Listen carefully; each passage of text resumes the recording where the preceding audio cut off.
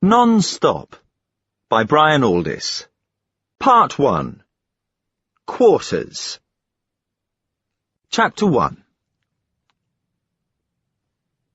Like a radar echo bounding from a distant object and returning to its source, the sound of Roy Complain's beating heart seemed to him to fill the clearing. He stood with one hand on the threshold of his compartment, listening to the rage hammering through his arteries. "Well, go on then if you're going. You said you were going." The shrill sarcasm of the voice behind him, Gwenny's voice, propelled him into the clearing. He slammed the door without looking back, a low growl rasping the back of his throat, and then rubbed his hands together painfully in an attempt to regain control of himself. This was what living with Gwenny meant, the quarrels arising out of nothing, and these insane bursts of anger tearing like illness through his being. Nor could it ever be clean anger. It was muddy stuff, and even at its full flood the knowledge was not hidden from him that he would soon be back again, apologizing to her, humiliating himself. Complain needed his woman. This early in the waking period, several men were about. Later, they would be dispersed about their business. A group of them sat on the deck, playing Travel Up. Complain walked over to them, hands in pockets, and stared moodily down between their ragged heads. The board, painted on the deck, stretched twice as far as the span of a man's outstretched arms. It was scattered with counters and symbols. One of the players leant forward and moved a pair of his blocks.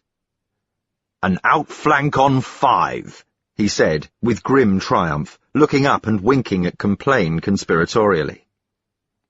Complain turned away indifferently. For long periods of his life, this game had exerted an almost uncanny attraction on him. He had played it till his adolescent limbs cracked from squatting, and his eyes could hardly focus on the silver tokens. On others, too, on nearly all the green tribe, Travel Up cast its spell. It gave them a sense of spaciousness and power lacking in their lives. Now Complain was free of the spell and missed its touch. To be absorbed in anything again would be good. He ambled moodily down the clearing, hardly noticing the doors on either hand.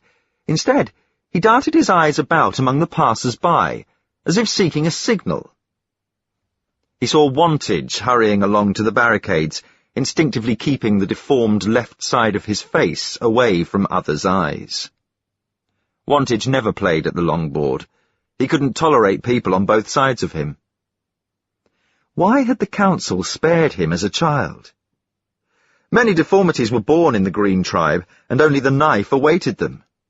As boys, they had called Wantage Slotface and tormented him. But he'd grown up strong and ferocious, which had decided them to adopt a more tolerant attitude towards him. Their jibes now were veiled. Hardly realizing the change from aimlessness to intent, Complain also headed in the direction of the barricades, following Wantage.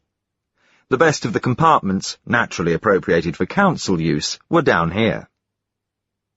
One of the doors was flung open, and Lieutenant Green himself came out, followed by 2 of his officers.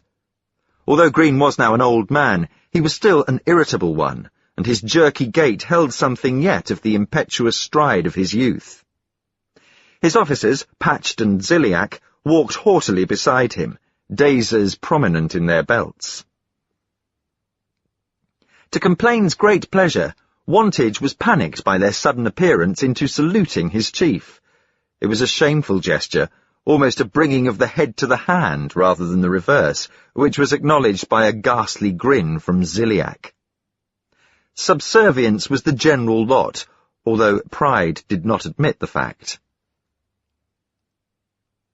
When Complain's turn came to pass the trio, he did it in the customary manner, turning his head away and scowling.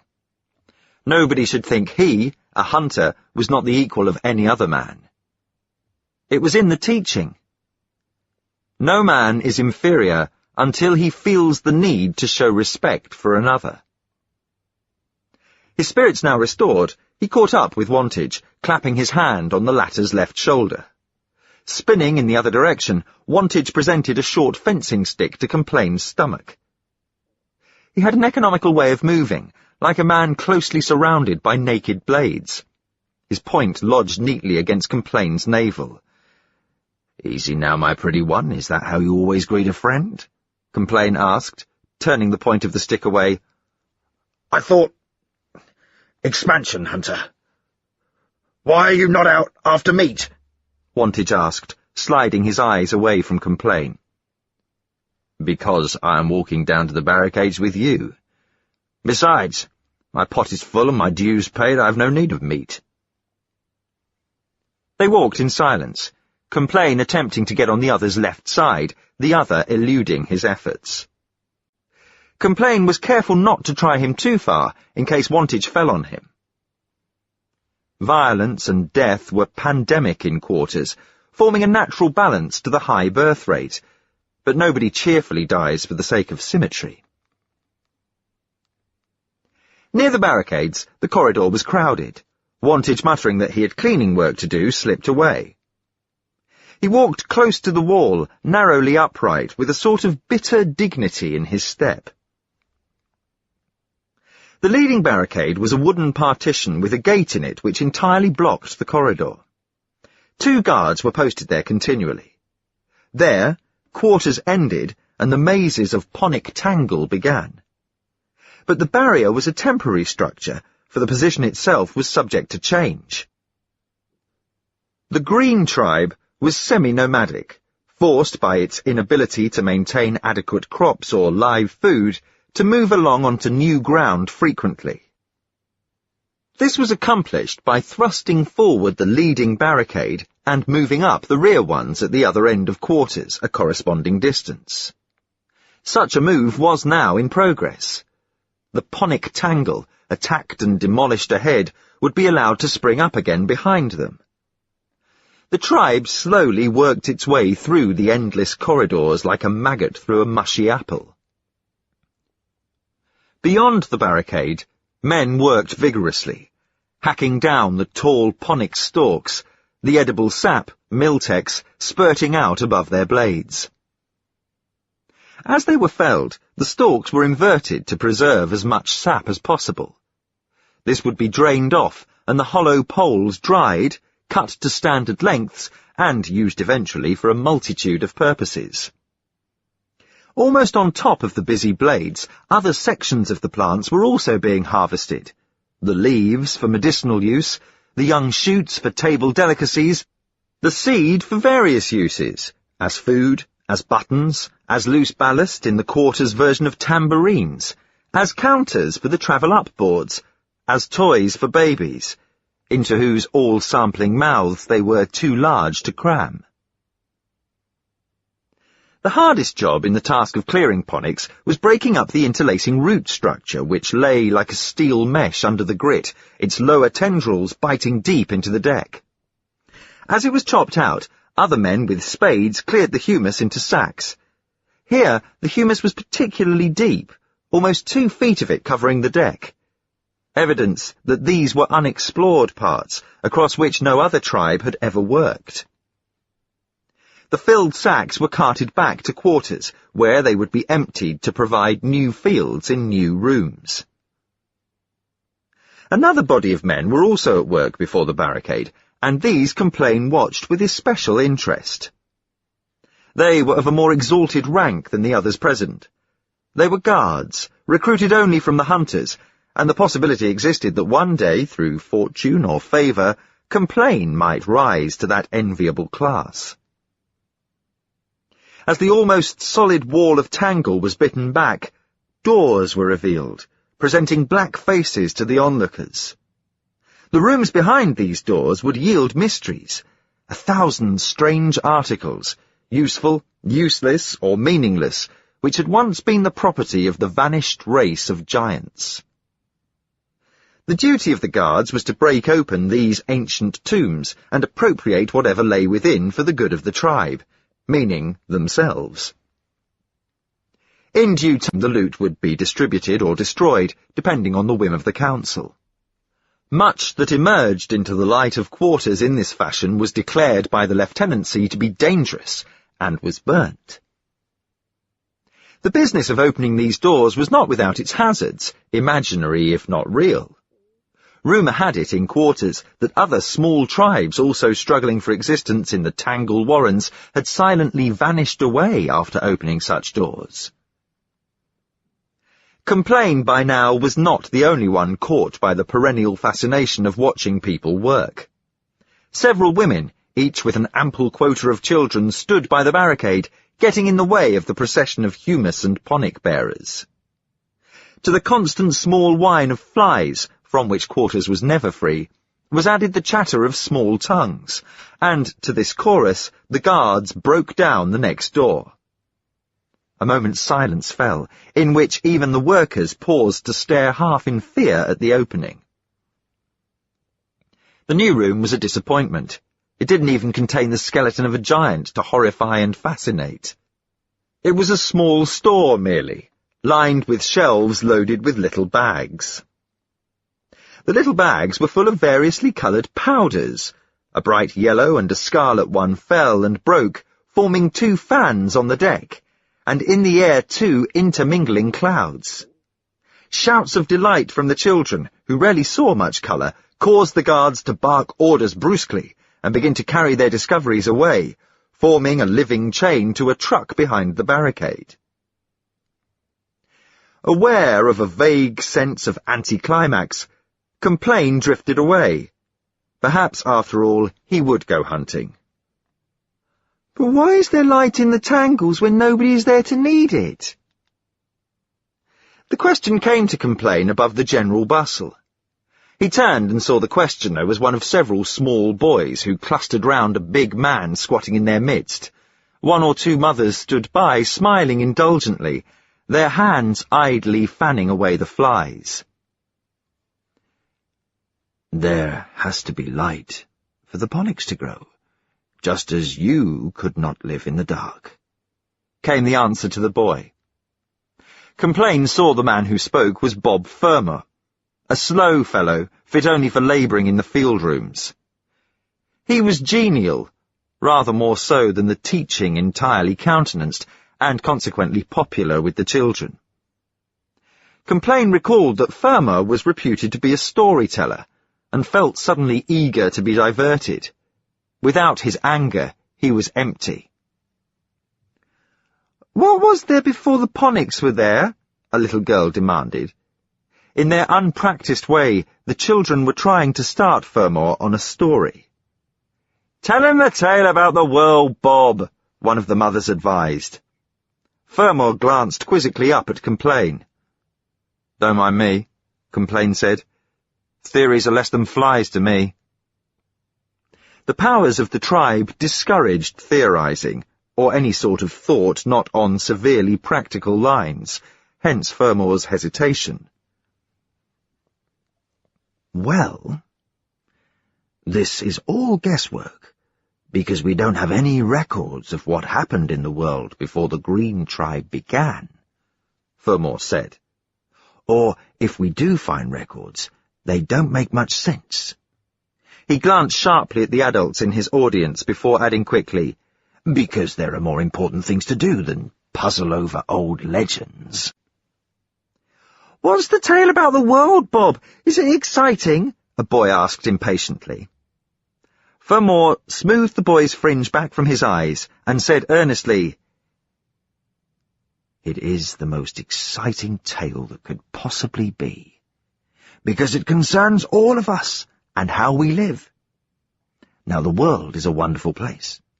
It's constructed of layers and layers of deck, like this one, and these layers do not end, because they eventually turn a circle onto themselves, so you could walk on and on forever and never reach the end of the world. And all those layers are filled with mysterious places, some good, some evil. And all those corridors are blocked with ponics." "What about the forwards people?" the boy asked. "Do they have green faces?" "We are coming to them," Fermor said, lowering his voice so that the youthful audience crowded nearer. I have told you what happens if you get to the lateral corridors of the world, but if you can get onto the main corridor, you get onto a highway that takes you straight to distant parts of the world, and then you may arrive in the territory of forwards. Have they really all got two heads? A little girl asked.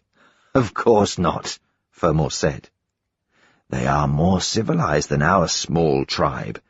Again, the scanning of his adult listeners, but we know little about them, because there are many obstacles between their lands and ours. It must be the duty of all of you, as you grow up, to try and find out more about our world. Remember, there is much we do not know, and that outside our world may be other worlds of which we cannot at present guess. The children seemed impressed, but one of the women laughed and said, Fat lot of good it'll do them, guessing about something nobody knows exists. Mentally, Complain agreed with her as he walked away. There are a lot of these theories circulating now, all differing, all unsettling, none encouraged by authority. He wondered if it would improve his standing to denounce Fermor, but unfortunately everybody ignored Fermor. He was too slow. Only last week he had been publicly stroked for sloth in the field rooms. Complain's more immediate problem was, should he go hunting? A memory of how often recently he had walked restlessly like this to the barricade and back caught him unawares. He clenched his fists. Time passing, opportunities lacking, and always something missing.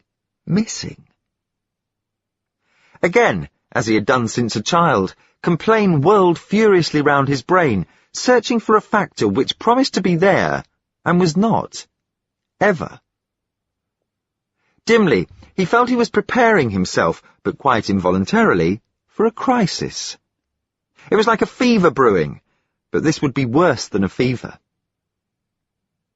He broke into a run. His hair, long and richly black, flopped over his wide eyes.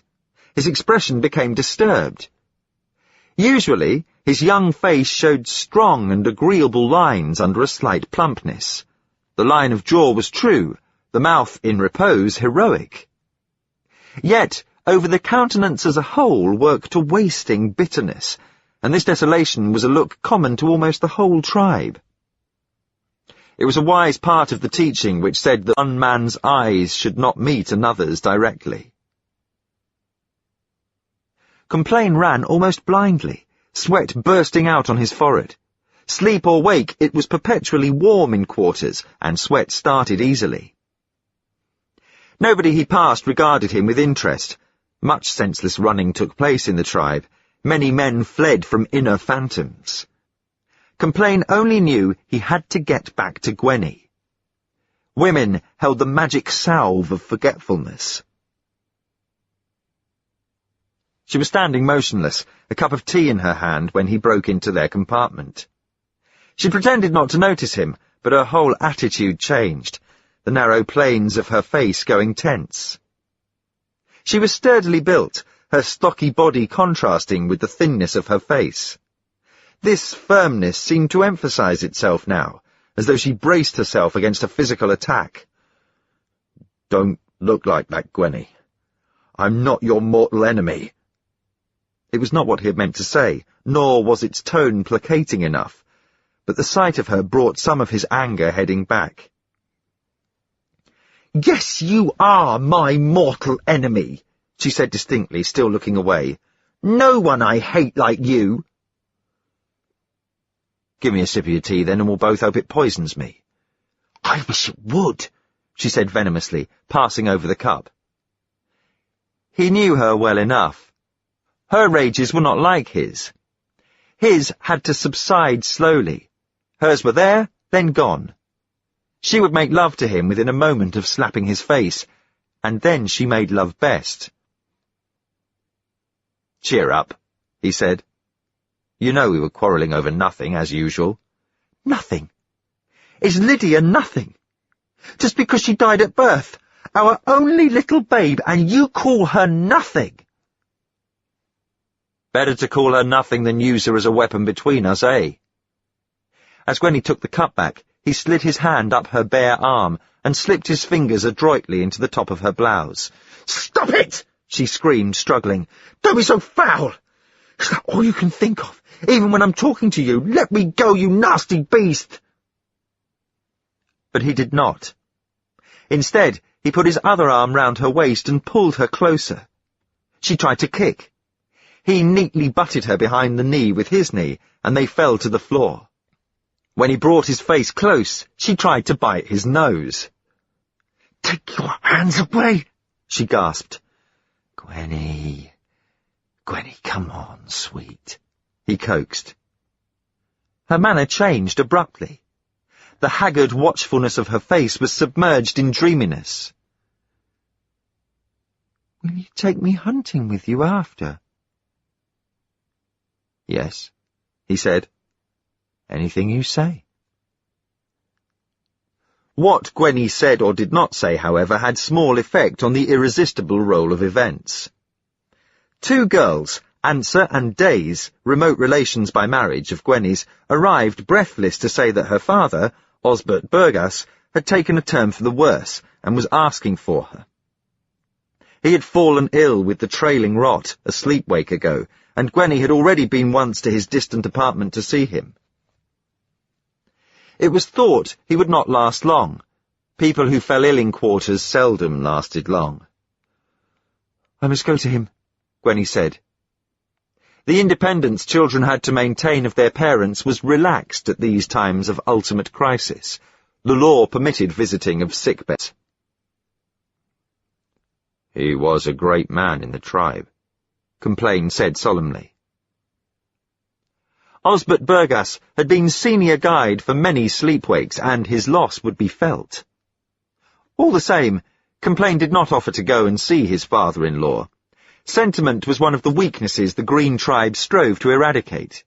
Instead, when Gwenny had gone, he went down to the market to see Ern Roffery the valuer, to inquire the current price of meat. On his way, he passed the pens. They were fuller of animals than ever before, domesticated animals, fitter and more tender than the wild ones the hunters caught. Roy Complain was no thinker, and there seemed to him a paradox here he could not explain to himself. Never before had the tribe been so prosperous or its farms so thriving. The lowest labourer tasted meat once in a cycle of 4 sleepwakes. Yet Complain himself was less prosperous than formerly. He hunted more, but found less, and received less for it. Several of the other hunters experiencing the same thing had already thrown up the hunt and turned to other work. This deteriorating state of affairs Complain simply attributed to a grudge Roffery the valuer held against the hunter clan, being unable to integrate the lower prices Roffery allowed for wild meat with the abundance of domestic fare. Consequently, he pushed through the market crowd and greeted the valuer in surly fashion. "Expansion to your ego," he said grudgingly. "Your expense?" the valuer replied genially, looking up from an immense list he was painfully compiling. "Running meat's down today, Hunter. It'll take a good-sized carcass to earn 6 loaves. Hem's guts. And you told me wheat was down the last time I saw you, you twisting rogue. Keep a civil turn of phrase, Complain. Your own carcass isn't worth a crust to me. So I did tell you wheat was down. It is down, but running meat's down more." The valuer preened his great moustaches and burst out laughing. Several other men idling nearby laughed too.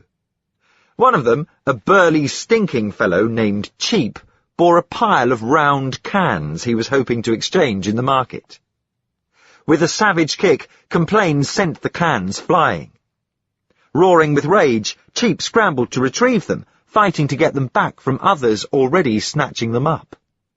At this, Roffery laughed the louder, but the tide of his humour had changed, and was no longer against Complain. "You'd be worse off living in forwards," he said consolingly. "They are a people of miracles there. Create beasts for eating from their breath, catching them in the air they do. They don't need hunters at all."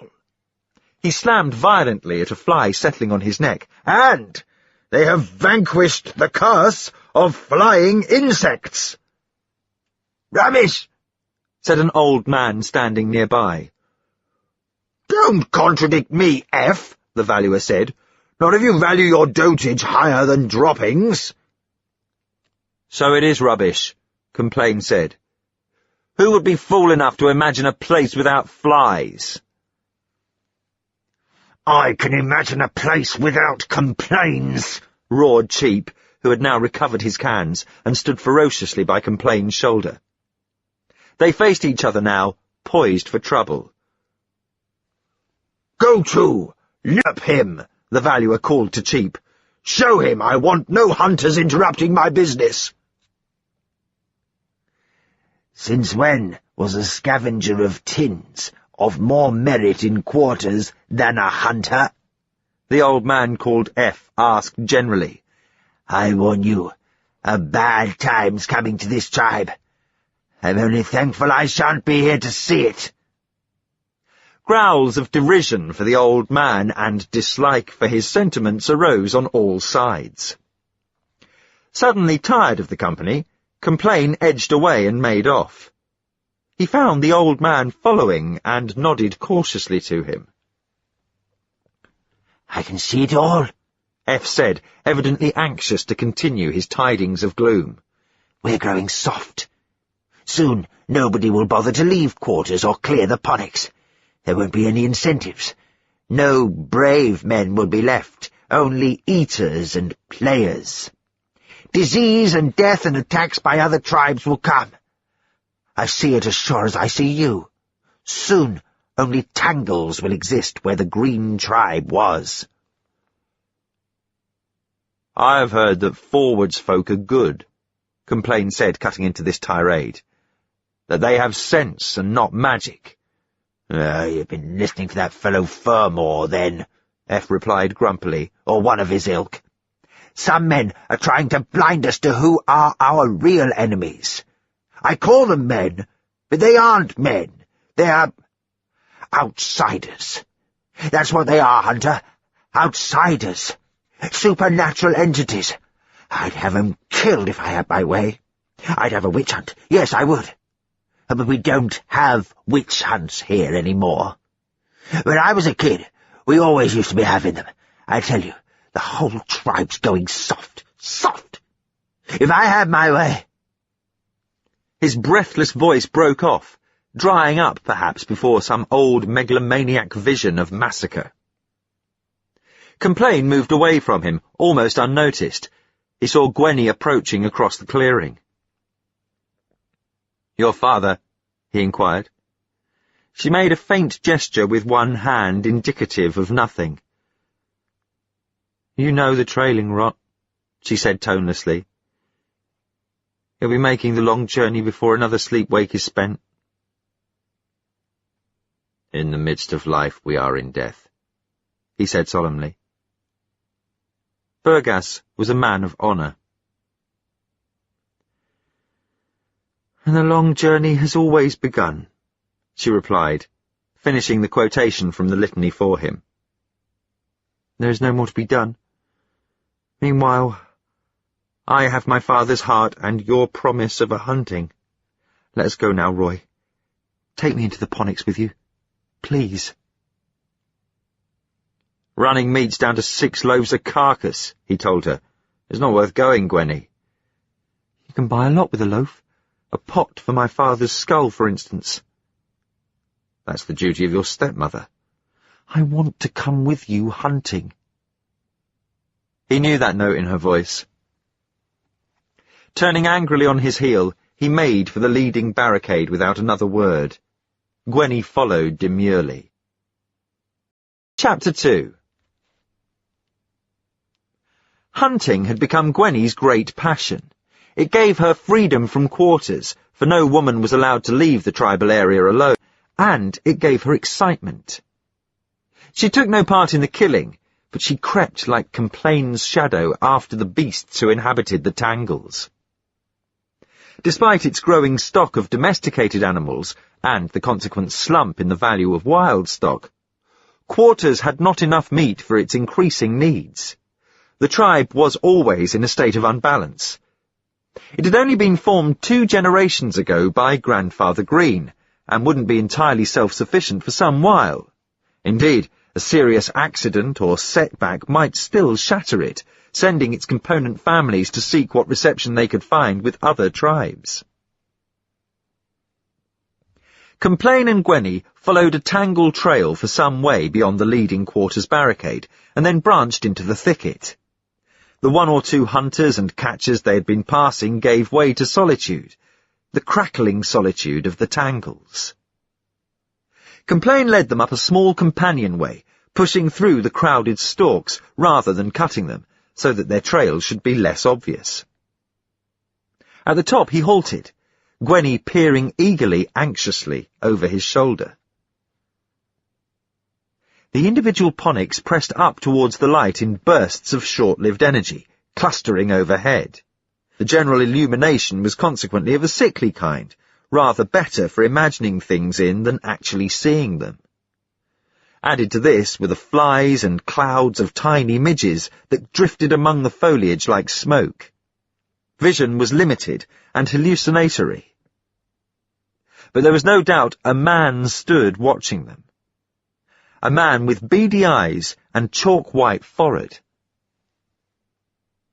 He was 3 paces ahead of them. He stood alertly. His great torso was bare, and he wore only shorts. He seemed to be looking at a point a little to their left, yet so uncertain was the light that the harder one peered, the harder it was to be sure of anything, except that the man was there. And then he was not there. "Was it a ghost?" Gwenny hissed. Slipping his dazer into his hand, Complain pressed forward. He could almost persuade himself he had been tricked by a pattern of shadow, so silently had the watcher vanished. Now there remained no sign of him, but trampled seedlings where he had stood. "Don't let's go on," Gwenny whispered nervously. "Suppose it was a forwards man, or an outsider." "Don't be silly," he said. "You know there are wild men who have run amok and live solitary in the tangles. He will not harm us. If he had wanted to shoot us, he would have done so then." All the same, his skin crawled uneasily to think that even now this stray might be drawing a bead on them, or otherwise planning their deaths as surely and invisibly as if he had been a disease. "But his face was so white," Gwenny protested. He took her arm firmly and led her forward. The sooner they were away from the spot, the better. They moved fairly swiftly, once crossing a pig run and passed into a side corridor. Here, Complain squatted with his back to the wall and made Gwenny do the same. "Listen, and see if we're being followed," he said. The ponics slithered and rustled, and countless small insects gnawed into the silence. Together they formed a din which seemed to Complain to grow until it would split his head. And in the middle of the din was a note which should not be there. Gwenny had heard it too. "We're getting near a tribe," she whispered. "There's one down this alley." The sound they could hear was the inevitable one of babies crying and calling, which announced a tribe long before its barricades were reached, even before it could be smelt. Only a few weeks ago, this area had been pig territory, which meant that a tribe had come up from another level and was slowly approaching the green hunting preserves. "We'll report this when we get back," Complain said, and led her the other way. He worked easily along, counting the turns as they went so as not to get lost. When a low archway appeared to their left, they moved through it, picking up a pig trail. This was the area known as Stern Stairs, where a great hill led down to lower levels. A crashing sound from over the brink of the slope, followed by an unmistakable squealing. "Pig!" Motioning Gwenny to stay where she was at the top of the hill, Complain, dexterously sliding his bow from his shoulder and fitting an arrow to it, commenced the descent. His hunter's blood was up, all worries forgotten, and he moved like a wraith. Gwenny's eye sped him an unnoticed message of encouragement. With room for once to reach something like their full stature, the ponics on the lower level had grown up into thin trees arching overhead. Complain slipped to the brink of the drop, peering down through the tall ponics. An animal moved down there, rooting contentedly. He could see no litter, although the squealing had sounded like the cries of small creatures. As he worked cautiously down the slope, also overwhelmed with the ubiquitous tangle, he felt a momentary pang for the life he was about to take. A pig's life! He squashed the pang at once. The teaching did not approve of softness. There were 3 piglets beside the sow. 2 were black and 1 brown, shaggy, long-legged creatures like wolves, with prehensile noses and scoop jaws. The sow obligingly turned a broad flank for the readying arrow. She raised her head suspiciously and probed with her little eye through the poles round her. "Roy! Roy, help!" The cry came piercingly from above. Gwenny's voice raised to the striking pitch of fear. The pig family took fright instantly, breaking through the stalks at speed, the young determinedly keeping up their mother's pace. Their noise didn't quite cover the sounds of a scuffle above the hunter's head. Complain did not hesitate. At the startlement of Gwenny's first cry, he had dropped his arrow. Without attempting to pick it up, he whipped the bow over his shoulder, pulled out his dazer, and dashed back up the slope of stern stairs. But a stretch of uphill tangle is not good running ground. When he got to the top, Gwenny was gone. A crashing sounded to his left, and he ran that way. He ran doubled up, making himself as small a target as possible, and was rewarded by the sight of 2 bearded men bearing Gwenny off. She wasn't struggling. They must have knocked her unconscious. It was the 3rd man Complain did not see who nearly settled him. This man had dropped behind his 2 companions, stepping back into the stalks to cover their retreat. Now he set an arrow whipping back along the corridor. It twanged past Complain's ear. He dropped instantly, avoiding a second arrow, and grovelled quickly back along the trail. Being dead helped nobody. Silence now, the usual crumbling noise of insane plant growth. Being alive helped nobody either. The facts hit him one by one, and then all together. He had lost the pigs. He had lost Gwenny. He would have to face the council and explain why they were now a woman short. Shock for a moment obscured the salient fact. He had lost Gwenny. Complain did not love her. Often he hated her. But she was his. Necessary. Comfortingly, anger oiled up in his mind, drowning the other emotions. Anger. This was the salve the teaching taught. Wrenching up handfuls of root-bound soil, he pelted them from him, distorting his face, working up the anger, creaming it up like batter in a bowl. Mad, mad, mad! He flung himself flat, beating the ground, cursing and writhing, but always quietly. At last the fit worked itself off, and he was left empty. For a long time he just sat there, head in hand, his brain washed as bare as tidal mud. Now there was nothing for it but to get up and go back to quarters. He had to report. In his head, his weary thoughts ran. I could sit here forever. The breeze so slight, never changing its temperature. The light only seldom dark. The ponics rearing up and failing, decaying round me. I should come to no harm but death. Only if I stay alive can I find the something missed, the big something. something I promised myself as a kid. Perhaps now I'll never find it. Or Gwenny could have found it for me. Oh, no, she couldn't. She was a substitute for it, admitted. Perhaps it doesn't exist. But when something so big has non-existence, that in itself is existence. A hole, a wall. As the priest says, there has been a calamity. I can almost imagine something. It's big. Big as... You couldn't have anything bigger than the world, or it would be the world. World, ship, earth, planet. Other people's theories, no concern of mine. Theories solve nothing.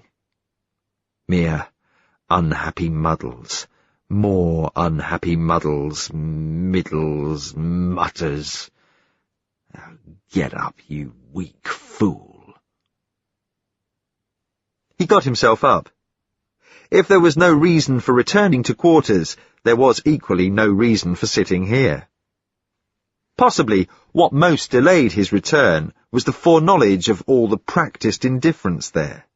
The guarded look away, the smirk at Gwenny's probable fate, the punishment for her loss. He headed slowly back through the tangle. Complain whistled before coming into view of the clearing in front of the barricade, was identified, and entered quarters. During the short period of his absence, a startling change had taken place. Even in his dull state, he did not fail to notice it. That clothing was a problem in the Green tribe, the great variety of dress clearly demonstrated. No two people dressed alike, from necessity rather than choice. Individuality not being a trait fostered among them. The function of dress in the tribe was less to warm the body than to serve, Janus-faced, as guard of modesty and agent of display, and to be a rough and ready guide to social standing. Only the elite, the guards, the hunters, and people like the Valuer could usually manage something like a uniform. The rest muddled by with a variety of fabrics and skins. But now, the drab and the old in costume were as bright as the newest. The lowliest blockhead of a labourer sported flaring green rags. "What the devil's happening here, Butch?" Complain asked a passing man. "Expansion to your ego, friend. The guards found a cache of dye earlier. Get yourself a soak. There's going to be a honey of a celebration." Further on, a crowd was gathered, chattering excitedly. A series of stoves were ranged along the deck. Over them, like so many witches' cauldrons, boiled the largest utensils available. Yellow, scarlet, pink, mauve, black, navy blue, sky blue, green, and copper, the separate liquids boiled, bubbled, and steamed, and round them churned the people, dipping one garment here, another there.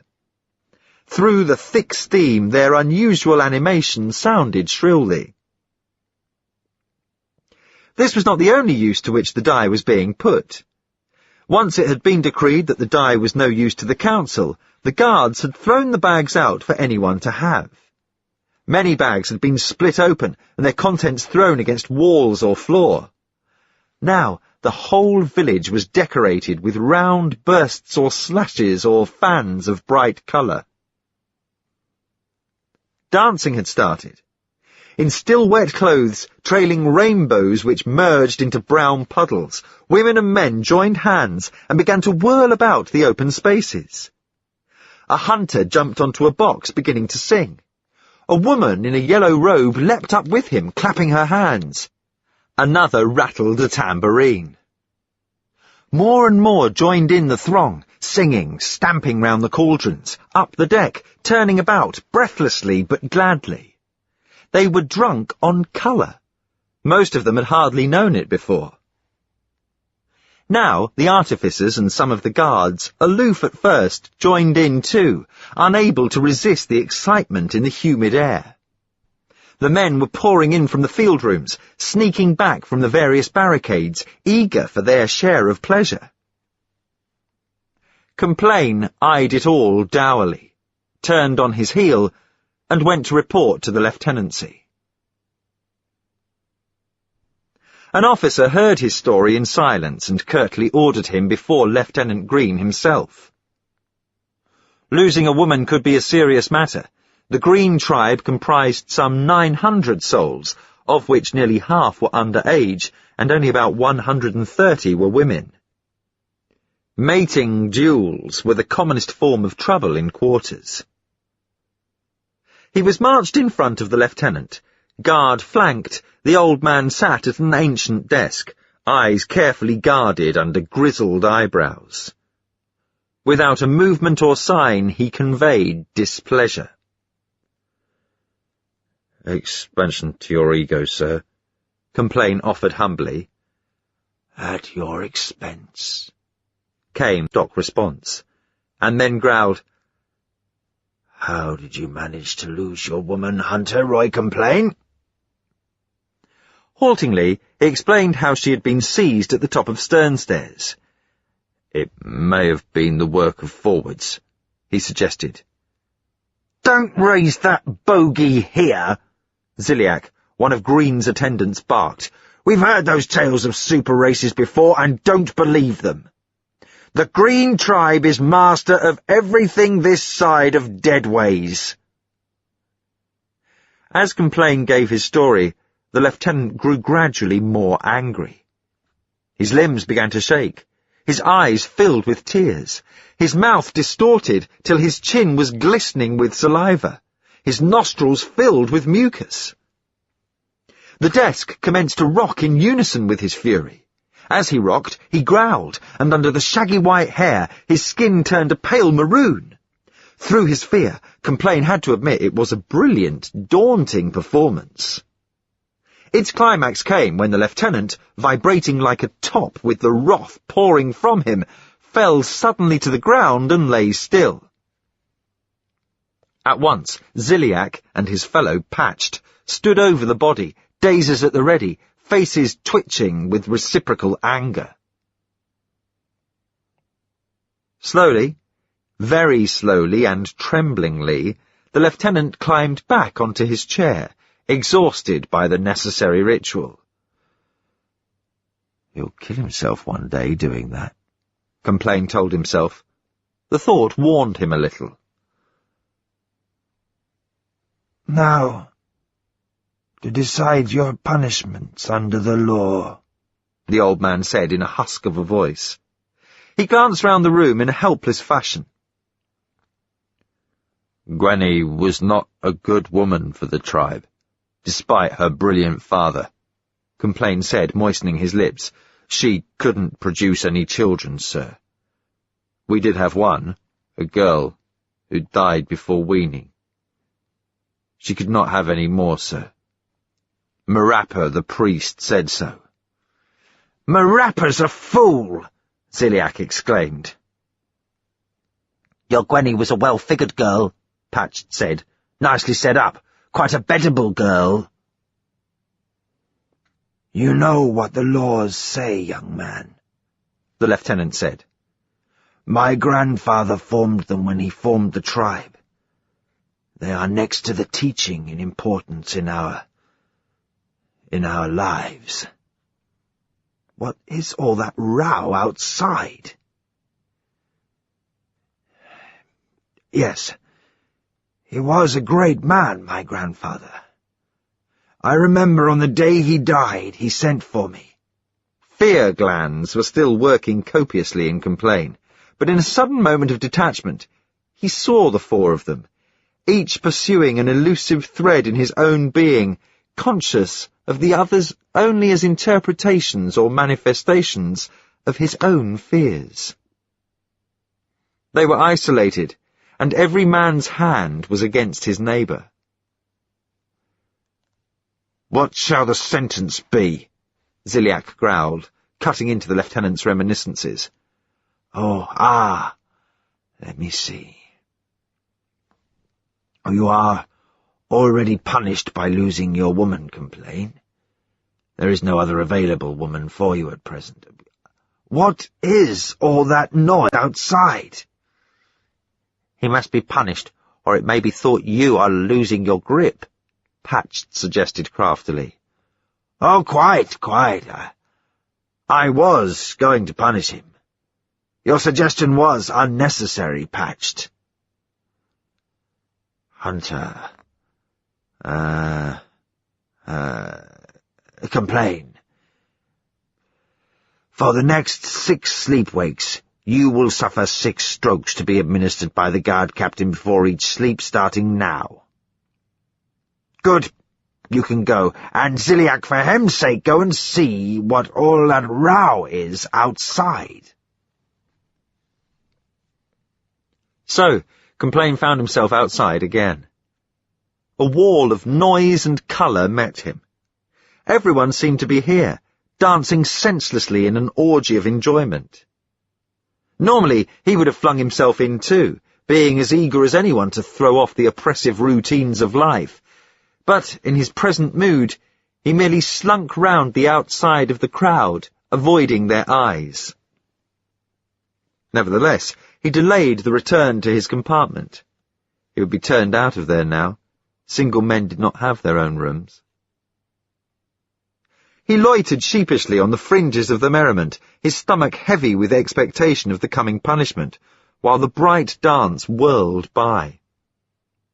Several groups, divided from the main one in biparous fashion, jigged rapturously to the sound of stringed instruments. The noise was incessant, and in the frenetic movements of the dancers, heads jerking, fingers twitching, an onlooker might have found cause for alarm. But there were few non-participants.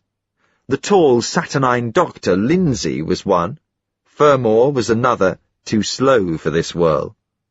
Wantage was another, pressing his maimed face away from the throng. The public stroker was another. The latter had his appointments to keep, and, at the proper time, appeared before Complain with a guard escort. Roughly, the clothes were stripped from his back, and the first instalment of his punishment was administered. A crowd of eyes usually watched these events. For once there was something better happening. Complain suffered almost privately. Tomorrow he might expect more attention. Pulling his shirt down over his wounds, he went sickly back to his compartment. He entered, and found Marappa the priest awaiting him. Chapter 3. Henry Marappa the priest was a bulky man. He squatted patiently on his haunches, his big belly dangling. The posture was not an unconventional one for him, but his time of calling was. Stiffly, Complain stood before the crouching figure, awaiting greeting or explanation. Neither came, and he was forced to say something first. Pride stifled everything but a grunt. At this, Marappa raised a grubby paw. Expansion to your ego, son. At your expense, father. And turmoil in my id, capped the priest piously, making the customary genuflection of rage without troubling to rise. I've been stroked, father, Complain said heavily, taking a mug of yellowish water from a pitcher. He drank some, used some to smooth down his hair. So I heard, Roy, so I heard. I trust your mind is eased by the degradation? At considerable cost to my spine, yes. He began to haul his shirt over his shoulders, taking his time, flinching a little. The pain, as the fibres of the garment tugged out of the wounds, was almost pleasant. It would be worse next sleep-wake. Finally, he flung the bloody garment onto the floor and spat at it. Irritation moved in him to see how indifferently the priest had watched his struggle. "Not dancing, Marappa," he said tartly. My duties are with the mind, not the senses, the other said piously. Besides, I know better ways to oblivion. Such as being snatched away into the tangles, I suppose. It pleases me to hear you taking your own part so sharply, my friend. That is how the teaching would have it. I feared to find you in the doldrums, but happily it seems my comfort is not needed. Complain looked down at the face of the priest, avoiding the bland eyes. It was not a handsome face. Indeed, at this moment it hardly seemed a face at all, but a totem, roughly moulded in lard, a monument perhaps to the virtues by which man survived: cunning, greed, self-seeking.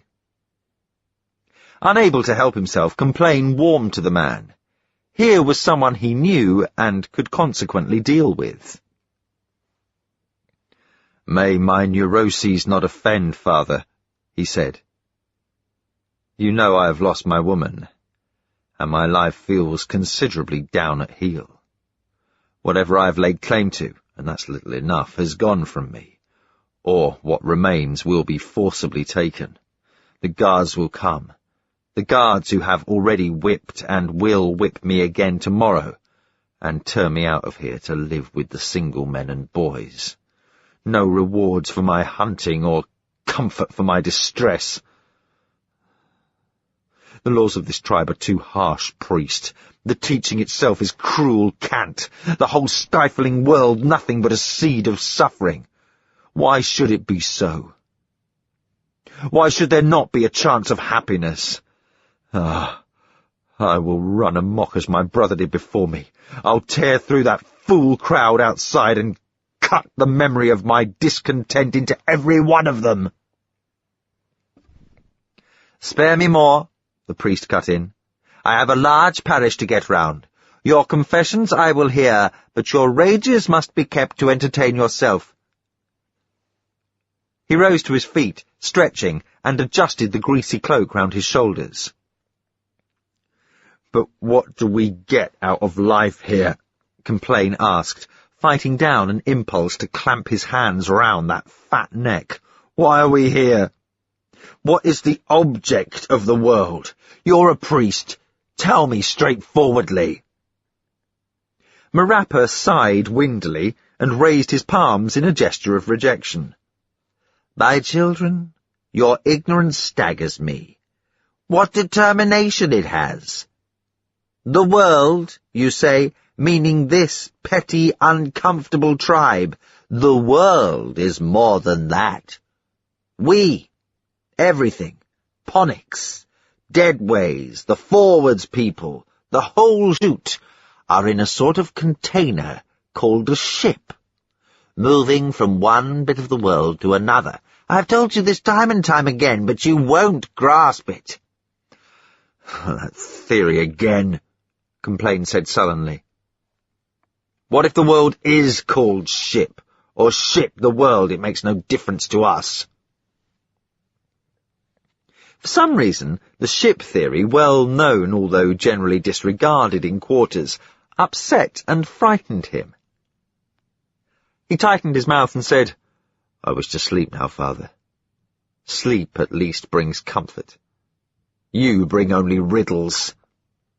Sometimes I see you in my sleep, you know. You're always telling me something I ought to understand, but somehow I never hear a word." "And not only in your dreams," said the priest pleasantly, turning away. "I had something important to ask you, but it must wait. I shall return tomorrow and hope to find you less at the mercy of your adrenaline," he added, and with that was gone. For a long while Complain stared at the closed door, not hearing the sounds of revelry outside.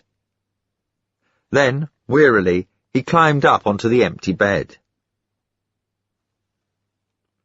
Sleep did not come. His mind ran over the endless quarrels he and Gwenny had suffered in this room. The search for a more cruel and crushing remark, the futility of their armistices. It had gone on for so long, and now it was finished. Gwenny was sleeping with someone else from now on. Complain felt regret and pleasure mixed.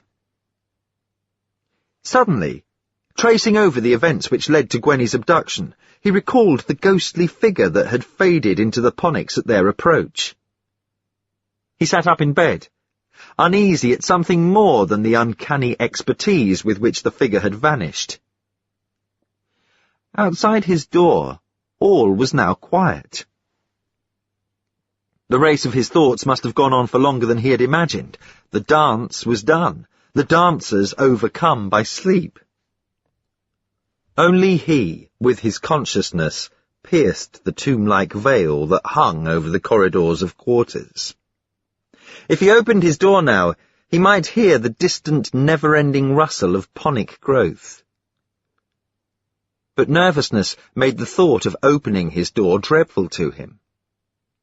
Complain recalled in a rush the legends of strange beings which were frequently told in quarters. There were, firstly, the mysterious peoples of Forwards. Forwards was a distant area. The men there had alien ways and weapons and powers unknown. They were slowly advancing through the tangle and would eventually wipe out all the small tribes, or so the legends ran. But however formidable they might be, it was acknowledged they were at least human. The mutants were subhuman. They lived as hermits or in small bands amid the tangles, driven there from the tribes. They had too many teeth, or too many arms, or too few brains. They could sometimes only hobble or creep or scuttle, owing to a deformity in the joints. They were shy, and because of this, a number of weird attributes had been wished on them. And then there were the outsiders. The outsiders were inhuman. Dreams of old men like F were troubled perpetually by the outsiders. They had been created supernaturally out of the hot muck of the tangles. Where nobody penetrated, they had stirred into being.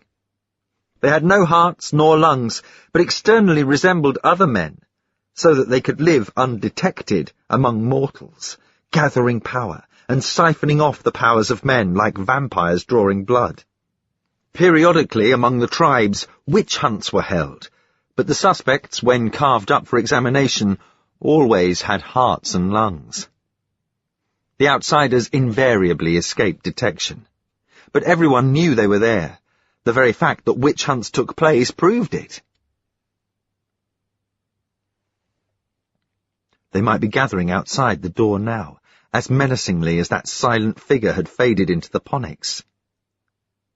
This was the simple mythology of the Green Tribe, and it did not vary radically from the hierarchy of hobgoblins sustained by the other tribes moving slowly through that region known as Deadways. Part of it, yet entirely a separate species, were the giants. The forwarders, the mutants and the outsiders were all known to exist. Occasionally a mutant would be dragged in living from the tangles and made to dance before the people until, tiring of him, they dispatched him on the long journey. And many warriors would swear they had fought solitary duels with forwarders and outsiders. But there was in these three orders of beings an elusive quality. During wakes in company, it was easy to discount them. The giants could not be discounted. They were real. Once everything had belonged to them. The world had been theirs. Some even claimed that men were descended from them. Their trophies lay everywhere, and their greatness was plain. If ever they returned, there would be no resisting. Dimly, behind all these phantasmal figures, lived another, less a figure than a symbol. His name was God, and he was nothing to be scared of, but nobody ever spoke his name anymore, and it was a curious thing to wonder how it was still handed on from generation to generation. It had some undefined connection with the phrase, "for hem's sake," which sounded emphatic without meaning anything precise. God had finished as a mild swear word. What Complain had glimpsed that wake in the Ponics was altogether more alarming than that. In the midst of his anxiety, Complain recalled something else, the sound of crying he and Gwenny had heard.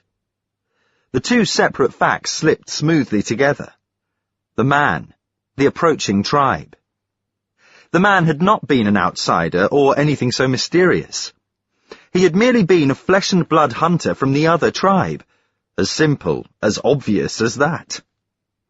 Complain lay back, relaxing. His stupidity had been gently nuzzled out of the way by a little deduction. Although slightly appalled to think how the obvious had eluded him, he was nevertheless proud to consider this new lucidity. He never ratiocinated enough. Everything he did was too automatic, governed by the local laws or the universal teaching or his own private moods. This should not be from now on.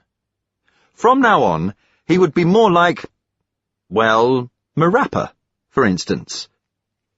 Valuing things, but immaterial things, as Rothry viewed the material ones. Experimentally, he cast round for other facts to match up. Perhaps if you could collect enough facts, even the ship theory might be turned into sense. He should have reported the approaching tribe to Lieutenant Green. That was an error. If the tribes met, there would be hard fighting. The Greens must be prepared. Well, that report must go in later. Almost surreptitiously, he dropped asleep. No aroma of cooking greeted Complain when he woke. He sat up stiffly, groaned, scratched his head, and climbed out of bed. For a time, he thought that nothing but wretchedness filled him. Then he felt, underneath the wretchedness, a resilience stirring. He was going to act, was going to be driven to act. How would resolve itself later. The big something was promising itself to him again. Hauling on his slacks, he paddled over to the door and pulled it open. Outside, a strange silence beckoned. Complain followed it into the clearing. The revels were now over. The actors, not bothering to return to their apartments, lay where irresistible sleep had found them, among the bright ruins of their gaiety. On the hard deck they lay sleeping stupidly, or woke without troubling to move. Only children called as usual, prodding somnolent mothers into action. Quarters looked like a broad battlefield, but the slain had not bled, and suffering was not yet finished for them. Complain walked quietly among the sleepers. In the mess patronized by single men, he might be able to get food. He stepped by a pair of lovers sprawled over the travel-up pitch. The man, Complain saw, was cheap. He still had his arm round a plump girl tucked inside her tunic. His face was in orbit. Their feet straggled across the Milky Way. Little flies crept up her leg and under her skirt. A figure was approaching. Not without misgiving, Complain recognized his mother. The law in quarters, not rigorously enforced, was that a child should cease to communicate with his brothers and sisters when he was hip-high, and with his mother when he was waist-high. But Myra was a garrulous woman. What her waist prescribed, her tongue discarded, and she talked firmly to her many children whenever possible. "Greetings, Mother," Complain grunted. "Expansion to your ego." "At your expense, Roy." "May your womb likewise expand." "I'm getting too old for that courtesy, as you well know," she said, irritated that he should choose to be so formal with her. "I'm off to get a meal, Mother." "Gwenny is dead, then. I knew it. Beely was there at your stroking and heard the announcement. It'll finish her poor old father off. You see, I was sorry I couldn't get there for it. The stroking, I mean. I shan't miss the others if I can possibly help it. But I got the most glorious shade of green in the scrambles. I dyed everything. I dyed this smock I've got on now. Do you like it? It really is the most exciting thing. Look, Mother, my back hurts and I don't feel like talking." "Of course it hurts, Roy. You mustn't expect it not to. What'll it be like when you've finished your punishment? I shudder to think. I've got some fat I'll rub on it for you, and that'll ease the pores. Dr. Lindsay ought to look at it later if you've got a spare bit of game to exchange for his advice, and you ought to have now with Gwenny gone. Never did really like her. Look, Mother... Oh, I'll come with you if you're going to mess. I wasn't really going anywhere special. I did hear, quite on the quiet, of course, from old Tumour Monday, although heaven knows where she got it from, that the guards found some tea and coffee in the dye store. You notice they didn't scrabble that around. The giants grew better coffee than we can manage. The flow of words wove round him as, abstractedly, he ate. Later, she took him to her room and smoothed fat across the welts on his back. As she did so, she offered him advice he had heard from her before. "Remember, Roy, things won't always be bad. You've just struck a bad patch. Don't let it get you down." "Things are always bad, Mother. What's there to live for?" "You shouldn't talk like that. I know the teaching says about not hiding any bitterness within you, but you don't look at things the way I do. As I always say, life is a mystery. The mere fact of being alive—" "Oh, I know all that. Life's a drug on the market as far as I'm concerned." Myra looked hard at his angry face, and the lines on hers rearranged themselves into an expression of softness. "When I want to comfort myself," she said, "I think of a great stretch of blackness, sweeping off forever in all directions. And in this blackness, a host of little lanterns begin to burn. Those lanterns are our lives, burning bravely. They show us our surroundings. But what the surroundings mean? Who lit the lamps? Why they were lit?" She sighed. "When we make the long journey, when our lamp goes out, perhaps we shall know more." "And you say that comforts you?" Roy asked scornfully. It was a long while since he had heard the lantern parable from his mother, and soothing to hear it again now, but he could not allow her to see this. "Yes, yes, it comforts me. You see, our lanterns are burning together here." She touched a spot on the table between them with a small finger. "I'm thankful mine isn't burning alone here, out in the unknown." She indicated a spot an arm's length away. Shaking his head, Complain stood up. "I don't see it," he confessed. "It might very well be better out over there." "Oh, yes, it might. But it would be different. That's what I'm afraid of. It would all be different. Everything would be different." "I expect you're probably right. I just wish it was different here." "By the way, Mother, my brother Greg, who left the tribe and went alone into the tangles, you still think of him?" the old lady asked eagerly. "Greg was a good one, Roy. He'd have made a guard if he had stayed." "Do you think he might still be alive?" She shook her head decisively. "In the tangles? You may be certain the outsiders got him." "Pity. A great pity. Greg would have made a good guard. I've always said so." Complain was about to go when she said sharply, "Old Osbert Burgas still breathes. They tell me he calls for his daughter Gwenny. It is your duty to go to him." She spoke, for once, undeniable truth, and for once duty was coloured with pleasure. Burgas was a tribal hero. One-armed Olwell, carrying a brace of dead duck over the crook of his good arm, gave Complain a surly greeting. Otherwise he didn't see a moving soul. The rooms in which Burgas had his household were now far in the rear of quarters. Once these rooms had been at the leading barricade. As the tribe inched its way forward, they had gradually slipped back. When they had been in the midst of the tribe, Osbert Burgas had been at the height of his power. Now, in his old age, his rooms lay far to the rear of anyone else's. The last barrier, the barricade between humanity and deadways, stood just beyond his doors. Indeed, several empty rooms separated him from his nearest neighbours. His former neighbours, weaklings, had evacuated some while since, moving back to the centre of things. He, stubborn old man, stayed where he was, stretching lines of communication and living in glorious squalor with an inordinate number of women.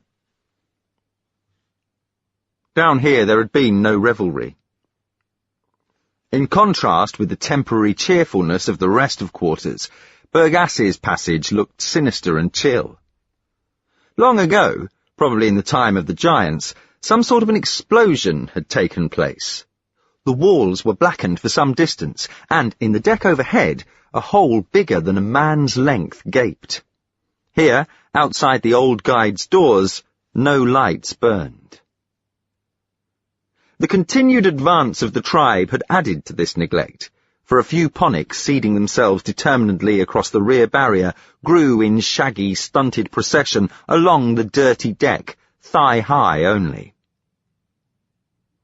Uncomfortably, Complain banged on Burgass's door. It opened, and a babble of sound and steam emerged, wreathing like a cloud of insects round Complain's face. "Your ego, mother," Complain said politely to the old witch who peered out at him. "Your expense, warrior." "Oh, it's you, Roy Complain, is it? What do you want? I thought every fool young man was drunk. You better come in. Don't make a noise." It was a large room, absolutely cluttered with dried ponic poles. They lined all the walls, making of the room a dead forest. Burgass had had an obsession that the very fabric of their world, walls and deck, might be demolished, and the tribe live in the ponic tangles in rooms built of these poles. He had tried this experiment himself in a broad part of Deadways and survived, but nobody else had taken up his idea. A smell of broth filled the place, emanating from a great steaming cauldron in one corner. A young girl stirred this stew. Other women, Complain saw through the steam, stood about the room. Osbert Burgass himself, surprisingly enough, sat on a rug in the middle of the room. He was delivering a speech which nobody heeded, all being busy talking to each other. Complain wondered how his knock had ever been heard. He knelt down beside the old man. The trailing rot was far advanced, starting, as always, from his stomach. It was working its short way up to the heart. Soft brown rods as long as a man's hand trailed out of his flesh, giving the withered body the aspect of a corpse pierced by decaying sticks. "And so, the ship was lost. The man was lost. And the very losing was lost," the old man said huskily, fixing blank eyes on Complain. "And I have climbed all among the wreckage, and I know, and I say that the longer time goes on, the less chance we have of finding ourselves again. You fool women do not understand, do not care. But I have told Gwenny many a time he does wrong by his tribe. You're doing wrong, I've told him.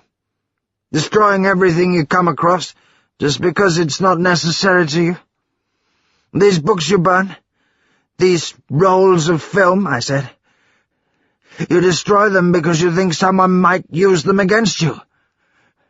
But they hold secrets we ought to know, I said. And you're a fool. We ought to be piecing things together, not destroying them. I tell you, I've travelled more decks than you know exist, I said. What do you want, sir? Since this interruption in the monologue seemed to be addressed to him, Complain answered that he came to be of service, if possible. Service? Burgass asked. I've always fended for myself and my father before me. My father was the greatest guide of them all. Do you know what has made us the tribe we are? I'll tell you. My father was out searching with me when I was a youngster, and we found what the giants used to call an armory. Yes, chambers full of daisies, full of them.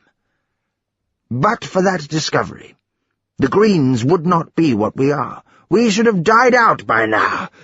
Yes, I could take you to the armory now if you dare to come.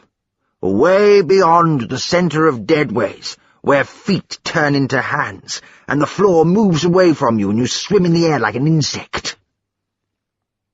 He's babbling now, Complain thought. Pointless to tell him about Gwenny while he was jabbering about feet turning into hands. But the old guide stopped suddenly and said, "How did you get here, Roy Complain? Give me some more broth, my stomach's dry as wood." Beckoning to one of the women for a bowl, Complain said, "I came to see how you were faring. You are a great man. I'm sorry to find you like this." "A great man," the other muttered stupidly. Then, with a burst of fire, "Where's my broth? By hem's bladders, what are those whores doing? Washing theirs in it?" A young woman hastily passed over a bowl of broth, winking mischievously at Complain as she did so. Bergasse was too feeble to help himself, and Complain spooned the fatty stuff into his mouth. The guide's eyes, Complain observed, were seeking his, as if with a secret to impart. It was said that the dying always tried to look into someone else's eyes, but habit made Complain reluctant to meet that bright gaze. Turning away, he was suddenly conscious of the filth everywhere. There was enough dirt on the deck for Ponics to seed in. Even the dead Ponic poles were caked in greasy condensation. "Why is not the lieutenant here? Where is Lindsay the doctor? Should not Marappa the priest be attending you?" he burst out angrily. "You should have better attendants here." "Steady with that spoon, laddie. Just a minute while I make water. Oh, my damn belly. Tight. Very tight. The doctor. I had my women send the doctor away. And old Green, he won't come. He's afraid of the rot. Besides, he's getting as old as I am. Ziliak'll knock him off one of these fine sleep-wakes and take control himself. Now there's a man." Seeing Bergasse was wandering again, Complain said desperately, "Can I get you the priest?" "The priest? Who? Henry Marappa? Come nearer and I'll tell you something, just between us two. A secret. Never told anyone else. Easy. Henry Marappa's a son of mine." "Yes. I don't believe in his bag of lies any more than I believe—" He interrupted himself with a fit of croaking, which, for a moment, Complain took for gasps of pain. Then he realized it was laughter, punctuated by the words, "My son!" There was no point in staying. With a curt word to one of the women, he got up, suddenly disgusted, leaving Bergasse shaking so violently that his stomach growths clapped together. The other women stood about disinterestedly, hands on hips, or making the perpetual fanning gesture against the flies. Snatches of their talk beat unheeded against Complain's ears as he left. "Where's he got all those clothes from, I'd like to know? He's only a common farmhand. I tell you, he's an informer." "You're too free with your kisses, young Wender. Believe me, when you get to my age—" "Nicest dish of brains I've ever had. That Mark Cullingdram has just had a litter of 7, all stillborn, but one poor little tyke. It was Quinn's last time, if you remember. I told her straight, I said, you want to be firm with your man. Gambling away his earnings. Lying! Never laughed so much!" Back in the dark corridor, he leant for a time against a wall, sighing with relief. He had done nothing, had not even broken the news of Gwenny's death that he had come to tell Bergasse. Yet something had happened inside him. It was as if a great weight were rolling forward in his brain. It brought pain, but it enabled him to see more clearly. From it, he instinctively knew some sort of climax would crystallize. It had been overpoweringly hot in Bergasse's room. Complain was dripping sweat. From the corridor now, he listened. He could still hear the rumble of women's voices. Suddenly, a vision of quarters as it really was came into his mind. It was a great cavern filled exhaustingly with the twitter of many voices. Nowhere any real action. Only the voices. Dying voices. Chapter 4. The wake wore slowly on, and as the sleep period drew nearer, Complain's stomach, in anticipation of the next dose of his punishment, grew more uneasy. One sleep-wake in 4, in quarters and in all the known territories round about, was dark. Not an absolute dark, for here and there in the corridors square pilot lights burned like moons. In the apartments it was entirely dark and moonless. This was an accepted law of nature. There were old people to say that their parents recalled how in their youth the darks had not lasted so long. But old people notoriously remember wrongly, spinning out strange tales from the stuff of their vanished childhoods. In the darks, the ponics crumpled up like sacking, their cinder rods cracked, and all but the lustiest shoots turned black. This was their brief winter. When the light returned, fresh shoots and seedlings climbed energetically up, sweeping away the sacking in a new wave of green. And they in turn would be nipped in 4 more sleep-wakes. Only the toughest or most favoured survived this cycle. Throughout this wake, most of the few hundred quarterers remained inert, the greater part supine. Their barbaric outbreaks of festivity were always succeeded by this mass quiescence. They were expended, but, more than that, they were unable to plunge once more into the rigours of routine. Inertia overcame the whole tribe. Despondence lay over them like sheets, and outside the barricades the ponic tangle made inroads on the clearings. Only hunger would get them to their feet again. "You could murder the lot without a hand being raised against you," Wanted said, something like inspiration showing on the right side of his face. "Why don't you then?" Complain said jeeringly. "It's in the litany, you know. An evil desire suppressed multiplies itself and devours the mind it feeds in. Go to, slopface." Instantly, he was seized by the wrist, and a sharp blade whisked horizontally to within an inch of his throat. Glaring into his face was a terrible visage, one half creased in fury, the other creased permanently into a meaningless smile. A large grey eye stared detachedly beyond them, absorbed in its own private vision. "Don't dare call me that again, you filthy meat!" Wanted snarled.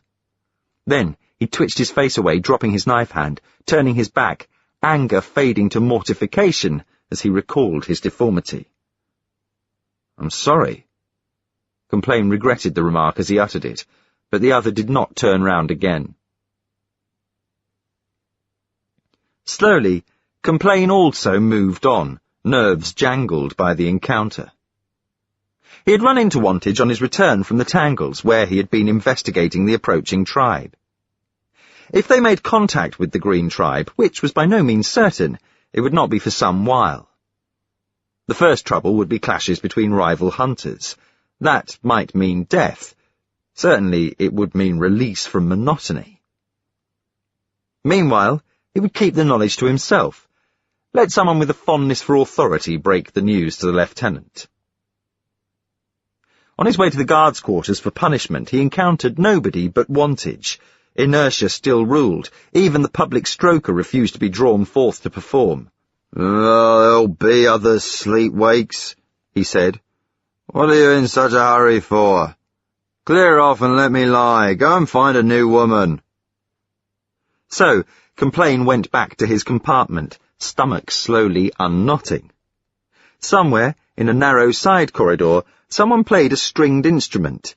He caught the words sung in a tenor voice. "This continuum, far too long. Gloria." An old song, poorly remembered. He shut it off sharply with his closing door. Once again, Marappa waited for him, greasy face cupped in his hands, rings glittering on his fat fingers. Complain was suddenly undermined by the sensation that he knew what the priest was going to say. He seemed to have lived this scene over before. He tried to break through the web-like illusion, but could not. "Expansion, son," said the priest languidly, making the rage sign. "You look bitter, are you?" "Very bitter, Father. Only killing could ease it." Through his words, try as he would to say something unexpected, Complain's sense of reenacting a scene persisted. "There are more things than killing. Things you do not dream of." "Don't give me that crap, Father. You'll be telling me next that life is a mystery and rambling on like my mother. I feel I need to kill someone." You shall, the priest soothed, "and it is good you should feel so. Never grow resigned, my son. That way is death for us all. We are being punished here for some wrong our forefathers committed. We are all maimed. We are all blind. We thrust out in wrong directions." Complain had climbed wearily onto his bunk. The illusion of reliving the scene had gone, and directly it was gone, it was forgotten. Now he wanted only to sleep. Tomorrow he would be evicted from his single room and stroked. Now he wanted only to sleep. But the priest had stopped talking. Complain glanced up and found Marappa leaning on his bunk, gazing at him. Their eyes met for a moment before Complain pulled his hurriedly away. One of the strongest taboos in their society was directed against one man's looking another straightly in the eyes. Honest, well-intentioned men gave each other only side glances. Complain stuck out his lower lip truculently. "What the hem do you want with me, Marappa?" he exploded. He was tempted to tell the priest he had just learned of his bastardy. "You didn't get your 6 strokes, Roy boy, did you?" "What's that to you, priest?" "A priest knows no self-seeking. I ask for your good. Besides, I have a personal interest in your answer. No, I wasn't beaten." "They're all flat out, as you know, even the public stroker." The priest's eyes were after his again. Complain heaved over uncomfortably and faced the wall, but the priest's next question brought him round again. "Do you ever feel like running amok, Roy?" Despite himself, Complain had a vision. He was running through quarters with his dazer burning, everyone scattering, fearing him, respecting him, leaving him master of the situation. His heart beat uncomfortably. Several of the best and most savage men of the tribe, even Greg, one of his own brothers, had run amok, bursting through the settlement, some escaping to live afterwards in unexplored areas of Tangle, or joining other communities, afraid to return and face their punishment. He knew it was a manly, even an honourable thing to do, but it was not a priest's business to incite it. A doctor might recommend it if a man were mortally sick. A priest should unite, not disrupt his tribe by bringing the frustration in human minds up to the surface, where it might flow freely without curdling into neurosis. For the first time, he realized Marappa was wrestling with a crisis in his own life, and wondered momentarily if it had any connection with the fact of Burgass's illness. "Look at me, Roy. Answer me." "Why are you speaking to me like this?" He was sitting up now, almost forced there by the urgency in the priest's voice. "I must know what you are made of." "You know what the litany tells us. We are the sons of cowards. Our days are passed in fear." "This you believe?" the priest asked. "Naturally. It is the teaching." "I need your aid, Roy. Would you follow where I led you, even out of quarters, into deadways?" All this was spoken low and fast beat the indecision in Complain's blood. He made no effort to come to a consciously debated decision. The nerves must be arbiter. Mind was not trustworthy. It knew too much. "That would require courage," he said at length. The priest slapped his great thighs, yawning in nervous enthusiasm, with a sound like a tiny shriek. "No, Roy, you lie, true to the list of liars who begot you. If we went, we should be escaping, Fleeing, evading the responsibilities of grown men in society. Ha! We shall slip away furtively. It will be the old back-to-nature act, boy. A fruitless attempt to return to the ancestral womb. Why, it would be the very depth and abysm of cowardice to leave here. Now will you come with me? Some meaning beyond the words themselves hardened a decision in Complain. He would go. Always there had been that cloud just beyond his comprehension from which he must escape. He slid off the bunk, trying to hide this decision from Marappa's wily eyes until he had learnt more of the venture. What should we two do alone in the tangles of Deadway's priest? The priest thrust a great thumb searchingly up one nostril and spoke with his gaze steady over his fist. We shall not go alone. 4 others come with us, picked men. I have been preparing for this for some while, and all is now ready. You are discontented. Your woman is taken. What have you to lose? I strongly advise you to come. For your own sake, of course, although it will suit me to have someone about with a weak will and a hunter's eye. Who are the 4 others, Marappa? I will tell you that when you say you are coming. If I were betrayed to the guards, they would slit all our throats, mine especially, in 20 places. What are we going to do? Where are we going? Marappa rose slowly to his feet and stretched. With long fingers, he raked through his hair, making at the same time the most hideous sneer he could devise, twisting the 2 great slabs of his cheeks, one up, one down, until his mouth coiled between them like knotted rope. Go by yourself, Roy, if you distrust my leadership. Why, you're like a woman, all bellyache and questioning. I'll tell you no more, except that my scheme is something too grand for your comprehension. Domination of the ship. That's it. Nothing less. Complete domination of the ship. You don't even know what the phrase means. Cowed by the priest's ferocious visage, Complain merely said, I was not going to refuse to come. You mean you will come? Yes. Marappa gripped his arm fervently without a word. His cheeks gleamed. Now, tell me who the other 4 are who come with us, Complain said, alarmed the moment he had committed himself. Marappa released his arm. You know the old saying, Roy. The truth never set anyone free. You will learn soon enough. It is better that I do not tell you now. I plan we shall start early next sleep. Now I shall leave you. I have work still to do. Not a word to anyone. Half out of the door, he paused. Thrusting a hand into his tunic, he pulled something out and waved it triumphantly. Complain recognized it as a looker, the collection of reading matter used by the extinct giants. This is our key to power, Marappa said dramatically, thrusting it back into its place of concealment. Then he closed the door behind him. Idle as statuary, Complain stood in the centre of the floor, only his head working.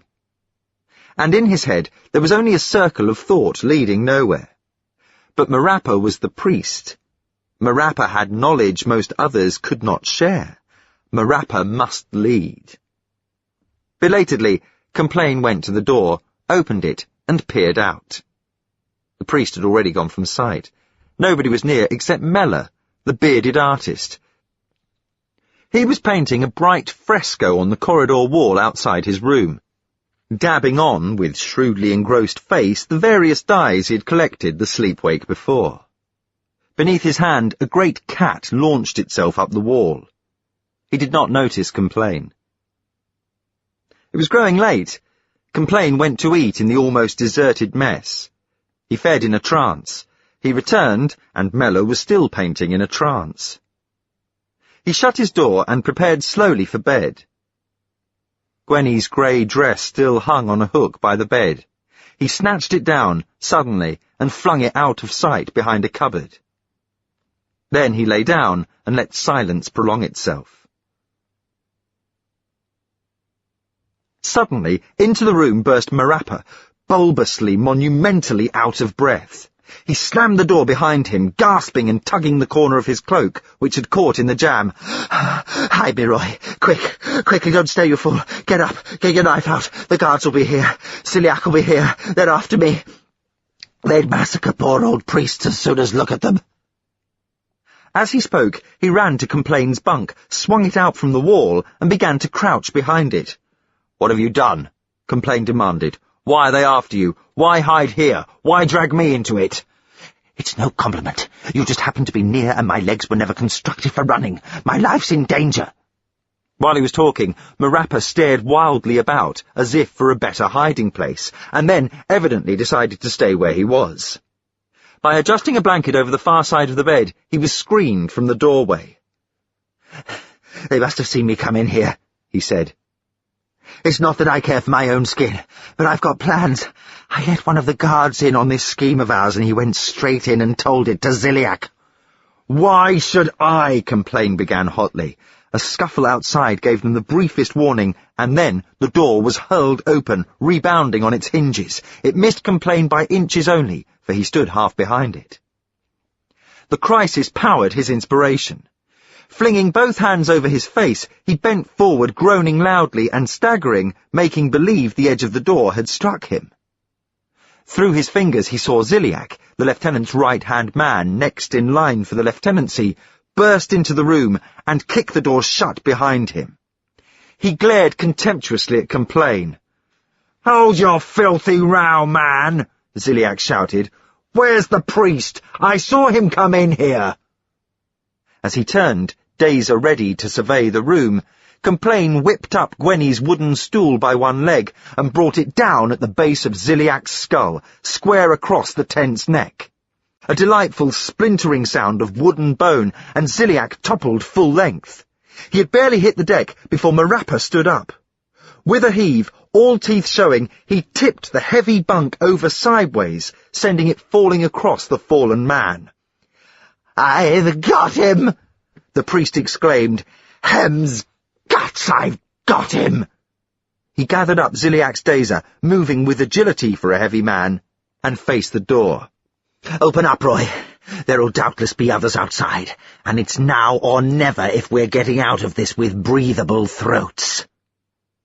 But the door swung open at that moment without Complain's aid. Mellor, the artist, stood there sheathing a knife, his face pale as boiled fowl. "Here's an offering for you, priest," he said. "I'd better bring him in before someone comes along." He grabbed the ankles of a guard who lay crumpled in the corridor. Complain went to his aid, and together they dragged the limp body in and closed the door.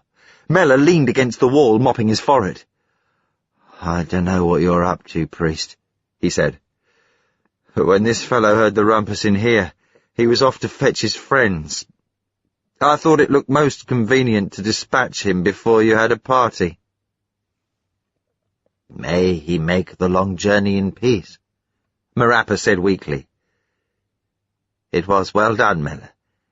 Indeed, we've all done well for amateurs." "I have a throwing blade," Mellor explained. "Fortunately, for I dislike hand-to-hand fighting. Mind if I sit down?" Moving dazedly, Complain knelt between the bodies and felt for a heartbeat. Directly action had started, the ordinary Complain had been shuffled away for another, an automatic man with defter movement and sure impulse. He it was who took over when the hunt was on. Now his hand searched Ziliak and the crumpled guard and found there was no pulse between the two of them. Death was as common as cockroaches in the small tribes. "Death is the longest part of a man," said a folk poem. This stretched-out spectacle, so frequently met with, was the subject of much of the teaching. There had to be a formal way of dealing with it. It was fearful, and fear must not be allowed to lodge in a man. The automatic man in Complain, confronted with death now, fell straight into the first gesture of prostration, as he had been brought up to do. Seeing their cue, Marappa and Mela instantly joined him, Marappa crying softly aloud. Only when their intricate business was over and the last long journey said did they lapse back into something like normality. Then they sat looking at each other, scared, sheepishly triumphant, across the quiet bodies. Outside, all was silence. Only the prevailing indolence after the recent merrymaking saved them from a crowd of sightseers and inevitable exposure. Slowly, Complain found himself able to think again. "What about the guard who passed on your scheme to Ziliak?" he asked. "We shall have trouble from him soon, Marappa, if we stay here." "If we stayed here forever, he would not trouble us," the priest said, "except to offend our nostrils. He lies here before us now." He pointed to the man Mela had dragged in, adding, "Which makes it look as if my plans have been passed on no further. So we are fortunate. We still have a little while before a search starts for Ziliak. He, I suspect, was nourishing some little scheme of his own on the quiet. Otherwise, he would have had an escort. So much the better for us. Come, Roy. We must move at once. Quarters is no longer healthy for us." He stood up, on legs unexpectedly shaky, and promptly sat down again. He rose again with more care, saying defensively, "For a man of sensibility, I work neatly with that bunk, eh?" "I've yet to hear what they were after you for, priest," Mela said. "The greater credit to the speed of your assistance," said Marappa smoothly, making towards the door. Mela put his arm across it and answered, "I want to hear what you're involved in. It seems to me I am now involved in it too." When Marappa drew up but did not speak, Complain said impetuously, "Why not let him come with us, Marappa?"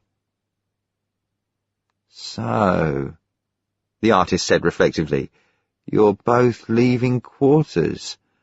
Good luck to you, friends. I hope you'll find whatever you're going looking for. Myself, I'd rather stay here safely and paint. Thanks for the invitation." "Brushing aside the minor point that no invitation was offered, I agree with all you say," Marappa said. "You showed up well just now, friend, but I need only real men of action with me.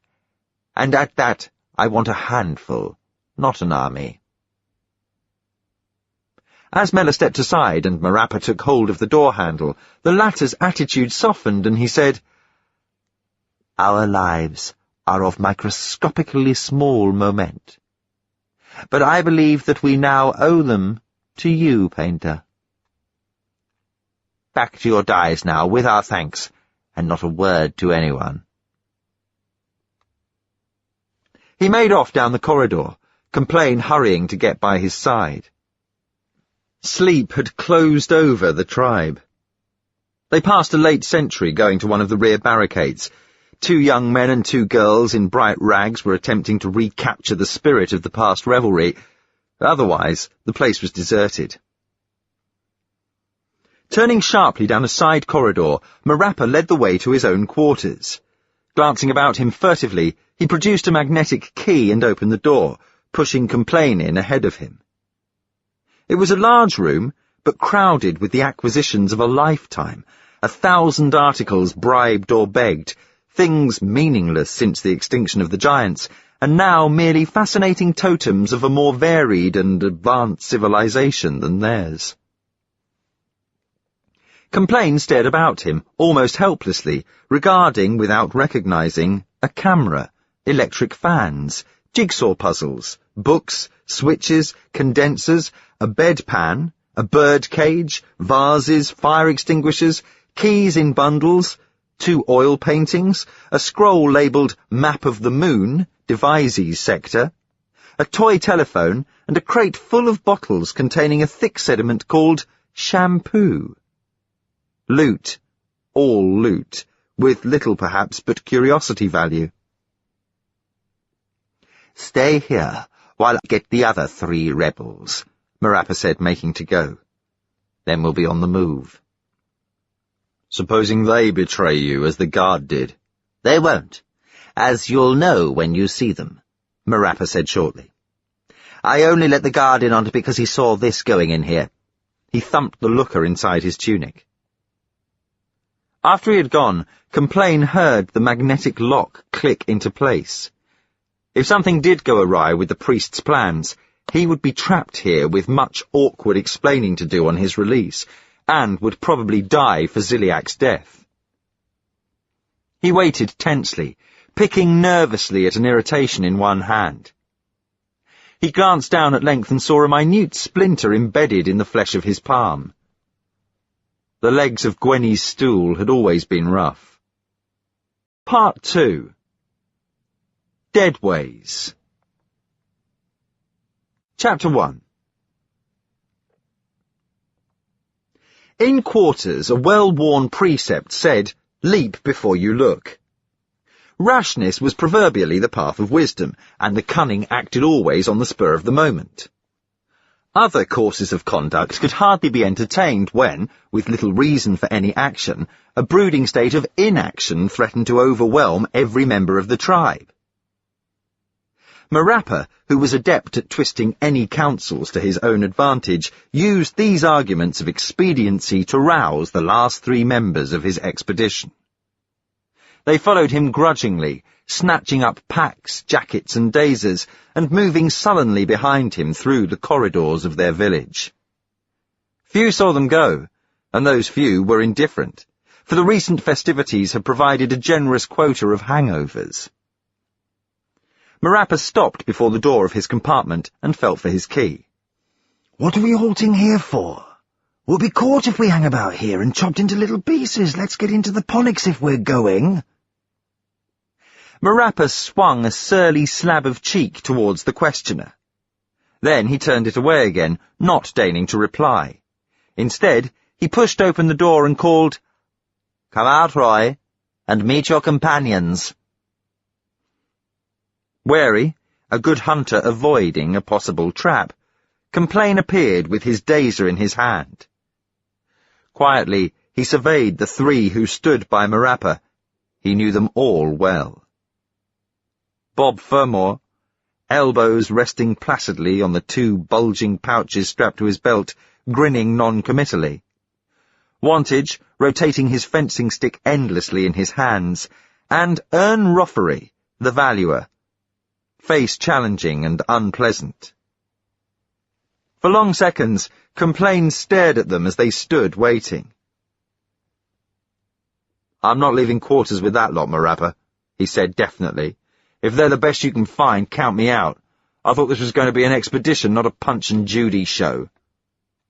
The priest clucked impatiently like a dyspeptic hen and started towards him, but Roffery brushed him away and confronted Complain with one hand on the butt of his dazer. His moustache vibrated within 6 inches of Complain's chin. "So, my running meat specialist," he said. "That's how you feel? Don't recognize your superiors when you see them, eh? If you think—" "It is how I feel," Complain said, "and you can stop picking at that toy in your holster, or I'll fry your fingers off. The priest told me this was going to be an expedition, not a rake out of the red light rooms." "So it is an expedition," the priest roared, butting himself in between them and shaking his face from one to the other, spitting in his rage. "It is an expedition, and by hem you'll all come into Deadways with me if I have to carry your corpses there one by one. You fools, barking here like dogs at each other's stupid faces, you contemptible fools. Do you reckon that either of you is worth a credit's worth of the other's attention, let alone mine? Get your stuff together, and move, or I'll call the guards onto you." This threat was so palpably foolish that Roffery burst into scoffing laughter. "I joined you to get away from sallow countenances like Roy Complains, priest," he said. "Still, on your head be it. Lead on, your chief. If you feel like that about it, why waste time making a stupid scene? Wantage snapped. Because I'm second in command here, and I make what scenes I like, Roffery answered.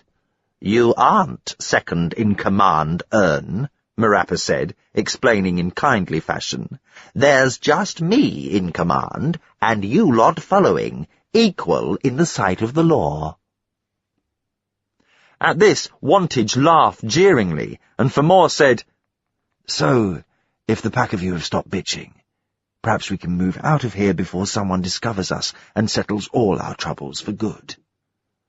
Not so fast, Complain said. I still want to know what that valuer is doing here. Why doesn't he go back to his valuing? He had a soft job, why did he leave it? It doesn't make sense to me. I shouldn't have left it in his place. But you don't happen to have the guts of a frog, Roffery growled, straining against the priest's outflung arm. We've all got our own reasons for coming on this mad jaunt, and my reason's none of your business. What are you making such a fuss about anyway? Complain? Wantage shouted. Why are you coming? I'm dead sure I don't want your company.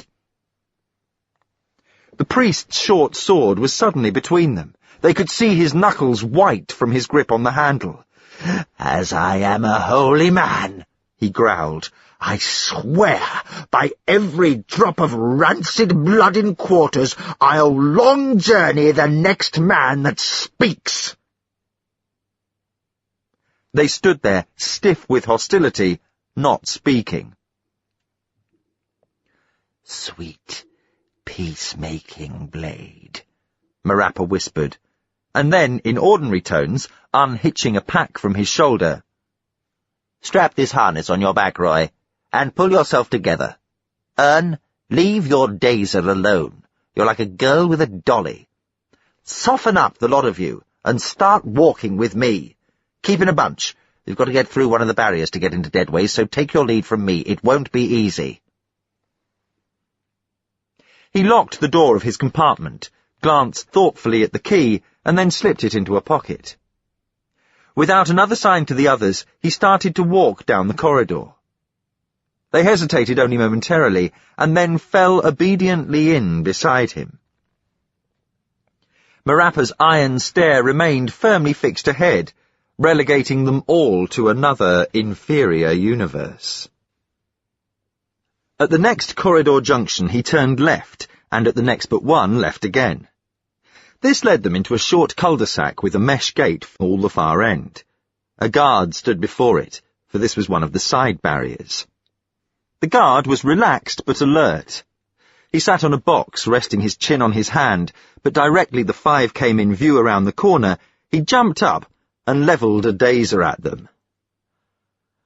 "I should be happy to shoot," he cried, giving the standard challenge. Eyes hard, legs braced, he made it sound more than a cliché. "And I to die," responded Marappa amiably. "Tuck your weapon away, Twemmers. We are no outsiders. You sound a little nervy, methinks." "Stop, or I fire," the guard Twemmers called. "What do you want? Halt, all five of you!" Marappa never paused in his stride, and the others came slowly on with him. For Complain, there was a certain fascination about it that he couldn't explain. "You're getting too short-sighted for that job, my friend," the priest called. "I'll see Ziliak and get you taken off it. It is I, Marappa, your priest, the agent of your doubtful sanity, with some well-wishers. No blood for you tonight, man." "I'd shoot anybody," Twemmers threatened ferociously, waving his weapon, but backing towards the mesh gate behind him. "Well, save it for a better target, although you'll never have a bigger," said the priest. "I have something important here for you." During this interchange, Marappa's advance had not faltered. They were now almost on the guard. The wretched man hesitated uncertainly.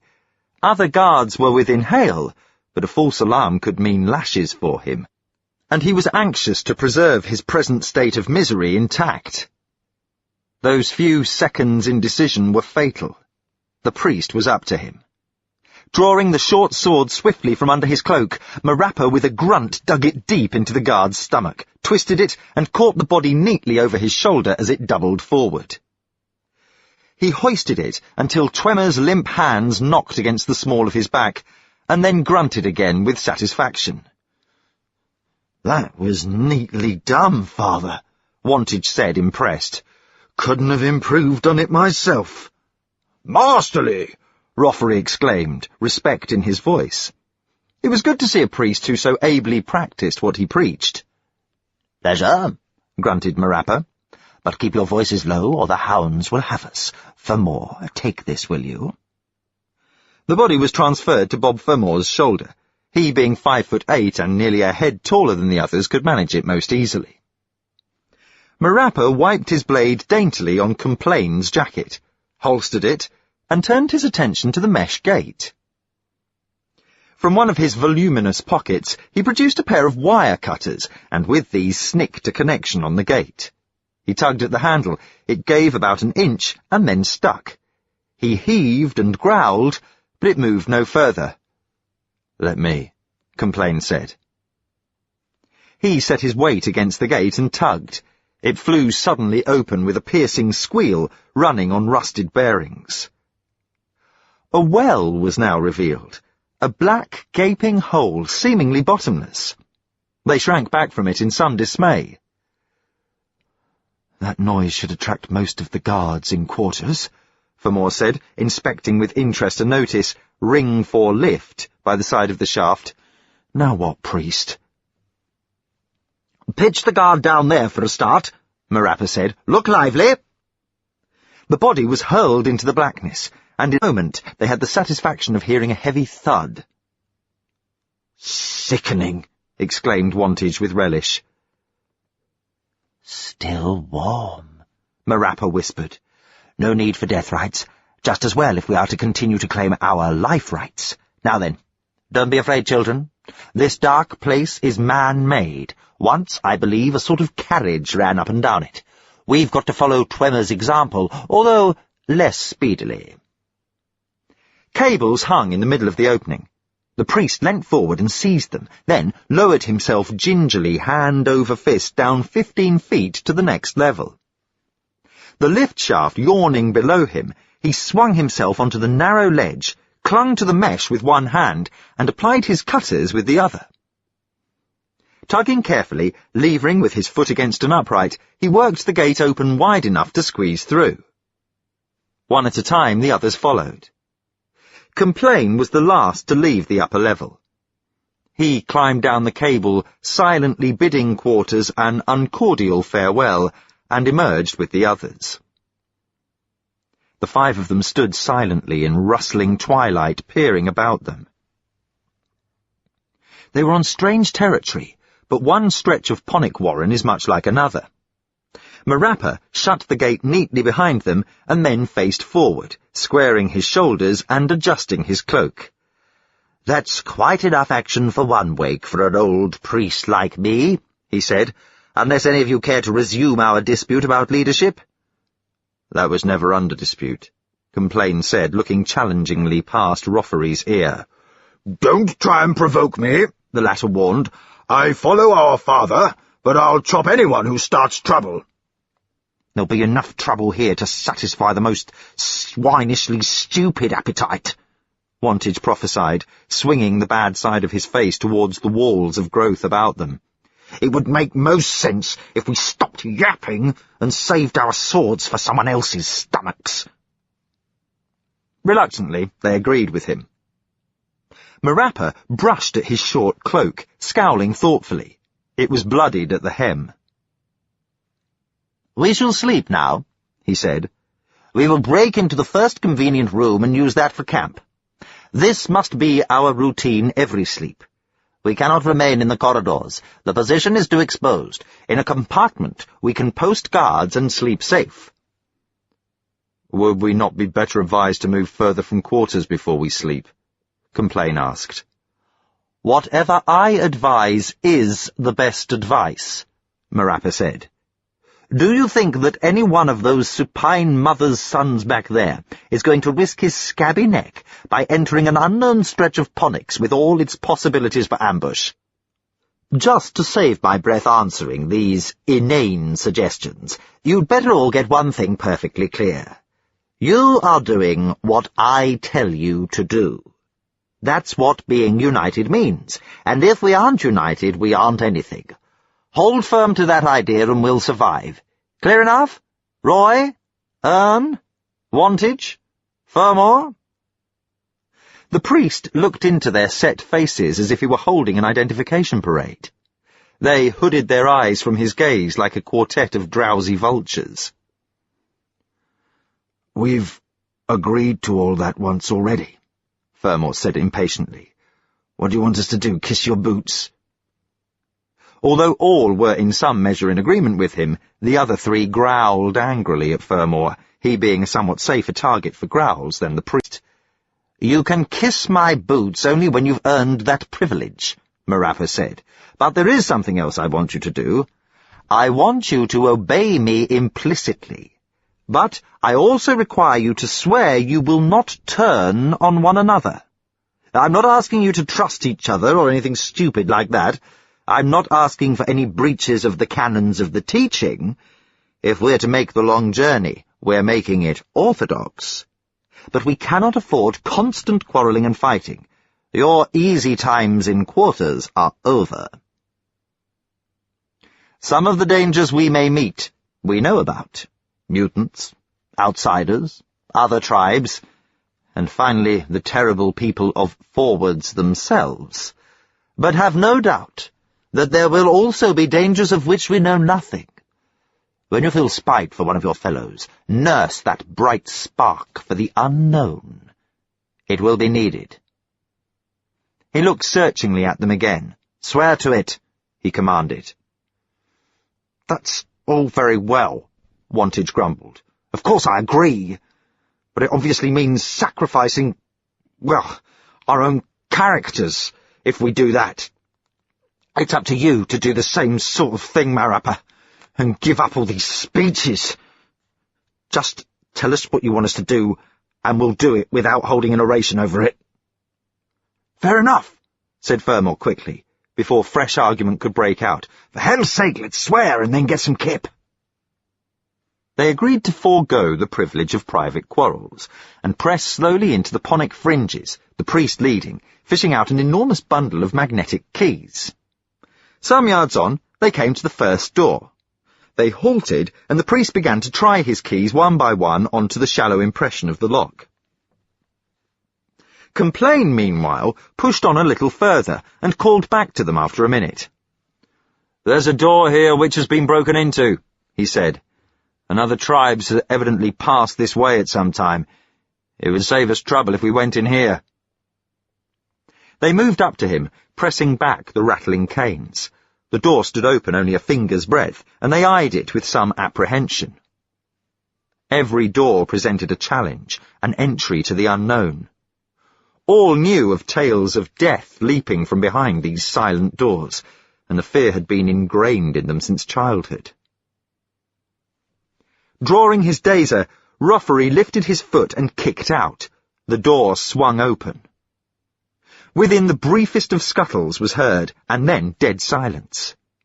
The room was evidently large, but dark, its sources of illumination having been broken how long ago? Had there been light within, the Ponics would have forced the door in their own remorseless way, satisfying their unending thirst for light, but they had even less use than man for the corners of darkness. "Only rats in there," Complain said a little breathlessly. "Go on in, Roffery. What are you waiting for?" For answer, Roffery took a torch from his pack and shone it ahead. He moved forward, the others crowding after him. It was a big room, as rooms went, 8 paces by 5. It was empty. The nervous eye of Roffery's torch flicked sharply over the usual grill in the ceiling, blank walls, and a floor piled with wreckage. Chairs and desks, their drawers flung aside, their paraphernalia scattered, had been savagely attacked with a hatchet. Lightweight steel cabinets were dented and lay face down in the dust. The 5 men stood suspiciously on the threshold, wondering dimly how long ago the havoc had been wrought, feeling perhaps a memory of that savagery still in the air. For savagery, unlike virtue, endures long after its originators have perished. "We can sleep here," Marappa said shortly. "Roy, have a look through that door over there." The door at the far side of the room was half open. Skirting a broken desk, Complain pushed at the jamb. A small lavatory was revealed, the china bowl broken, piping torn away. A path of ancient rust ran down the wall, but the water had long ceased to flow. As Complain looked, a shaggy white rat sped from the wreckage past him with a drop-sided scamper. Fermor kicked at it and missed, and it vanished into the ponic tangle of the corridor. "This will do," Marappa repeated. "We will eat, and then you will draw lots for guard duty." They ate frugally from the supplies in their packs, wrangling over the meal as to whether or not a guard was necessary. Since Complain and Fermor held it was necessary, and Roffery and Wantage held it was not, the sides were equally balanced, and the priest did not find himself bound to join the disagreement. He ate in silence, wiped his hands delicately on a rag, and then said from a still full mouth, "Roffery, you will guard first, then Wantage, so that you two will have the earliest opportunity of proving yourselves right. Next sleep, Fermor and Complain will guard." "You said we should draw lots," Wantage said angrily. "I changed my mind." He said it so bluntly that Roffery instinctively abandoned that line of attack and remarked, "You, I suppose, Father, never guard." Marappa spread his hands and edged a look of childlike innocence onto his face. "My dear friends, your priest guards you all the time, awake or asleep." Rapidly, he pulled a round object from under his cloak and continued, changing the subject.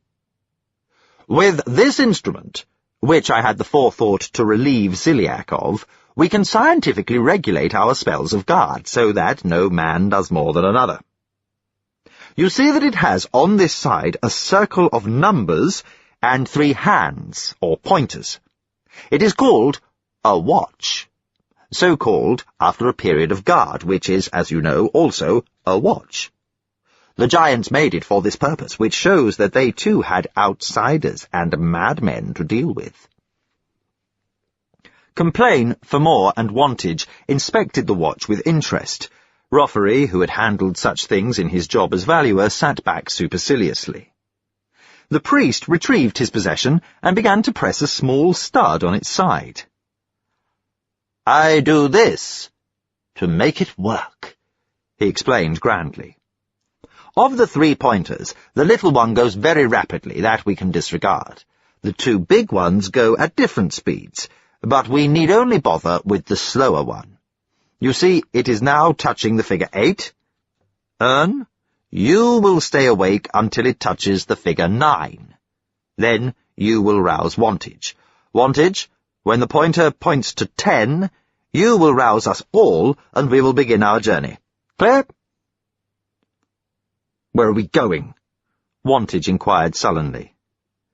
"We will go into all that when we have slept," Marappa said in a tone of finality. "Sleep comes first. Wake me if you hear anybody moving outside, and don't wake me with false alarms. I am apt to be irritable if my dreams are disturbed." He rolled over into a corner, kicked a shattered office stool away, and composed himself for sleep. Without much hesitation, the others did likewise, except Roffery, who watched them unlovingly. They were all lying on the floor when Wantage spoke hesitantly. Father Marappa," he called, with a note of pleading in his voice. "Will you not give us a prayer for the safety of our skins?" "Oh, I'm too tired to intercede for anyone's skin," Marappa replied. "A short prayer, Father." "As you wish. Children, expansion to your egos, let us pray." He commenced to pray as he lay hunched on the dirty floor, his words coming indifferently at first, and then gaining power as he drew interest from his train of thought. O consciousness, we gathered here are doubly unworthy to be thy vessels, for we know we have imperfections, and do not seek to purge them as we ought to do. We are a poor lot in a poor way of life, yet, as we contain thee, there is hope for us. O consciousness, direct particularly these 5 of the poor vessels here, for there is more hope for us than for those we left behind, and therefore there is more room for thee in us. We know that when thou art not here, there is only the adversary, subconscious, in us. Make our thoughts to swim solely in thee. Make our hands quicker, our arms stronger, our eyes sharper, and our tempers fiercer, that we may overcome and kill all who oppose us. May we smite and sunder them. May we scatter their entrails through the length of the ship, so that we come in the end to a position of power in full possession of thee and in thy full possession. And may thy spark breathe in us until that last dread moment when the adversary claims us and we, too, take the long journey. As he had intoned, the priest had risen to his knees and stretched his hands above his head. Now he, with all the others copying the movement, drew his outstretched right index finger symbolically, ritualistically, across his throat. "Now shut up, the lot of you," he said in his normal tone, and settled again in his corner. Complain lay with his back to a wall and his head on his pack. He slept usually like an animal, lightly, and with no dozing stages between sleep and waking. But in these strange surroundings he lay for some while with his eyes half shut, trying to think. He thought only in generalized pictures. Gwenny's empty bunk. Marappa standing triumphant over Ziliak. Mella, with the jumping animal growing under his fingers. A greasy broth bubbling out Osbert Burgass's life. The tensed muscles on Wantage's neck, ready to twitch his head away from prying eyes. The guard Twemmer tumbling tiredly into Marappa's arms. And behind the pictures lay the significant fact that they concerned only what had passed, and that for what was to come he could find no pictures. For he was following into unknown realms. He was moving into the other darkness his mother had spoken of and feared. He drew no conclusions, wasted no time in worry. Indeed, he felt a kind of hope, for, as a village saying had it, the devil you don't know may conquer the one you do. He could see, before he slept, the desolate room lit by the light percolating from the corridor and through the outer door, a section of the everlasting tangle. In the changeless, draughtless heat, the ponics rustled ceaselessly. Occasionally a click sounded near at hand as a seed was flicked into the room. The plants grew so rapidly that when Complain woke, the younger ones would be inches taller and the older ones wilting against the restriction of the bulkheads. Then, choking and choked would alike be nipped by the next dark. But he failed to see in this ceaseless jostling a parallel with the human lives about him. Chapter 2. "You snore, priest," Rothery said pleasantly as they ate together at the beginning of the next wake. The relationship between them had subtly changed, as if some occult power had been active during the sleep. The feeling that they were 5 rivals snatched almost casually from quarters had vanished. They were still rivals, in the sense that all men were rivals, but now there was a mute acknowledgement of union against the forces about them. The period of watch had undoubtedly been good for Rothery's soul, and he seemed almost submissive. Of the 5 of them, Wantage alone appeared to be in no way altered. His character had been eroded by constant loneliness and mortification, as the flow of water wears away a wooden post, and he no longer had anything in him amenable to change. He could only be broken or killed. "We must move as far as possible this wake," Marappa said. "The coming sleep-wake is a dark, as you know, and it may not be advisable to travel then, when our torches will give us away to any watchers. Before we go, however, I will condescend to tell you something of our plans, and for that it is necessary to say something about the ship." He looked round at them, grinning and eating extravagantly as he spoke. "And the first point is that we are in a ship. All agreed there?" His gaze forced some sort of a reply from each of them, and "Of course," from Fermor, an impatient grunt from Wantage, as if he found the question irrelevant, an airy wave of the hand, meaningless, from Roffery, and from Complain, "No." To the latter, Marappa immediately turned his full attention. "Then you'd better understand quickly, Roy," he said. "Firstly, the proofs. Listen hard. I feel strongly on this question, and a show of determined stupidity might make me regrettably angry." He walked round the shattered furniture as he spoke, very emphatic and solid, his face heavy with seriousness. "Now, Roy, the great thing is that not being in a ship is vastly different from being in it. You know, we all know, only what being in one is like. It is that which makes us think there is only ship. But there are many places which are not ship. Huge places, many of them. This I know because I have seen records left by the giants. The ship was made by the giants for their own purposes, which are, as yet, hidden from us." "I've heard this argument in quarters," Complain said unhappily. "Suppose I believe all you say, Marappa. What then? Ship or world? What's the difference?" "You don't see. Look!"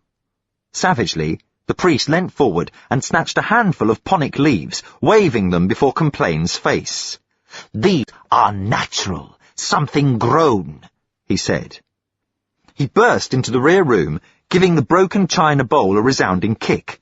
"That is made artificial," he said.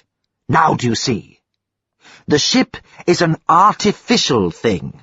The world is natural. We are natural beings, and our rightful home is not here. The whole ship is made by the giants." "But even if it is so," Complain began. "It is so. It is so. The proof is round you all the time. Corridors, walls, rooms, all artificial. But you are so used to it, you can't see it is proof." "Never mind if he can't see it," Fermor told the priest. "What does it matter?" "I can see it," Complain said angrily. "I just can't accept it." "Well, sit there and be quiet and chew it over, and meanwhile we'll go on," Marappa said. "I have read books, and I know the truth. The giants built the ship for a purpose. Somewhere that purpose has been lost, and the giants themselves have died. Only the ship is left." He stopped pacing and leant against a wall, resting his forehead against it. When he spoke again, it was almost to himself. "Only the ship is left. Only the ship and, trapped in it, all the tribes of man. There was a catastrophe. Something went terribly awry somewhere, and we have been left to a terrible fate. It is a judgment passed on us for some awful, unguessable sin committed by our forefathers." "To the hell with all this chatter," Wantage said angrily. "Why don't you try and forget you're a priest, Marappa? Let's hear how this has any bearing on what we're going to do." "It has every bearing," Marappa said, sticking his hand sulkily into his pockets, and then withdrawing one to pick at a tooth. "Of course, I'm only really interested in the theological aspects of the question, but the point, as far as you are concerned, is that the ship, by definition, has come from somewhere, and is going to somewhere. These somewheres are more important than the ship. They are where we should be. They are natural places. All that is no mystery, except to fools. The mystery is, why is there this conspiracy to keep us from knowing where we are? What is going on here behind our backs? Something's gone wrong somewhere, Wantage answered eagerly. It's what I've always said. Something's gone wrong. Well, cease to say it in my presence, the priest snapped. It seemed to him that his position of authority was weakened by allowing others to agree with him. There is a conspiracy. We have been plotted against. The driver or captain of this ship is concealed somewhere, and we are forging on under his direction, knowing neither the journey nor the destination. He is a madman who keeps himself shut away while we all are punished for this sin our forefathers committed. This sounded to Complain both horrifying and unlikely, although no more unlikely than the whole idea of being in a moving vessel. Presumably, accepting one premise meant accepting the other, so he said nothing. A vast feeling of insecurity engulfed him. Looking round unobtrusively at the others present, he detected particular signs that they agreed enthusiastically with the priest. Fermor was smiling rather derisively. Wantage's face presented its usual meaningless glare of disagreement, and Roffery was tugging impatiently at his moustache. "Now, here is my plan," said the priest, "and unfortunately I need your cooperation to help carry it out. We are going to find this captain, hunt him down wherever he may be hiding. He is well concealed, but no locked doors shall save him from us. When we reach him, we kill him, and we shall be in control of the ship."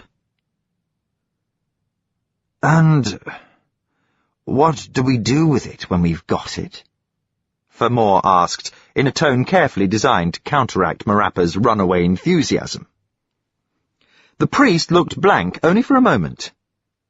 "We will find a destination for it," he said. "You leave that sort of detail to me." "Where exactly do we discover this captain fellow?" Roffery inquired. For answer, the priest flung back his cloak and felt inside his tunic. With a flourish, he produced the looker Complain had already seen. He waved the title under their eyes, but this meant little except to Roffery, the only fluent reader among them. To the others, the syllables were intelligible, but they were unable to master unfamiliar words without long effort. Pulling the looker out of their reach again, Marappa explained condescendingly that it was called Manual of Electrical Circuits of Starship. He also explained, for this explanation gave him an opportunity for boasting, how the looker had come into his possession. It had been lying in the store in which Ziliak's guards had found the cache of dies, and had been confiscated and added to a pile of goods awaiting inspection in the lieutenancy. There, Marappa had seen it and, recognizing its value instantly, had pocketed it for his own use. Unfortunately, one of the guards had caught him, and the silence of this loyal man could only be bought by the promise that he should go with Marappa and find power for himself. "That being the guard, presumably, which Mellor dispatched outside my room?" Complain asked. "The same," said the priest, automatically making the token of mourning. "When he had thought over the scheme, he very likely decided he could get most profit from it by revealing it all to Ziliak." "Who knows he was wrong about that?" Roffery commented sardonically. Ignoring this thrust, the priest spread his looker open and thumped a diagram. "Here is the whole key to my campaign," he said impressively. "This is a plan of the entire ship." To his annoyance, he had to interrupt his speech at once to explain what a plan was, the concept being entirely new to them.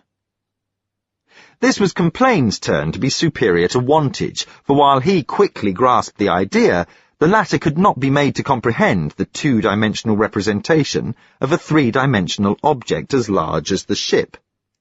Analogies with Mellor's sub-life-size paintings didn't help him, and eventually they had to leave the matter as assumed, just as Complain now had to assume they were in a ship, without anything he could regard as rational evidence. "Nobody has ever had a plan of the complete ship before, Marappa told them. It was fortunate it fell into my hands. Osbert Burgas knew as much about the layout as anyone. He was only really familiar with the stern stairs region and a part of deadways. The plan showed the ship to be shaped like an egg, elongated so that the middle was cylindrical, both ends coming to a blunted point. The whole was composed of 84 decks, which showed a circular cross-section when the ship was opened through its width, each being proportioned like a coin. Most of the decks, all but a few at each end, consisted of 3 concentric levels, upper, middle, and lower. These had corridors in them, connected by lifts and companionways. Round these corridors were ranged the apartments. Sometimes the apartments were just a nest of offices, sometimes they were so big they filled a whole level. All decks were connected together by one large corridor running right through the longitudinal axis of the ship, the main corridor. But there were also subsidiary connections between the circular corridors of one deck and those of the decks on either side. One end of the ship was clearly labelled Stern. At the other end was a small blister labelled Control. Marappa planted his finger on it. "This is where we shall find the captain," he said. "Whoever is here has power over the ship. We are going there." "This plan makes it as easy as signing off a log," Roffery declared, rubbing his hands. "All we've got to do is strike along the main corridor, and perhaps we weren't such fools to join you after all." "It won't be as easy as that," Complain said. "You've spent all your wakes comfortably in quarters. You don't know what conditions are like. Main corridor is fairly well known to hunters, but it doesn't go anywhere as a proper corridor should." "Despite your naive way of putting things, you are correct, Roy," the priest agreed. "But I have found in this looker the reason why it does not go anywhere." All along the main corridor, between each deck, were emergency doors. Each circle of deck was built to be more or less self-sufficient, so that in time of crisis it could be cut off on its own and its inhabitants still survive. He flicked through series of complex diagrams. "Even I cannot pretend to understand all this, but it is clear that there was an emergency, a fire or something, and the doors of the main corridor have remained closed ever since." "That's why, Ponics apart, it's so difficult to get anywhere," Fermor added. "All you can do is go round in circles. What we have to do is find the subsidiary connections which are still open, and advance through them. It means constant detouring instead of just moving straightforwardly." "I'll give you the instructions, thanks," said the priest shortly. "Since you all seem to be so clever, we'll be on our way without further ado. Get that pack on your back, Fermor, and get moving." They shuffled obediently to their feet. Outside the compartment, deadways waited. It was not inviting. "We'll have to get through forwards area to reach control," Complain said. "Frightened?" Wantage sneered. "Yes, slopface, I am." Wantage turned away, resentful but too preoccupied to quarrel, even over the use of his nickname. They moved through the tangles in silence. Progress was slow and exhausting. A solitary hunter on his own ground might creep among Ponics without cutting them by keeping close to the wall. Moving in file, they found this method less attractive, since branches were apt to whip back and catch the man behind. This could be avoided by spacing themselves out, but by common consent they were keeping as close together as possible, it being uncomfortable on the nerves to be exposed either at the front or the rear of the little party. There was, too, another objection to walking by the walls. Here the chitinous Ponic seeds lay thickest, where they had dropped after being shot against this barrier, and they crunched noisily as they were trodden on. To Complain's experienced hunter's eye, their plenitude was a sign that there were few wild animals in the area, the seeds being delicacies to dog and pig alike. No diminution in the plague of flies was noticeable. They whined endlessly about the travellers' ears. As Roffery in the lead swung his hatchet at the ponics, he wielded it frequently round his head in a dangerous attempt to rid himself of this irritation. When they came to the first subsidiary connection between decks, it was clearly enough marked. It stood in a short side corridor and consisted of 2 single metal doors a yard apart, each capable of closing off the corridor, although now blocked open with the ubiquitous green growth. Before one, the words Deck 61 were stencilled, and, after the other, Deck 60. Marappa grunted in satisfaction at this, but was too hot to make further comment. Complain, on his hunting, had come across such connections before, and seen similar inscriptions, but they had meant nothing. Now he tried to integrate the previous knowledge into the conception of a moving ship, but as yet the idea was too new to be acceptable. On Deck 60, they met other men. Fermor was now in the lead, hacking his way stoically ahead when they came level with an open door. Open doors always signified danger, but since they had to pass the thresholds, they grouped together and passed en bloc. So far, these distractions had been uneventful. This time, they were confronted by an old woman. She lay naked on the floor, a tethered sheep sleeping by her side. She was looking away from them, so that they had an excellent view of her left ear. This, by the humour of some strange disease, had swollen up like a sponge, standing out from her skull and pushing back a mat of rancid grey hair. The tissue of this abnormality was a startling pink, in contrast to the pallor of her face. Slowly, she swung her head round, fixing them with 2 owl eyes. Without changing her expression, she began to scream hollowly. Even as she did so, Complain noticed that her right ear was normal. The sheep woke and ran away to the end of its rope, blaring and coughing in alarm.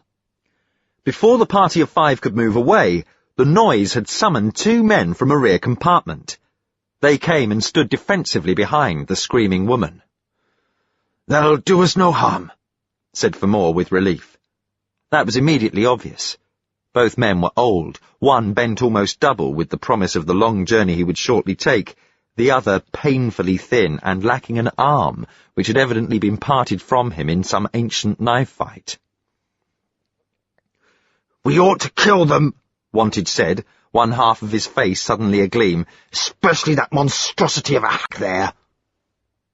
At these words, the woman stopped screaming and said rapidly, "Expansion to your separate egos, plague on your eyes, touch us, and the curse that is on us will be on you." "Expansion to your ear, madam," said Marappa sulkily. "Come on, heroes, we don't need to linger here. Let's move before somebody rougher comes to investigate her crazy screaming." They turned back into the tangles. The 3 in the room watched them go without stirring. They might have been the last remnants of a Deadways tribe. More likely they were fugitives, eking out a slender existence in the wilds. From then on, the travellers found signs of other mutants and hermits. The ponics were frequently trampled, progress being consequently easier, but the mental strain of keeping watch on all sides was greater, although they were never actually challenged. The next subsidiary connection between decks that they came to was closed, and the steel door fitting closely into its sockets resisted their united attempt at opening it. "There must obviously be a way to open it," Roffery said angrily.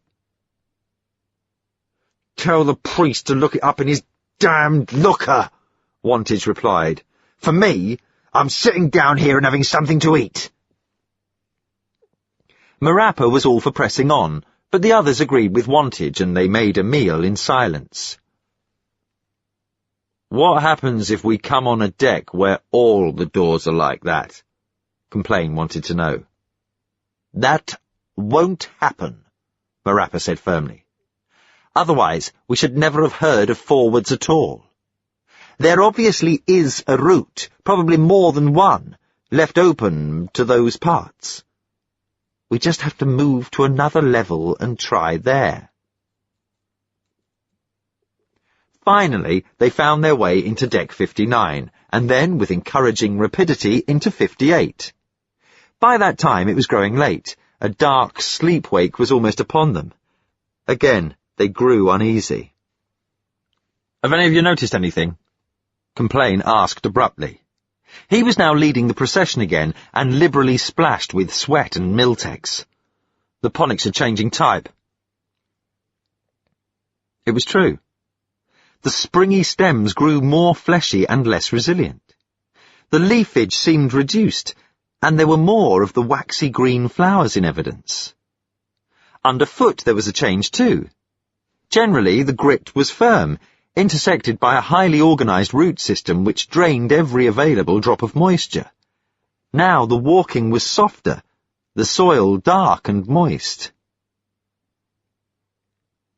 The further they went, the more pronounced these tendencies became. Soon they were splashing through mud. They passed a tomato plant and another fruit-bearer they couldn't identify, and several other types of growth straggling among the evidently weakened ponics. This change, being unfamiliar, worried them. All the same, Marappa called a halt, since if they didn't shortly find a place to rest, they would be overtaken by darkness. They pushed into a side room, which someone had already broken into. It was piled high with rolls of heavy material, which seemed to be covered by an intricate pattern. The probing beam of Famore's torch dislodged a swarm of moths. With a thick buttery sound, they rose from the fabric, leaving it patternless, but sagging with deep-chewed holes. About the room they whirled, or past the men into the corridor. It was like walking into a dust storm. Complain dodged as a large moth bore towards his face. For the softest moment, he had an odd sensation that he was to recall later. Although the moth flew by his ear, he had an hallucinatory idea it had plunged straight on into his head. He seemed to feel it big in his very mind. Then it was gone. "We shouldn't get much sleep here," he said distastefully, and led on down the marshy corridor. Through the next door that opened to them, they found an ideal place to pitch camp. This was a machine shop of some kind, a large chamber filled with benches and lathes and other gadgets in which they had no interest. A tap supplied them with an unsteady flow of water which, once turned on, they could not turn off. It trickled steadily down the sink to the vast reclamation processes functioning somewhere below the deck on which they stood. Wearily, they washed and drank and ate some of their provisions. As they were finishing, the dark came on. The natural dark, which arrived one sleep-wake in 4. No prayers were requested, and the priest volunteered none. He was tired, and, too, he was occupied with a thought which dogged the others. They had travelled only 3 decks. A long spell of walking lay between them and control. For the first time, Marappa was realizing that, whatever assistance his chart gave them, it did not show the true magnitude of the ship. The precious watch was handed to Complain, who would wake for more when the large hand had made its full circuit. Enviously, the hunter watched the others sprawl under benches and drift asleep. He remained doggedly standing for some while, but eventually fatigue forced him to sit. His mind ranged actively over 100 questions, and then it too grew weary. He sat propped with his back to a bench, staring at the closed door. Through a circle of frosted glass inset in the door, a dim pilot light glowed in the corridor outside. This circle apparently grew larger and larger before him, swimming, rotating, and Complain closed his eyes to it. He woke again with a start, full of apprehension. The door now stood wide open. In the corridor, the ponics, most of their light source gone, were dying rapidly. Their tops had buckled, and they huddled against each other like a file of broken-backed old men kneeling beneath a blanket. Ern Roffery was not in the room. Pulling out his dazer, Complain got up and went to listen at the doorway. It seemed highly unlikely that anything could have abducted Roffery. There would have been a scuffle which would have aroused the others. Therefore, he had gone voluntarily. But why? Had he heard something in the corridor? Certainly there was a distant sound, as throaty as the noise of running water. The longer Complain listened, the louder it seemed. With a glance back at his 3 sleeping companions, Complain slipped out to trace the sound. This alarming course seemed to him slightly preferable to having to wake the priest and explain that he had dozed. Once in the corridor, he cautiously flashed a torch and picked up Roffery's footprints in the sludge, pointing towards the unexplored end of this level. Walking was easier now that the tangle was sagging into the centre, away from the walls. Complain moved slowly, not showing a light, and keeping his dazer ready for action. At a corridor junction he paused, pressing on again with the liquid sound to guide him. The ponics petered out and were replaced by deck washed bare of soil by a stream of water. Complain allowed it to flow against his boots, walking carefully so as not to splash. This was new in his experience. A light burned ahead. As he neared it, he saw it was shining in a vast chamber beyond 2 plate glass doors. When he got to the doors, he stopped. On them was painted a notice, "Swimming Pool," which he pronounced to himself without understanding. Peering through the doors, he saw a shallow flight of steps going up with pillars at the top of them. Behind one pillar stood the shadowy figure of a man. Complain ducked instantly away. When the man didn't move, Complain concluded he had not been seen and looked again, to observe that the figure was staring away from him. It looked like Roffery. Cautiously, Complain opened one of the glass doors. A wave washed against his legs.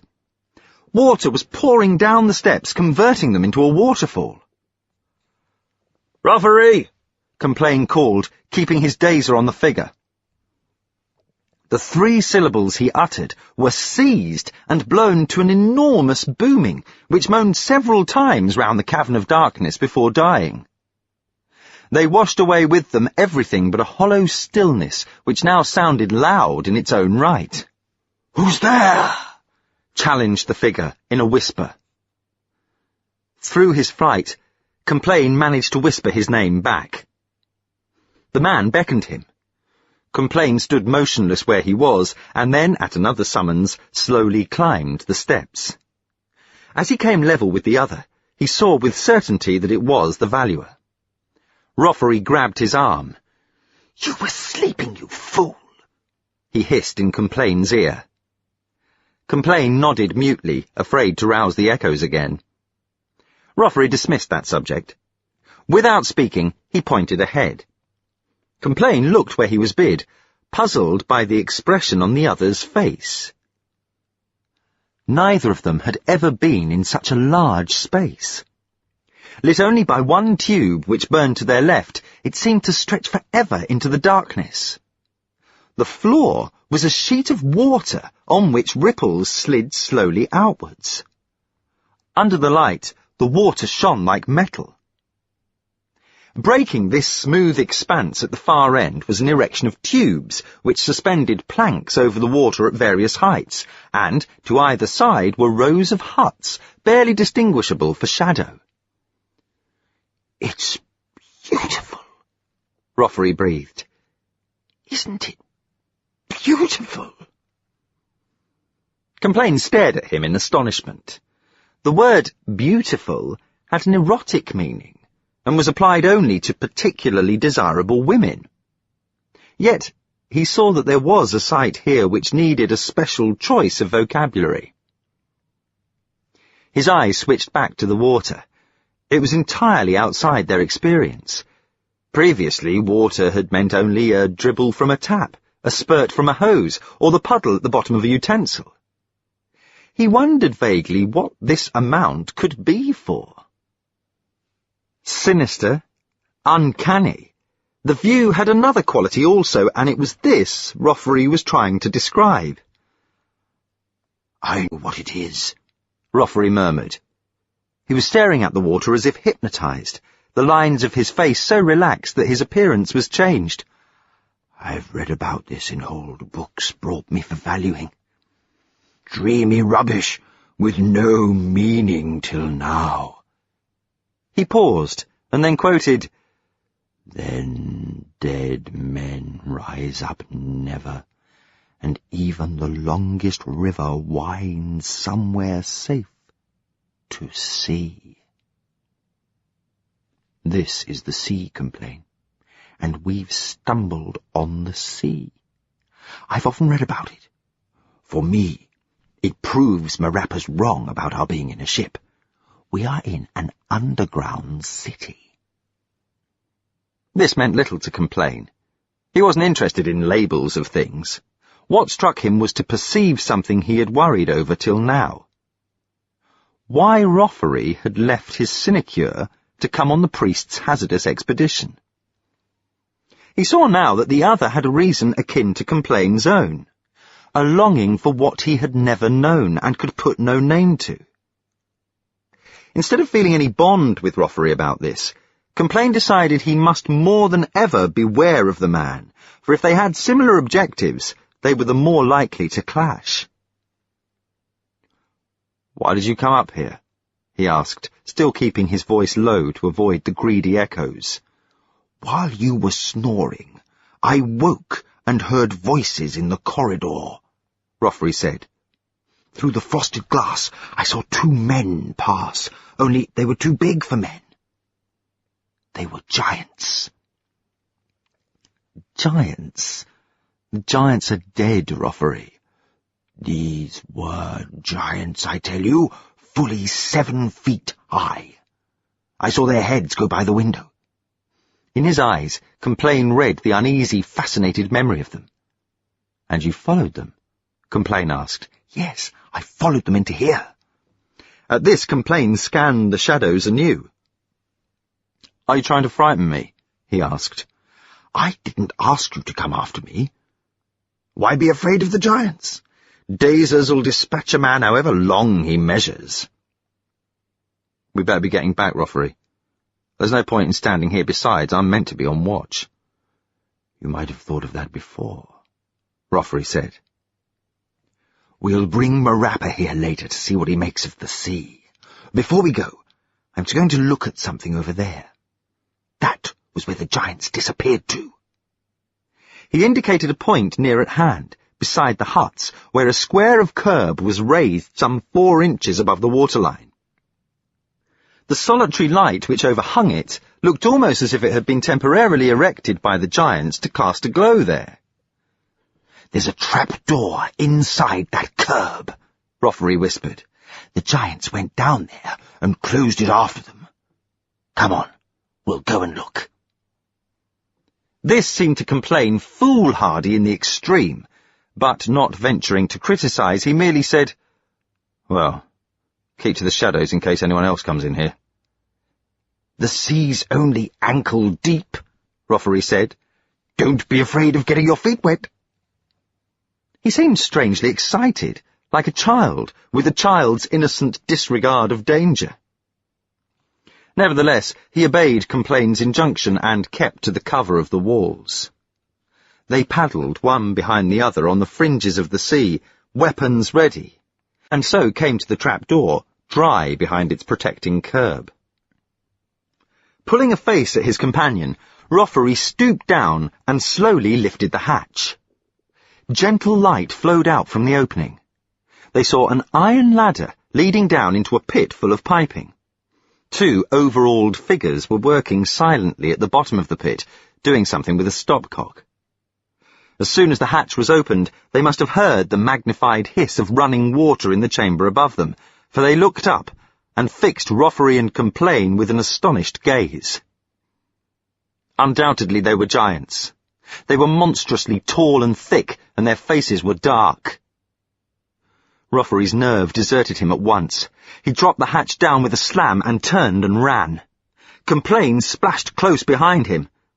Next second, Roffery disappeared, swallowed by the water. Complain stopped abruptly. He could see at his feet, below the surface of the sea, the lip of a dark well. Roffery bobbed up again a yard from him in the well, striking the water and hollering. In the darkness, his face was apoplectic. Complain stretched out a hand to him, leaning forward as far as he dared. The other struggled to grasp it, floundered, and sank again in a welter of bubbles. The hubbub in the vast cavern was deafening. When he appeared again, Roffery had found a footing and stood chest-deep in the water. Panting and cursing, he pushed forward to seize Complain's hand. At the same time, the trap door was flung open. The giants were coming out.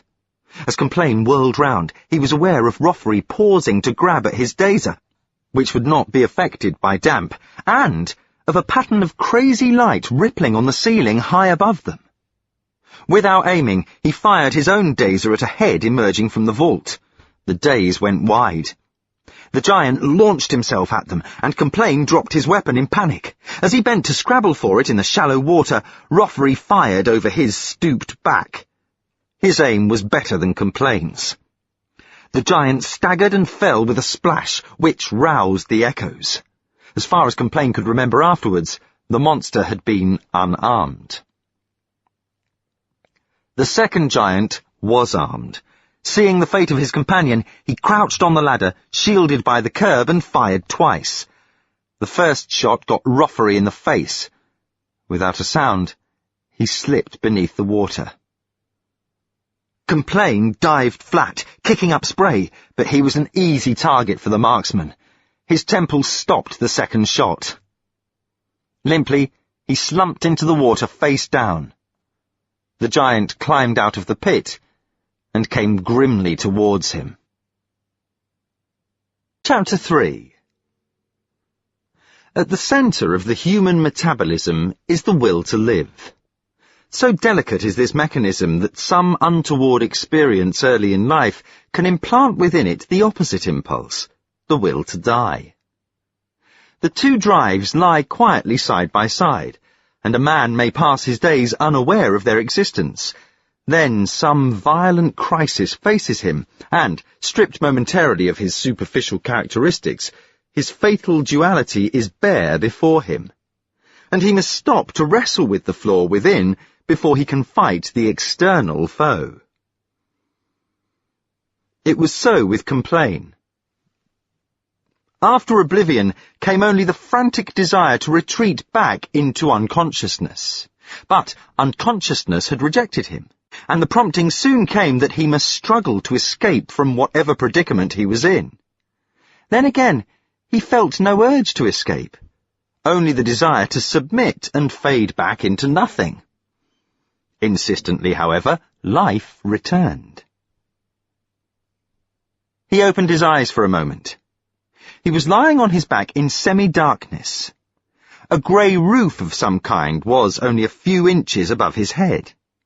It was flowing backwards, or he was moving forwards. He couldn't tell which, and closed his eyes again. A steady increase in bodily sensation told him his ankles and wrists were lashed together. His head ached, and a foul smell pervaded his lungs, making breathing an agony. He realized the giant had shot him with some kind of gas pellet, instantly effective, but ultimately, perhaps, innocuous. Again he opened his eyes. The roof still seemed to be travelling backwards, but he felt a steady tremor through his body, telling him he was on some kind of moving vehicle. Even as he looked, the movement stopped. He saw a giant loom beside him, presumably the one who had shot and captured him. Through half-closed eyes, Complain saw the immense creature was on hands and knees in this low place. Feeling on the roof, he now knuckled some kind of switch, and a section of the roof swung upwards. From above came light and the sound of deep voices. Complain was later to recognize this slow, heavy tone as the typical manner of speech of the giants. Before he had time to prepare for it, he was seized and dragged off the conveyance and passed effortlessly up through the opening. Large hands had took hold of him and dumped him not ungently against the wall of a room. "He's coming round," a voice commented, in a curious accent Complain hardly understood. This observation worried him a great deal, partly because he thought he had given no indication he was recovering, partly because the remark suggested they might now gas him again. Another body was handed up through the opening, the original giant climbing up after it. A muttered conversation took place.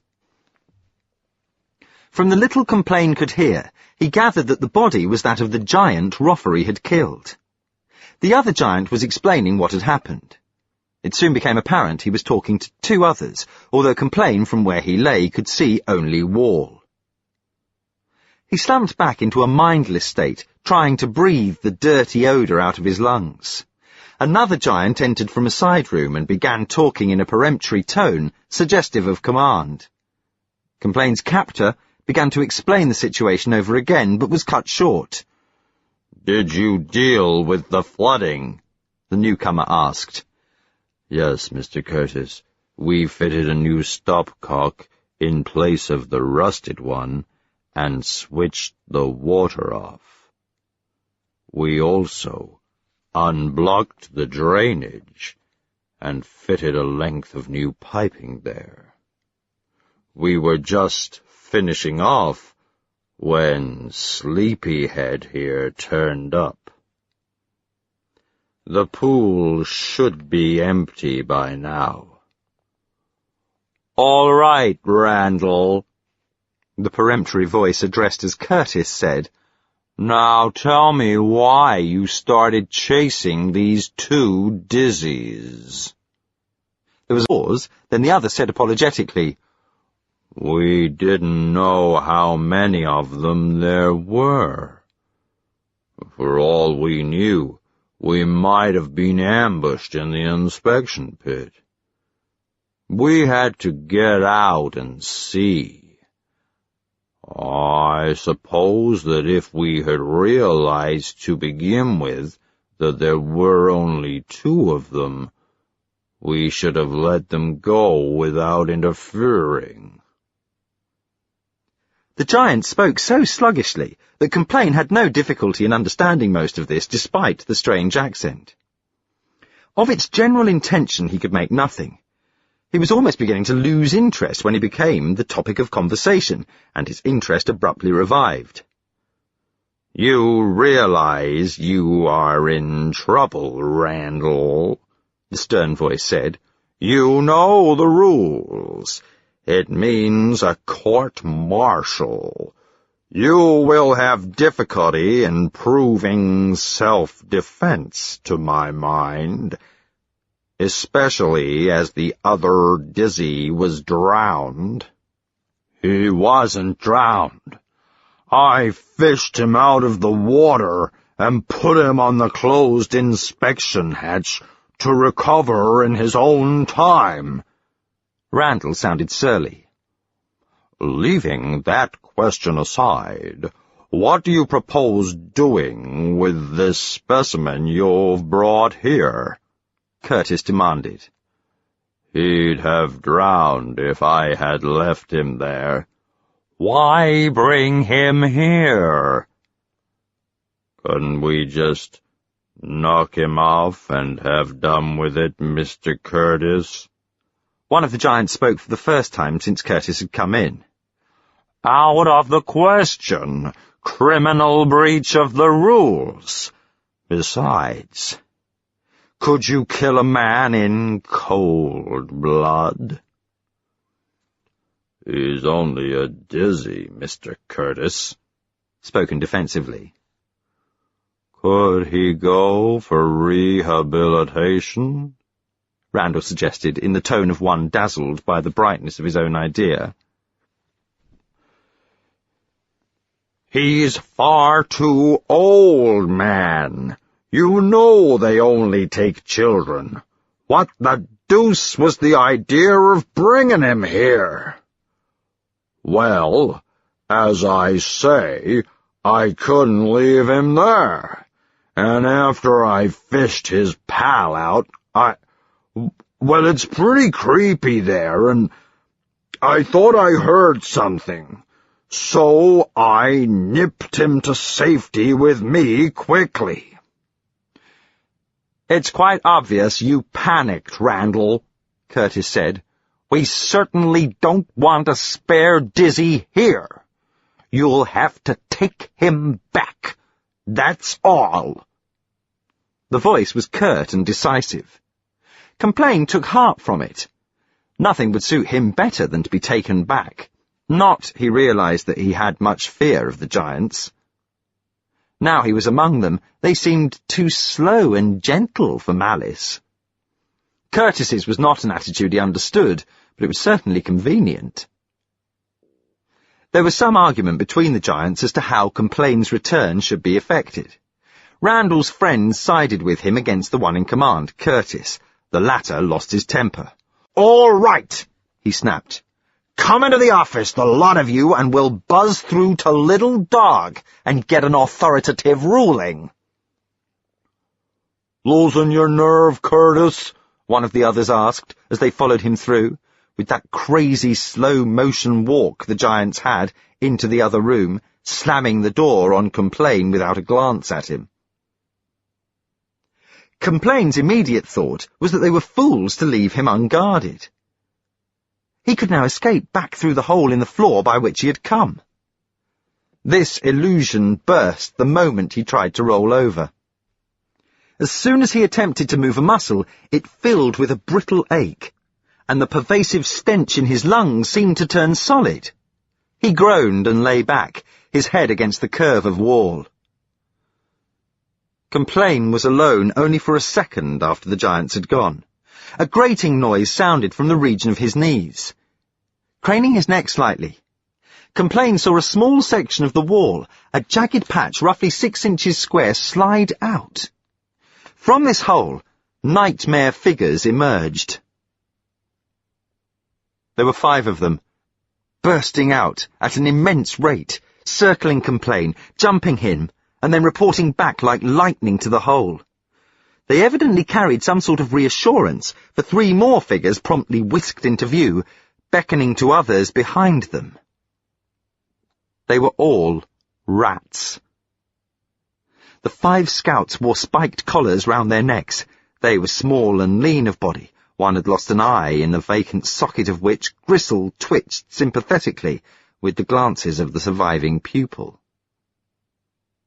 Of the next 3 to appear, one was jet black and obviously the leader. He stood upright, pawing the air with his little mauve hands. He wore no collar, but the upper half of his body was accoutred with an assembly of bits of metal, a ring, a button, a thimble, nails, evidently intended for armour. Round his waist was a buckler with an instrument like a small sword attached.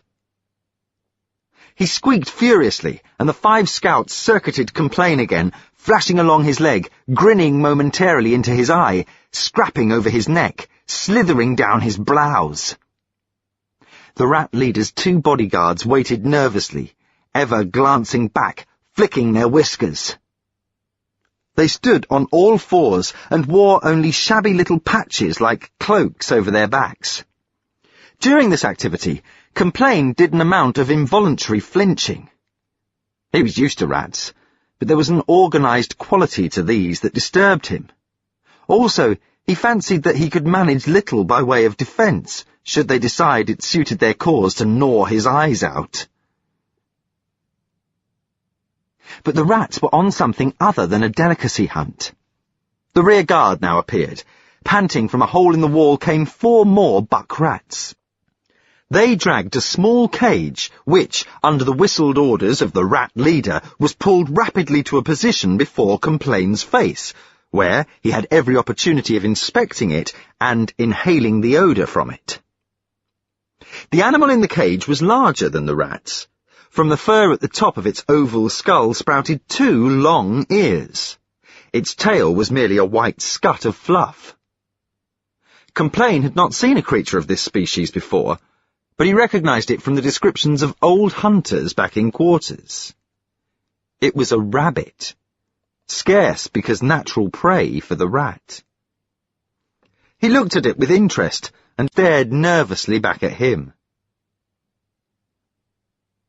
As the rabbit was drawn up, the 5 original scout rats spread out by the inner door, keeping watch for the giant's return. The leader rat whisked forward to the cage. The rabbit shrank away, but was tethered by all 4 legs to the bars of his prison. The leader rat ducked his head at the sword in his buckler, standing erect again with a fierce little blade fitting over his 2 front teeth, a tiny scythe which he twitched avidly about in the direction of the rabbit's neck. This display of menace over, he sheathed the blade again and darted vigorously between Cage and Complain's face, gesticulating.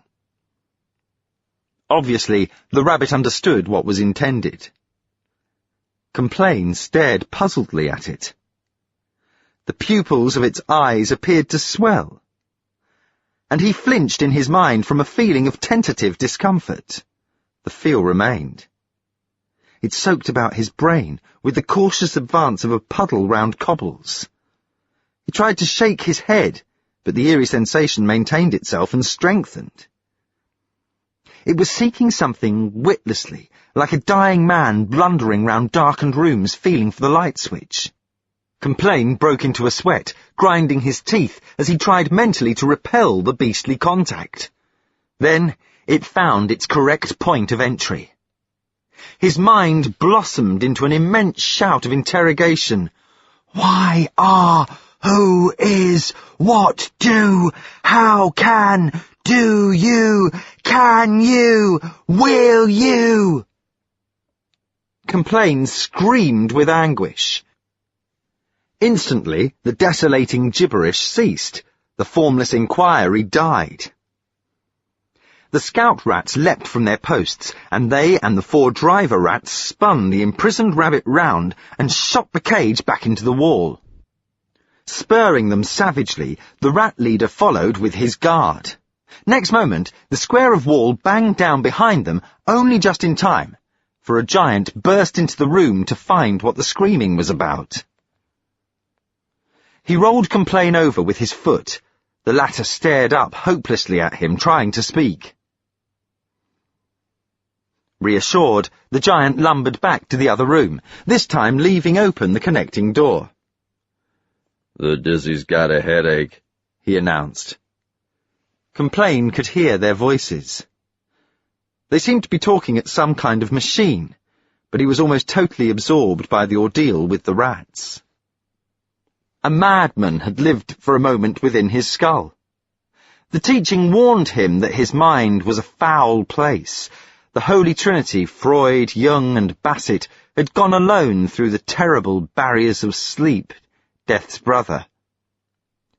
There they found not nothing, as man had formerly believed, but grottos and subterranean labyrinths full of ghouls and evil treasure, leeches, and the lusts that burn like acid. Man stood revealed to himself, a creature of infinite complexity and horror.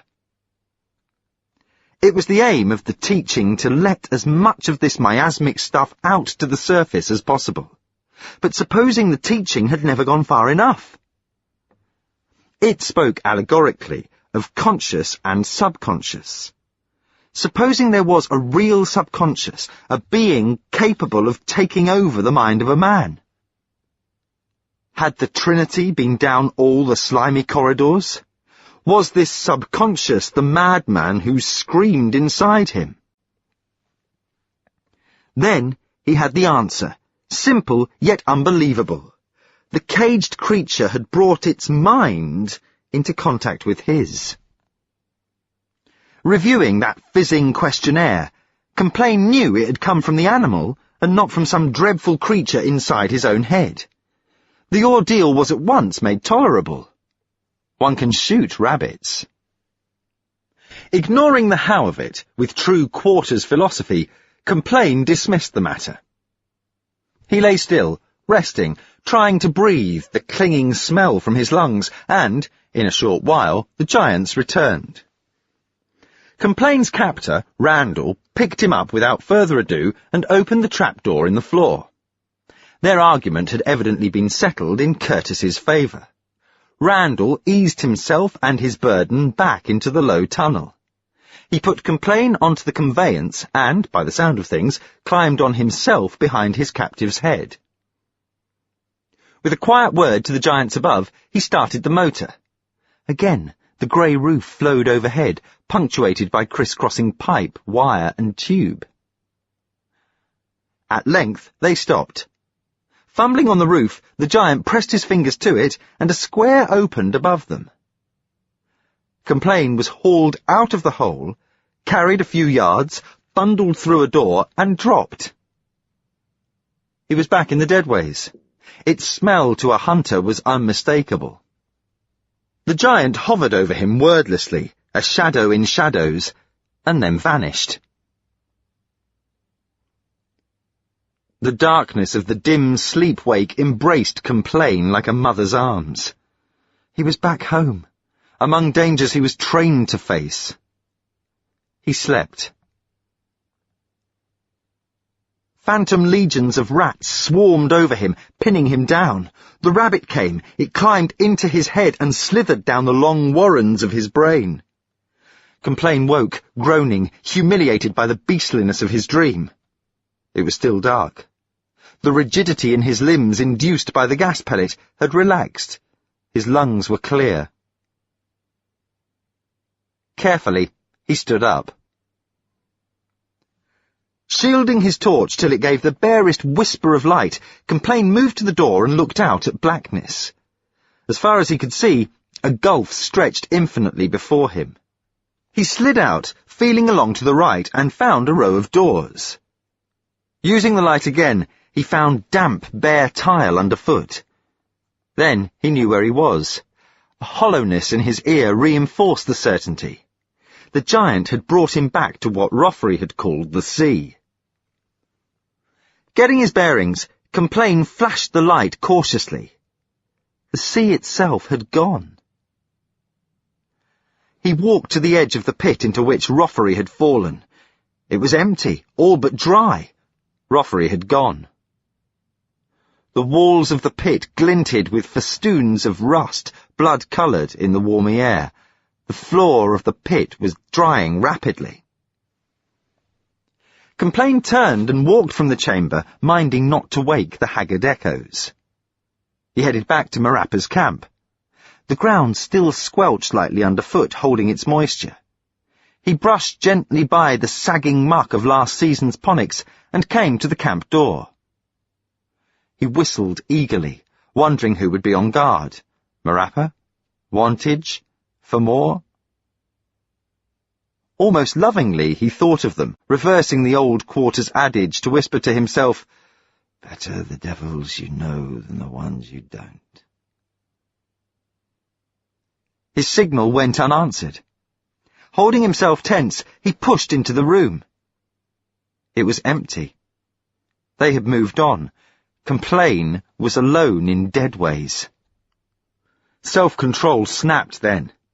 He had gone through too much.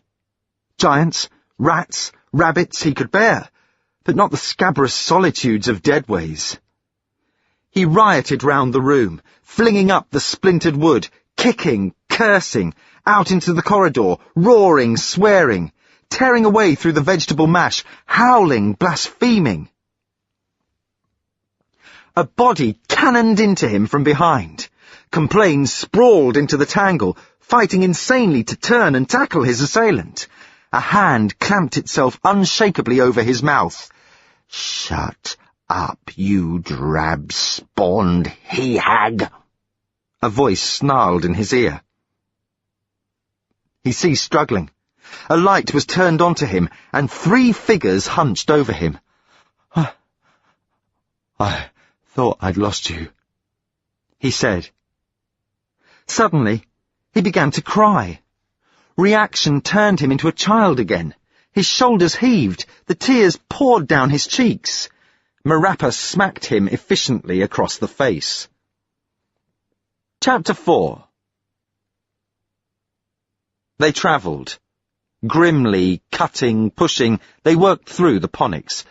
Circumspectly, they moved through dark regions where no lights burned and no ponics grew. They passed through badly plundered areas, whose doors were broken, whose corridors were piled high with wreckage. Such life as they met was timid, eluding them where possible. But few creatures lived here. A rogue goat, a crazed hermit, a pathetic band of sub-men who fled when Wantage clapped his hands. This was Deadways, and the emptiness held unrecorded eras of silence. Quarters was left far behind the travellers and forgotten.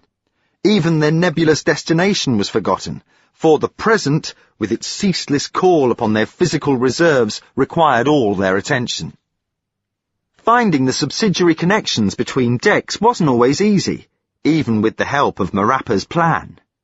Lift shafts were often blocked, levels frequently proved dead ends, but they gradually moved forward. The 50s decks were passed, then the 40s, and so they came, on the 8th wake after leaving quarters, to deck 29. By now, Roy Complain had begun to believe in the ship theory. The reorientation had been insensible but thorough. To this, the intelligent rats had greatly contributed. When Complain had told his companions of his capture by the giants, he had omitted the rat incident. Something fantastic about it, he knew instinctively, would have defied his powers of description and awoken Marappa's and Wantage's derision. But he now found his thoughts turning frequently to those fearsome creatures. He saw a parallel between the lives of the rats and the human lives emphasized in their man-like conduct of ill-treating a fellow creature, the rabbit. The rats survived where they could, giving no thought to the nature of their surroundings. Complain could only say the same of himself, till now. Marappa had listened to the tale of the giants intently, commenting little. Once he said, "Then do they know where the captain is?" He was particularly pressing for full details of what the giants had said to each other. He repeated the names, Curtis and Randall, several times as if muttering a spell. "Who was this little dog they went to speak to?" he asked. "I think it was a name," Complain said. "Not a real little dog." "A name of what?" "I don't know, I tell you, I was half-conscious." Indeed, the more he thought, the less clear he was as to what exactly had been said. Even at the time, the episode had been sufficiently outside his normal experience to render it half incredible to him. "Was it another giant's name, do you think? Or a thing's name?" the priest pressed, tugging at the lobe of his ear as if to extract the facts that way. "I don't know, Marappa. I can't remember. They just said they were going to talk to Little Dog, I think." At Marappa's insistence, the party of 4 inspected the hall-marked swimming pool, where the sea had been. It had completely dried up now. There was no sign of roffery, which was baffling, considering that one of the giants had said that the valuer would recover from the gas pellet, as Complain had. They searched and called, but roffery didn't appear. "His moustache will be hanging over a mutant's bunk by now," Wantage said. "Let's get a move on." They could find no hatch, which might have led to the giant's room. The steel lid covering the inspection pit where Complain and Roffery had first seen the 2 giants was as secure as if it had never opened. The priest shot Complain a sceptical glance, and there the matter was left. Taking Wantage's advice, they moved on. The whole incident lowered Complain's stock considerably. Wantage, quick to seize advantage, became undisputed second in command. He followed Marappa and Fermor, and Complain followed him. At least it made for peace in the ranks and outward accord. If, during the periods of intense silence when they pushed along the everlasting rings of deck, Complain changed into someone more thoughtful and self-sufficient, the priest's nature also changed. His volubility had gone, and the vitality from which it sprang. At last he realized the true magnitude of the task he'd set himself, and was forced to put his whole will to enduring. "Been trouble here. Old trouble," he said at one place in their trek, leaning against the wall and looking ahead into the middle level of Deck 29. The others paused with him. The tangle stretched for only a few yards in front of them. Then began the darkness in which they could not grow. The cause of the light failure was obvious. Ancient weapons, such as Quarters didn't possess, had blasted holes in the roof and walls of the corridor. A heavy cabinet of some kind protruded through the roof, and the nearby doors had been buckled out of their sockets. For yards round, everywhere was curiously pockmarked and pitted from the force of the explosion. "At least we'll be free of the cursed tangle for a space," Wantage remarked, drawing his torch. "Come on, Marappa." The priest continued to lean where he was, pulling at his nose between first finger and thumb. "We must be getting close to Forward's territory," he said. "I'm afraid our torches may give us away." "You walk in the dark if you feel like it," Wantage retorted. He moved forward. Famore did the same. Without a word pushing past Marappa, Complain followed suit. Grumbling, the priest tagged on. Nobody suffered indignity with more dignity than he. Getting near the edge of shadow, Wantage flicked his torch on, probing it ahead. Then, the strangeness began to take them.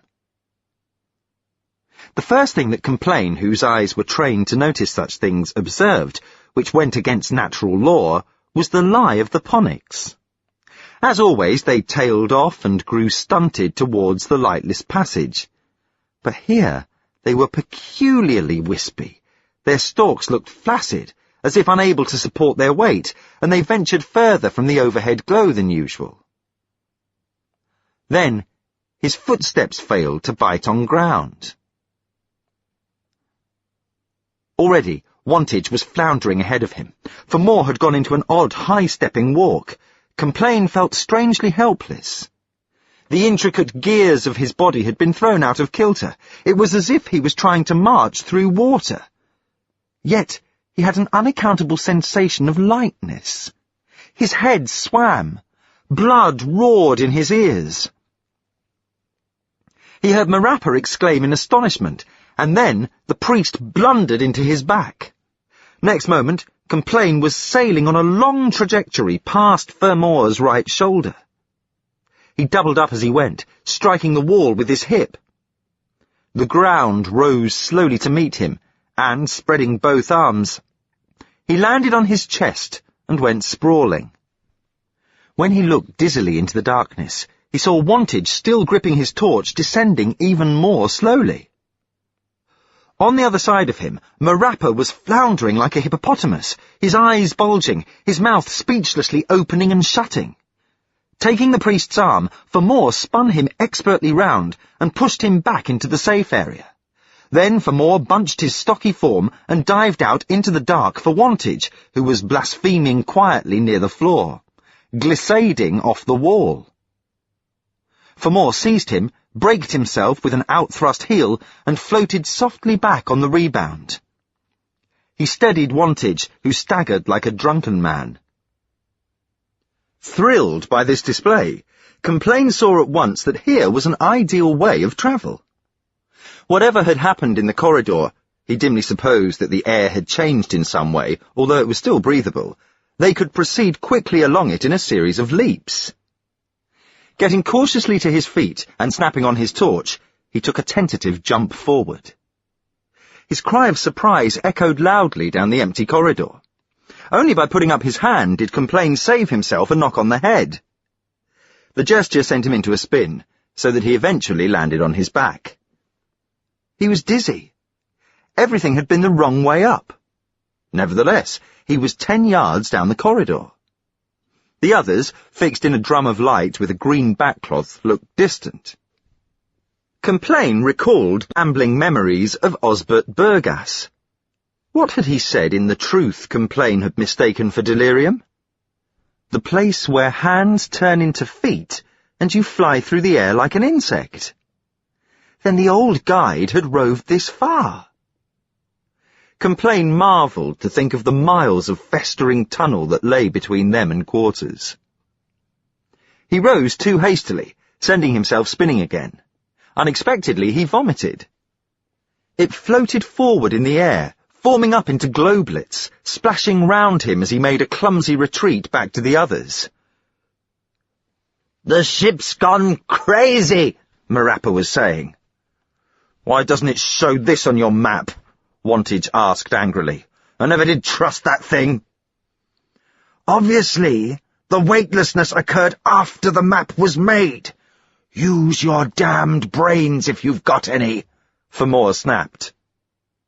This unusual outburst was perhaps explained by the anxiety in his next remark. "I should think we've made enough racket to bring all forwards on our trail. We'd better get back from here quickly." "Back?" Complain exclaimed. "We can't go back. The way to the next deck lies up there. We'll have to get through one of these broken doors and work our way through the rooms, keeping parallel to the corridor." "How in the hell do we do that?" Wantage asked. "Have you got something that bores through walls?" "We can only try and hope there will be connecting doors," Complain said. "Bob Famore's right.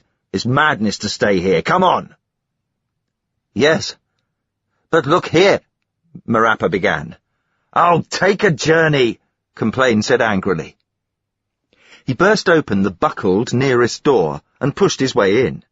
Famore followed close behind. With a glance at each other, Marappa and Wantage came too. They were fortunate in that they had chosen a large room.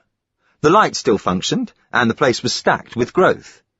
Complain chopped at it savagely, keeping near the wall next to the corridor. Again, the lightness enveloped them as they advanced, but the effect was less serious here, and the ponics afforded them some stability. They came level with a rent in the wall. Wantage peered past the ragged metal into the corridor. In the distance, a circular light winked out. "Someone's following us," he said. They looked uneasily into each other's faces, and with one accord pressed onward again. A metal counter on which ponics now sprouted in profusion blocked their way. They were forced to skirt it, going towards the centre of the room to do so. This, in the days of the giants, had been some kind of mess hall. Long tables flanked with tubular steel chairs had covered the length and breadth of it. Now, with slow, vegetable force, ponics had borne up the furniture, entangling themselves in it, hoisting it waist-high, where it formed a barrier to progress. The further they went, the more they were impeded. It proved impossible to get back to the wall. As if in a nightmare, they cut their way past chairs and tables, half blinded by midges which rose like dust from the foliage and settled on their faces. The thicket grew worse. Whole clumps of ponic had collapsed under this self-imposed strain and were rotting in slimy clumps, on top of which more plants grew. A blight had settled in. A blue blight, sticky to the touch, which soon made the part knives difficult to handle. Sweating and gasping, Complain glanced at Wantage, who laboured beside him. The good side of the man's face was so swollen that his eye hardly showed. His nose ran, and he was muttering to himself. Catching Complain's eyes upon him, he began to curse monotonously. Complain said nothing. He was too hot and worried. They moved through a stippled wall of disease. The going was slow, but finally they broke through to the end of the room. Which end? They had lost all sense of direction. Marappa promptly sat down with his back to the smooth wall, settling heavily among the ponic seeds. He swabbed his brow exhaustedly. "I've gone far enough," he gasped. "Well, you can't go any further," Complain snapped. "Don't forget, I didn't suggest all this, Roy." Complain drew a deep breath. The air was foul. He had the nasty illusion that his lungs were coated with midges. "We've only got to work our way along the wall till we come to a door. It's easier going here," he said. Then, despite his determination, he sank down beside the priest. Wantage began to sneeze. Each onslaught bent him double. The ruined side of his face was as swollen as the good one. His present distress completely hid his deformity. On his 7th sneeze, all the lights went out. Instantly, Complain was on his feet, flashing his torch into Wantage's face. "Stop sneezing," he growled. "We must keep quiet." "Turn your torch off," Famore snapped. They stood in indecisive silence, their hearts choking them. Standing in that heat was like standing in a jelly. "It could be just a coincidence," Marappa said uneasily. "I can remember sections of lights failing before." "It's forwards. They're after us," Complain whispered. "All we've got to do is work our way quietly along the wall to the nearest door," Famore said, repeating Complain's earlier words almost verbatim. "Quietly," Complain sneered. "They'd hear us at once. Best to stand still. Keep your dazers ready. They're probably trying to creep up on us." So they stood there, sweating. Night was a hot breath about them, sampled inside a whale's belly. "Give us the litany, priest," Wantage begged. His voice was shaking. "Not now, for God's sake," Famore groaned. "The litany." "Give us the litany," Wantage repeated. They heard the priest flop down onto his knees. Wantage followed suit, wheezing in the thick gloom. "Get down, you two bastards," he hissed. Marappa began monotonously on the general belief. With an overpowering sense of futility, Complain thought, "Here we finish up in this dead end, and the priest prays. I don't know why I ever mistook him for a man of action." He nursed the dazer, cocking an ear into the night, half-heartedly joining in the responses. Their voices rose and fell. By the end of it, they all felt slightly better. "And by so discharging our morbid impulses, we may be freed from inner conflict," the priest intoned. "And live in psychosomatic purity," they repeated. "So that this unnatural life may be delivered down to journey's end." "And sanity propagated," they replied. "And the ship brought home." The priest had the last word. He crept round to each of them in the grubby dark, his confidence restored by his own performance, shaking their hands, wishing expansion to their egos. Complain pushed him roughly away. "Save that till we're out of this predicament," he said. "We've got to work our way out of here. If we go quietly, we can hear anyone who approaches us." "It's no good, Roy," Marappa said. "We're stuck here, and I'm tired." "Remember the power you were after." "Let's sit it out here," the priest begged. "The ponic's too thick." "What do you say for more?" Complain asked. "Listen." They listened, ears strained. The ponics creaked, relaxing without light, preparing to die. Midges pinged about their heads. Although vibrant with tiny noises, the air was almost unbreathable. The wall of diseased plants cut off the oxygen released by the healthy ones beyond.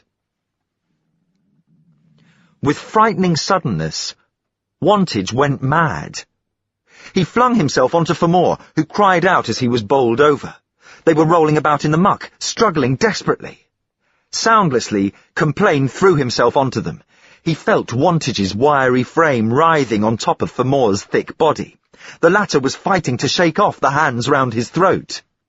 Complain wrenched Wantage away by the shoulders.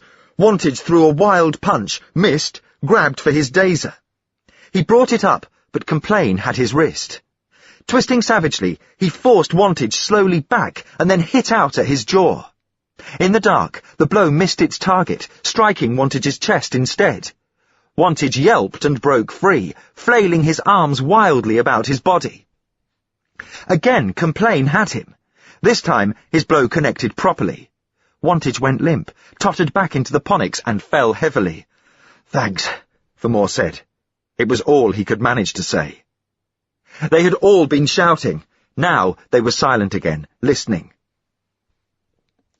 Only the creak of the ponics, the noise that went with them all their lives, and continued when they had made the long journey. Complain put out his hand and touched Vermore. He was shaking violently. "You should have used your dazer on the madman," Complain said. "He knocked it out of my hand," Vermore replied. "Now I've lost the bloody thing in the muck." He stooped down, feeling for it in a pulp of ponic stalks and miltex. The priest was also stooping. He flashed a torch, which Complain at once knocked out of his hand. The priest found Wantage, who was groaning slightly, and got down on one knee beside him. "I've seen a good many go like this," Marappa whispered. "But the division between sanity and insanity was always narrow with poor Wantage. This is a case of what we priests term hyperclaustrophobia. I suppose we all have it in some degree. It causes a lot of deaths in the Green Tribe, although they aren't all violent like this. Most of them just snap out like a torch." He clicked his fingers to demonstrate. "Never mind the case history, priest," Vermore said. "What in the name of sweet reason are we going to do with him?" "Leave him and clear out," Complain suggested. "You don't see how interesting a case this is for me," said the priest reprovingly. "I've known Wantage since he was a small boy. Now he's going to die here in the darkness. It's a wonderful, a humbling thing to look on a man's life as a whole. The work of art's completed, the compositions rounded off. A man takes the long journey, but he leaves his history behind in the minds of other men." When Wantage was born, his mother lived in the tangles of Deadways, an outcast from her own tribe. She had committed a double unfaith, and one of the men concerned went with her and hunted for her. She was a bad woman. He was killed hunting. She could not live in the tangle alone, so she sought refuge with us in quarters. Wantage was then a toddling infant, a small thing with his great deformity. His mother became, as unattached women frequently will, one of the guard's harlots, and was killed in a drunken brawl before her son reached puberty. "Whose nerves do you think this recitation steadies?" Vermore asked. "In fear lies no expansion. Our lives are only lent us," Marappa said. "See the shape of our poor comrade's life. As so often happens, his end echoes his beginning.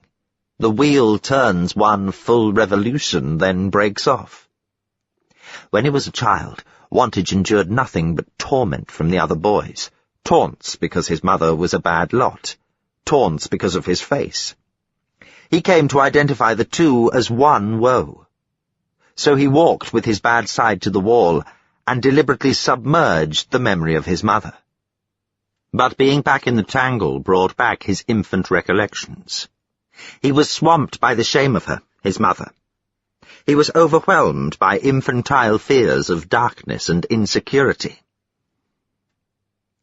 "Now that our little object lesson in the benefits of self-confession is over," Complain said heavily, "perhaps you will recollect, Marappa, that Wantage is not dead. He still lives to be a danger to us." "I'm just going to finish him," Marappa said. "Your torch a moment, dimly. We don't want him squealing like a pig." Bending down gingerly, Complain fought a splitting headache as the blood flow into his skull increased. The impulse came to do just what Wantage had done, hurl away the discomforts of reason, and charge blindly into the ambushed thickets, screaming. It was only later that he questioned his blind obedience to the priest at this dangerous hour, for it was obvious on reflection that Marappa had found some sort of mental refuge from this crisis by turning to the routines of priesthood. His exhumation of Wantage's childhood had been a camouflaged seeking for his own. "I think I'm going to sneeze again," Wantage remarked, in a reasonable voice from the ground. He had regained consciousness without their knowing it. His face, in the pencil of light squeezed between Complain's fingers, was scarcely recognizable. Normally pale and thin, the countenance was now swollen and suffused with blood. It might have been a gorged vampire's mask had the eyes not been hot rather than chill with death. And, as the light of Complain's torch fell upon him, Wantage jumped. Unprepared, Complain went down under a frontal attack, but arms and legs flailing, Wantage paused only to knock his previous assailant out of the way. Then he was off through the tangles, crashing away the little party. Marappa's torch came on, picking at the greenery, settling dimly on Wantage's retreating back. "Put it out, you crazy fool priest!" Famore bellowed. "I'm going to get him with my dazer," Marappa shouted. But he did not.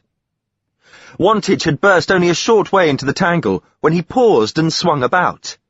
Complain heard distinctly the curious whistling noise he made. For a second, everything was still. Then, Wantage made the whistling noise again and staggered back into range of Marappa's torch. He tripped, collapsed, tried to make his way to them on hands and knees. 2 yards from Marappa, he rolled over, twitched and lay still. His blank eye stared incredulously at the arrows sticking out of his solar plexus. They were still peering stupidly at the body when the armed guards of Forwards slid from the shadows and confronted them. Part 3. Forwards. Chapter 1. Forwards was a region like none Roy Complain had seen before. The grandeur of stern stairs, the cosy squalor of quarters, the hideous wilderness of deadways, even the spectacle of the macabre sea, where the giants had captured him, none of them prepared him for the differentness of Forwards. Although his hands, like Famore's and Marappa's, were tied behind his back, his hunter's eye was keenly active as their small party was marched into the camp. One radical distinction between Forwards and the villages lost in the festering continent of deadways soon became obvious.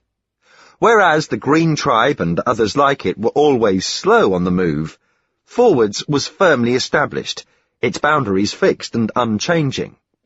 It looked the result of organisation rather than accident. Complain's conception of it had always been vague. In his mind it had featured as a place of dread, the more dreadful for being vague. Now he saw it was immensely larger than a village. It was almost a region in its own right. Its very barriers differed from Quarter's makeshift affairs. The skirmishing party, as they pushed unceremoniously through the Ponics, came first of all to a heavy curtain which, loaded with small bells, rang as they drew it aside. Beyond the curtain was a section of corridor, dirty and scarred, but devoid of Ponics, terminating in a barricade formed of desks and bunks, behind which Forwards guards stood ready with bows and arrows. After an amount of hailing and calling, the skirmishing party, which numbered 4 men and 2 women, was allowed up to and past this last barricade. Beyond it was another curtain, this time of fine net, through which the hitherto ubiquitous midges, one of the scourges of deadways, could not get. And beyond that lay Forwards proper. For Complain, the incredible feature was the disappearance of Ponic plants.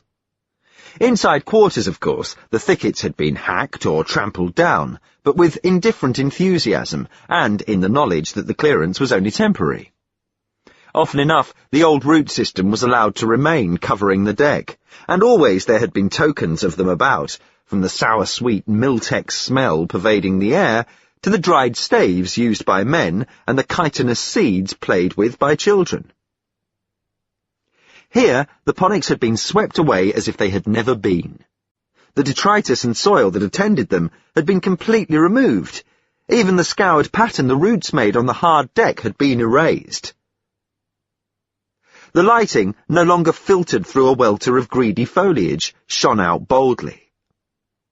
Everywhere wore such a strange aspect, so hard, bare, and, above all, so geometrical, that some while was to elapse before Complain realized fully that these doors, corridors, and decks were not an independent kingdom, but, in fact, only an extension of their dingier counterparts elsewhere. The external appearance was so novel that it blinded him to its real conformity with the layout of quarters. The 3 prisoners were prodded into a cell. All their equipment was removed, and their hands freed. The door was slammed on them. "Oh, consciousness," Marappa groaned. "Here's a pretty state for a poor, innocent old priest to be in. Freud rot their souls for a pack of dirty Miltex suckers." "At least they let you do the death rites for wantage," said Fermor, trying to pick the filth out of his hair. They looked at him curiously. "What else would you expect?" Marappa asked. "The brutes are at least human, but that doesn't mean to say that they won't be wearing our intestines round their necks before they eat again." "If only they hadn't taken my dazer," Complain said. Not only their dazers, but their packs and all their possessions had been taken. He prowled helplessly round the little room. Like many apartments in quarters, it was all but featureless. By the door, 2 broken dials were set into a wall. A bunk was fixed into another wall. A grill in the ceiling provided a slight current of air. Nothing offered itself as a weapon.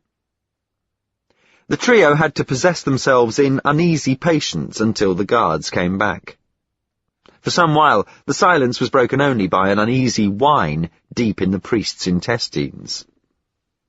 Then, all 3 began to fidget. Marappa tried to remove some clotted filth from his cloak. Working half-heartedly, he looked up with eagerness when the door was opened and 2 men appeared in the open doorway. Pushing roughly past Fermor, the priest strode over to them. "Take me to your lieutenant, and expansion to your egos," he said. "It is important I see him as soon as possible. I am not a man to be kept waiting." "You will all come with us," one of the pair said firmly. "We have our orders." Wisely, Marappa saw fit to obey at once, although he kept up a flow of indignant protest as they were ushered into the corridor. They were led deeper into forwards, passing several curious bystanders on their way. Complain noticed these people stared at them angrily. One middle-aged woman called, "You curs! You killed my Frank, now they'll kill you!" His senses nicely stimulated by a scent of danger, Complain took in every detail of their route. Here, as throughout Deadways, what Marappa had called the main corridor was blocked at each deck, and they followed a circuitous detour round the curving corridors and through the interdeck doors. In effect, it meant that to go further forward, they took not the straight course a bullet takes to leave a rifle, but the tight spiral traced by the rifling in the barrel. By this method, they traversed 2 decks. Complain saw with mild surprise the notice deck 22, stencilled against the interdeck door. It was a link with all the seemingly unending deck numbers which had punctuated their trek, and it implied, unless Deadways began again on the other side of forwards, that forwards itself covered 24 decks. This was too much for Complain to believe. He had to remind himself forcibly how much he was incapable of crediting which had actually been proved to be. But what lay beyond deck 1? He could picture only a wilderness of superponics growing out into what Myra, his mother, had called the great stretch of other darkness, where strange lanterns burned. Even the priest's theory of the ship, backed as it was by printed evidence, had little power to thrust out that image he had known since childhood. With a certain pleasure, he balanced the two theories against each other. Never before in his life had he felt anything but discomfort at the contemplation of intangibles. He was rapidly sloughing the dry husk that limited Green Tribe thinking. Complain's interior monologue was interrupted by their guards, who now pushed him, with Famore and the priest, into a large compartment, entering themselves and shutting the door. 2 other guards were already in the room. A couple of unusual features distinguished the room from any other Complain had been in.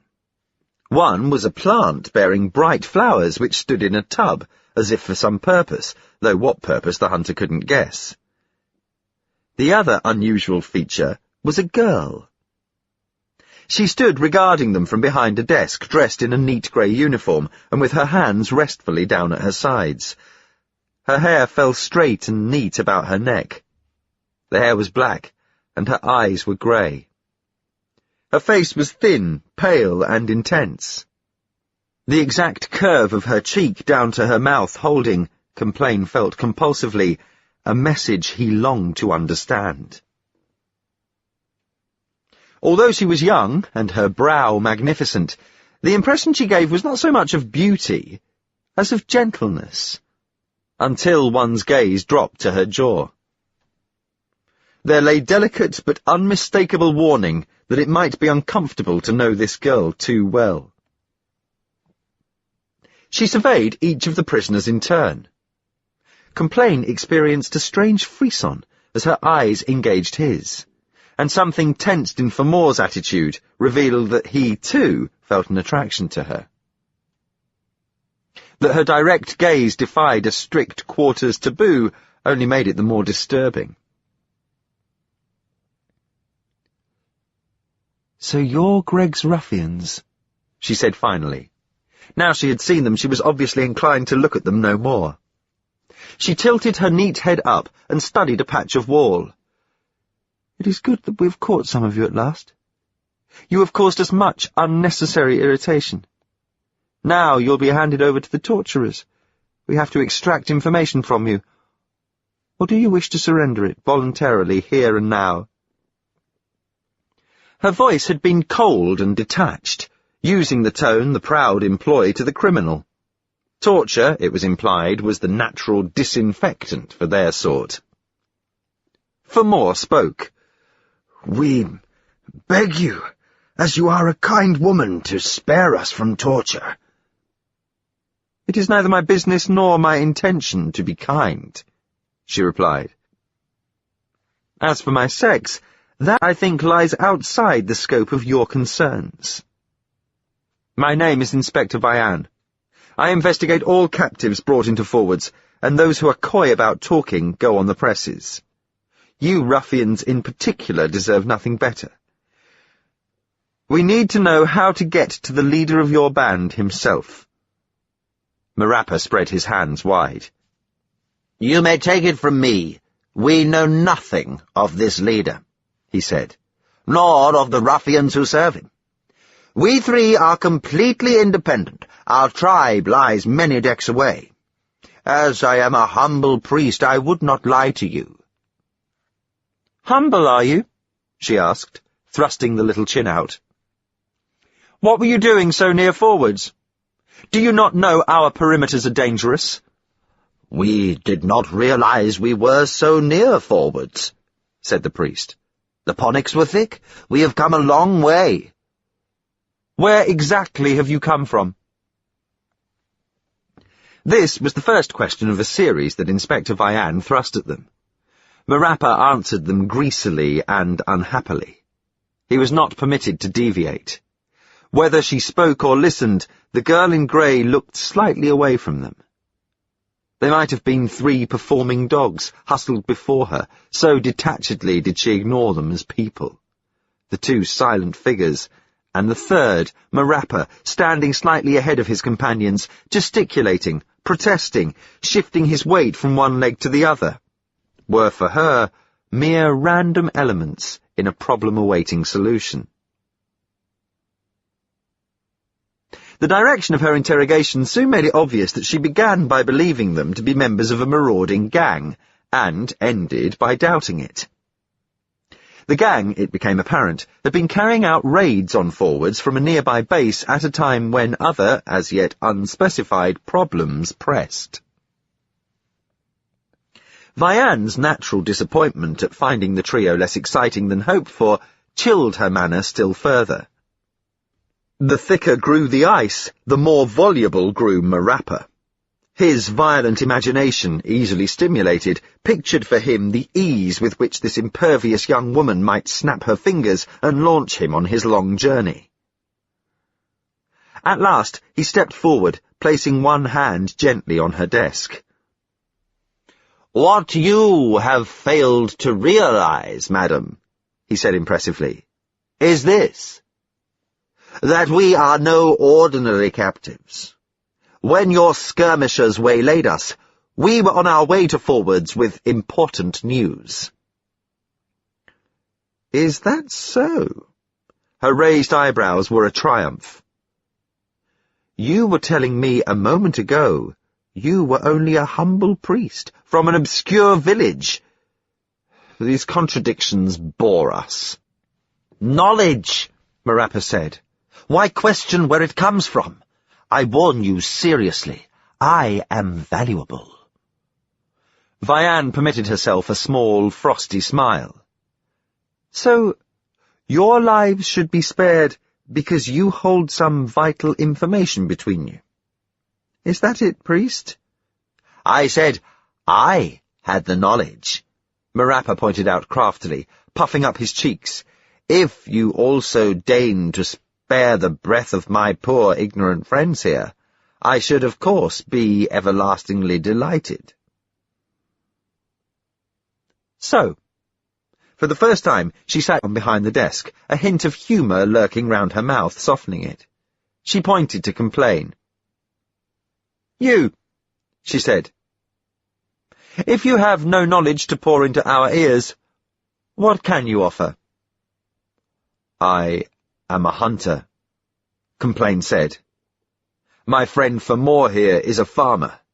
If we have no knowledge, we can serve you with our strength." Vianne folded her quiet hands on the desk, not really bothering to look at him. "Your priest has the right idea, I think. Intelligence could bribe us. Muscle could not. There is plenty of muscle in forwards already." She turned her eyes to Famore, saying, "And you, big fellow? You've hardly had a word to say for yourself. What gift do you offer?" Famore looked steadily at her before dropping his gaze. "My silence only covered my disturbed thoughts, madam," he said gently.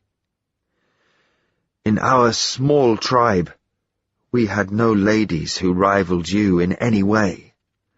"That sort of thing is not acceptable as a bribe either," Vianne said levelly. "Well, priest, I hope your information is interesting. Suppose you tell me what it is." It was a small moment of triumph for Marappa. He stuck his hands beneath his tattered cloak and shook his head firmly. "I will keep it for someone in authority," he said. "I regret, madam, I cannot trust you with it." She seemed not to be offended.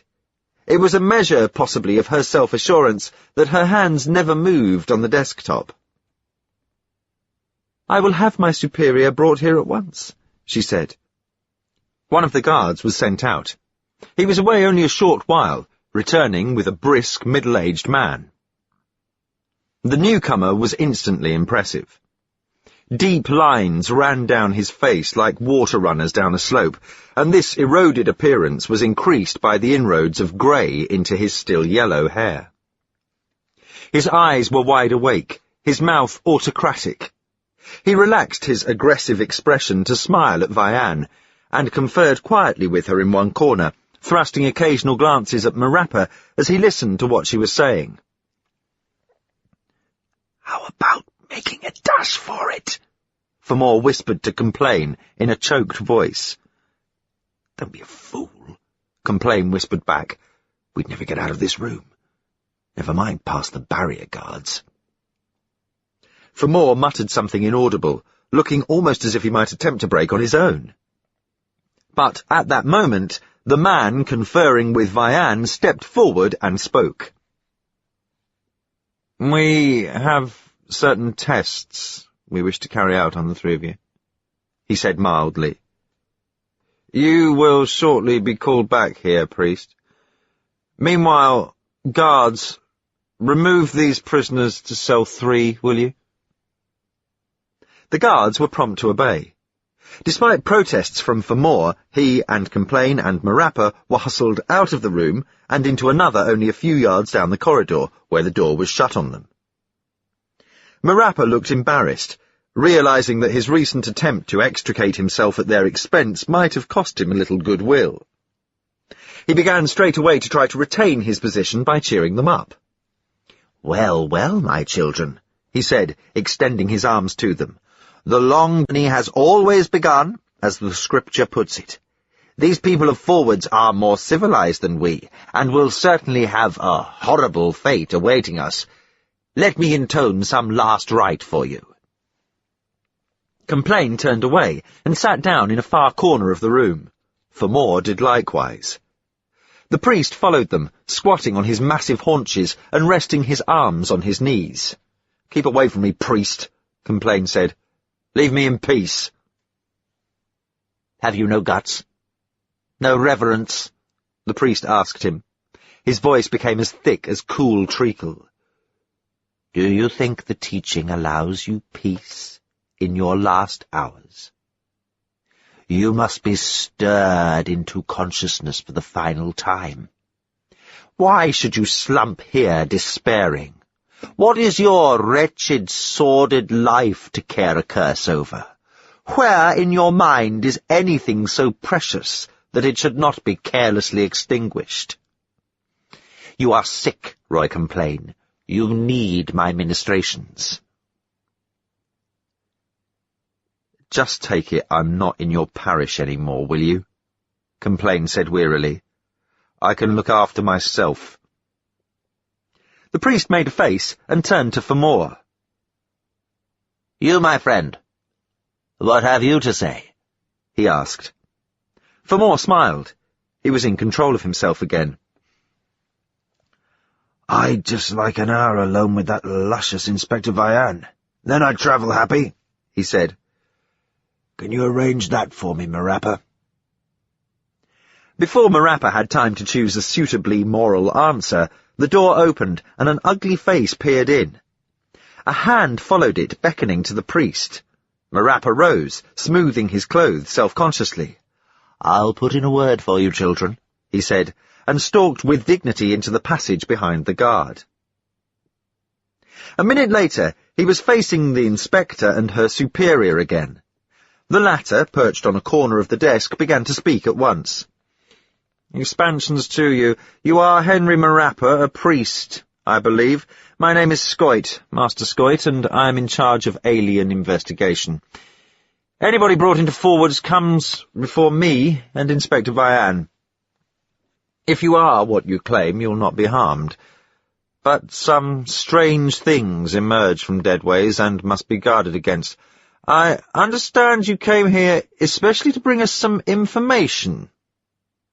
"I have come a long way through many decks," Marappa said, "and do not appreciate my reception now I am here." Master Scoit inclined his head. "What is this information you have?" he asked. "I can divulge it only to the captain." "Captain? What captain? The captain of the guard? There is no other captain."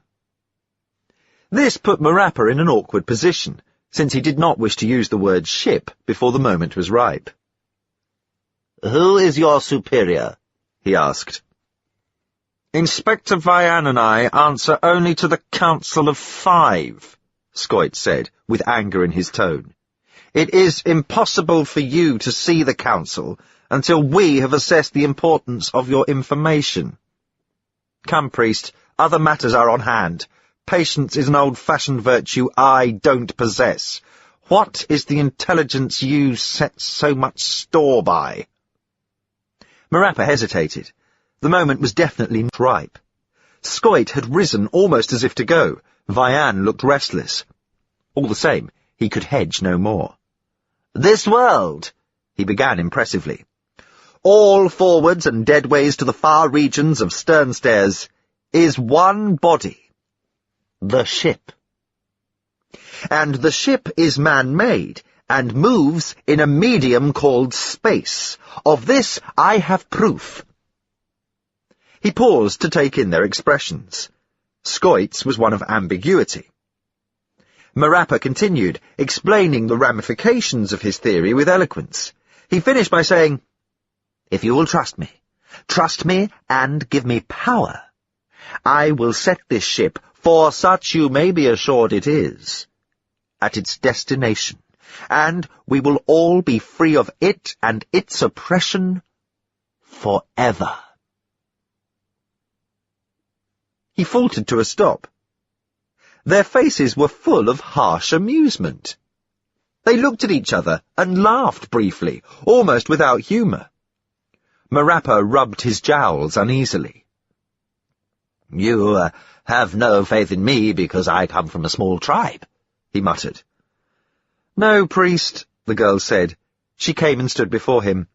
"You see, in forwards, we have known of the ship and its journey through space for a long while." Marappa's jaw dropped. "Then, the captain of the ship, you have found him," he managed to say. "The captain does not exist. He must have made the long journey generations ago." "Then, the control cabin, you have found that?" "It does not exist either," the girl said. "We have a legend of it, no more." "Oh," said Marappa, suddenly wary and excited. "In our tribe, even the legend of it had faded, presumably because we were further from its supposed position than you. But it must exist. You have looked for it?" Again Scoit and Vian looked at each other. Scoit nodded in answer to an unspoken question. "Since you appear to have stumbled on part of the secret," Vian told Marappa, "we may as well tell you the whole of it. Understand, this is not general knowledge, even among the people of forwards. We of the elite keep it to ourselves in case it causes madness and unrest. As the proverb has it, the truth never set anyone free. The ship is a ship, as you rightly say. There is no captain. The ship is plunging on unguided through space, non-stop. We can only presume it is lost. We presume it will travel forever, till all aboard have made the long journey. It cannot be stopped, for though we have searched all forwards for the control room, it does not exist." She was silent, looking at Marappa with sympathy as he digested this unpalatable information. It was almost too ghastly to accept.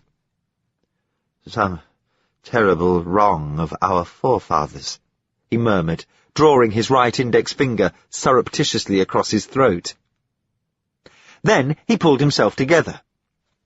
"But at least the control room exists," he said. "Look, I have proof." From under his dirty tunic he drew the looker containing circuit diagrams and waved it at them.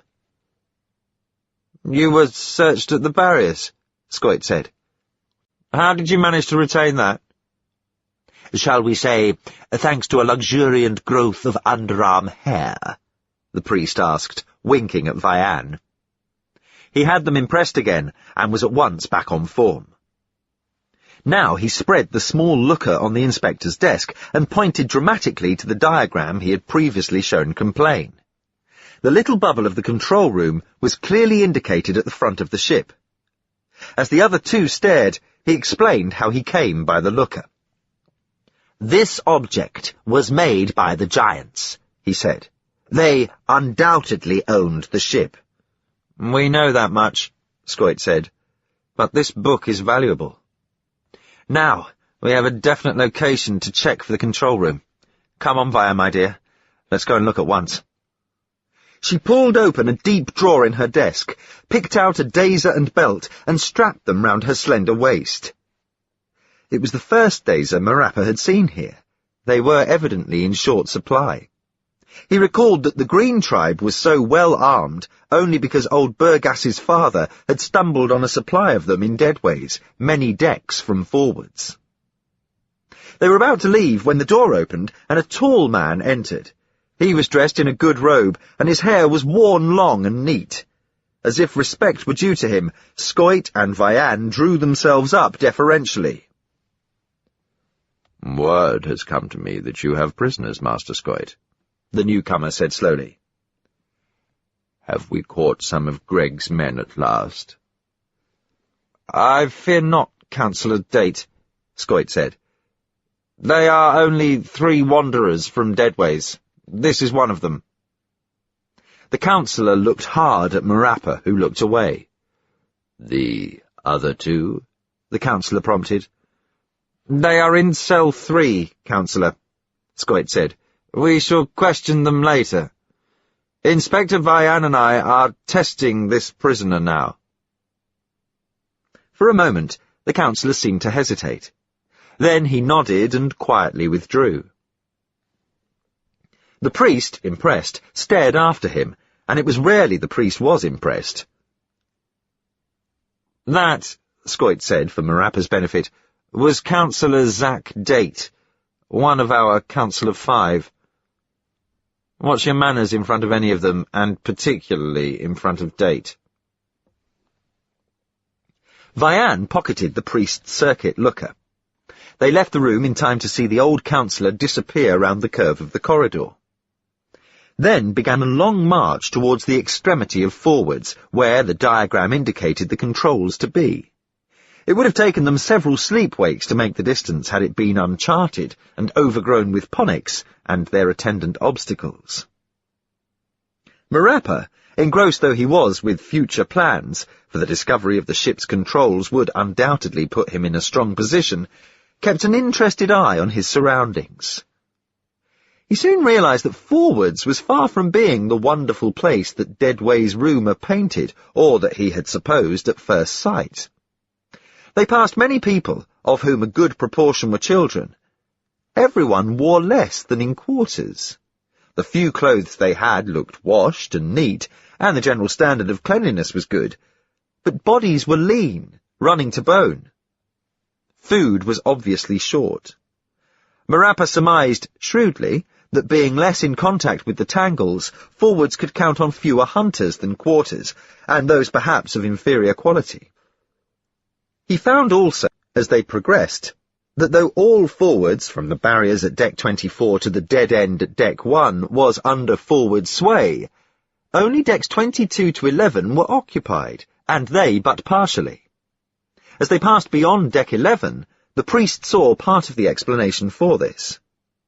For 3 entire decks, the lighting circuits had failed. Master Scoit switched on a light at his belt, and the 3 proceeded in semi-darkness. If darkness had been oppressive in Deadways, it was doubly so here, where footsteps rang hollow and nothing stirred. When they circled into Deck 7, and light shone falteringly again, the prospect was no more cheerful. The echo still followed them, and devastation lay on all sides. "Look at that!" Scoit exclaimed, pointing to where a section of wall had been cut entirely away and curled back against the bulkheads. "There were once weapons on the ship which could do that. I wish we had something that would cut through a wall. We should soon find our way into space then." "If only windows had been built somewhere, the original purpose of the ship might not have been forgotten," Vian said. "According to the plan," Marappa remarked, "there are large enough windows in the control room." They fell silent. The surroundings were dreary enough to annihilate all conversation. Most doors stood open. The rooms they revealed became increasingly full of machines, silent, broken, smothered under the dust of generations. "Many strange things of which we have no knowledge happen in this ship," Scoit said gloomily. "Ghosts are among us, working against us." "Ghosts?" Marappa asked. "You believe in them, Master Scoit?" "What Roger means," Vian said, "is that we are confronted with two problems here. There is the problem of the ship, where it is going, how it is to be stopped. That is the background problem always with us. The other problem grows. It did not face our great-grandfathers. There is a strange race on this ship that was not here before." The priest stared at her. She was glancing carefully into each doorway as they went by. Scoit was being as cautious. He felt the hair on his neck bristle uncomfortably. "You mean the outsiders?" he asked. She nodded. "A supernatural race masquerading as men," she said. "You know better than we that 3/4 of the ship is jungle. In the hot muck of the tangle somewhere, somehow, a new race has been born, masquerading as men. They are not men. They are enemies. They come in from their secret places to spy on us and kill us." "We have to be always on the lookout," Scoit said. From then on, Marappa also looked in every doorway. Now, the layout changed. The 3 concentric corridors on each deck became 2, their curvature sharpened. Deck 2 consisted of 1 corridor only with 1 ring of rooms around it, and in the middle, the great hatch at the beginning of main corridor sealed forever. Scoit tapped it lightly. "If this corridor, the only straight one in the ship, were opened up," he said, "we could walk to stern stairs at the other end of the ship in less than a wake." A closed spiral staircase was now the sole way forward. Heart beating heavily, Marappa led them up it. The control room should be at the top if his diagram spoke truth. At the top, a dim light showed them a small circular room, completely unfurnished, floor bare, walls also bare. Nothing else. Marappa flung himself at the walls, searching for a door. Nothing. He burst into furious tears. "They lied!" he shouted. "They lied! We are all victims of a monstrous... But he could think of no word big enough. Chapter 2. Roy Complain yawned boredly and changed his position on the cell floor for the 20th time. Bob Fermor sat with his back to the wall, rotating a heavy ring endlessly round a finger of his right hand. They had nothing to say to each other. There was nothing to say, nothing to think. It was a relief when the pug-ugly on guard outside thrust his head round the door and summoned Complain with a few well-chosen words of abuse. "See you on the journey," Fermor said cheeringly as the other got up to go. Complain waved to him and followed the guard, his heart beginning to beat more rapidly. He was led not to the room where Inspector Vian had interviewed them, but back along the way he had first been brought, into an office on deck 24 near the barricades. The ugly guard stayed outside and slammed the door on him. Complain was alone with Master Scoit. The alien investigator, under the increasing pressure of the trouble piling up about them, looked more eroded than ever. As if his cheeks ached, he supported them with long fingers. They were not reassuring fingers. They could be cruel with artistry, although at present, resting against that haggard countenance, they seemed more the hands of a self-torturer. "Expansion to you," he said heavily. "Expansion," Complain replied. He knew he was to be tested, but most of his concern went on the fact that the girl Vianne was absent. "I have some questions to ask you," Scoit said. "It is advisable to answer them properly for various reasons. First, where were you born?" "In Quarters." "That's what you call your village? Have you any brothers and sisters?" "In Quarters. We obeyed the teaching," said Complain defiantly. "We do not recognize our brothers and sisters after we are waist-high to our mothers." "To the hull with the Scoit stopped himself abruptly, smoothing his brow as one who keeps himself in control only by effort. Without looking up, he said tiredly, "How many brothers and sisters would you have to recognize now if you did recognize them?" "Only 3 sisters." "No brothers?" "There was one. He ran amok long ago." "What proof have you were born in Quarters?" "Proof?" Complain echoed. "If you want proof, go and catch my mother. She still lives. She'd love to tell you all about it." Scoit stood up. "Understand this," he said. "I haven't time to coddle civil answers out of you. Everyone on shipboard is in a damn beastly situation. It's a ship, you see, and it's headed nobody knows where, and it's old and creaking, and it's thick with phantoms and mysteries and riddles and pain, and some poor bastard has got to sort it all out soon before it's too late, if it's not already too late." He paused. He was giving himself away. In his mind, he was the poor bastard shouldering the burden alone. More calmly, he continued, "What you've got to get into your head is that we're all expendable, and if you can't make yourself out to be any use, you're for the long journey." "I'm sorry," Complain said. "I might be more cooperative if I knew which side I was on." "You're on your own side. Didn't the teaching teach you that much? The proper study of mankind is self. You'll be serving yourself best by answering my questions." Earlier, Complain might have submitted. Now, more conscious of himself, he asked one more question. "Didn't Henry Marappa answer all you wanted to know?" "The priest misled us," Scoit said. "He has made the journey. It's the usual penalty for trying my patience too far." When his first stunned reaction to this news was over, Complain began to wonder about its truth. He did not doubt the ruthlessness of Scoit.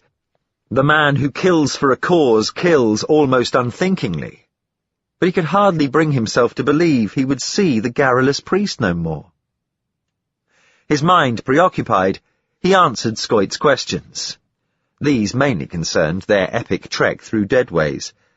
Directly Complain began to explain about his capture by the giants. The investigator, non-committal till now, pounced. "The giants do not exist," he said.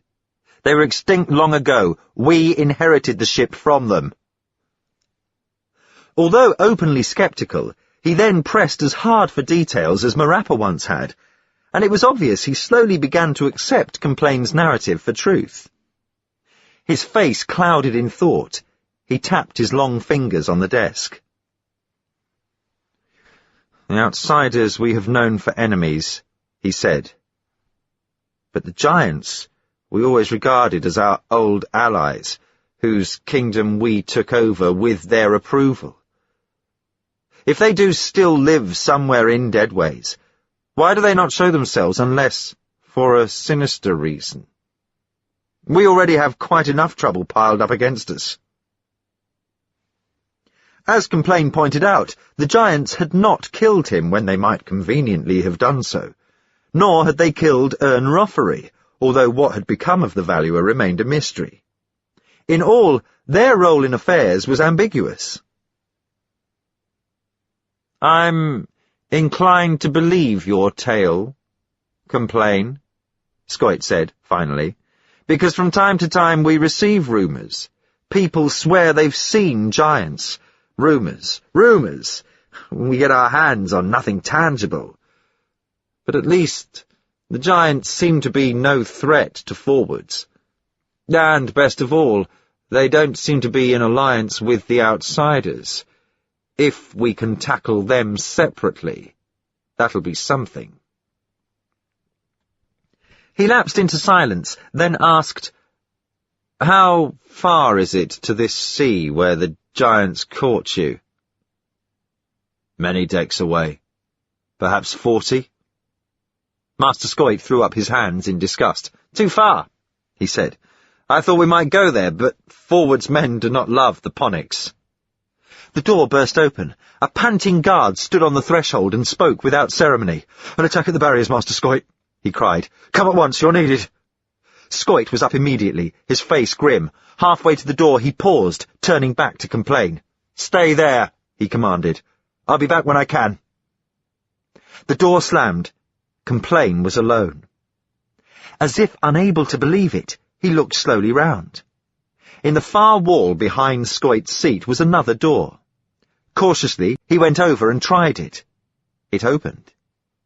Beyond was another room, a small antechamber, with another door on the far side of it. The antechamber boasted only a battered panel containing broken instruments on one wall, and on the floor, 4 packs. Complain recognised them at once as his, Marappa's, Bob Fermore's and Wantage's. All their meagre belongings seemed to be still there, although it was evident the kit had been searched.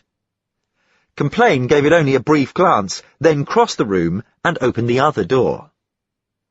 It led onto a side corridor. From one direction came the sound of voices. In the opposite direction, not many paces away, were Ponics. The way to them looked unguarded. His heart beating rapidly, Complain shut the door again, leaning against it to decide. Should he try to escape or not? Marappa was killed.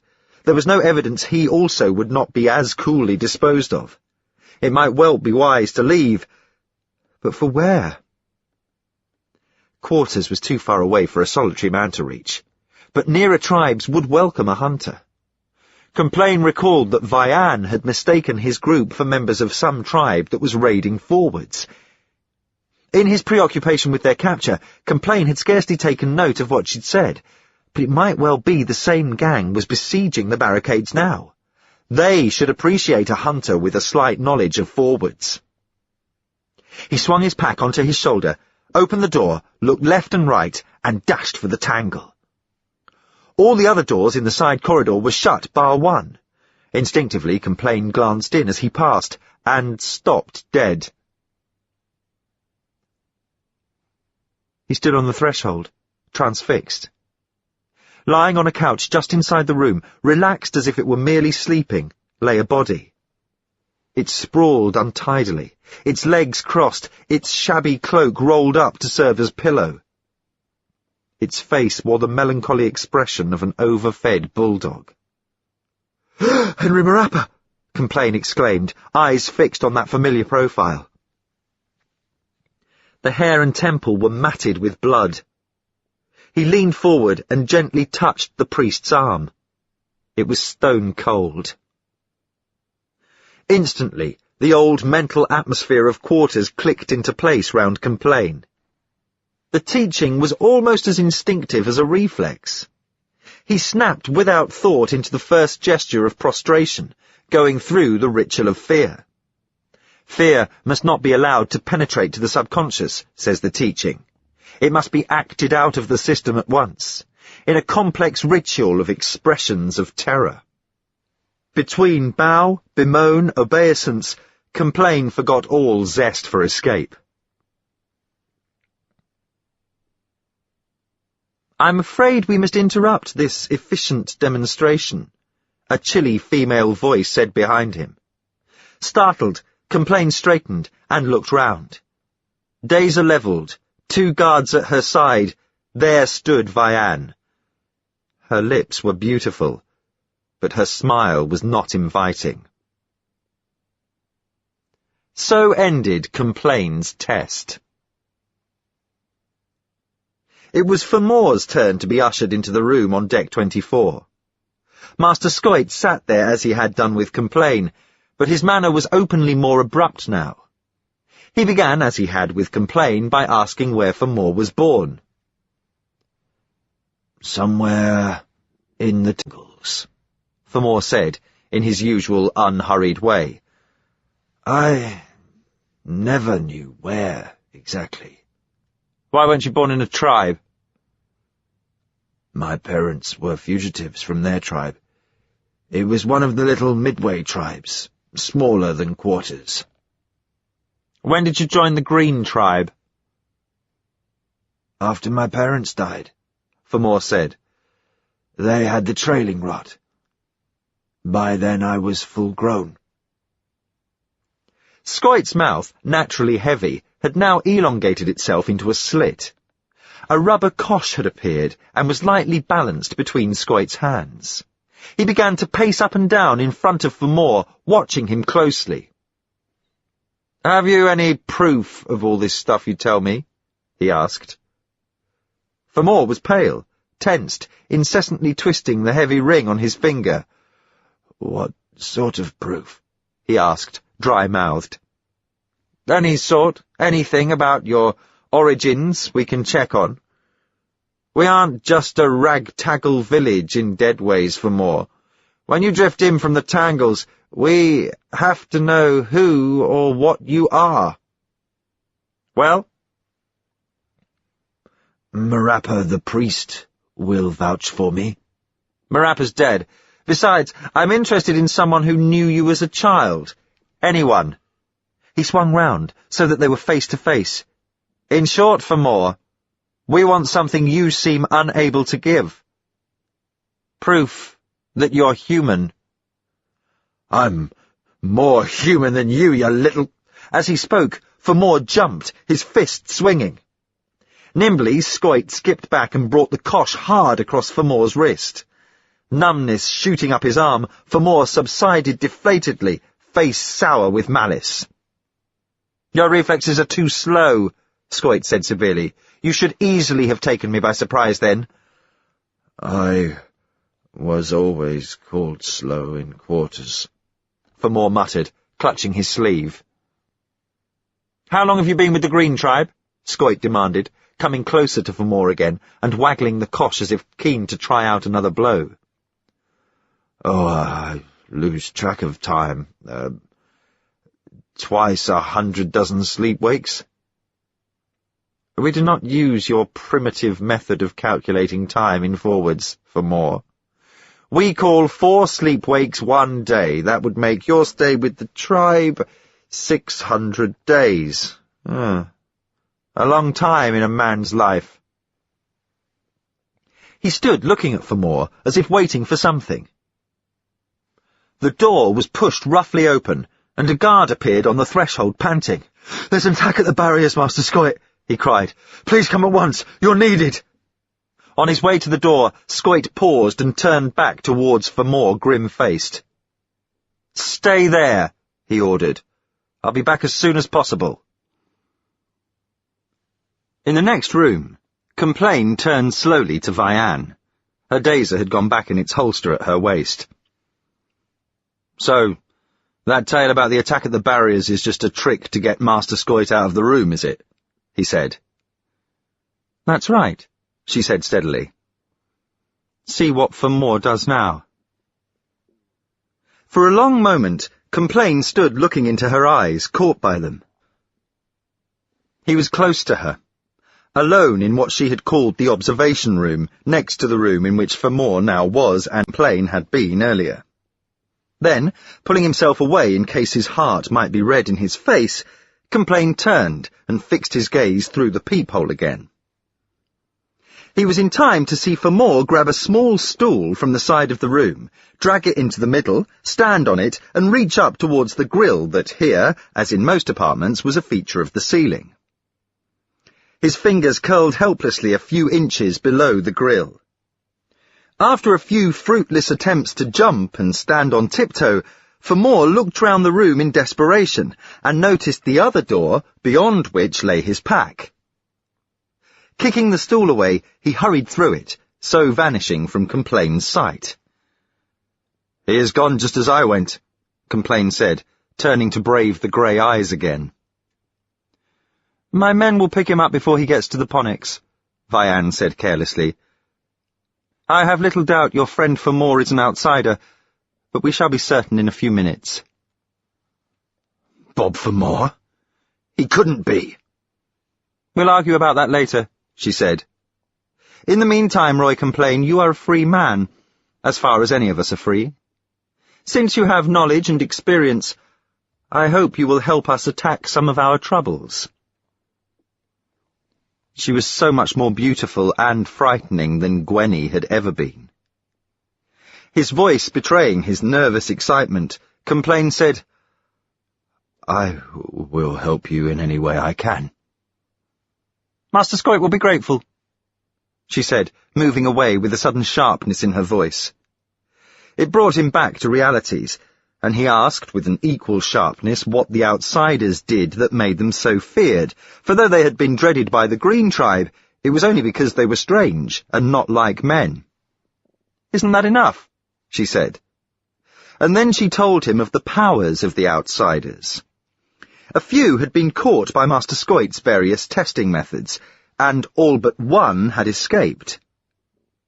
They had been thrown into cells, bound hand and foot, and sometimes unconscious as well, there to vanish completely. If guards had been in the cells with them, they had been found unconscious, without a mark on their bodies. And the outsider who did not escape, Complain asked. He died under torture on the presses. We got nothing from him, except that he came from the Ponyx. She led him from the room. He humped his pack onto his back, walking tiredly by her side, occasionally glancing at her profile, sharp and bright as torchlight. No longer did she appear as friendly as she had a moment ago. Her mood seemed capricious, and he hardened himself against her, trying to recall the old Quarters attitude to women. But Quarters seemed 1,000 sleep-wakes out of date. On deck 21, Vianne paused. There is an apartment for you here, she said. My apartment is 3 doors further along, and Roger Scoit's is opposite mine. He or I will collect you for a meal shortly. Opening the door, Complain looked in. I've never seen a room like this before, he said, impressed. You've had all the disadvantages, haven't you? She said ironically, and left him. Complain watched that retreating figure, took off his grimy shoes, and went into the room. It held little luxury, beyond a basin with a tap which actually yielded a slight flow of water, and a bed made of coarse fabric rather than leaves. What chiefly impressed him was a picture on the wall, a bright swirl of colour, non-representational, but with a meaning of its own. There was also a mirror in which Complain found another picture. This one was of a rough creature smirched with dirt, its hair festooned with dried miltex, its clothes torn. He set to work to change all that, grimly wondering what Vianne must have thought of such a barbarous figure. He scrubbed himself, put on clean clothes from his pack, and collapsed exhausted on the bed. Exhausted, but unable to sleep, for at once his brain started racing. Gwenny had gone. Roffery had gone. Wantage, Marappa, now for more had gone. Complain was on his own. The prospect of a new start offered itself, and the prospect was thrilling. Only the thought of Marappa's face gleaming with unction and bonhomie brought regret. His mind was still churning when Master Scoit looked round the door. "Come and eat," he said simply. Complain went with him, watching carefully to gauge the other's attitude towards him, but the investigator seemed too preoccupied to register any attitude at all. Then, looking up and catching Complain's eye on him, he said, "Well, your friend for more is proved an outsider. When he was making for the Ponyx, he saw the body of your priest and kept straight on. Our sentries had an ambush for him and caught him easily." Shaking his head impatiently at Complain's puzzled look, Scoit explained. He is not an ordinary human, bred in an ordinary part of the ship, otherwise he would have stopped automatically and made the genuflections of fear before the body of a friend. That ceremony is drummed into every human child from birth. It was your doing that, which finally convinced us you were human. He sank back into silence until they reached the dining hall, scarcely greeting the several men and women who spoke to him on the way. In the hall, a few officers were seated, eating. At a table on her own sat Vianne. Seeing her, Scoit instantly brightened, went over to her, and put a hand on her shoulder. "Law, my dear," he said. "How refreshing to find you waiting for us. I must get some ale. We have to celebrate the capture of another outsider, and this one won't get away." Smiling at him, she said, "I hope you're also going to eat, Roger." "Oh, you know my foolish stomach," he said, beckoning an orderly and beginning to tell her at once the details of Fermore's capture. Not very happily, Complain took a seat by them. He couldn't help feeling jealous of Scoit's easy way with Vianne, although the investigator was twice her age. Ale was set before them, and food, a strange white meat that tasted excellent. It was wonderful, too, to eat without being surrounded with midges, which in Deadways formed an unwanted sauce to many a mouthful. But Complain picked at his plate with little more enthusiasm than Scoit showed. "You look dejected," Vianne remarked, interrupting Scoit, "when you should be feeling cheerful. It is better here, isn't it, than locked up in a cell with Fermore?" "Fermore was a friend," Complain said, using the first excuse for his unhappiness that entered his head. "He was also an outsider," Scoit said heavily. "He exhibited all their characteristics. He was slow, rather on the weighty side, saying little. I'm beginning to be able to detect them as soon as I look at them." "You're brilliant, Roger," Vianne said, laughing. "How about eating your fish?" And she put a hand over his affectionately. Perhaps it was that which sparked Complain off. He flung his fork down. "Rot your brilliance," he said. "What about Marappa? He was no alien and you killed him. Do you think I can forget that? Why should you expect any help from me after killing him?" Waiting tensely for trouble to start, Complain could see other people turning from their meal to look at him. Scoit opened his mouth and then shut it again, staring beyond Complain as a heavy hand fell on the latter's shoulder. "Mourning for me is not only foolish but premature," a familiar voice said. "Still taking on the world single-handed, eh, Roy?" Complain turned, amazed, and there stood the priest, beaming, scowling, rubbing his hands. He clutched Marappa's arm incredulously. "Yes, I, Roy, and no other. The great subconscious rejected me and left me confoundedly cold. I hope your scheme worked, Master Scoit." "Excellently, priest," Scoit said. "Eat some of this beastly indigestible food and explain yourself to your friend so that he will look at us less angrily." "You were dead," Complain said. "Only a short journey," Marappa said, seating himself and stretching out for the ale jug. "This witch-doctor, Master Scoit here, thought up an uncomfortable way of testing you and Fermore. He painted my head with rat's blood and laid me out with some beastly drug to stage a death scene for your benefit." "Just a slight overdose of chloral hydrate," said Scoit with a secretive smile. "But I touched you. You were cold," Complain protested. "I still am," Marappa said. "It's the effects of the drug. And what would be that beastly antidote your men shot into me?"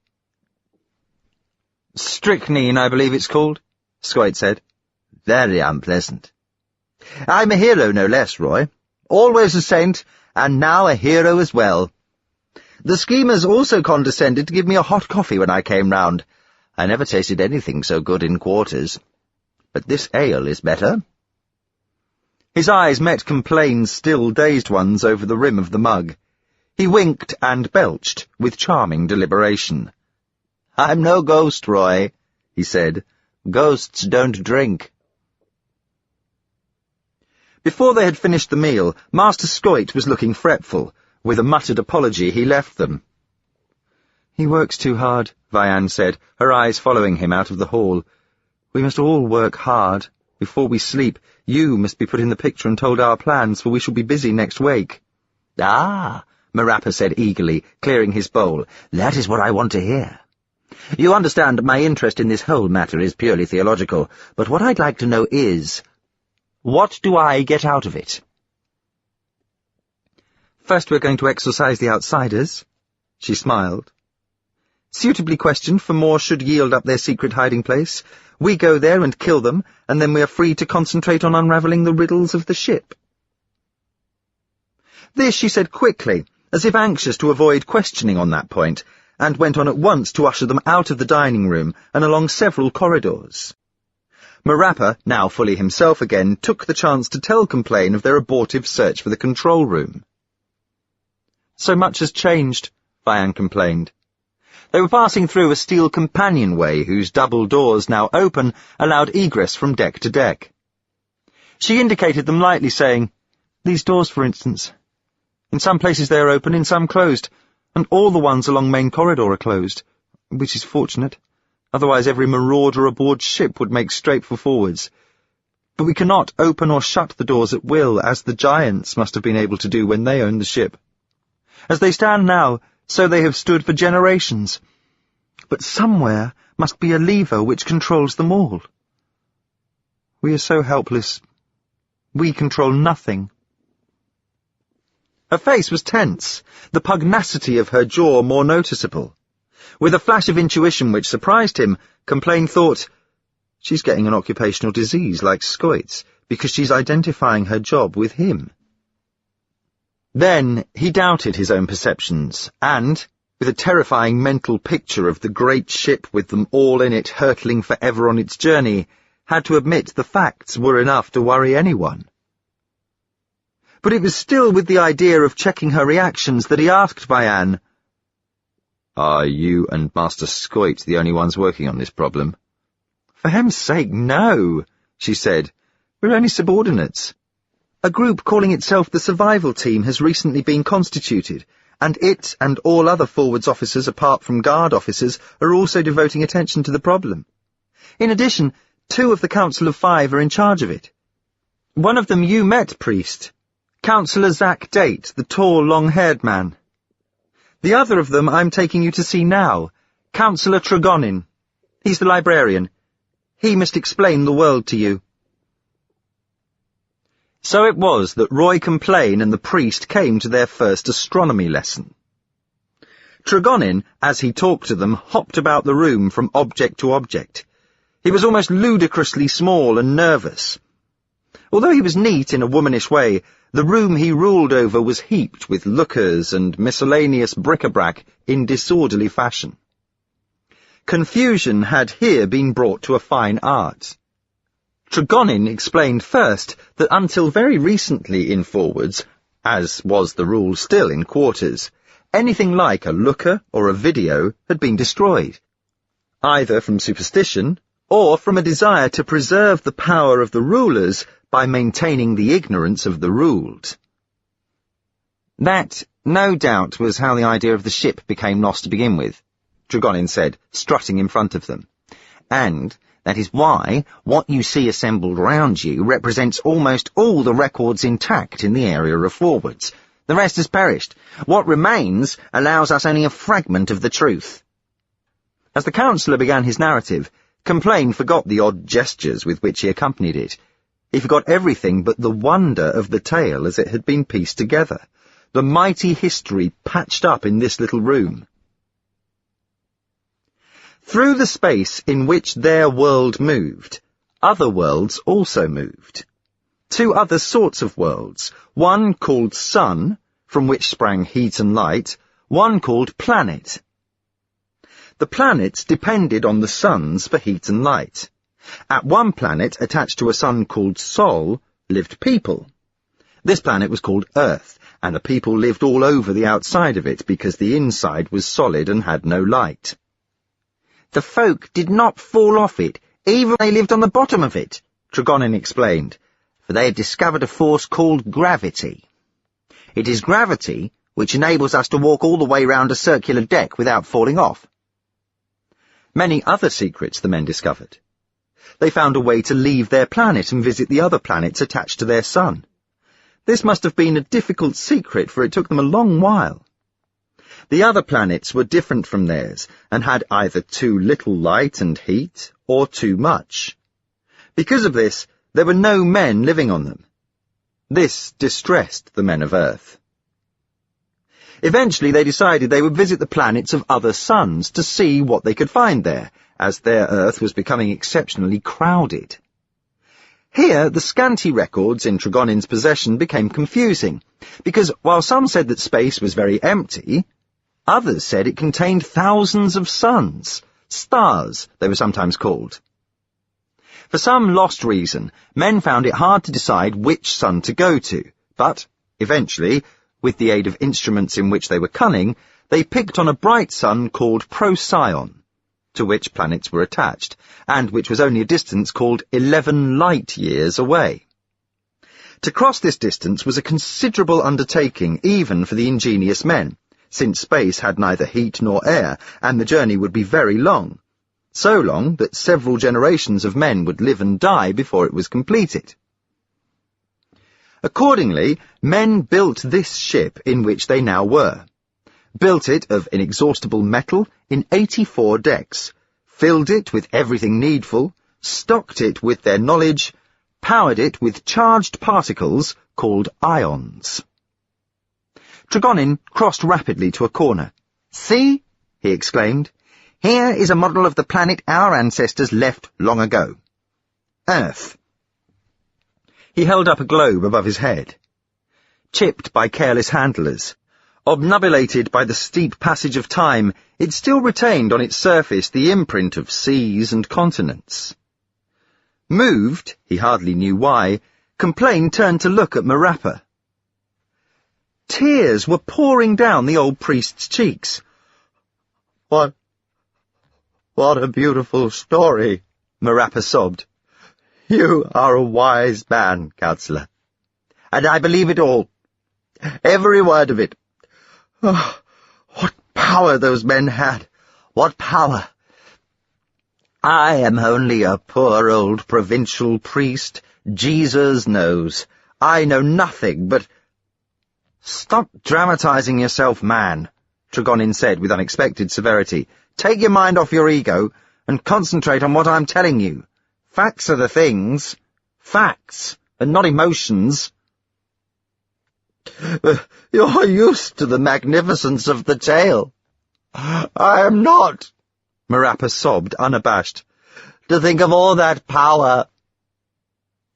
Tregonin put the globe carefully down and said in a petulant tone to Vian, "Inspector, if this objectionable fellow does not stop sniffing, you will have to take him away. I cannot stand sniffing, you know I cannot." "When do we get to this Procyon's planets?" asked Complain quickly. He could not bear the thought of leaving here till everything had been told him.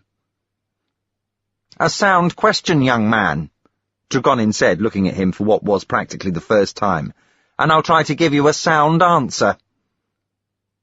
It seems that the flight to Procyon's planets had two main objectives.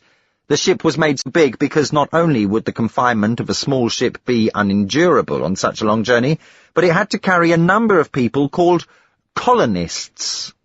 These colonists were to land on the new planet and live there, increasing and multiplying. The ship transported a lot of machines for them. We've found inventories of some of the things. Tractors, concrete mixers, pile drivers. Those are some of the names I recall. The second objective was to collect information on the new planet and samples from it and bring it all back for the men of Earth to study." In his jerky fashion, Councillor Tregonin moved to a cupboard and fumbled about inside it.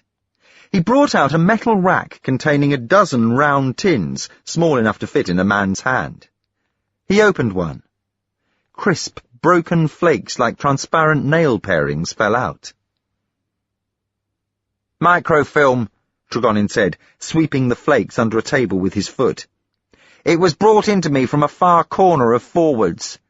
Damp has ruined it, but even if it were intact, it would be of no use to us. It needs a machine to make it readable." "Then I don't see," Complain began puzzledly, but the counsellor held up a hand. "I'll read you the labels on the tins," he said. "Then you'll understand. Only the labels survive. This one says, Film, Survey New Earth, Aerial, Stratospheric, Orbital, Midsummer, N Hemisphere. This one says, Film, Flora and Fauna, Continent A, New Earth, and so on." He put the cans down, paused impressively, and added, "So there, young man, is the answer to your question. On the evidence of these tins, it's obvious the ship reached Procyon's planet successfully. We are now travelling back to Earth." In the untidy room, deep silence fell, as each struggled alone to the very limits of his imagination. At last, Vianne rose, shaking herself out of a spell, and said they should be going. "Wait," Complain said. "You have told us so much, yet you have told us so little. If we are travelling back to Earth, when do we get there? How can we know?" "My dear fellow," Tregonin began, then sighed and changed his mind about what he was going to say. "My dear fellow, don't you see? So much has been destroyed. The answers aren't always clear. Sometimes even the questions have been lost, if you follow my meaning. Let me answer you like this. We know the distance from New Earth, as the colonists called it, to Earth. It is 11 light-years, as I've said. But we have not been able to find out how fast the ship is travelling." "But one thing at least we do know," Vianne interposed. "Tell Roy Complain about the Forwards role, Counsellor." "Yes, I was just about to," Tregonin said with a touch of asperity. "Until we of the Council of Five took over command of Forwards, it was ruled by a succession of men calling themselves governors. Under them, Forwards grew from a pitiful tribe to the powerful state it now is. Those governors took care to hand down to each other a roll or testament, and this roll or testament the last governor handed over to my keeping before he died. It's little more than a list of governors' names. But under the first governor's name it says—" He shut his eyes and waved a delicate hand to help him recite. "I am the 4th homeward-bound captain of this ship, but since the title is only an irony now, I prefer to call myself Governor, if even that is not too grand a name." The counsellor opened his eyes and said, "So you see, although the names of the first 3 men are lost, we have in the roll a record of how many generations have lived aboard this ship since it started back for Earth. The number is 23. Marappa had not spoken for a long while. Now he asked, "Then that is a long time. When do we reach Earth?" "That is the question your friend asked," Tregonin said. "I can only answer that I know for how many generations we have been travelling. But no man knows now when or how we stop. In the days before the first governor came the catastrophe, whatever that was, and since then the ship goes on, non-stop through space, without captain, without control, one might almost say, without hope." For most of that sleep, tired though he was, Complain could not rest. His mind seethed and churned with fearful images and fretted itself with conjecture. Over and over he ran through what the counsellor had said, trying to digest it. It was all disquieting enough, yet, in the midst of it, one tiny irrelevant detail of their visit to the library kept recurring to him like toothache. At the time, it had seemed so unimportant that Complain, who was the only one who noticed it, had said nothing. Now, its significance grew till it eclipsed even the thought of stars.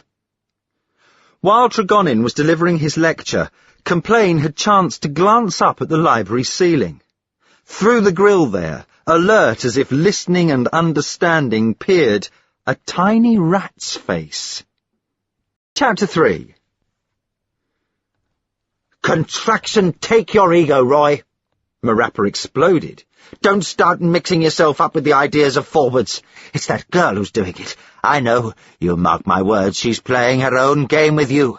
You're so busy dreaming about the spicy secrets of her skirts, you can't see the wood for the ponics. Just remember, we came here with our own objectives, and they are still our objectives. Complain shook his head.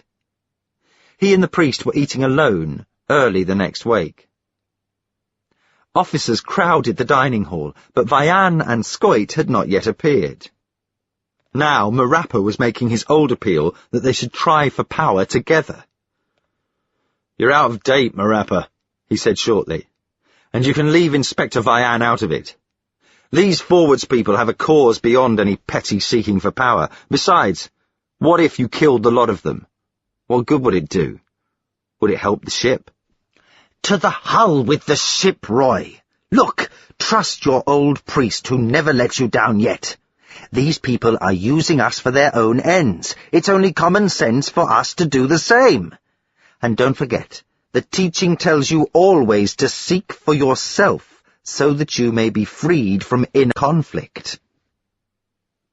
"You're forgetting something," Complain said. "The litany ends, and the ship brought home. It's one of the main tenets of the teaching. You were always a shockingly bad priest, Marappa." They were interrupted by the appearance of Vian looking fresh and attractive. She said she had already taken breakfast. With more irritation than he usually showed, Marappa excused himself. Something in Vian's manner told Complain she was happy enough to let him go. It suited him well also.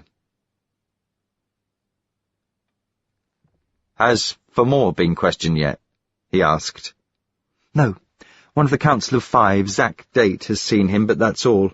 Roger, that is, Master Scoit, will question him later, but at present he's involved with some other unexpected business." He didn't ask what this business might be. Seeing her so close again overpowered him, so that he could hardly think of anything to say. Mainly, he longed to tell her that nothing less than a miracle could have arranged her dark hair as it was. Instead, and with an effort, he asked what he was required to do. "You are going to relax," she said brightly. "I have come to show you round forwards." It proved an impressive tour. Many rooms here, as in quarters, were barren and empty.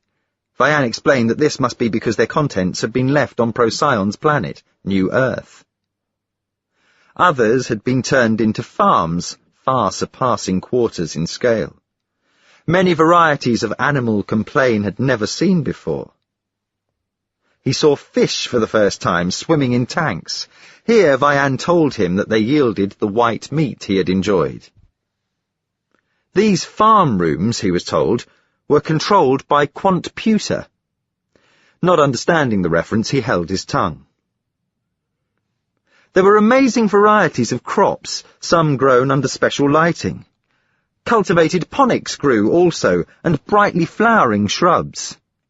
In one long room, fruit grew, trees against the walls, bushes and plants in raised trenches in the middle. Complain inspected his first grapefruit here. The temperature was high in this room, the gardeners working naked to the waist. Sweat stood out on Complain's face, and he noticed Vian's blouse sticking to her breasts. For him, They were the sweetest fruits aboard the ship. Many men and women worked on these agricultural decks, at humble tasks and complicated ones. Essentially a peaceful community, forwards regarded agriculture as its chief occupation. Yet, despite all the trouble lavished on them, Vian said, harvests mysteriously failed. Animals died without apparent cause. Starvation remained a constant threat. They moved to other decks. Sometimes the way was dark, the walls scarred with tokens of unguessable and forgotten weapons, souvenirs of the catastrophe. They came, feeling lonely now, to the drive floors, which, Vian said, was strictly forbidden to all but a few officers. Here nobody lived. All was left to the silence and the dust. Sometimes I imagine this as it must once have been, Vian whispered, sweeping her torch to left and right. It must have been so busy. The computers had not been broken. This was the part of the ship where the actual force that made the ship go was produced. Many men must have worked here. The doors which stood open along their way were doors with heavy wheels set in them, quite unlike the ordinary metal ship's doors. They passed through a last archway and were in a colossal chamber several floors high. The cone of the torch's beam picked out massed banks of strange shapes studied by monitors, their eyes dull and dead to either side. And, in between, cumbrous structures on wheels with grapnels and scoops and metal hands. Once it was alive. Now it's all dead, Vian whispered. There was no echo here. The brutal undulations of metal sucked up every sound. This is what the control room would control, if we could find it. They retreated, and Vian led the way into another chamber much like the first, but smaller, though it too was enormous by ordinary standards. Here, though, the dust was as thick, a deep and constant note filled the air. You see, the force is not dead, the girl said. It still lives behind these plastic walls. Come and look here. She led into an adjoining room, almost filled with the gigantic bulk of a machine. The machine, completely panelled over, was shaped like 3 immense wheels set hub to hub, with a pipe many feet in diameter emerging from either side, and curving up into bulkheads. At Vian's behest, Complain set his hand on the pipe. It vibrated. In the side of one of the great wheels was an inspection panel. Vian unlatched and opened it, and at once the organ note increased, like a proslambonominus, implementing a sustained chord. The girl shone her torch into the aperture. Complain stared fascinated. Within the darkness, flickering and illusory, something spun and reflected the light, droning deeply as it did so. At the heart of it, a small pipe dripped liquid continually onto a whirling hub. "Is this space?"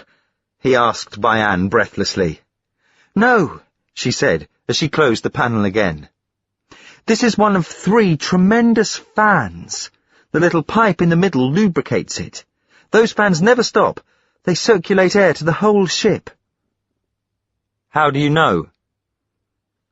Because Roger brought me down here and explained it to me. Immediately, Complain's present surroundings meant nothing to him.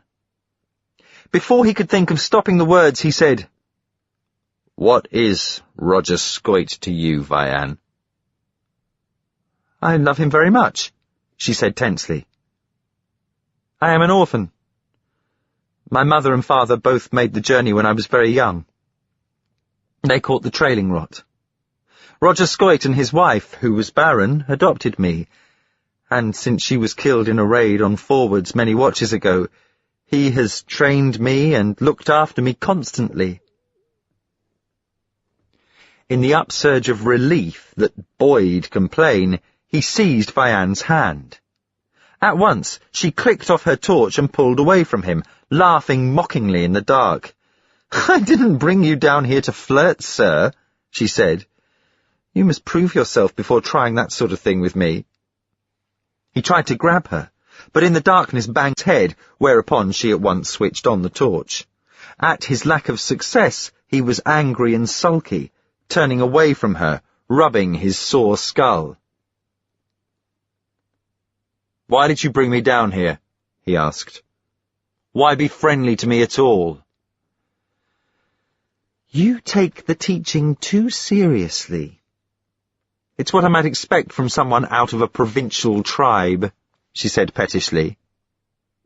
Then, relenting a little, she said, "But come, don't look so cross. You need not think because someone shows friendliness they mean you harm. That old-fashioned idea is more worthy of your friend Priest Marappa."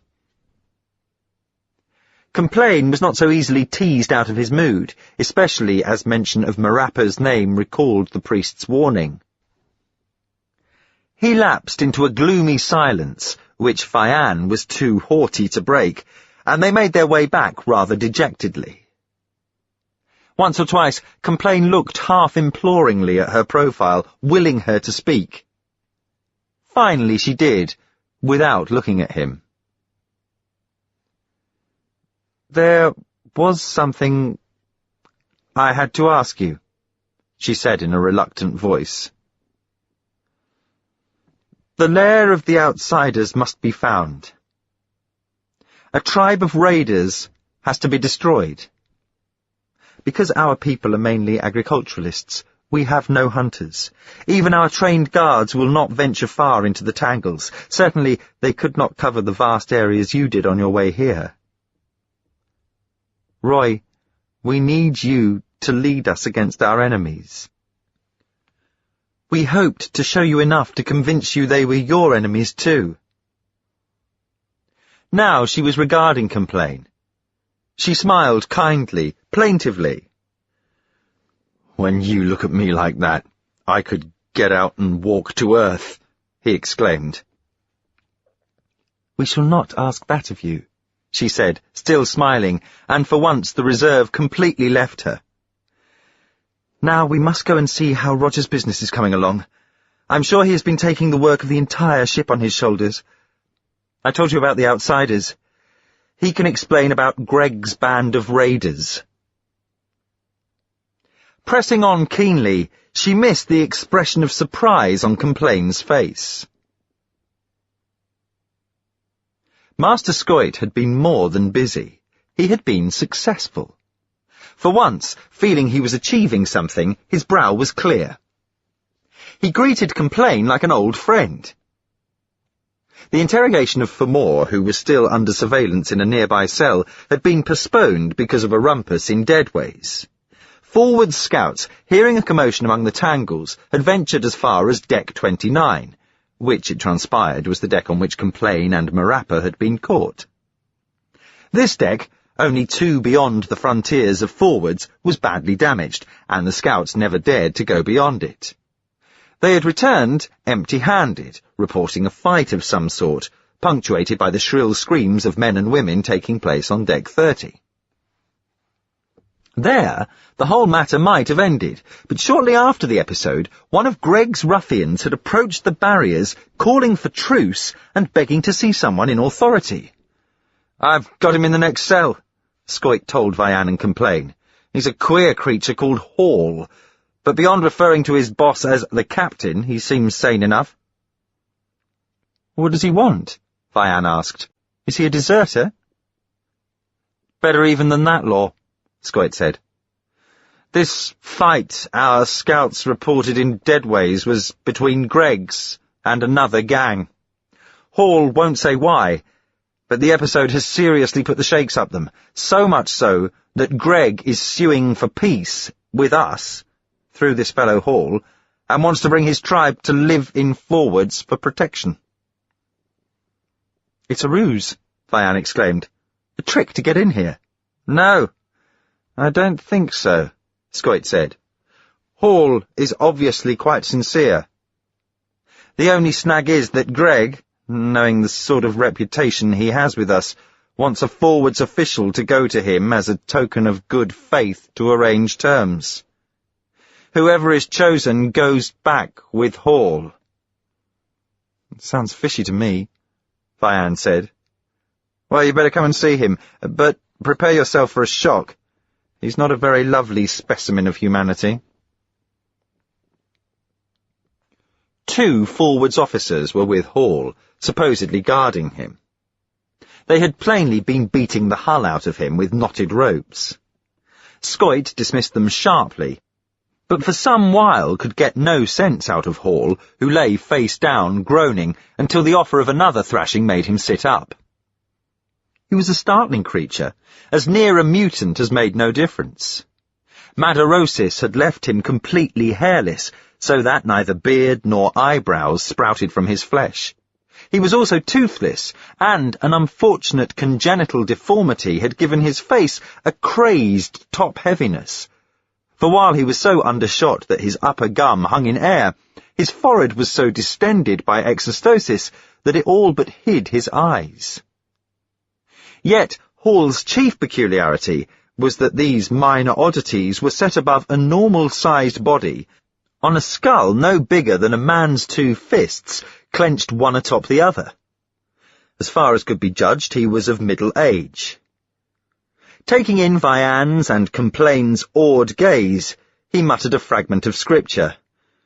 "May my neuroses not offend."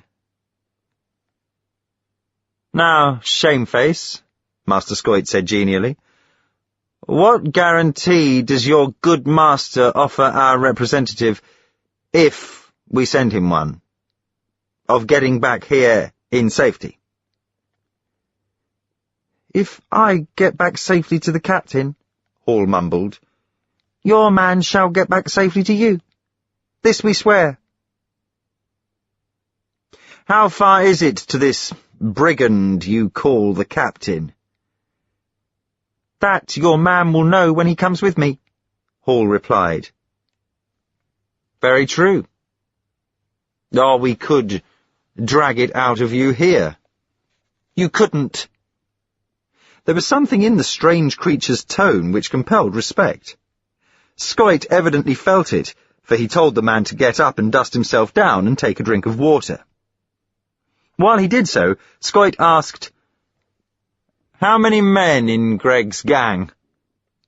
Hall put the drinking utensil down and stood defiantly with hands on hips. "That your man will be told when he comes with me to arrange terms," he said. "Now, I've said all I'm going to say, and you'll have to make up your minds whether you agree or not. But remember this, if we come here, we shall be no trouble, and we shall fight for you rather than against. This also we swear." Scoit and Vian looked at each other. "It's worth trying if we can get a foolhardy volunteer," he said. "It'll have to go to the council," she said. Complain had not spoken yet, awaiting his opportunity. Now he addressed Hall. "This man you call captain," he said. "Has he another name than Greg?" "You can ask him that when you're arranging terms," Hall repeated. "Look at me carefully, fellow. Do I resemble your captain in any way? Answer." "The captain has a beard," Hall said evasively. "He should give it to you to cover your head with," Complain snapped. "What do you say to this, then? I had a brother who ran amok into Deadways long ago. His name was Greg. Greg Complain. Is that your captain, man?" "God's guts," Hall said. "To think the captain has a brother lounging in this bed of pansies." Complain turned excitedly to Master Scoit, whose heavy face creased with surprise. "I volunteer to go with this man to Greg," he said. The suggestion suited Master Scoit well. He immediately turned his vast energy to getting Complain on his way as soon as possible. The full force of his persuasiveness, genial but relentless, was applied to the elders of the Council of Five, who convened at once under his direction. Tregonin was urged reluctantly from the library, Zack Date disentangled from a theological argument with Marappa, and Billio, DuPont, and Ruskin, the other three of the council, lured from their various interests. After a private discussion they had Complain brought before them, instructed him on the terms to lay down before Greg, and dismissed him with their expansions. He would have to hurry to be back before the next dark sleep-wake descended upon them. Though the disadvantages of having Greg's band in forwards were obvious, the council was keen to welcome them in. It would mean an end to most of the skirmishing on forward's perimeter, and the acquiring of an experienced ally to fight against the outsiders. An orderly returned Complain's dazer and torch to him. He was in his room strapping them on when Vianne entered, closing the door behind her. On her face was a comically defiant expression. "I'm coming with you," she said without preamble. Complain crossed to her, protesting. She was not used to the Ponics. Danger might lurk there. Greg might well play them false. She was a woman. She cut him short. "It's no good arguing," she said. "This is Council's orders." "You got round them. You arranged it," he said. He could see he guessed rightly, and was suddenly deliriously glad. Seizing her wrist, he asked, "What made you wish to come?" The answer was not as flattering as he might have wished. Vianne had always wanted to hunt in the Ponics, she said. This was the next best thing. And suddenly Complain was reminded, without pleasure, of Gwenny and her passion for the hunt. "You'll have to behave yourself," he said severely, wishing her reason for joining him could have been more personal. Marappa appeared before they left, seeking a word alone with Complain. He had found a mission in life. The people of Forwards needed to be reconverted to the teaching. Since the more lenient rule of the council began, the teaching had lost its grip. Zack Date, in particular, was against it, hence Marappa's argument with him. "I don't like that man," the priest grumbled. "There's something horribly sincere about him." "Don't stir up trouble here, please," Complain begged. "Just when these people have got round to accepting us. For hem's sake, relax, Marappa. Stop being yourself." Marappa shook his head so sadly his cheeks wobbled. "You also are falling among the unbelievers, Roy," he said. "I must stir up trouble. Turmoil in the id. It must out. There lies our salvation, and of course, if the people rally round me at the same time, so much the better. Ah, my friend, we have come so far together, only to find a girl to corrupt you." "If you mean Vianne, priest," Complain said, "have a care to leave her out of this. I've warned you before. She has nothing to do with you." His voice was challenging, but Marappa was as bland as butter in return. "Don't think I object to her, Roy. Though as a priest I cannot condone. As a man, believe me, I envy." He looked forlorn as Complain and Vianne made for the barriers where Hall awaited them. His old boisterousness had been muted by Forwards, where everyone was a stranger to him. Undoubtedly, for Marappa to be a big fish in a small pool was better than being a small fish in a big pool. Where Complain had found himself, the priest was beginning to lose himself. Hall, his incredibly tiny head cocked, looked only too glad to get back into the Ponics. The reception Forwards had given him had not been notably cordial. Once the little party of three were seen through the barricades, he loped ahead professionally, Vianne behind him, Complain bringing up the rear. No longer a mere freak, Hall moved with an ability the hunter in Complain could only admire. The fellow hardly seemed to stir a leaf. Complain wondered what could have alarmed a man of his stamp so much that he was willing to forsake his natural element for the unfamiliar disciplines of forwards. Having only 2 decks to cover, they were not long in the Ponics. This, in Vianne's view at least, was all to the good. The tangles she found were not romantic, merely drab, irritating, and full of tiny black midges. She stopped gratefully when Hall did, and peered ahead through the thinning stalks. "I recognize this stretch," Complain exclaimed. "It's near where Marappa and I were captured." A black and ruinous length of corridor lay ahead, the walls pockmarked and scarred. The roof ripped wide with the force of some bygone explosion. It was here the explorers from quarters had run into the eerie weightlessness. Hall shone a light ahead and let out a fluttering whistle. Almost at once, a rope floated out of the hole in the roof. "If you go and grab hold of that, they'll pull you up," Hall said. "Just walk slowly to it and catch hold. It's simple enough." It could, despite this reassurance, have been simpler. Vianne gave a gasp of alarm as the lightness seized her, but Complain, more prepared, took her waist and steadied her. Without too much loss of dignity, they got to the rope and were at once hauled up. They were hauled through the roof and through the roof of the level above that. The damage had been extensive. Hall, scorning the aid of ropes, dived up head first and landed nonchalantly before they did. 4 ragged men greeted them, crouched over a desultory game of travel-up.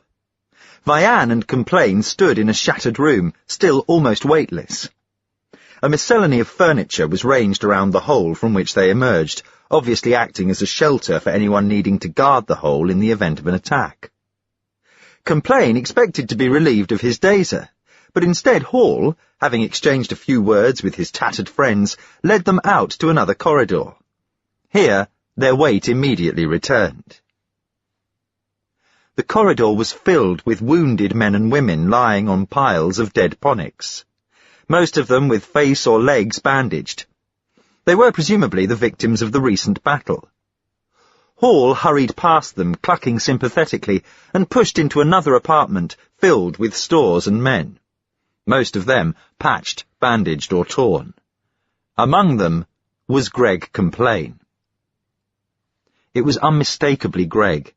The old look of dissatisfaction manifesting itself round the eyes and the thin lips was not altered by his heavy beard or by an angry scar on his temple.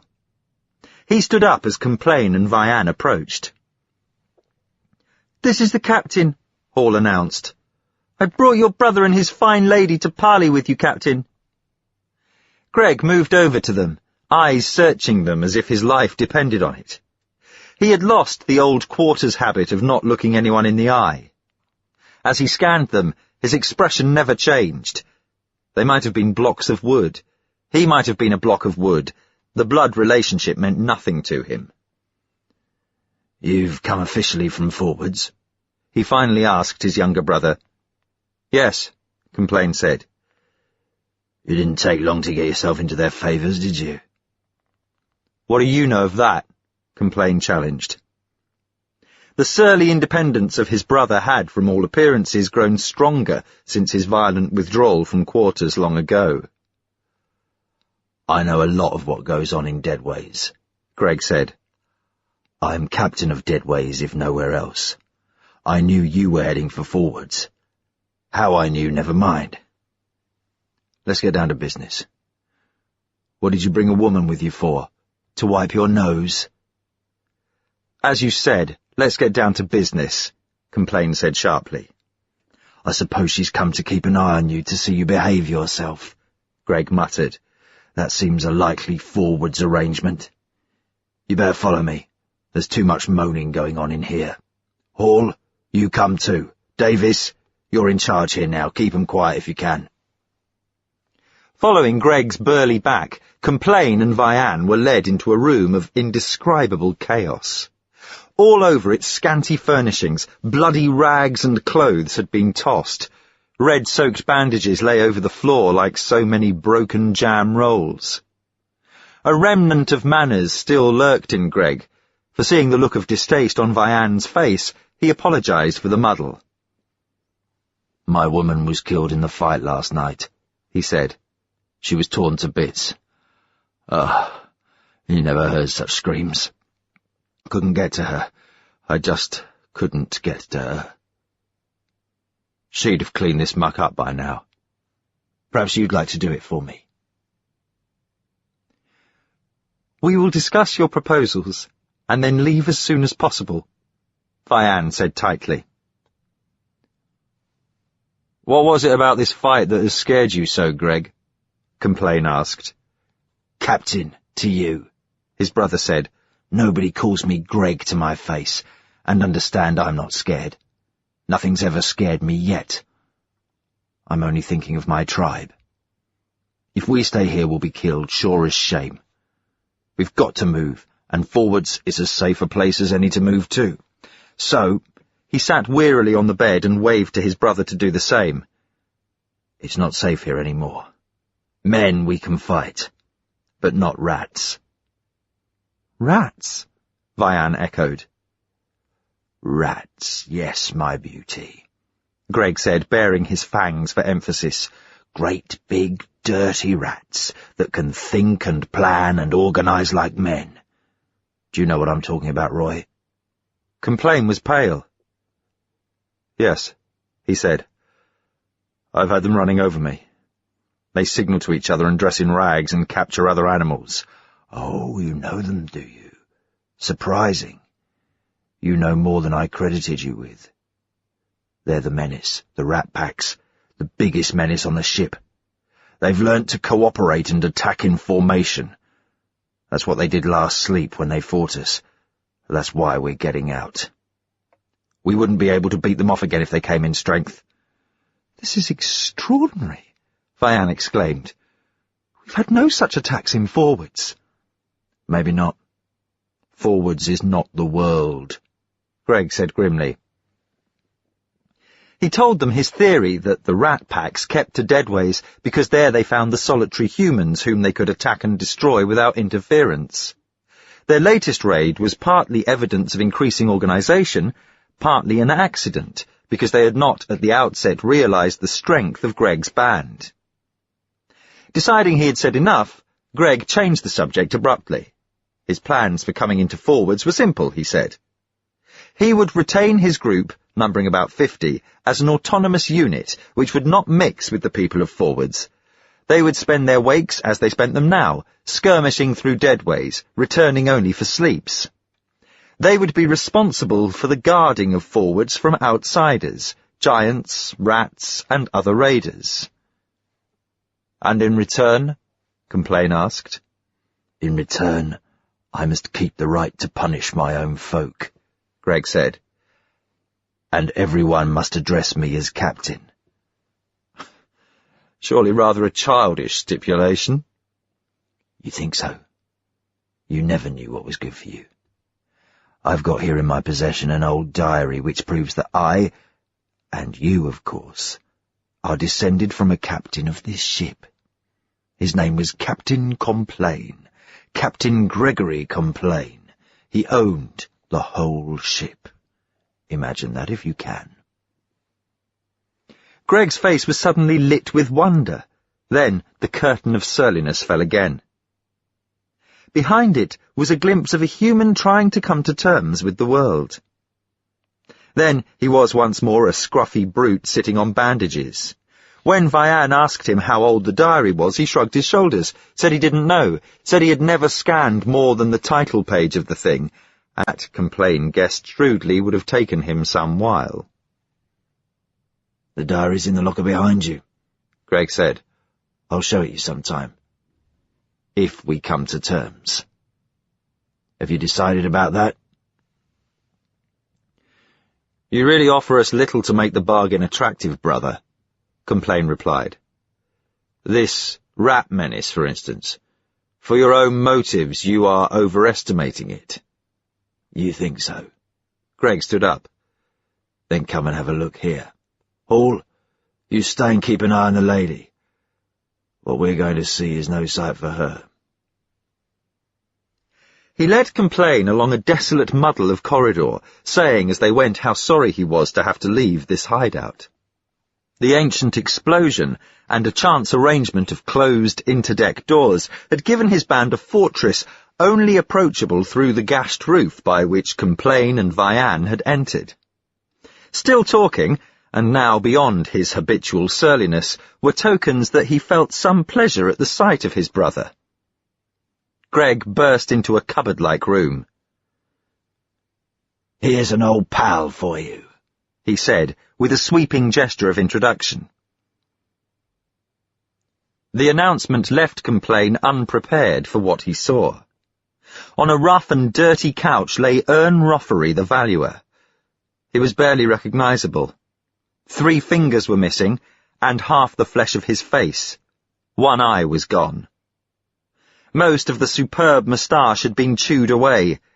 It needed nobody to tell Complain that this was the work of the rats. He could see their teeth marks on a protruding cheekbone. The Valuer did not move. "Shouldn't be surprised if he's made the journey," Greg said carelessly. "Poor Kerr's been in continual pain. Half his chest is eaten away." He shook Roffery's shoulder roughly, raised his head and let it drop back onto the pillow. "Still warm. Probably unconscious," he said. "But this'll show you what we're up against. We picked this hero up last week, several decks away. He said the rats had finished him. It was from him I heard about you. He recognized me, poor Kerr. Not a bad fellow." "One of the best," Complain said. His throat was so tight he could scarcely speak. His imagination was at work, involuntarily, picturing this horrible thing happening. He couldn't drag his eyes from Roffery's ravaged face. In a daze he stood there while his brother kept talking. The rats had picked Roffery up in the swimming pool. While he was still helpless from the effects of the giant's gassing, they had loaded him onto a sort of stretcher and dragged him to their warrens. And there he had been questioned under torture. The warren was between broken decks where no man could reach. It was packed stiff with rats, and, with an extraordinary variety of bric-a-brac, they had scavenged and built into dens and caves. Roffery saw their captive animals, existing under appalling conditions. Many of these helpless beasts were deformed, like human mutations, and some of them had the ability to probe with their minds into other minds. These mutated creatures were set by the rats to question Roffery. Complain shuddered. He recalled his disgust when the rabbit had bubbled its insane interrogations into his mind. Roffery's experience, long, protracted, had been infinitely worse. Whatever they learnt from him, and they must have acquired much knowledge of the ways of men, Roffery learnt something from them. The rats knew the ship as no man ever had, at least since the catastrophe. The tangles were no obstacle to them, for they travelled by the low roads between decks, which was why men saw them rarely. Travelled by the 10,000 pipes and sewers and tubes that were the great ship's arteries. "Now you see why I'm not happy here," Greg said. "I don't want my flesh chewed off my skull. These rats are the end as far as I'm concerned. Let's get back to your woman. You picked lucky with her, brother. My woman was no beauty. The cartilage in her legs was all bone, so she couldn't bend her knees, but it didn't worry her in bed." Vianne seemed content when they returned to her. She was drinking a hot liquid. Only Hall looked guilty and saw fit to explain that the bloody bandages had made her ill, so he had gone to fetch her a drink. "There's a drop left for you, Captain," the small head added. "Drain it off like a good fellow." As Greg drank, Complain made to go. He was still feeling shaken at the sight of Roffery. "We'll put your proposition to the council," he said. "They should accept it when they hear about the rats. I'll come back and report to you what they say." Now we must get back. The next sleep-wake is a dark, and there's much to be done before that. Greg looked hard at his brother. Beneath the morose indifference of his expression, uneasiness stirred. Undoubtedly, he was anxious to get his band to forwards as soon as possible. Perhaps he realized for the first time that his younger brother was a force to reckon with. "Here's a present for you to take with you," he said clumsily, picking up something from the bed and thrusting it at Complain. "It's a sort of dazer I took off a giant we speared 2 wakes back. It kills by heat. It's awkward to handle and you'll burn yourself if you aren't careful, but it was a useful enough weapon against the rats." The sort of dazer was a stubby metal object as cumbrous as Greg had said. He pressed the button, and a fan of almost invisible heat spread from the front. Even standing away from it, Complain could feel its heat, but its range was obviously short. Nevertheless, Complain accepted it gratefully, and he parted from his brother on an unexpectedly cordial note. It felt funny, he thought, to be pleased by a personal relationship like that. Vian and Complain made their way back to forwards unescorted, the latter with more anxiety than when they'd set out, keeping his senses alert for rats. They arrived safely, only to find forwards in an uproar. Chapter 4. A giant had entered forwards. He had not come through any of the barriers, which of course were guarded continually, but had suddenly appeared before a homeward-bound labouring girl on deck 14. Before she could cry out, the unfortunate girl had been seized, gagged and bound. She was in no way molested, and as soon as the giant had finished tying her up, he disappeared. Without much delay, the girl managed to bite off the gag and call for help. Police and guards had started a search for the invader at once. Their alarm at this confirmation of the existence of giants, if confirmation still was needed in forwards, was increased by the apparent pointlessness of action. Obviously, some sinister move was afoot. General consensus of opinion was that the giants were returning from their long sleep to take back the ship. In the pursuit that followed, Master Scoit and most of his staff joined and were at present scouring all levels near the scene of the incident. This Vian and Complain learned from an excited sentry at the barriers. As they made for their own apartments, distant whistles could be heard. The corridors were almost empty. Evidently most people had joined in the chase. A diversion was always as welcome in forwards as it had been in quarters. Vian breathed a sigh of relief. "That gives us a lull," she said. "I didn't want to face the council before I'd talked to you. I don't know how you feel, but I'm sure of one thing. We can't have your brother's mob here. They'd be unmanageable." Complain had known instinctively how she had felt. Inclined to agree, he nevertheless said, "Do you feel happy about leaving them to the rats?" "Greg's deliberately overestimating the abilities of the rats as a lever to get himself in here. If he's really so anxious about them, he can move further into Deadways. He certainly can't come here. Our organisation would collapse." Vian had the stubborn look about her mouth again. She was so self-possessed that a wave of rebellion ran through Complain.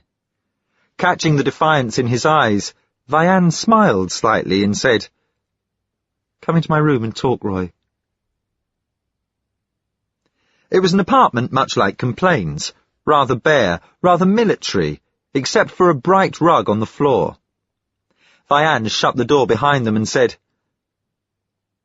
"I shall have to recommend to Roger and the council that we keep Greg out at all costs. You may have noticed that half his men had some sort of deformity. I suppose he has to pick what recruits he can from the freaks of Deadways, but we can't possibly allow that sort here."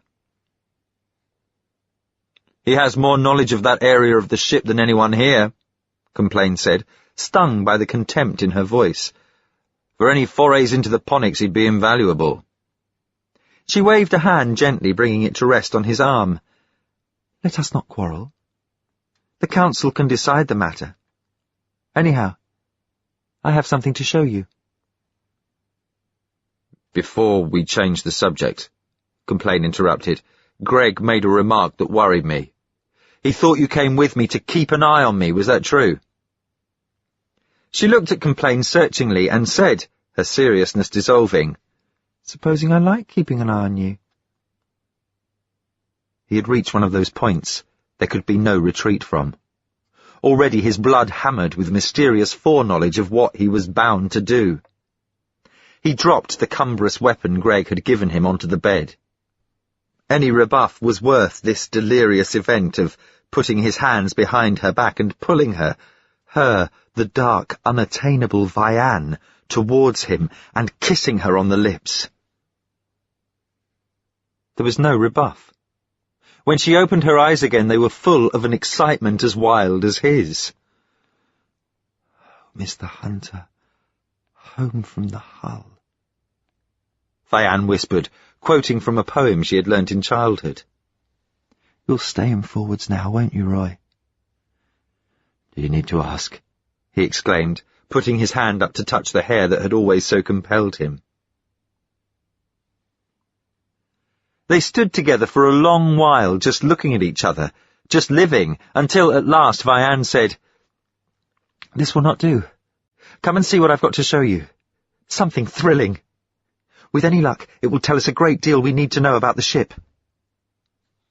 Vianne was back to business. It took Complain somewhat longer to recover. She sat down on the bed. As Complain sat beside her, she unbuttoned her tunic and pulled out a narrow black object, handing it to him. It was warm from her body heat. Dropping it, he put his hand on her blouse, tracing the arable contours of her breasts. "Law, darling." This was the first time he had spoken her first name aloud. "Must we look at this wretched thing just now?" Vianne put the item playfully but firmly back into his hands. "Yes, we must," she said. "It was logged by an ancestor of yours. I stole it from Greg's locker when I had sent that dreadful monster Hall out to get me a drink.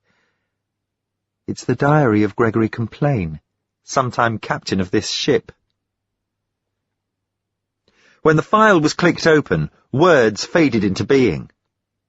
The instinct which prompted Vianne to steal the diary was a sure one. Although the entries were comparatively few, the vistas they opened up came like a revelation. Because Vianne read more quickly than he, Complain soon gave up, lying with his head in her lap as she read aloud. Neither of them could have been more fascinated, even if they had known of the lucky flukes to which, over the years, the little file owed its continued existence. At first, the account was difficult to follow, by virtue of its reference to things of which Vianne and Complain had no knowledge, but they soon grew to understand the alarming predicament in which the composer of the diary and his contemporaries found themselves. That ancient crisis seemed suddenly very near, although it had happened so long ago, for Captain Gregory, as Vianne soon discovered, had been the first captain on the ship's journey home from Procyon. An illuminating entry occurred several lines after the diary began. 28th of the 11th, 2221. More trouble from Agricultural Bay, the long-dead Captain Gregory had put. Glasser IC Floriculture was up to see me after morning watch. He reports that the chlorosis afflicting many species of plants is no better, despite constant iron treatments. Advanced spectrum output has been increased 2 degrees. Lieutenant Stover, I understand the ratings call him Noah, was up shortly afterwards. He is IC animal insemination, and is no happier about his lower animals than Glasser is about his higher plants. Apparently, the mice are breeding at a significantly faster rate, but bearing undeveloped fetuses. Guinea pigs show similar tendencies. This is hardly a major worry. Most of these creatures went off-board at New Earth, Procyon 5's fancy name, as planned. The few we have are concessions to Noah's sentimentality, though his argument that they may be useful for laboratory experiments has something to commend it. 30th of the 11th, 2221. Last night was our usual monthly ball. My dear wife Yvonne, who always organises these things, had gone to great pains over it. She looked lovely, but of course the years tell on us both. It's hard to realise Frank is 18. Unfortunately, the dance was a complete failure. This was our first dance since leaving Orbit 10, and the absence of the colonists made itself felt. So few people seem left aboard. We are now 10 days out from Procyon 5. The monotonous years stretch like dead weight before us. Went amidships this morning to see floriculture. Glasser and Montgomery, the hydroponics specialists, look more cheerful. Though many of the crops appear in worse fettle than before, those essential plants, the 5 cultures which provide us with our air, are picking up again. The iron dosages evidently did the trick. Less cheer from Noah Stover. They have a lot of sick animals on their hands. 2nd of the 12th, 2221. We are now on full acceleration. The long journey home may be said to have begun in earnest, as if anyone felt excited about that. Morale is low. Yvonne and Frank are being splendid, partly I suppose to try and forget that Joy, so recently our baby girl, is now several AUs behind. A nefarious No More Procreation club has been formed in crew's quarters, I'm told by internal relations. The basic human drives can cope with that one, I think. More difficult to deal with is poor Bassett. He was an aviarist second class, but now that all birds, except a handful of sparrows, have been released on the new world, time hangs heavy for him. He has evolved a dismal religion of his own, mugged it up out of old psychology textbooks, which he insists on preaching up and down main corridor. Amazing thing is, people seem inclined to listen. Sign of the times, I suppose.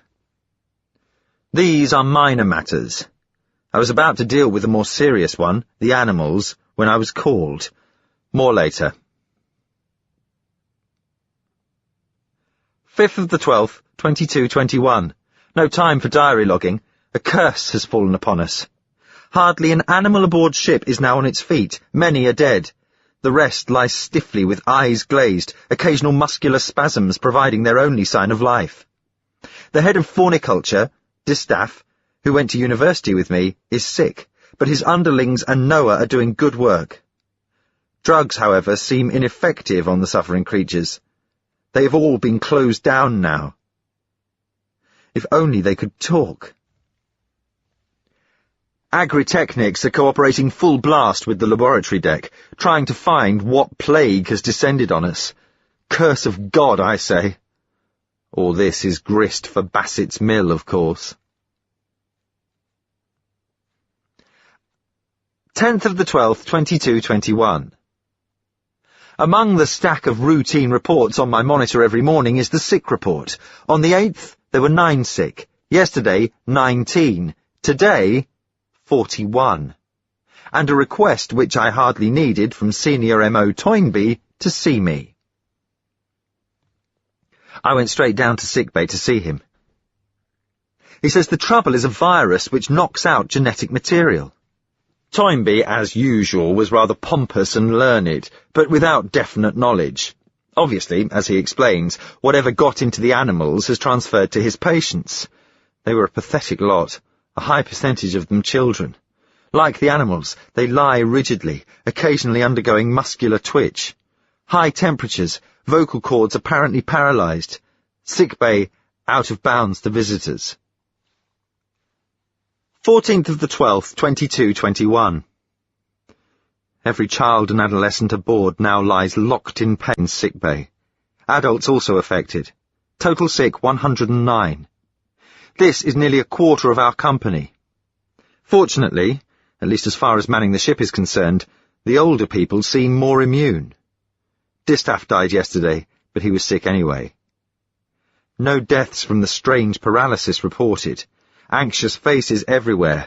I can hardly bear to look at them. 17th of the 12th, 2221. Oh, Lord, If you did not from its launching turn your face from this ship, look upon us all now.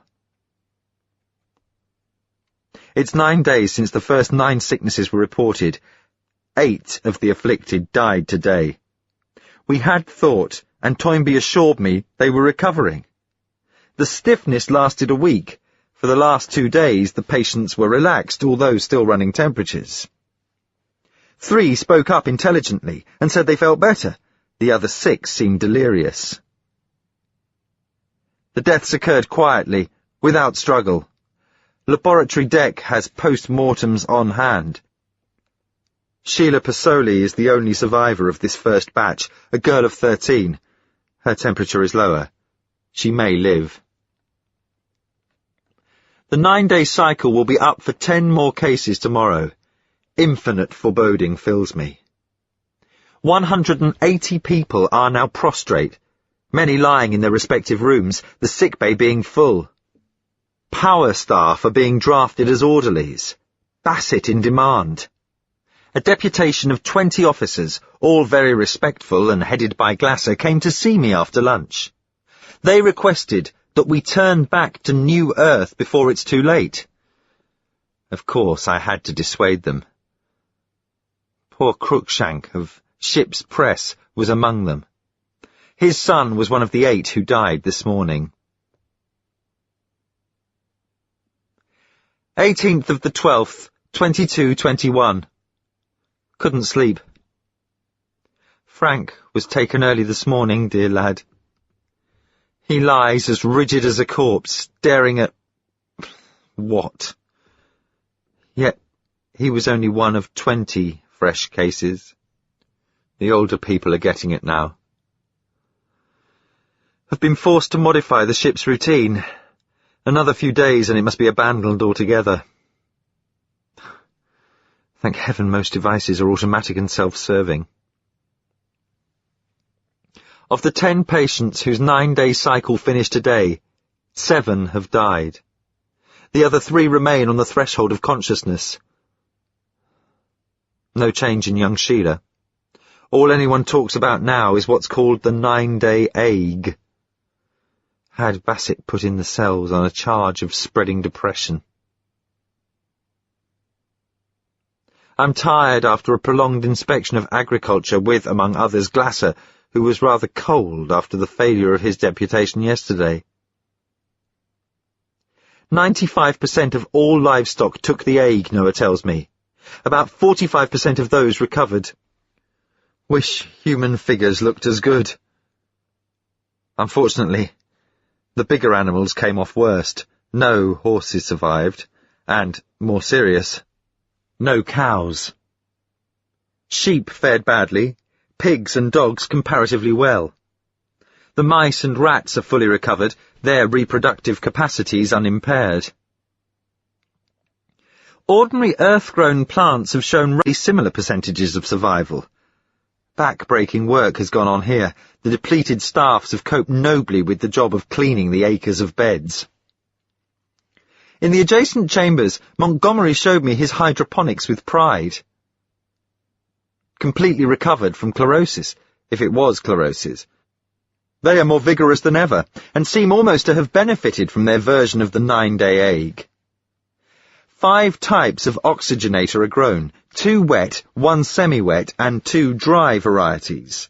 One of these dry varieties in particular, an edible variety modified centuries ago from ground elder, is growing luxuriantly and shows a tendency to flow out from its gravel beds over the deck.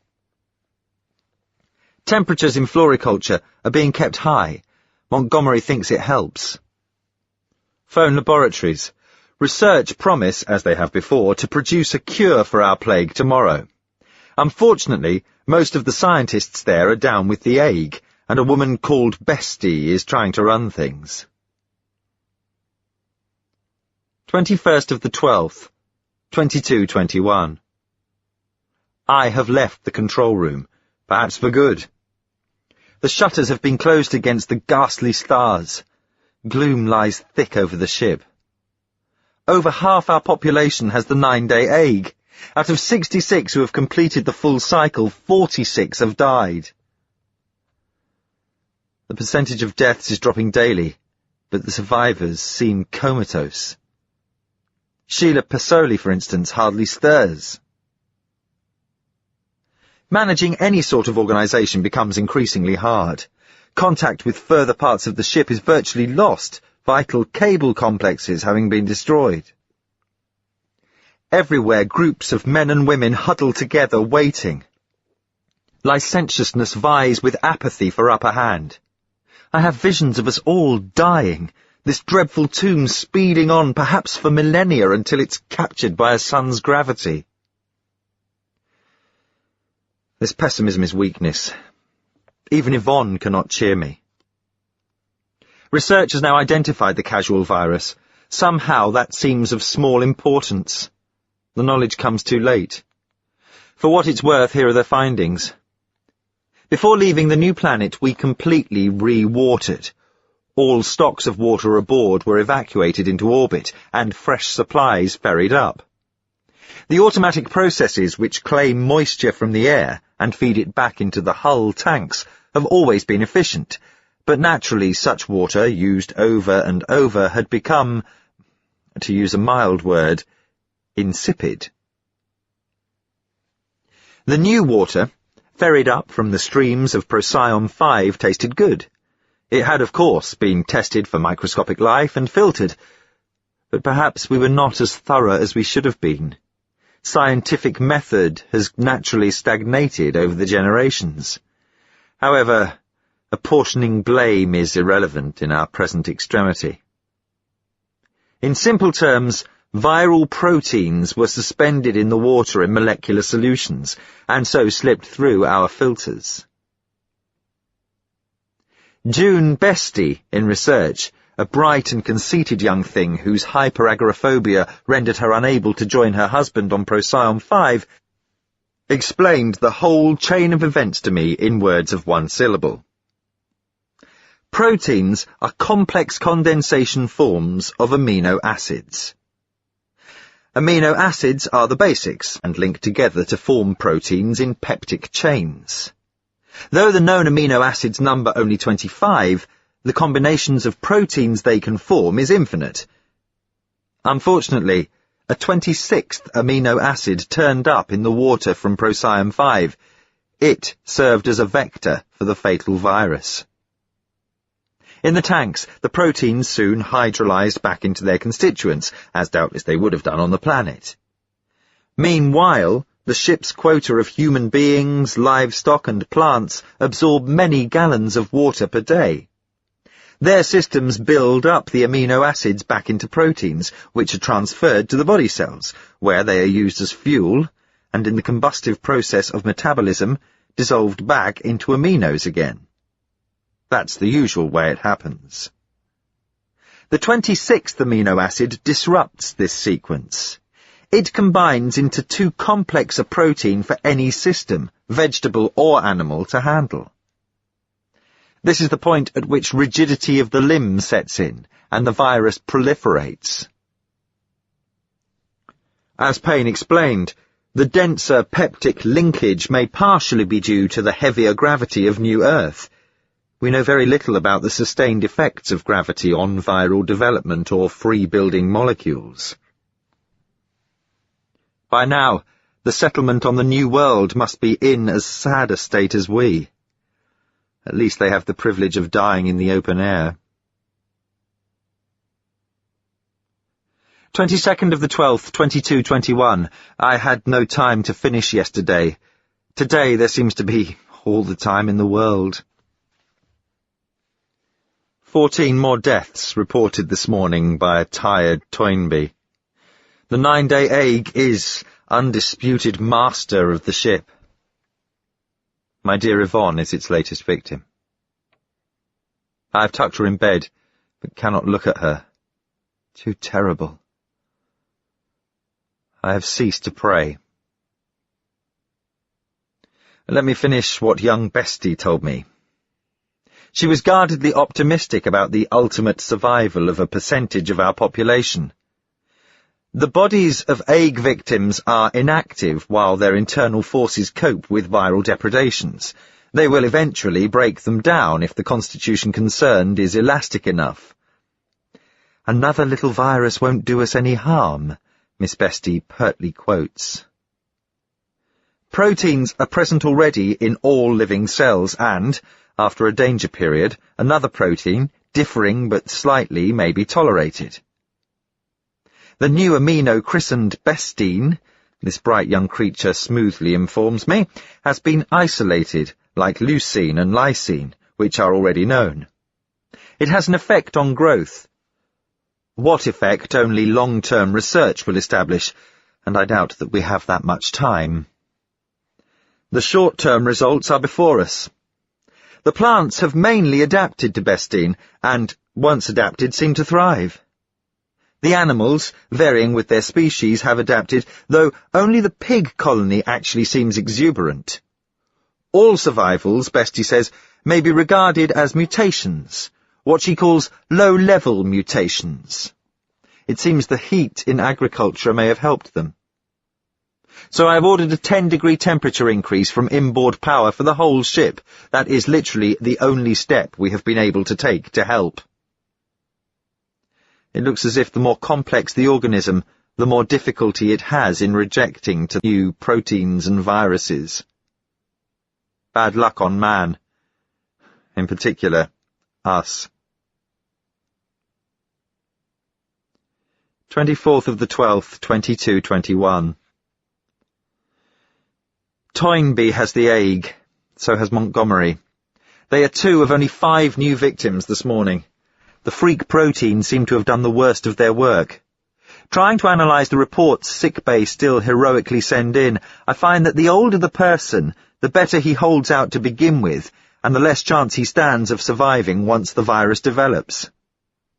I asked Bestie about this when she came, quite voluntarily, to see me. She's made herself icy research, and I can only bless her efficiency. She thinks the figures are not significant. The young survive most things better than older people. Little Sheila Pasoli has recovered. Hers was one of the first cases 16 long days ago. I went down and saw her. She seems perfectly all right, although quick and nervous in her actions. Temperature still high. Still, she is our first cure. Feel absurdly optimistic about this. If only 100 men and women came through, they might multiply, and their descendants get the ship home. Is there not a lower limit to the number who can avoid extinction? No doubt the answer lurks somewhere in the library, perhaps among those dreary discs compiled by past occupants of this ship. There was a mutiny today, a stupid affair led by a Sergeant Tugston of ship's police and Spud Murphy, the surviving armourer. They ran amok with the few hand atomic weapons not landed on PV, killing 6 of their companions and causing severe damage amidships. Strangely enough, they weren't after me. I had them disarmed and thrown into the brig. It will give Bassett someone to preach at. And all weapons apart from the neuralethia, or dasers as they are popularly called, have been collected and destroyed to prevent further menace to the ship. The dasers, acting only on living nervous systems, have no effect on inorganic material. 25th of the 12th, 2221. Another attempt at mutiny. I was down in agriculture when it all blew up. As one of the essential ship services, the farm must be kept running at all costs. The oxygenators in hydroponics have been left as they can manage themselves. One of them, the dry variety mentioned before, has proliferated over the floor and seems almost as if it could sustain itself. While I was looking at it, Noah Stover came in with a daser, a lot of worried young women with him. He fired a mild charge at me. When I revived, they had carried me up into the control room, there threatening me with death if I did not turn the ship round and head back for New Earth. It took some time to make them understand that the manoeuvre of deflecting the ship through 180 degrees when it's travelling at its present speed of roughly 1,328.5 times EV, Earth, would take about 5 years. Finally, by demonstrating stream factors, I made them understand. Then, they were so frustrated they were going to kill me anyhow. Who saved me? Not my other officers, I regret to tell, but June Bestie, single-handed. My little heroine from research. So furiously did she rant at them that they finally slunk off, Noah in the lead. I can hear them now, rampaging round the low-number decks. They've got at the liquor supplies. 26th of the 12th, 2221.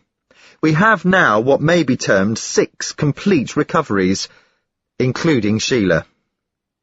They all have temperatures and act with nervous speed, but claim to feel fit.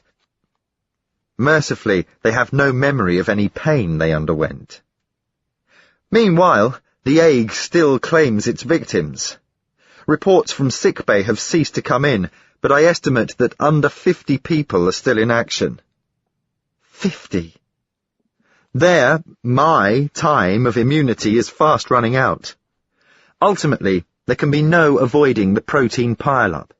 But since the freak linkages are random factors, some of us dodge a critical congestion in our tissues longer than others.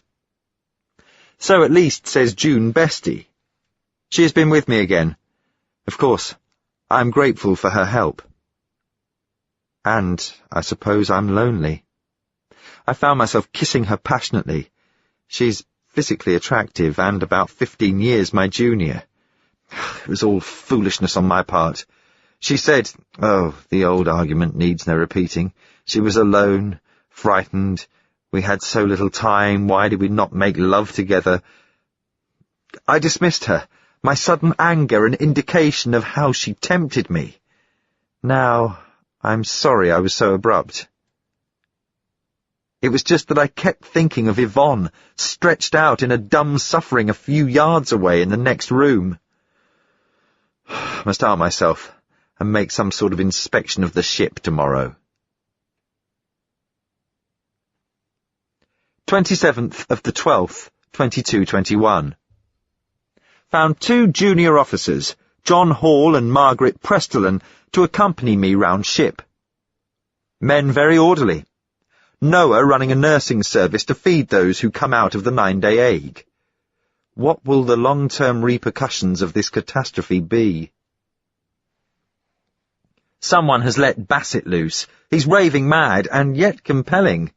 I could almost believe his teaching myself. In this morgue, it's easier to put faith in psychoanalysis than God. We went down to agriculture. It's a shambles. The livestock loose among the crops, and the hydroponics. The dry oxygenator mentioned here before has wildly mutated under the Bestian influence. It's invaded the corridors near the hydroponic section, its root system sweeping a supply of soil before it, almost as if the plant had developed an intelligence of its own. With somewhat absurd visions of the thing growing and choking the whole ship, I went up to the control room and clicked the button which causes the interdeck doors to close all along main corridor. That should cramp the plant's style. Frank broke out of his stiffness today. He didn't recognize me. I'll see him again tomorrow. June was taken with the ague today. Bright and living June. Prestolin showed her to me, motionless in suffering even as she had predicted. Somehow, treacherously, the sight of her hurt me more than the sight of Yvonne had done. I wish... But what does it matter what I wish? My turn next. 28th of the 12th, 2221. Prestolin reminded me that Chris had come and gone. I'd forgotten that mockery. That was what the drunken mutineers were celebrating, poor devils. Frank recognized me today. I could tell by his eyes, although he could not speak. If he ever becomes captain, it will be of a very different ship. 20 recoveries to date. An improvement. Room for hope. Adversity makes thinkers of us all. Only now, when the long journey means no more than a retreat into darkness, do I begin to question the sanity behind the whole conception of interstellar travel. How many hapless men and women must have questioned it on the way out to Procyon, imprisoned in these eternal walls? For the sake of that grandiose idea, their lives guttered uselessly, as many more must do before our descendants step on Earth again. Earth. I pray that there men's hearts have changed, grown less like the hard metals they have loved and served so long. Nothing but the full flowering of a technological age such as the 21st century could have launched this miraculous ship, yet the miracle is sterile, cruel. Only a technological age could condemn unborn generations to exist in it as if man were mere protoplasm without emotion or aspiration. At the beginning of the technological age, a fitting token to my mind, stands the memory of Auschwitz-Birkenau. What can we do but hope that this more protracted agony stands at its end forever on Earth and on the new world of Procyon 5. There, the file ended. During the reading of it, Vianne had been forced to pause several times and master her voice. Her usual rather military bearing had deserted her, leaving her just a girl on a bed close to tears, and when she had finished reading, she forced herself to turn back and reread a sentence on the first page which had escaped Complain's notice. Captain Gregory Complain had printed, "We head for Earth in the knowledge that the men who will see those skies will not be born until 6 generations have died." Vianne read it aloud in a shaky voice before finally breaking into a storm of tears. "Don't you see?" she cried. "Oh, Roy, the journey was only meant to take 7 generations, and we are the 23rd generation. The 23rd! We must be far past Earth. Nothing can ever save us now." Hopelessly, wordlessly, Complain tried to console her. But human love had no power to soften the inhumanity of the trap they were in. At last, when Vianne's sobbing had partly subsided, Complain began to talk. He could hear his voice creaking with numbness, forced out in an attempt to distract her, to distract both of them from the basic plight. "This file explains so much, Law," he said. "We must try and be grateful for knowing. Above all, it explains the catastrophe. It's not a frightening legend anymore. It's something we might be able to deal with. Perhaps we shall never know if Captain Gregory survived, but his son must have done to carry on the name. Perhaps June Bestie survived. Somehow, she reminds me of you. At least it's obvious enough people survived, little groups forming tribes, and by then the hydroponics had almost filled the ship." "Who would have thought," she whispered, "that the ponics weren't really meant to be there?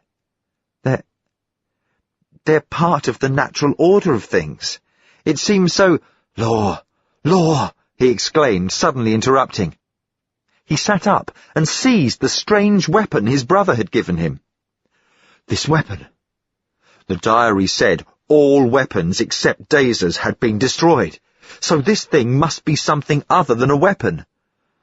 "Perhaps they missed one," she said wearily. "Perhaps, or perhaps not. It's a heat device. It must have a special use. It must be able to do something we don't know about. Let me try it." "Roy, be careful!" Vianne cried. "You'll have a fire." "I'll try it on something that doesn't burn. We are onto something, Law, I swear it." He picked the gun up carefully, training the nozzle towards the wall. It had an indicator and a button on the smooth top surface. He pressed the button, as Greg had done earlier. A narrow fan of intense heat, almost invisible, splayed out and touched the wall. On the matte metal of the wall, a bright line appeared. It loosened, widened. 2 cherry-red lips grew, parting in a smile. Hastily, Complain pressed the button again. The laser died. The lips lost their colour, turned maroon, hardened into a gaping black mouth. Through it, they could see the corridor. Vian and Complain stared at each other, thunderstruck. "We must tell the council," Complain said finally, in an awed voice. "Wait," she said. "Roy, darling, there's somewhere I want us to try that weapon. Will you come with me before we say a word to anyone?" They found, with some surprise when they got into the corridors, that the hunt for the giant was still on. It was fast approaching the time when the darkness that would cover the next sleep-wake fell. Everyone not engaged in the hunt was preparing for sleep, behind closed doors. The ship seemed deserted, looking as it must have looked long ago, when half its occupants lay dying under the rule of the 9-day ague. Vian and Complain hurried along unnoticed. When the dark came down, the girl flashed on the torch at her belt without comment. Complain could only admire her refusal to admit defeat. He was not enough of a self-analyst to see it was a quality he had a fair measure of himself. The uneasy notion that they might meet rats or giants or outsiders, or a combination of all three, obsessed him, and he kept the heat gun ready in one hand and his dazer in the other. But their progress was uneventful, and they came safely to Deck 1 and the closed spiral staircase. "According to your friend Marappa's plan," Vian said, "the control room should be at the top of these stairs. On the plan, the control room is shown large, yet, at the top, there is only a small room with featureless circular walls. Supposing those walls have been put up to keep people out of the control room." "You mean by Captain Gregory?" "Not necessarily. Probably by someone later," she said. "Come and aim your gun at the walls." They climbed the enclosed stairs and faced the circle of metal walls with a hushed sensation of confronting a mystery. Vian's grip on his arm was painfully tight. "Try there," she whispered, pointing at random. In the dark, beyond the levelled nozzle, a ruddy glow was born, woke to brightness, moved under Complain's control until it formed a radiant square. Rapidly, the sides of square sagged, the metal within it peeled back like a piece of skin, leaving them room to climb through. An acrid smell in their nostrils, the two waited impatiently for the heat to subside. Beyond it, in a great chamber dimly revealed, they could see a narrow outline of something indefinable because beyond their experience. When the square was cool enough to climb through, they made by common consent for that beckoning line. The great shutters, which, when closed, covered the magnificent 270-degree sweep of the observation blister, were exactly as Captain Gregory Complain had left them long since, even down to a carelessly abandoned spanner whose positioning on a sill prevented one panel of shutter from closing properly. It was the gap between this panel and its neighbour which drew Complain and the girl as surely as ponics seek the light. Through the narrow chink, which continued almost from ground level to far above their heads, they could glimpse a ribbon of space.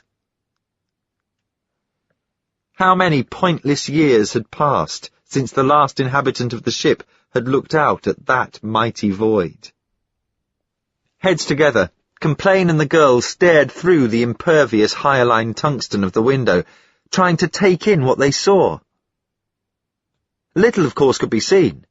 Just a tiny wedge of universe with its due proportion of stars. Not enough to dizzy them, only enough to fill them with courage and hope. "What does it matter if the ship is past Earth?" Vian breathed. We have found the controls. When we have learned how to use them, we can steer the ship down to the first planets we come to. Tregonin told us most suns have planets. Oh, we can do it. I know we can. After this, the rest will be easy. In the faint light, she saw a far-off gleam in Complain's eye, a look of dumbstruck speculation. She put her arms round him, suddenly anxious to protect him as she had always protected Scoit, for the independence so unremittingly fostered in quarters had momentarily left Complain. "For the first time," he said, "I've fully realized right down inside me, that we're on a ship." His legs were like water. It was as if she interpreted the words as a personal challenge. "Your ancestor brought the ship from New Earth," she said. "You shall land it on a newer Earth." And she flicked on her torch and swung its beam eagerly round the great array of controls which, up till now, had remained in darkness. The phalanx on phalanx of dials which had once made this chamber the nerve centre of the ship, the array of toggles, the soldier-like parade of indicators, levers, knobs and screens, which together provided the outward signs of the power still throbbing through the ship, had coagulated into a lava-like mess. On all sides, the boards of instruments resembled and were as much use as damp sherbet. Nothing had been left unmolested. Though the torch beam flitted here and there with increasing pace, it picked out not a switch intact. The controls were utterly destroyed. Part 4. The Big Something. Chapter 1. Only the occasional stale glow of a pilot light illuminated the coiled miles of corridor. At one end of the ship, the ponics were beginning to collapse onto themselves in the death each dark sleep-wake inevitably brought. At the other end of the ship, Master Scoit still drove his men in a torchlight search for the giant. Scoit's party, working along the lower levels of the drive floors, had drained the 20 decks of forwards almost clear of life. As the dark came down, it caught Henry Marappa, the priest, going from Councillor Tregonin's room to his own without a torch. Marappa had been carefully ingratiating himself into the librarian's favour, against the time when the Council of 5 should be reconstituted as the Council of 6, Marappa, of course, visualising himself as the 6th councillor. He walked now through the dimness warily, half afraid a giant might pop up in front of him, which was almost exactly what did happen. A door ahead of him was flung open, a wash of illumination pouring into the corridor. Startled, Marappa shrank back. The light eerily flapped and churned, transforming shadows into frightened bats as the bearer of the torch hustled about his nocturnal business in the room. Next moment, 2 great figures emerged, bearing between them a smaller figure who slumped as if ill. Undoubtedly these were giants. They were over 6 feet high. The light of exceptional brilliance was worn as a fitting on one giant's head. It sent the uneasy shadows scattering again as its wearer bent and half-carried the small figure. They went only half a dozen paces down the corridor before stopping in the middle of it, kneeling there with their faces away from Marappa, and now the light fell upon the face of the smaller man. It was Famore. With a word to the giants, Famore, leaning forward, put his knuckles to the deck in a curious gesture. His hand, fingertips upward, was for a moment caught alone in the cone of torchlight. Then, a section of deck, responding to his pressure, rose and was seized by the giants, seized and lifted to reveal a large manhole. The giants helped Famore down into it, climbed down themselves, and closed the hatch over their heads. The glow from a square pilot light on the wall was again the only illumination in a deserted corridor. Then Marappa found his tongue. "Help!" he bellowed. "Help! They're after me!" He pounded on the nearest doors, flinging them open when no reply came. These were workers' apartments, mainly deserted by their owners who were away following Scoit and the survival team. In one room, Marappa discovered a mother suckling her babe by a dim light. She and the baby began to howl with fear. The rumpus soon brought running feet and flashing torches. Marappa was surrounded by people and reduced to a state of coherence. These were mainly men who had been on the grand giant hunt, men with their blood roused by the unaccustomed excitement. They let out wilder cries than Marappa to hear that giants had been here, right in their midst. The crowd swelled, the noise increased. Marappa found himself crushed against the wall, repeating his tale endlessly to a succession of officers, until an icy man called Pagwam, co-captain of the survival team, pushed his way through the group. Pagwam rapidly cleared a space round Marappa. "Show me this hole you say the giants disappeared down," he ordered. "Point to it."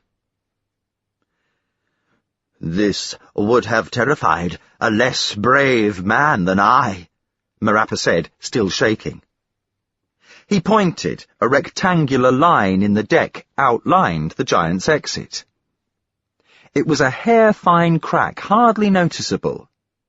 Inside the rectangle at one end was a curious octagonal indentation, not half an inch across. Apart from that, there was nothing to distinguish the trapdoor from the rest of the deck. At Pagwam's orders, 2 men tried to lever open the trapdoor, but the crack was so fine they could do no more than poke their fingernails down it. "It won't come up, sir," one of the men said. "Thank Hem for that," Marappa exclaimed, visualizing a stream of giants emerging upon them. By this time, somebody had fetched Scoit. The master's face was harder set than ever. His long fingers restlessly caressed the runners of his cheeks as he listened to Pagwam and Marappa. Though he looked tired, when he spoke he revealed that his brain was the widest awake of those present. "You see what this means," he said. "These traps are set in the floor, about 100 paces apart throughout the ship. We've never recognized them as such, because we could never open them. But the giants can open them easily enough. We no longer need doubt, whatever we once thought to the contrary, that the giants still exist. For reasons of their own, they have laid low for a long while. Now they're coming back. And for what other purpose than to take over the ship again?" "But this trap," Marappa said. "This trap," Scoit interrupted, "is the key to the whole matter. Do you remember your friend Complain was captured by giants? He said he was spirited into a hole and travelled in a low, confined space that sounded like no part of the ship we knew. Well, obviously, it was a space between decks, and he was taken down a trap just like this one. All traps must intercommunicate. And if the giants can open one, they can open the lot." An uneasy babble of comment rose from the crowd in the corridor. Their eyes were bright, their torches dim. They seemed to press more closely together as if for comfort. Marappa cleared his throat, inserting the tip of his little finger helplessly into his ear, as if that were the only thing in the world he could get clear. "This means... Jesus knows, this means our world is entirely surrounded by a sort of thin world where the giants can get and we can't," he said. "Is that so?" Scoit nodded curtly. "Not a nice thought, priest, eh?" he said.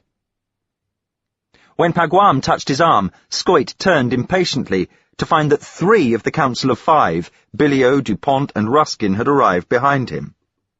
They looked both unhappy and annoyed. "Please say no more, Master Scoit," Billio said. "We've heard most of this, and it hardly sounds the sort of thing which should be discussed in public. You'd better bring this priest along with you to the council room. We'll talk there." Scoit hardly hesitated. "On the contrary, Councillor Billio," he said distinctly. This matter affects every man-jack on board. Everyone must know about it as quickly as possible. I'm afraid we are being swept to a time of crisis."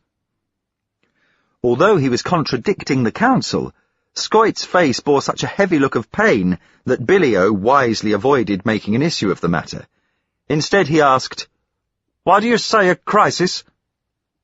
Scoit spread his hands. "Look at it this way," he said.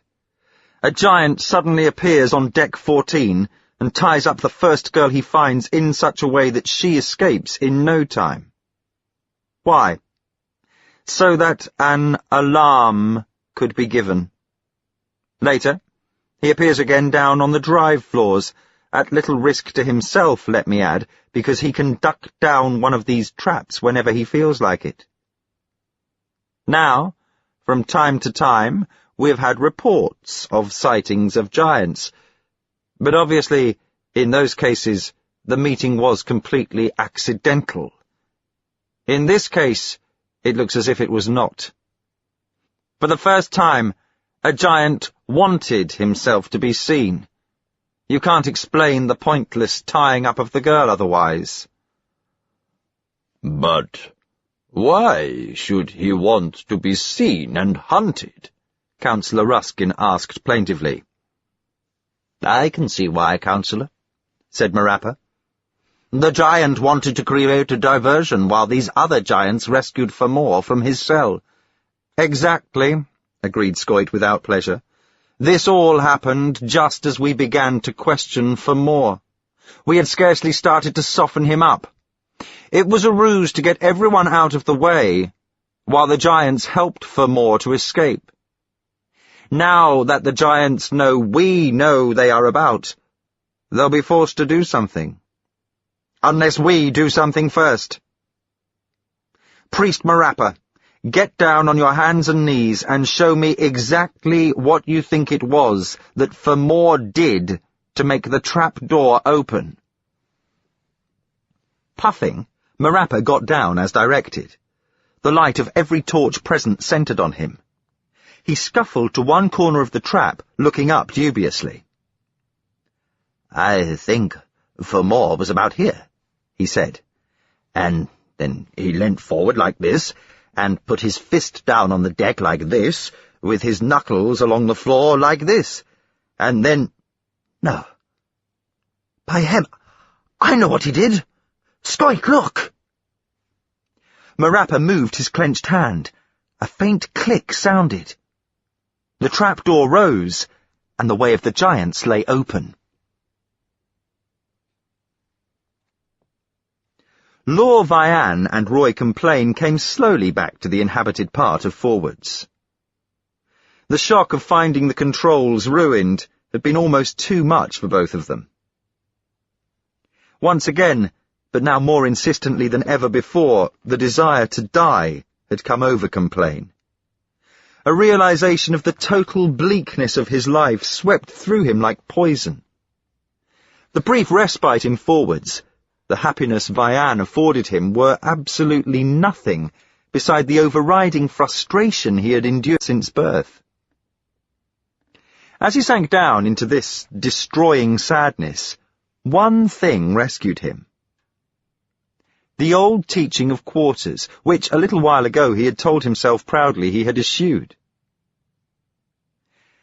Back to him echoed the voice of the priest. "We are the sons of cowards. Our days are passed in fear.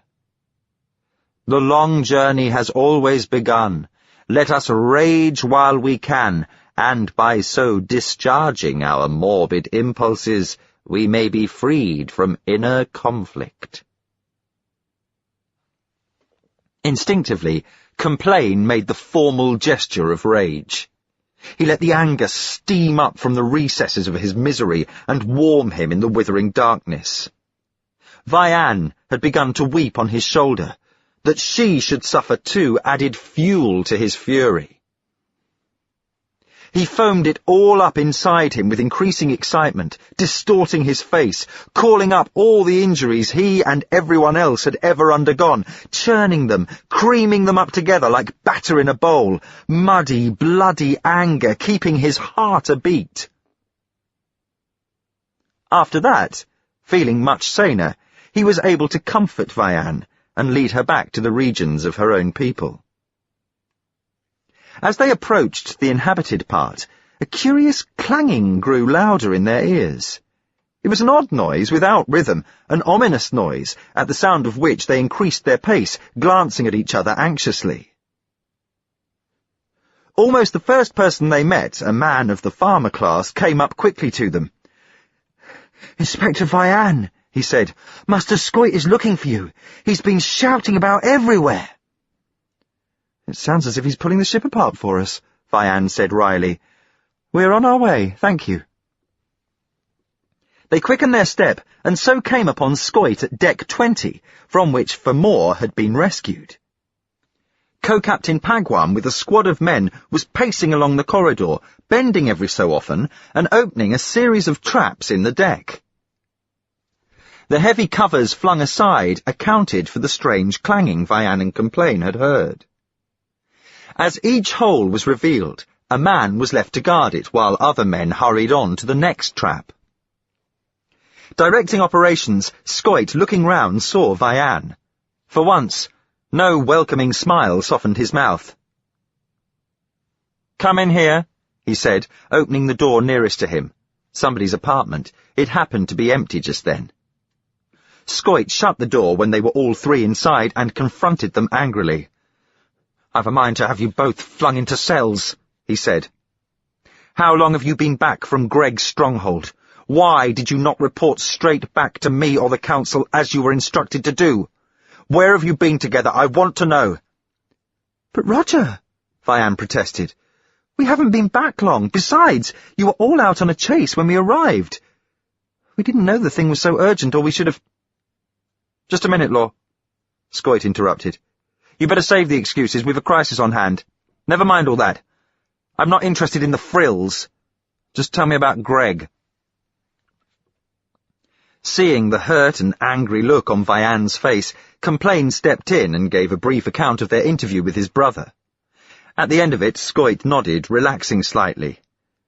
"Better than I dared hope," he said. "We will send scouts to get Greg's party here as soon as possible. It is expedient that they move in here at once." "No, Roger," Vianne quickly. "They can't come here. With all respects to Roy, his brother's nothing but a brigand. His followers are nothing but a mob. They and their wives are maimed and mutated. The whole pack would bring endless trouble onto our hands if we had them living with us. They are absolutely no good for anything but fighting." "That," Scoit said grimly, "is just what we want them for. You'd better get abreast with events, Law." Rapidly, he told her what Marappa had seen and what was now going on. "Had you hurt Fermor?" Complain asked. "No. Just a preliminary flogging to soften him up." "He was used to that sort of thing in quarters, poor devil," Complain said. His own back tingled in sympathetic memory. "Why should all this make it so urgent to get Greg's mob here?" Vianne said. Master Scoit sighed heavily and answered with emphasis.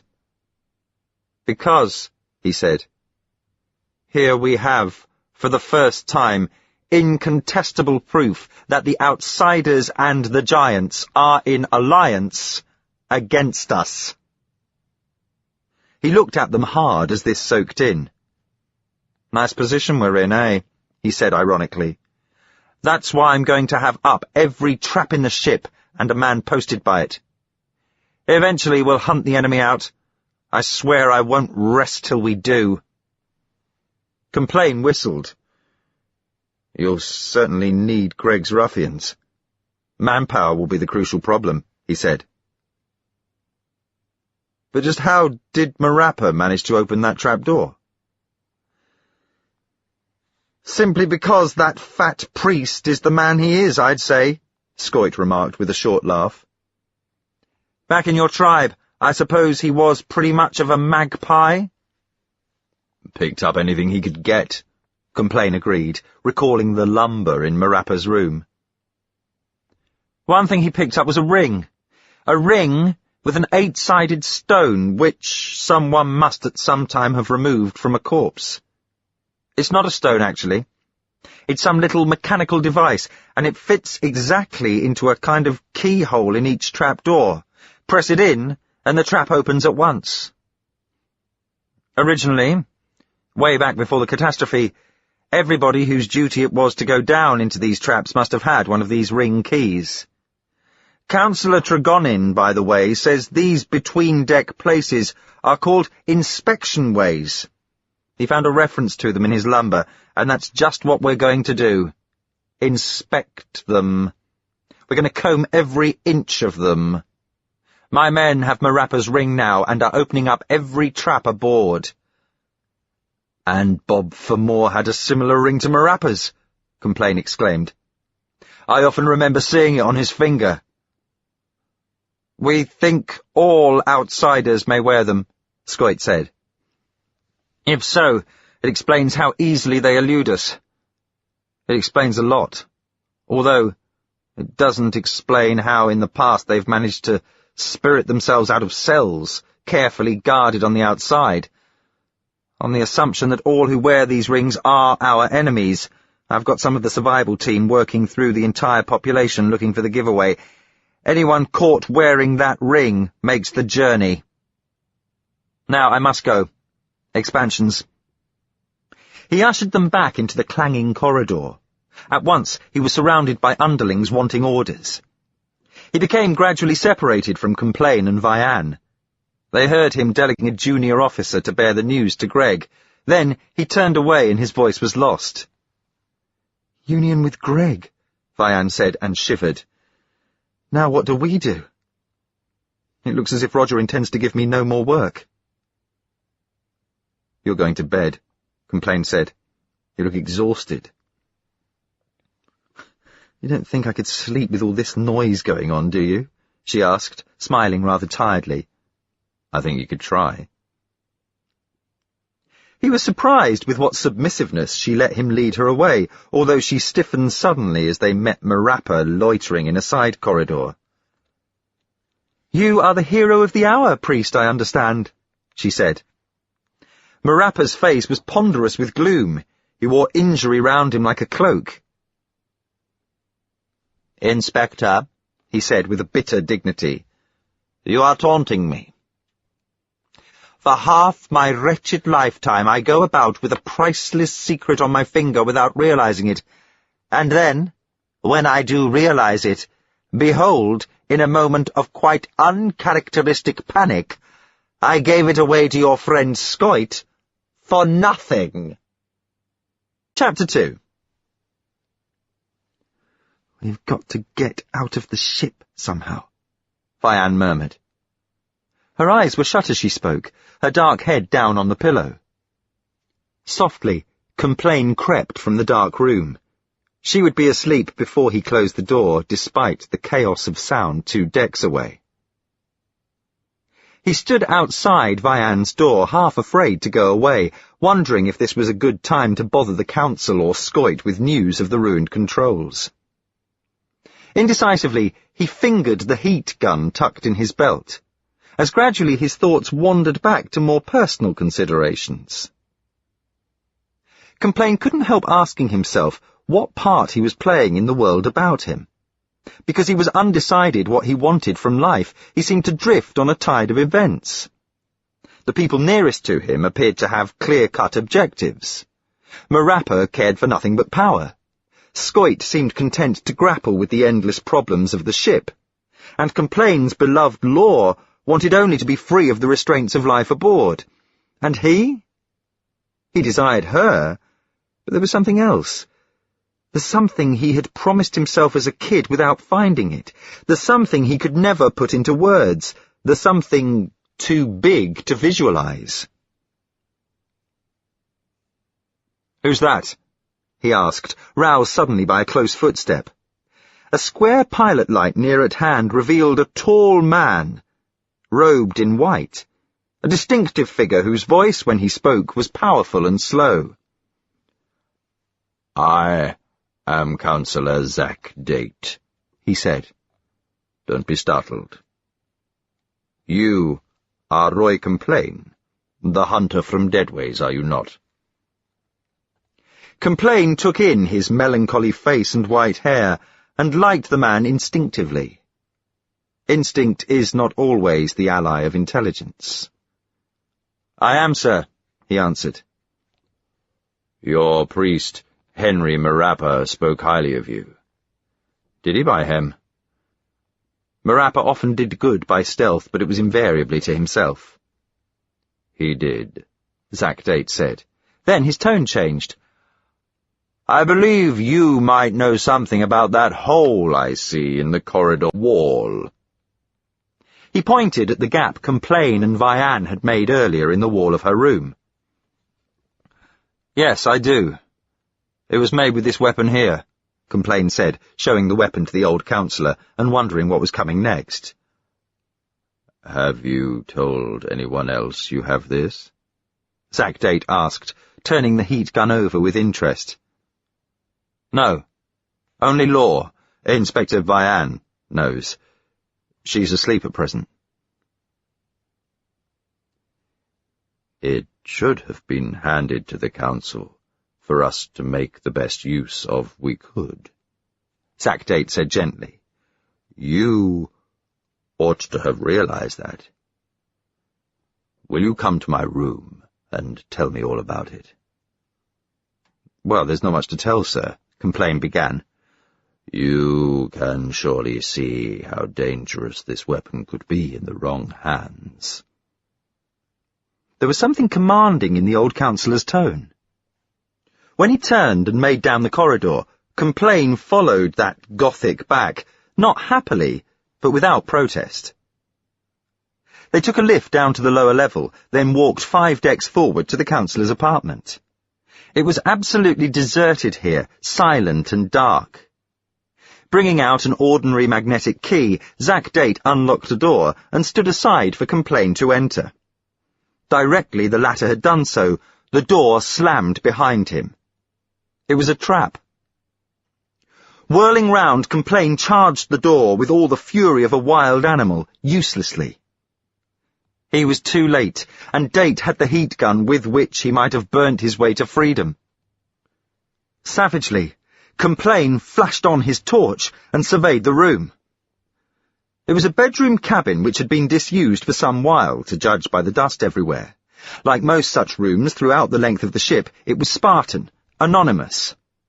Complain picked up a chair and battered it to bits against the locked door, after which he felt better able to think.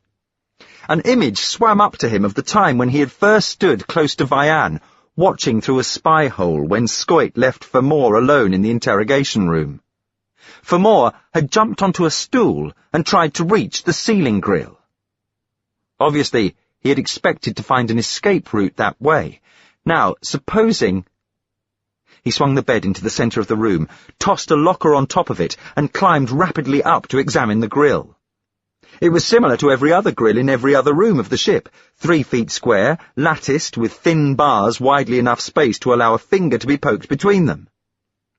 The exploring torch revealed these spaces to be silted up with dust, sticky as rheumy eyes. Such breeze as drained through in the room was faint indeed. Complain heaved tentatively at the grill. It did not budge. It had to budge. Fermor did not stand on that stool and stretch upwards just because he needed some physical jerks. Here, too, if the grills opened, would be an explanation of the way some of Scoit's previously captured outsiders had escaped from guarded cells. Complain stuck his fingers through the grill and felt along its inner edge, hope and fear scampering coldly through his veins. His index finger soon met with a simple tongued catch. Complain pressed it over. Similar catches lay on the upper surface of the other 3 sides of the grill. One by one, he flicked them over. The grill lifted easily up. Complain angled it sideways, brought it down, and put it quietly on the bed. His heart beat rapidly. Catching hold of the aperture, he drew himself up into it. There was hardly space to stir. He had expected to find himself in the inspection ways. Instead, he was in the ventilation system. He guessed immediately that this pipe ran through the strange interdeck world of the inspection ways. Clicking his torch off, he strained his eyes down the low duct, ignoring the breeze that sighed continuously into his face. One light only lit the tunnel, filtering up from the next grating along. Struck with the idea that he must look much like a cork in a bottle, Complain dragged himself forward and peered through the grill. He was staring down into Zack Date's room. Zack Date was there alone, talking into an instrument. A tall cupboard, standing now in the middle of the room, showed how the niche in the wall which housed the instrument was normally concealed. So fascinated was Complain with his novel viewpoint that for a moment he failed to hear what Zack Date was speaking about. Then it registered with a rush. "Fellow Complain causing a lot of trouble," the counsellor said into the phone. "You remember when your man Andrews lost his welder a few weeks back? Somehow it has now got into Complain's hands. I found out because I happened to come across a gaping hole in the wall of one of the compartments on Deck 22, Inspector Lorvian's room." "Yes, Curtis, can you hear me? This line is worse than ever." For a moment, Date was silent, as the man at the other end of the line spoke. "Curtis," Complain exclaimed to himself. That was the name of the giant in charge of the mob who captured him. Looking down on the counsellor, Complain suddenly noticed the giveaway ring with the octagonal stone on Zack Date's finger, and began to wonder what ghastly web of intrigue he had blundered into. Date was speaking again. "I had the chance of slipping into Vian's room," he said, "while your diversion down on the drive floors was in full swing. And there I found something else the Dizzies have got hold of. A file we never knew existed, written by the first man to captain the ship on the way back from Procyon 5. It contains far more than the Dizzies should know. It'll set them questioning all sorts of things. By a stroke of luck, I have managed to get both file and welder into my possession." "Thanks." Even more luckily, nobody but Complain and this girl Vian yet know anything about or realize the significance of either file or laser. Now then, I know all about Little Dog's ideas on the sanctity of Dizzy lives, but they are not up here coping with this problem, and it's getting more difficult hour by hour. If they want their precious secret kept, there is one easy way to do it. I've got Complain locked in next door to me now." "Well, of course not, no force. He just walked into the trap like an angel. Vian is asleep in her room. What I'm asking you is this, Curtis. I want your sanction to kill Complain and Vian." "Well, yes, I don't like it either, but it's the only way we can possibly retain the status quo, and I'm prepared to do it now, before it's too late." Zack Date was silent, listening, an expression of impatience creeping over his long face. "There isn't time to radio Little Dog," he said, evidently interrupting the speaker. "They'd procrastinate too long. You're in charge up here, Curtis, and all I need is your permission." "That's better." "Yes, I do consider it imperative. You don't think I enjoy the task?" "I shall gas them both through the air vents of their rooms, as we've done before in similar awkward cases. At least we know it's painless."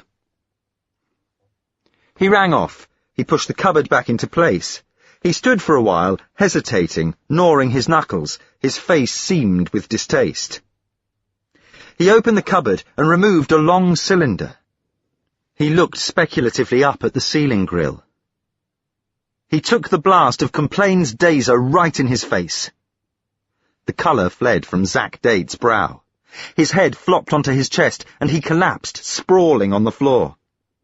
For a minute, Complain lay where he was, his mind attempting to adjust to events. He was brought back to the immediacy of the present by a horrible sensation. An alien thought had somehow drifted among his thoughts. It was as if somebody's thickly furred tongue licked his brain. Flipping on his torch, he found a tremendous moth hovering before his eyes. Its wingspan was about 5 inches. The tapetum lucidum in its eyes reflected the light like 2 cerise pinpoints. Sickened, he struck at it but missed. The moth fluttered rapidly away down the air duct. Complain recalled another moth in Deadways, which had left a similar delicately dirty fingerprint on his mind. Now he thought, this power the rabbits have, the moths must have it in lesser degree, and the rats seem to be able to understand them. Perhaps these moths are a sort of airborne scout for the rat hordes. This notion scared him a great deal more than hearing Date pronounce his death sentence had done. In a sweat of panic, he flicked back the 4 tongues which kept Zack Date's grill in place, slithered the grill along the duct, and dropped down into the councillor's room. Pulling up a table, he climbed onto it and moved the grill back into its proper position. Then he felt safer. Zack Date was not dead. Complain's dazer had been turned only to half power, but he had been at close enough range to receive a shock of sufficient strength to keep him senseless for some while. He looked harmless, even benevolent, huddled on the deck, with hair fallen over his ashen forehead. Complain took the councillor's keys without a stir of compunction, collected his heat gun, unlocked the door, and let himself out into the silent corridor. At the last moment he paused, turning back into the room to flash his torch up at the grill. Sharp little pink hands grasped the bars, a dozen sharp faces hated down at him. Hair prickling up his neck, Complain gave them the daze. The little burning eyes lost their brilliance at once. The pink hands relaxed their grip. Squeals, following him down the corridor, told Complain he had also winged concealed reinforcements. His ideas flowed fast as he walked. One thing he stubbornly determined: Councillor Date's role in this affair and all that he had said on the strange instrument to Curtis. Where was Curtis? Should be mentioned to nobody until he had discussed it with Vianne. They could no longer tell who was on their side and who was not. Just supposing Vianne, he began aloud. He quickly tucked that dread away. There was a point where distrust merged with insanity. A practical item worried Complain, but he could not quite formulate it.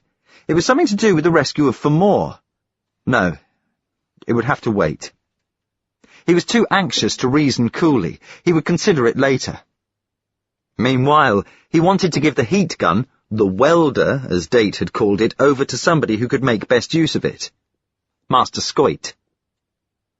The excitement round Scoit had gloriously increased. He had transferred himself into the centre of a whirlpool of activity.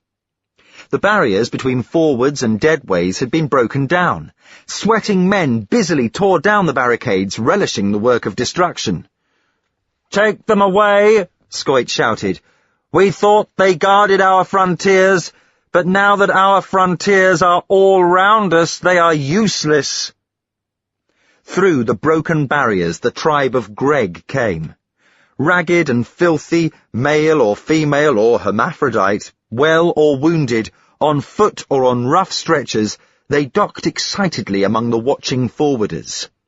They bore bundles and bedding rolls and boxes and panniers. Some pulled crude sledges they had dragged through the ponics. One woman drove her belongings before her on the back of an emaciated sheep. With them all flew the black midges of Deadways. Such was the fever of excitement which simmered over forwards that this animated gaggle of squalor was greeted with welcoming smiles and an occasional cheer. The tattered legion waved back. Roffery had been left behind. He was considered near enough dead to make any trouble expended on his account worthless. One thing at least was clear. The outcasts, wounded though many of them were from their encounter with the rats, were prepared to fight. Every man-jack of them was loaded down with dazers, knives, and improvised pikes. Greg himself, accompanied by his weird henchman Hall, was conferring with Scoit, Pagwam, and Councillor Ruskin behind a closed door when Complain arrived on the scene. Without ceremony, he thrust his way into the room. He savoured an unprecedented confidence which even their shouts at his intrusion did not sap. "I've come to help you," he said, facing Scoit as the natural leader there. "I've two things for you, and the first is a bit of information. We've discovered that there are trapdoors on every level of every deck. That is only one way the giants and outsiders can escape. They also have a handy exit in every single room." He jumped up onto the table and demonstrated to them how a grill opened.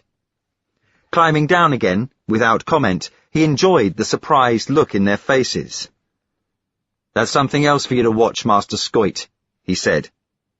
And then the point about Fermore's escape that had been troubling him slid into his mind without effort. Instantly, a slice more of the puzzle became clear. "Somewhere in the ship, the giants have a headquarters," he said. "They took me to it when they caught me, but I don't know where it is. I was gassed. But obviously, it's in a part of a deck or level cut off from us, deliberately or by design. There are plenty such places in the ship. That's where we have to look." "We've already decided that," said Greg impatiently. "The trouble is, things are in such a muddle on most decks, we don't know when a bit's cut off and when it isn't. An army could be hiding behind any bulkhead." "I'll tell you one such near at hand," Complain said tensely. "Above the cell Fermore was kept in on deck 21. "What makes you think that, Complain?" Scoit asked curiously. "Deduction. The giants, as we have realized, went to an enormous amount of trouble to lure everyone away from the corridors so that they could get to Fermore and rescue him via the trapdoors. They could have spared themselves all that bother if they had simply pulled him up through the grill in his cell. It wouldn't have taken them a minute, and they could have remained unseen. Why didn't they? My guess is because they couldn't. Because something on the level above has collapsed, blocking that grill. In other words, there may be chambers up there we have no access to. We ought to see what's in them." "I tell you, there are 100 such places," Greg began. "It certainly sounds worth investigating," Councillor Ruskin said. "Suppose you're right, Complain," Scoit interrupted. "If the grill's blocked, how do we get through?" "Like this." Complain levelled the heat gun at the nearest wall, fanning it horizontally. The wall began to drip away. He switched off power when a ragged archway had formed and looked challengingly at them. For a moment, all were silent.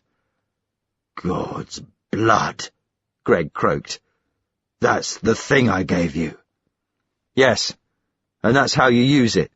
It's not a real weapon as you thought, it's a flame projector." Scoit stood up. His face was flushed. "Let's get down to deck 21, he said. "Pagwam, keep your men pulling up trapdoors as fast as you can circulate that ring. Complain you have done well. We'll try that gadget out at once." They moved out in a body, Scoit leading. He gripped Complain's arm gratefully. "Given time, we can pull the damn ship apart with that weapon," he said. It was a remark which did not fully register on Complain until much later. Chaos reigned on the middle level of Deck 21, where Fermore's cell was. All the manholes were exposed, each being now guarded by a sentry. Their covers were flung aside in untidy piles. The few people who lived here, mostly men of the barriers and their families, were evacuating before further trouble came, straggling among the sentries, getting in everyone's way. Scoit elbowed his way roughly through them, pushing squeaking children to right and left. As they flung open Fermore's cell door, Complain felt a hand on his arm. He turned, and there was Vianne, fresh and bright of eye. "I thought you were asleep." he exclaimed, smiling with the delight of seeing her again. "Do you realize it's within a watch of waking?" she said. "Besides, I'm told things are about to happen. I had to come and see that you didn't get into trouble." Complain pressed her hand. "I've been in and out of it while you were sleeping," he said cheerfully. Greg was already in the middle of the cell, standing on the battered crate which served here as a chair, peering up at the grill above his head. "Roy's right," he announced. "There's an obstruction on the other side of this thing. I can see some crumpled metal up there. Hand me up that heat gun and let's try our luck." "Stand from under," Complain warned him, "or you'll shower yourself with melted metal." Nodding, Greg aimed the weapon as Scoit handed it up and depressed the button. The glassy arc of heat bit into the ceiling, drawing a red wheel on it. Wheel broadened, the ceiling sagged, metal came gooing down like shreds of pulverized flesh. Through the livid hole, other metal showed. It too began to glow lividly. Noise filled the room, smoke cascaded about them and out into the corridor, bitter smoke which rasped their eyeballs. Above the uproar came a crackling explosion, and, just for a second, the lights flashed on with unexpected brilliance, then died away to nothing. "That should do it," Greg exclaimed with immense satisfaction, climbing down from his perch and eyeing the gaping ruin above him. His beard twitched in excitement. "I really think we ought to hold a full council meeting before we do anything as drastic as this, Master Scoit," Councillor Ruskin said plaintively, surveying the ruin of the cell. "We have done nothing but hold council meetings for years," Scoit said. "Now we're going to act." He ran into the corridor and bellowed furiously, producing in very short time a dozen armed men and a ladder. Complain, who felt he had more experience of this kind of thing than the others, went to fetch a bucket of water from the nearby guards' quarters, flinging it up over the tortured metal to cool it. In the ensuing cloud of steam, Scoit thrust the ladder into place and climbed up with his dazer ready. One by one, as quickly as possible, the others followed, Vianne keeping close to Complain. Soon, the whole party stood in the strange room above the cell. It was overwhelmingly hot. The air was hard to breathe. Their torches soon picked out the reason for the blocked grille and the collapsed inspection way below their feet. The floor of this chamber had undergone a terrific denting in some long-past explosion. A machine, perhaps left untended in the time of the 9-day ague, Complain thought, had blown up, ruining every article and wall in the place. A staggering quantity of splintered glass and silicone was scattered all over the floor. The walls were pitted with shrapnel, but there was not a trace of a giant. "Come on," Scoit said, trampling ankle-deep through the wreckage towards one of two doors. "Let's not waste time here." The explosion had wedged the door tightly. They melted it with the laser and passed through. Night loomed menacingly at the end of their torch beam. The silence sang like a thrown knife. "No sign of life," Scoit said. His voice held an echo of unease. They stood in a side corridor, sealed off from the rest of the ship, entombed, scattering their torchlight about convulsively. It was so achingly hot they could hardly see over their cheekbones. One end of the brief corridor finished in double doors on which a notice was stenciled. Crowding together, they shuffled to read what it said. "Duty men only. Cargo hatch, airlock. Danger." A locking wheel stood on either door with a notice printed beside it. "Do not attempt to open until you get the signal." They all stood there staring stupidly at the notices. "What are you doing? Waiting to get a signal?" Hall grated at them. "Melt the door down, Captain." "Wait," Scoit said. "We ought to be careful here. What's an airlock, I'd like to know?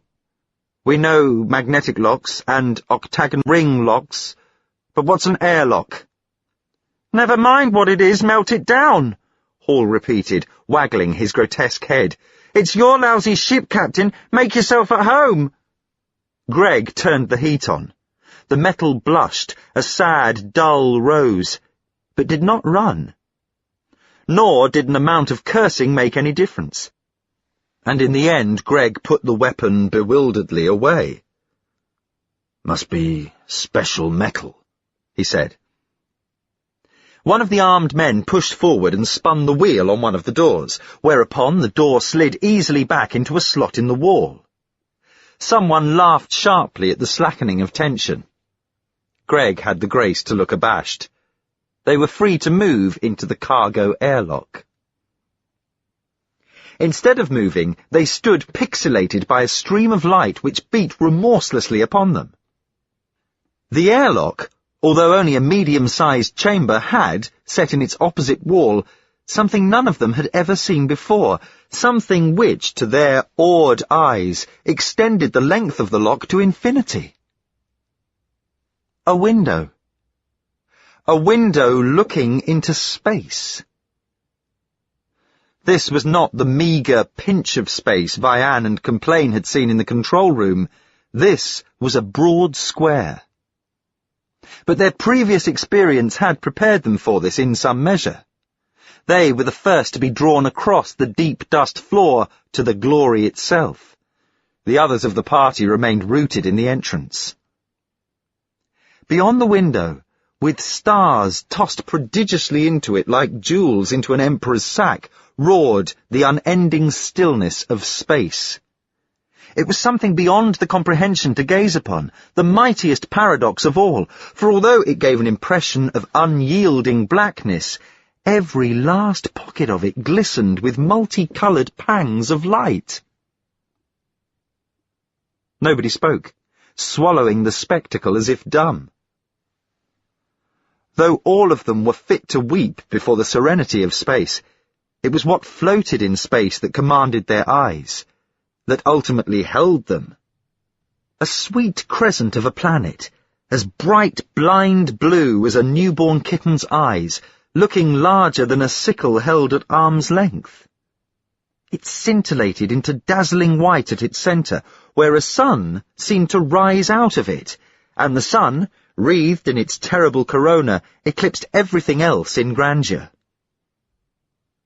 Still, nobody spoke. They were silent as the crescent crept wider, and the splendid sun broke free from behind it. They could not speak one word for the miracle of it. They were struck dumb, deaf, and dizzy by its sublimity.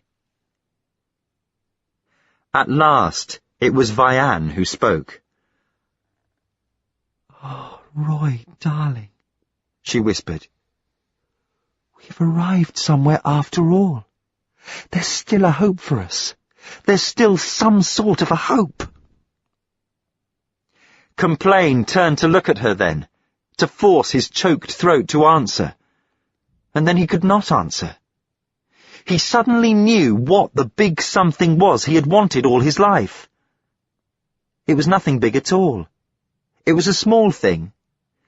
It was just to see Law's face by sunlight. Chapter 3. Within a watch, distorted versions of the great news had circulated to every man, woman and child in Forwards. Everyone wanted to discuss it with everyone else, everyone, that is, except Master Scoit.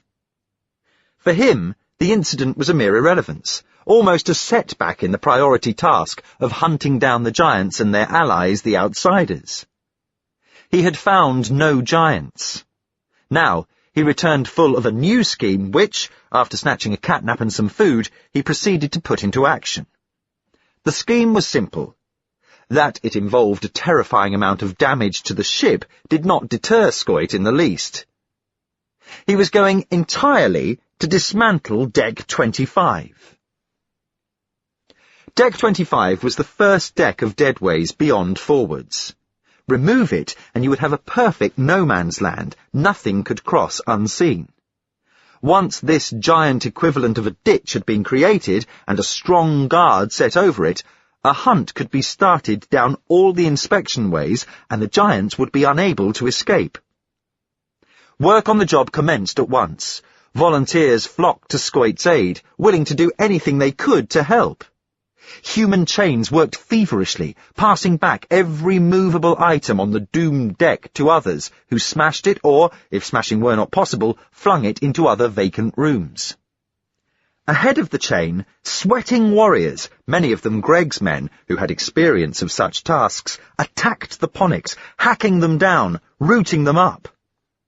Just behind them came the clearance men, looting, gutting, and filleting the place. And so, as soon as a room was cleared, Master Scoit himself came with the heat gun, blazing round the sides of the walls till the walls came tumbling down.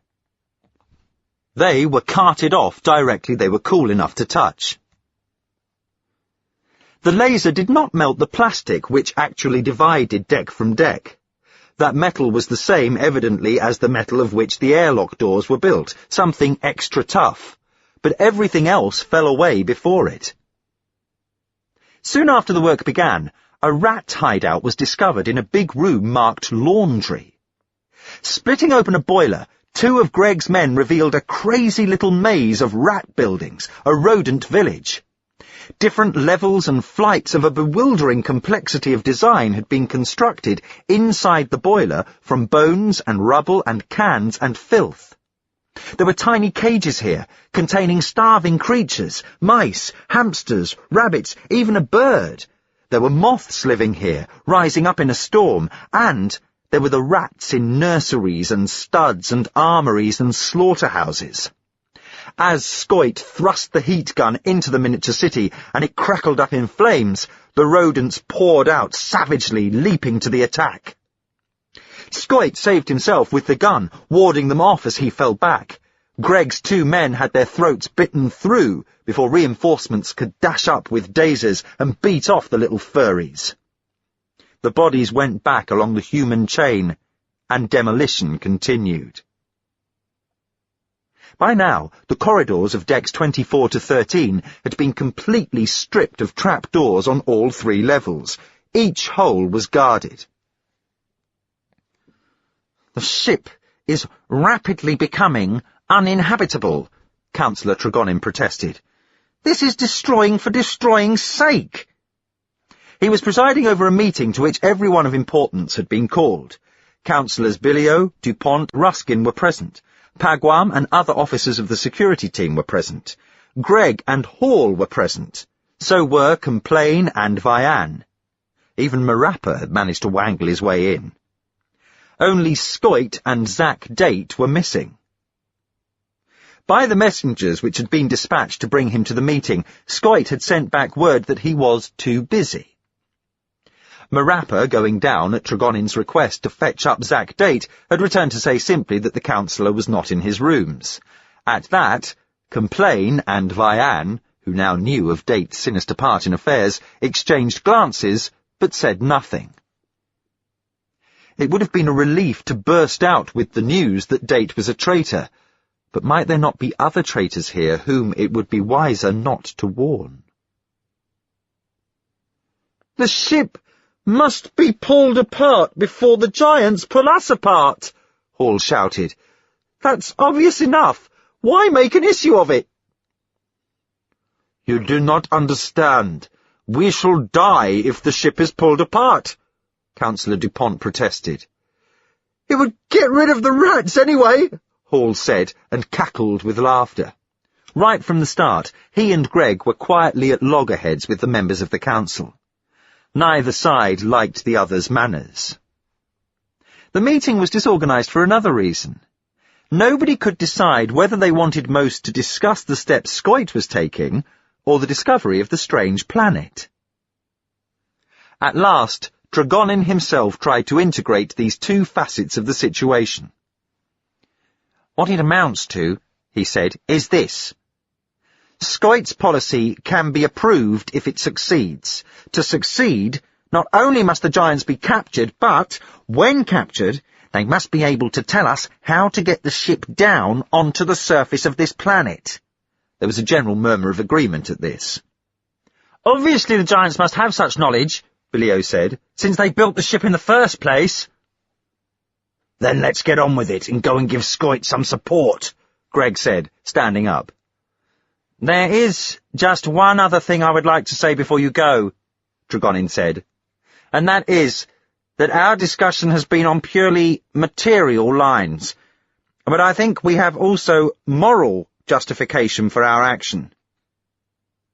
The ship is a sacred object for us. We may destroy it only under one condition, that the long journey be done. That condition, happily, is fulfilled. I am confident that the planet some of you have seen beyond the ship is Earth.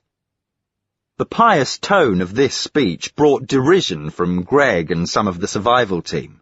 It brought applause and excitement from others. Marappa was heard to exclaim that Tregonin should have been a priest. Complain's voice cut through the uproar. The planet is not Earth, he said. I'm sorry to disappoint you, but I have certain information the rest of you do not know.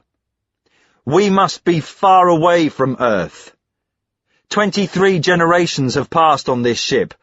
Earth should have been reached in 7. He was besieged by voices, angry, pitiful, and demanding. He had decided that everyone ought to know and face the situation exactly as it was. They must be told everything about the ruined controls, about Captain Gregory Complain's journal, about Zack Date. They must be told everything. The problem had grown far too urgent for any one man to cope with it. But before he could utter another word, the door of the council chamber was flung open. 2 men stood there, faces distorted with fear. "The giants are attacking!" they shouted. Stinking, blinding smoke coiled through the decks of forwards. The piled rubbish evacuated from Deck 25 onto Decks 24 and 23 had been set alight. Nobody cared. Everyone was suddenly a pyromaniac. Automatic devices throughout most of the ship had a simple way of coping with outbreaks of fire. They closed off the room in which the fire began and exhausted the air from it. Unluckily, this fire was started in a room where the devices had failed, and in the open corridors. Scoit and his fellow destroyers worked on uncomplainingly in the smoke. An impartial observer seeing these men would have known that an inner fury possessed them, that a lifelong hatred of the ship which imprisoned them had at last found expression and was working itself out with uncheckable force. The giants struck cleverly. Scoit had just burnt round one wall of a small washroom, and was resting while 3 of his men removed the wall, so that it shielded him momentarily from the view of the others. At that instant, the grill overhead was whipped away, and a giant fired a gas pellet at Scoit. It caught the master in the face. He collapsed without a sound. A cord ladder snaked down from the grill. One of the giants skipped down it and seized the heat gun from Scoit's limp grasp. As he did so, the severed wall toppled over on top of him and stunned him. The 3 handlers had been careless and did not mean to let it go. They stared in utter surprise at the giant. As they did so, 3 more giants dropped down the ladder, fired at them, picked up their mate and the heat gun, and attempted to get back to safety. Despite the smoke, other people had seen this foray. One of Greg's ablest assistants, a fellow called Black, sprang forward. The hindmost giant, who had just reached the grill, came crashing down again with a knife stuck in his back. The heat gun rolled from his grasp. Shouting for assistance, Black retrieved his knife and bounded up the ladder. He too fell back to the floor with a face full of gas. Others were behind him, jumping him. They pressed on, swarming up the ladder and through the grill. Then began a terrific running fight in the cramped space of the inspection ways. The giants had cut through the actual air duct to get into the inspection way proper, but were hampered in their retreat by their injured companion. Reinforcements arrived for them on one of the low inspection trucks, which had once carried Complain. Meanwhile, round pipes and stanchions, the forwarders harried them in increasing numbers. It was a strange world to fight in. The inspection ways ran round every level and between each deck. They were unlit. The torches, which now erratically lit them, produced a weird web of shadows among the girders. For a solitary sniper, the place was ideal. For a pack of them, it was hell. Friend could no longer be told from foe. At this stage in affairs, Greg arrived from the council room to take control. He soon produced order out of the random give and take. Even the forwarders obeyed him now Scoit was temporarily out of action. "Somebody bring me that heat gun," he bellowed. "Everyone else, follow me back to Deck 20. If we get down the inspection hatches there, we can take the giants from the rear." It was an excellent idea. The only drawback, and it explained how the giants still managed to move unseen from deck to deck, despite the removal of all trapdoors, was that the inspection ways extended right round the circumference of the ship, just inside the hull, thus surrounding the rooms of all upper levels. Until this was realized, the giants' movements could never be blocked. The ship was more complex than Greg had bargained for. His men, streaming wildly down the trapdoors, could not find the enemy. Greg did as his wild nature dictated. He blazed away ahead with the heat gun, turning molten every obstacle in his path. Never before had the inspection ways been open to the inhabitants of the ship. Never before had a madly brandished laser played among all those delicate capillaries of the vessel. Within 3 minutes of switching on power, Greg ruptured a sewer sluice and a main water pipe. The water jetted out and knocked a crawling man flat, playing wildly over him, drowning him, streaming and cascading over everything, seething between the metal sandwich of decks. "Switch that thing off, you crazy loon!" one of the forward's men, sensing danger, yelled at Greg. For answer, Greg turned the heat on him. A power cable went next, sizzling, rearing like a cobra. Live wire flashed across the rails the inspection trucks ran on. 2 men died without a chirp. The gravity blew. Over that entire deck, free fall suddenly snapped into being. Nothing so quickly produces panic as the sensation of falling. The stampede which followed in that constricted area only made matters worse. Greg himself, though he had had experience of zero gravity, lost his head and dropped the gun. It rebounded gently up at him. Screaming, his beard flaming, he punched away the blazing muzzle with his fist. During this pandemonium, Complain and Vianne stood by Master Scoit, who had just been brought up on a stretcher to his own room. Having had a taste of the gas himself, Complain could sympathize with the still unconscious Master. He could smell the gas lingering in Scoit's hair. He could also smell burning. A glance upward showed him a tendril of smoke probing through the overhead grills. "That fire the fool started 2 decks down. The air duct system is going to carry the smoke everywhere," he exclaimed to Vianne. "It ought to be stopped." "If we could only close the interdeck doors," she said. "Ought we to get Roger out of here?" Even as she spoke, Scoit stirred and groaned. Plunging water over his face, massaging his arms, they were too busy to notice the shouts in the corridor. There had been so much shouting that a little more went unremarked, until, the door suddenly crashing open, Councillor Tregonin entered. "Mutiny!" he said. "Mutiny! I feared as much. Oh, Hem, what will happen to us all?" "I said from the start that Deadways gang should never be allowed in here. Can't you rouse Scoit? He'd know what to do. I'm not supposed to be a man of action." Complain fixed him with a surly eye. The little librarian was almost dancing on his toes, his face gawky with excitement. "What seems to be the trouble?" he asked. With a visible effort, Tregonin pulled himself up before that contemptuous stare. "The ship is being wrecked," he said more steadily. "That madman Hall, the fellow with the little head, has the heat gun. Your brother was injured. Now, most of his gang and many of our men are simply pulling everywhere to bits. I ordered them to stop and surrender the gun. They just laughed at me.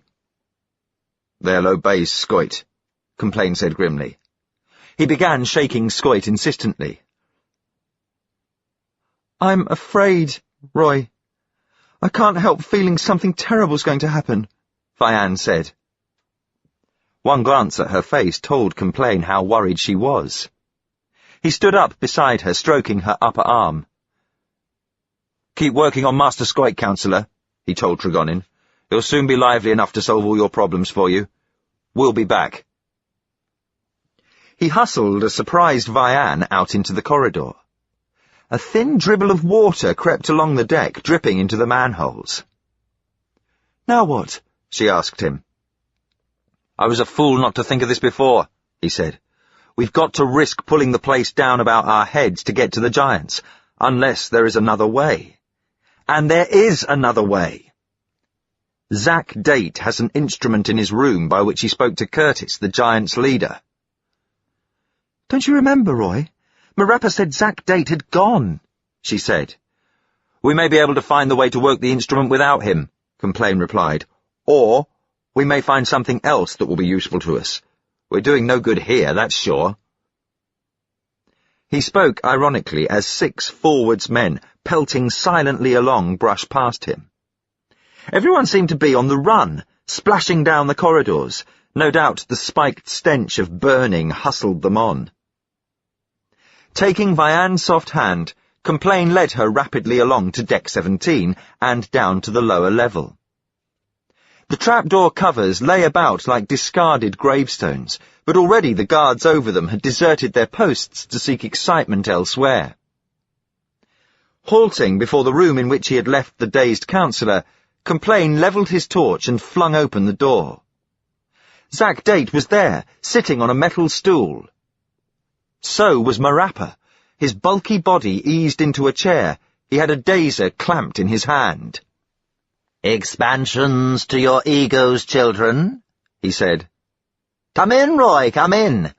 And you too, Inspector Vianne, my dear." Chapter 4. What the hull do you think you're doing here, Marappa, you oily old villain? Complain asked in surprise. The priest, ignoring this unpleasant form of address, which Complain would never have employed in the old days, was, as usual, only too ready to explain. He was here, he said, with the express purpose of torturing the last secret of the ship out of Zack Date, but had hardly begun to do so since, although he had been here some while, he had only just managed to pull the councillor back to consciousness. But you told the council meeting he was not here when you came to look for him, Vianne said. I didn't want them pulling Date to bits for being an outsider before I got at him, Marappa said. How long have you known he was an outsider? Complain asked suspiciously. Since I came in and found him on the ground, with an octagonal ring on his finger, Marappa said, with a certain amount of smugness in his tone. And I've so far elicited one thing from him, with the help of a knife under the fingernails. The outsiders and giants come from the planet you saw outside. But they can't get back there till a ship comes up to get them. This ship can't go down there. Of course it can't, it's out of control, Vianne said. Priest Marappa, you're wasting your time. I also cannot allow you to torture this councillor, whom I've known since I was a girl. Don't forget he was going to kill us, Complain reminded her. She made no answer beyond looking stubbornly at him, knowing, womanlike, that she had an argument superior to reason. I had no alternative but to try and remove you both, Zack Date said huskily. If you will save me from this horrible creature, I will do anything, within reason. There are few more awkward situations in the world than to be dragged into a three-cornered argument between a priest and a girl. Complain did not enjoy the position. He would have been contented enough to let Marappa wring information out of Date by any means possible, but with Vianne present he couldn't do it, nor could he explain his sudden sensitivity to the priest. They began a wrangle.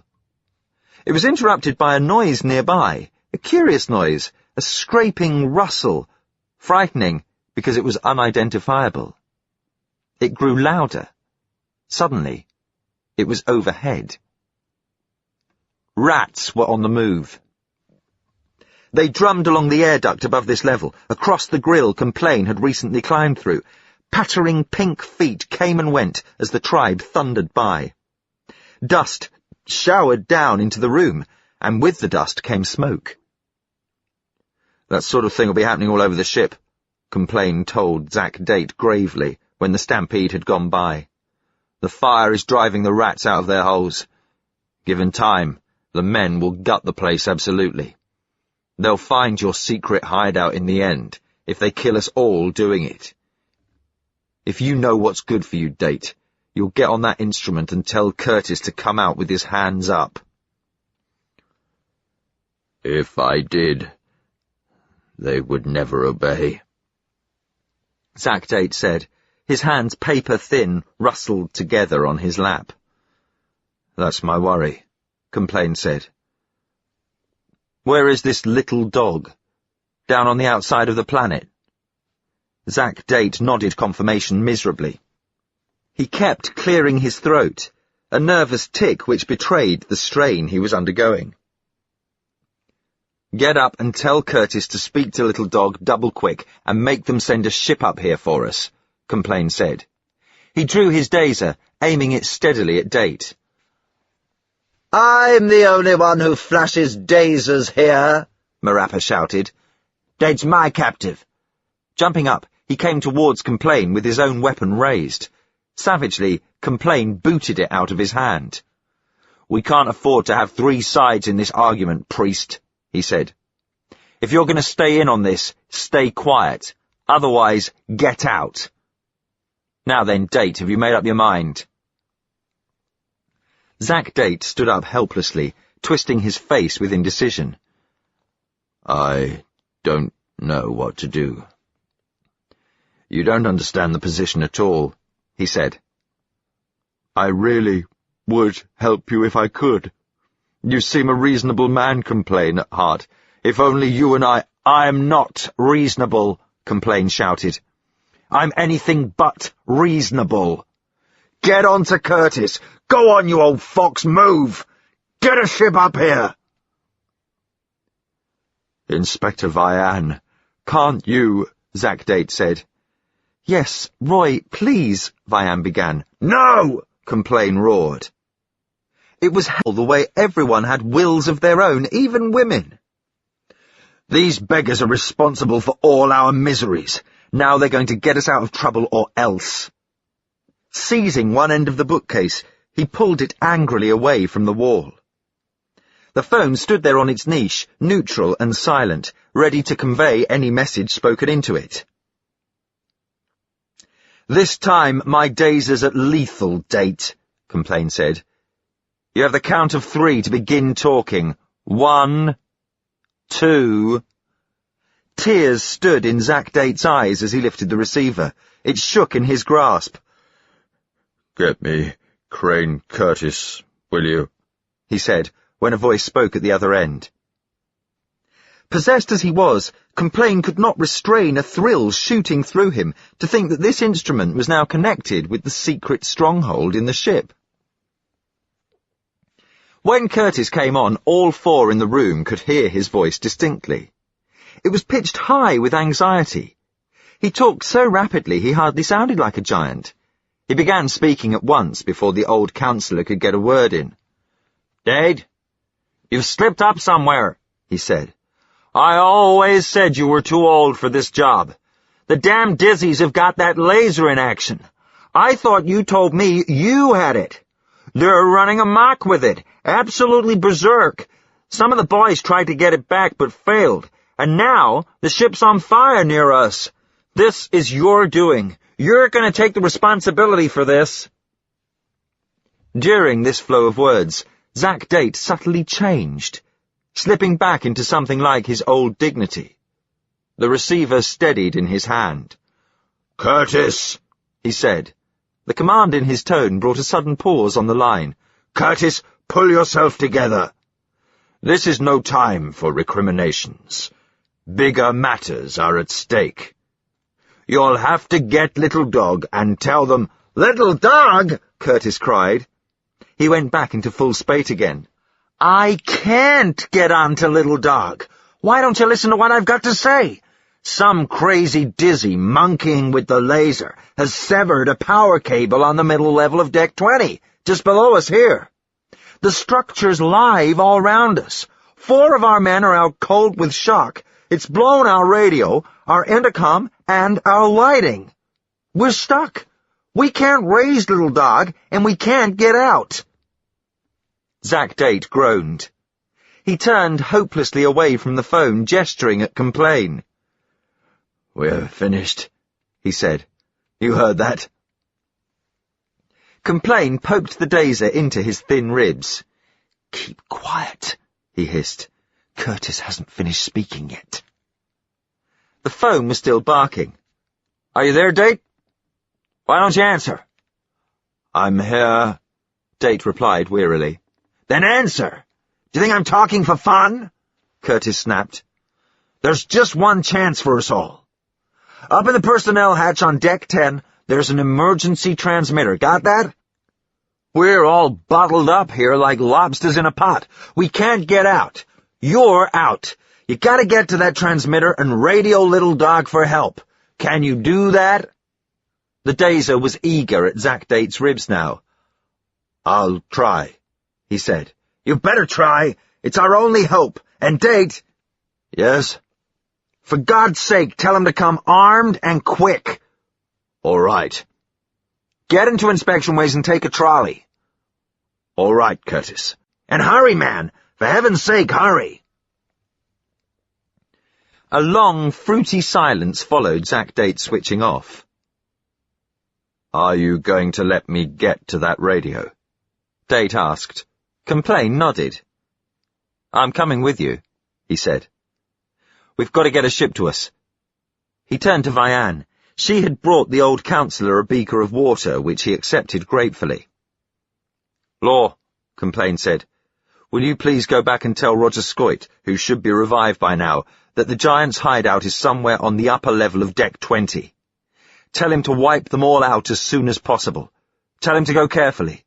There's danger of some sort there. Tell him there's one particular giant called Curtis who ought to be launched very slowly on the long journey. Take care of yourself, Law. I'll be back as soon as I can." Vianne said, "Couldn't Marappa go instead of—" "I'd like the message to arrive straight," Complain said bluntly. "Do be careful," she begged him. "He'll be all right," Marappa said roughly. "Despite the insults, I'm going with him. My bladder tells me something very nasty is brewing." In the corridor, the square pilot lights greeted them. Their intermittent blue patches did little to make the darkness less creepy, and Complain watched Law Vianne go off with some misgivings. Reluctantly, he turned to splash after Marappa and Zack Date. The latter was already lowering himself down an open trap, while the priest hovered unhappily over him. "Wait," Marappa said. "What about the rats down there?" "You and Complain have dazers," Zack Date said mildly. The remark did not seem entirely to remove Marappa's uneasiness.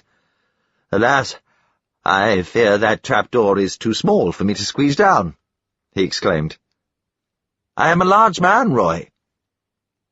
"You're a bigger liar," Complain said. "Go on, get down. We'll have to keep our eyes open for the rats. With luck, they'll be too busy to worry about us now." They bundled down into the inspection ways, crawling on hands and knees over to the double rail which carried the low trucks belonging to this level from one end of the ship to the other. No truck was there. They crawled along the tracks through the narrow opening in the interdeck metal, which even here stood between one deck and another, and on into a third deck, until they found a truck. Under Zack Date's direction, they climbed onto its platform and lay flat. With a touch of the controls, they were off, gathering speed quickly. The deck intersections flicked by only a few inches above their heads. Marappa groaned as he attempted to draw in his stomach, but in a short time they slowed, arriving at deck 10. The councillor stopped the truck, and they got off again. In this far end of the ship, evidence of rats abounded. Droppings and shreds of fabric littered the floor. Marappa kept his torch constantly swinging from side to side. Having stopped the truck just inside the deck, they could stand up. Above and round them, 4 feet wide, the inspection ways here became a washer between 2 wheels of deck, its width crossed by a veritable entanglement of girders, braces, pipes, and ducts, and by the immense tubes which carried the ship's corridors. A steel ladder ran up into the darkness over their heads. The personnel lock, of course, is on the upper level, Zack Dates, taking hold of the rungs of the ladder. He began to climb. As he followed, Complain noted many signs of damage on either side of them, as if, in the rooms between which they now ascended, ancient detonations had occurred.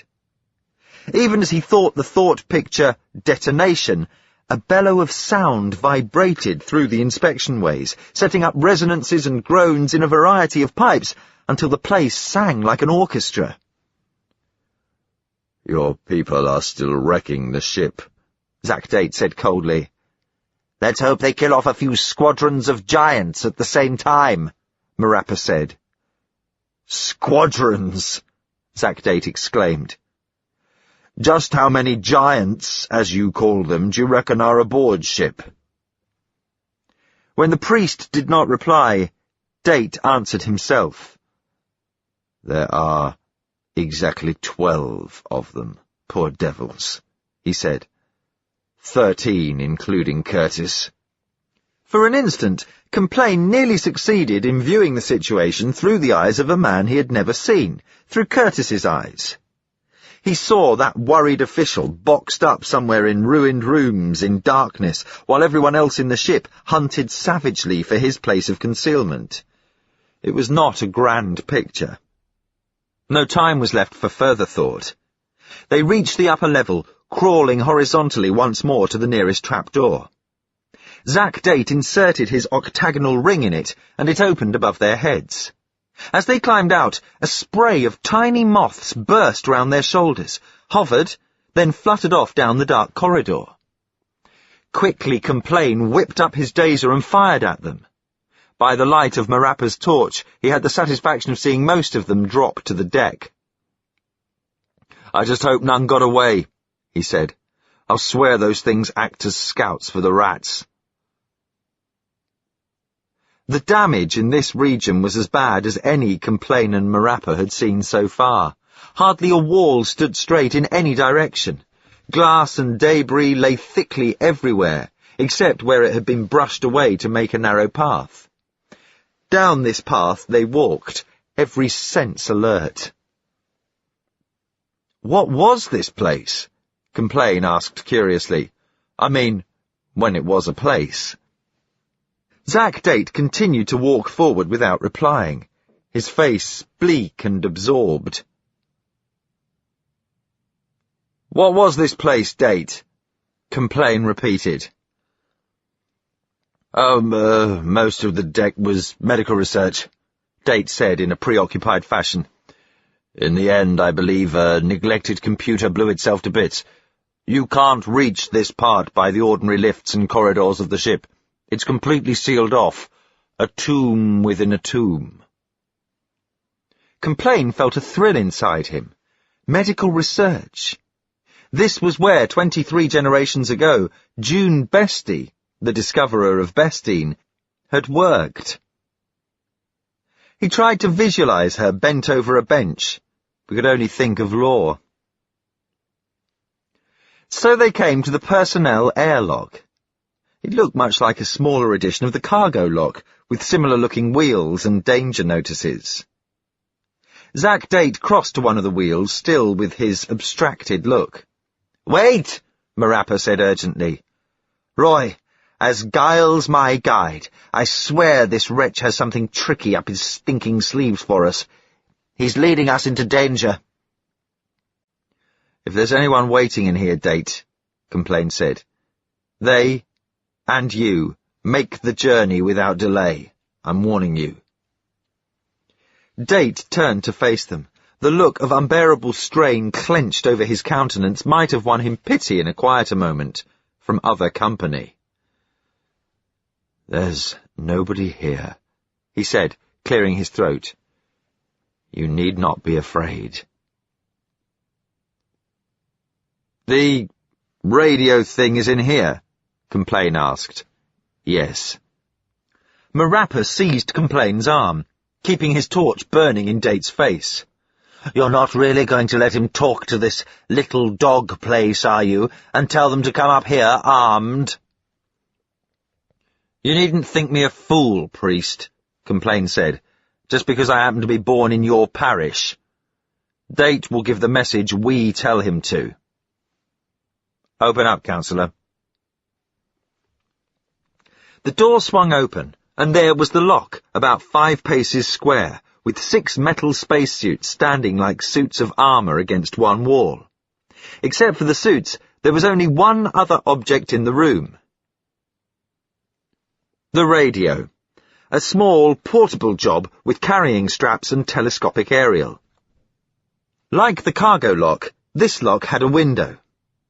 The 4 personnel and 2 cargo locks distributed down the length of the ship carried, apart from the now shuttered blister of the control room, the only ports in the ship. Having a different coefficient of expansion from the rest of the great outer envelope, they naturally represented a weakness, and as such had been constructed only where it might be strictly necessary to see out. For Marappa, it was the first time he had had such a view. He was as overwhelmed with awe as the others had been.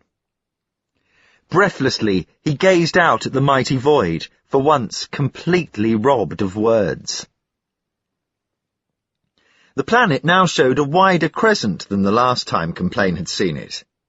Mixed with the blinding blue of it were whites and greens, glistening under its casing of atmosphere, as no colours had ever glistened before. Some distance from this compelling crescent, tiny by comparison, the sun burned brighter than life itself. Marappa pointed at it in fascination. What's that? A sun? He asked. Complain nodded. Holy smother! Marappa exclaimed, staggered. It's round! Somehow, I had always expected it would be square, like a big pilot light. Zack Date had gone over to the radio. As he picked it up tremblingly, he turned to the others. You may as well know now, he said. Whatever happens, I may as well tell you. That planet, it's Earth. What? Complain said. A rush of questions assailed him. You're lying, Date. You must be. It can't be Earth. We know it can't be Earth. The old man was suddenly weeping. The long, salt tears raining down his cheeks. He hardly tried to check them. You ought to be told, he said. You have all suffered so much. Too much. That's Earth out there, but you can't go to it. The long journey has to go on forever. It's just one of those cruel things. Complain grabbed him by his scrawny throat. Listen to me, Date, he snarled. If that's Earth, why aren't we down there, and who are you, and the outsiders, and the giants? Who are you all, eh? Who are you? We're from Earth, Zack Date husked. He waved his hands fruitlessly before Complain's contorted face. He was being shaken like an uprooted ponic stalk. Marappa was shouting in Complain's ear and wrenching at his shoulder. They were all shouting together. Date's face growing crimson under Complain's tightening grasp. They barged into the spacesuits and sent two crashing to the floor, sprawling on top of them. Then, finally, the priest managed to pry Complain's fingers away from the counsellor's throat. "You're crazy, Roy," he gasped. "You've gone crazy. You were throttling him to death." "Didn't you hear what he said?" Complain shouted. "We're victims of some dreadful conspiracy." "Make him speak to Little Dog first. Make him speak first. He's the only one who can work this radio thing. Make him speak, Roy. You can kill him and ask questions later." Gradually, the words filtered into Complain's comprehension. The blinding anger and frustration ebbed like a crimson tide from his mind. Marappa, as always canny where his own safety was concerned, had spoken wisely. With an effort, Complain gained control of himself again. He stood up and dragged Date roughly to his feet. "What is Little Dog?" he asked. It's the code name for an institute on the planet, set up to study the inmates of this ship," Zack Date said, rubbing his throat. "To study?" "Well, get onto them right quick and say some of your men are ill, and they've got to send a ship straight away to fetch them down to Earth, and don't say anything else, or we'll tear you apart and feed you to the rats. Go on." "Ah." Marappa rubbed his hands in appreciation and gave his cloak a tug down at the back. "That's spoken like a true believer, Roy. You're my favourite sinner, and when the ship gets here, we overpower the crew and go back to Earth in it. Everyone goes, everyone, every man, woman and mutant from here to Sternstairs." Zack Date cradled the set in his arm, switching on power. Then, braving their anger, he mustered his courage and turned to face them. "Let me just say this to you both," he said with dignity. "Whatever happens, and I greatly fear the outcome of all this terrible affair, I'd like you to remember what I'm telling you. You feel cheated, rightly. Your lives are enclosed in suffering by the narrow walls of this ship. But wherever you lived, in whatsoever place or time, your lives would not be free of pain. For everyone in the universe, life is a long, hard journey. If you— "That'll do, Date," Complain said. "We're not asking for paradise. We're demanding to choose where we suffer. Start talking to Little Dog." Resignedly, his face pale, Zack Date started to call, all too aware of the dazer a yard from his face. In a moment, a clear voice from the plastic box said, "Hello, Big Dog. Little Dog here, receiving you loud and clear. Back." "Hello, Little Dog," Zack Date said, then stopped. He painfully cleared his throat. The sweat coursed down his forehead. As he paused, Complain's weapon jerked under his nose, and he began again, staring momentarily out at the sun in anguish. "Hello, Little Dog," he said. "Will you please send up a ship to us at once? The Dizzies are loose. Help! Help! The Dizzies are loose! Come armed! The Dizzies— ah!" He took Complain's blast in the teeth, Marappa's in the small of his back. He crumpled over, the radio chattering as it fell with him. He did not even twitch. He was dead before he hit the deck. Marappa seized the instrument up from the floor. "All right," he bawled into it. "Come and get us, you stinking scab devourers! Come and get us!" With a heave of his arm, the priest sent the set shattering against the bulkhead. Then, with characteristic change of mood, he fell on his knees before Zack Date's body, in the first gesture of prostration, and began the last obsequies over it. Fists clenched, Complain stared numbly out at the planet. He could not join the priest. The compulsion to perform ritual gestures over the dead had left him. He seemed to have grown beyond superstition. But what transfixed him was a realization which evidently had not occurred to Marappa, a realization which cancelled all their hopes. After 1,000 delays, they had found Earth was near. Earth was their true home, and Earth, on Zack Date's admission, had been taken over by giants and outsiders. It was against that revelation Complain had burnt his anger in vain. Chapter 5. Lor Vian stood silent and helpless, watching the furious activity on Deck 20.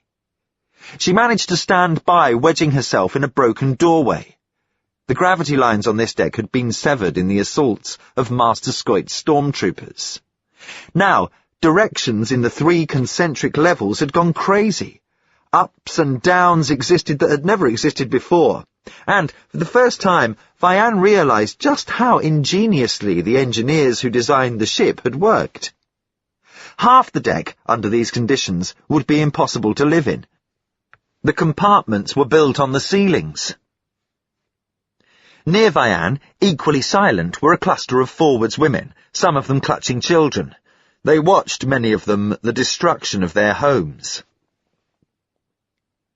Scoit, clad only in a pair of shorts, black as a pot, had fully recovered from his gassing and was now dismantling the entire deck as earlier he had begun to dismantle Deck 25. On receiving Complain's message from Vian, he had flung himself into the work with a ferocity terrible to watch. His first move had been to have executed without further ado the 2 women and 4 men whom Paguam, with some of the survival team, had found wearing the octagonal ring of the outsiders.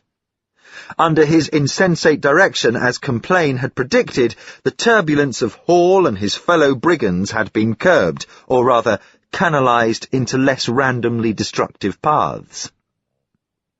With Greg, his face and arm stump bandaged out of the way, Hall readily took his place. His shrunken face gleamed with pleasure as he worked the heat gun. The rest of Greg's mob worked willingly with him, unhampered by the lack of gravity. It was not that they obeyed Hall, but that his demoniac will was theirs. What had once been a neat honeycomb of corridor and living accommodation now, in the light of many torches, looked like a scene from some fantastic Everglades cast in bronze.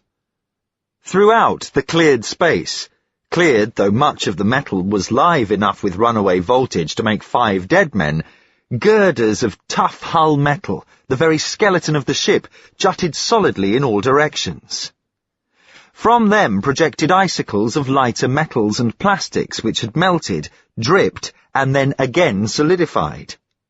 And through all this chaos ran the water from burst mains. Perhaps of the whole wild scene, the sight of the water was the strangest. Although its momentum carried it forward, bursting out into non-gravity, it showed an inclination to go nowhere and form into globules. But the conflagration started on decks 23 and 24 was now an inferno, which set up on either side of it waves of air within whose eddies the globules whirled and elongated like crazy glass fish. "I think we got 'em, giants cornered there, my boys," Hall shouted. "There's blood to fill your supper bowls with this sleep." With practised aim, he sliced down one more partition. Shouts of excitement went up from the men around him. They worked tirelessly, swooping among the iron carcass. Vian could not stay there watching Scoit. The lines on his face, rendered terrible by torch and firelight, had not softened under the breakdown of gravity. They looked now deeper than ever. For Scoit, this dissection of the body in which he lived was a traumatic experience. This was what his relentless pursuit of a foe had crumbled to, and, in the little frenzied hall, it found external incarnation. Profoundly saddened, the girl turned away. She glanced around for Trigonin. He was nowhere to be seen. Perhaps he was fluttering alone in his apartments, a little man who knew truth without being able to convey it. She had to go to Roy Complain. The way she felt at the moment, only his face still wore the mask of humanity. Amid the clamour of demolition, quietly, she saw why she loved Complain. It was because, and this was something both were aware of, though neither spoke of it, Complain had changed. Vianne being both a witness of and a factor in the change. In this hour, many people, Scoit for one, were changing, sloughing off the ancient moulds of repression, even as Complain had done. But whereas they were changing into lower beings, Roy Complain's metamorphosis lifted him to a higher sphere. Decks 19 and 18 were packed with people, all ominously waiting for a climax they could but dimly sense. Beyond them, Vianne found the upper levels deserted as she made her way forward. Although the dark sleep-wake was over, the lights of the ship, hitherto as dependable as the sunrise, had failed to come on again. Vianne switched on the torch at her belt and carried her dazer in her hand. On deck 15, she paused. A dim, rosy light filled the corridor, very subtle and soft. It emanated from one of the open trap-doors in the deck. As Vianne looked at the trap, a creature emerged slowly and painfully. A rat. At some time past, its back had been broken. Now, a kind of rough sledge on which its hind legs rested was lashed across its rump. It pulled itself along with its forelegs, the sledge easing its progress. Vianne thought, surprising herself, how long before they discovered the wheel? Just after the rat emerged from the trap, the glow burst into brightness. A pillar of fire leapt out of the hole, fell, and then rose more steadily. Frightened, Vianne skirted it, hurrying on, keeping pace with the rat who, after one glance at her, pressed on without interest. A poignant illusion of mutual torment relieved Vianne's customary revulsion for the creatures. Naked fire wasn't a thing the ship's company much concerned themselves with. Now, for the first time, Vianne realized it could destroy them utterly. And nobody was doing a thing about it. It was spreading between levels like a cancerous finger. When they realized its danger, it would be too late. She walked more rapidly, gnawing her ripe lower lip, feeling the deck hot beneath her feet. Suddenly, the crippled rat not 2 yards ahead of her coughed and lay still. "Vianne," a voice said behind her. She wheeled like a startled deer. Greg stood there, putting away his dazer. Following her silently down the corridor, he had been unable to resist killing the rat. With his head swathed in bandages, he was hardly recognizable. The remnant of his left arm was also bandaged and strapped across his shirt. In the ruddy dark, he did not make a companionable figure. Vianne could not repress a shiver of fright at the stealth of his appearance. If she, for any reason, should wish to cry for help, nobody would hear her in this lost corner of the ship. He came up and touched her arm. She could see his lips among the swathes of bandage. "I want to come with you, Inspector," he said. "I followed you through the crowd. I was no use back there like this." "Why did you follow me?" she asked, withdrawing her arm. She thought he smiled beneath his lint visor. "Something's gone wrong," he said very quietly. When he saw she did not understand, he added, "In the ship, I mean. We're all for it now. This is lights out. You can feel it down in your bones. Let me come with you, Law. You're so... Oh, come on. It's getting hot. She moved ahead without speaking. For some reason, her eyes stung with tears. They were, after all in the same boat. While Marappa was making his prostrations over the burnt-out body of Zack Date, Complain roved round the airlock, gauging its possibilities. If the giants were coming up from the earth in force, this place had to be defended, and that must be the first thing to worry about. A flush-fitting door, leading to an anteroom in the lock, stood in one wall. Complain pulled it open. It was a mere cubicle from which control could be kept over what came and went in the lock itself. Now, a man lay in it on a rough bunk. It was Bob Fermor. He greeted his ex-companion with terror, having heard through an open air valve all that had transpired on the other side of the door. The gentle interrogations of Scoit and his friends, rapidly interrupted though they had been by the giants coming to his deliverance, had removed most of the skin from Fermor's back, as well as a percentage of his moral fibre. He had been left cowering here, while his rescuers returned to Curtis to wait for a relief ship to come and take him home. Now, he was convinced he was about to make the long journey. "Don't hurt me, Roy," he begged. "I'll tell you everything you need to know. Things you never guessed. Then you won't want to kill me." "I can't wait to hear," Complain said grimly. "But you're coming straight back to the council to tell them. I find it dangerous to be the only one who receives these confidences." "Not back into the ship, Roy, please. I beg you. I've had enough of it all. I can't face it again." "Get up," Complain said, seizing Fermor by the wrist. He swung him up and pushed him into the airlock. Then he kicked Marappa gently in his ample episcopal buttocks. "You ought to have grown out of that mumbo-jumbo, priest," he said. "Besides, we've no time to waste. We shall have to get Scoit and Greg and everyone here to this deck for a mass attack when the giants arrive. Our only hope that I can see is to seize their ship when it comes." Red-faced, the priest rose, dusting off his knees and banging dandruff from his shoulders. He manoeuvred so that Complain stood between him and Fermor, avoiding the latter as if he had been a ghost. "I suppose you're right," he said to Complain, "although, as a man of peace, I greatly regret all this bloodshed.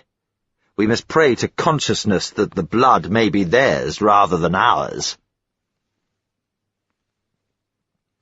Leaving the old counsellor to lie where he had fallen, they prodded Fermor out of the lock and back towards the trap-door in the littered corridor. As they went, a strange noise haunted their ears. At the trap, halting in apprehension, they found the origin of the sound. Beneath their feet, swarming along the inspection way, was a host of rats. Some of them glanced pinkly up at Marappa's torch.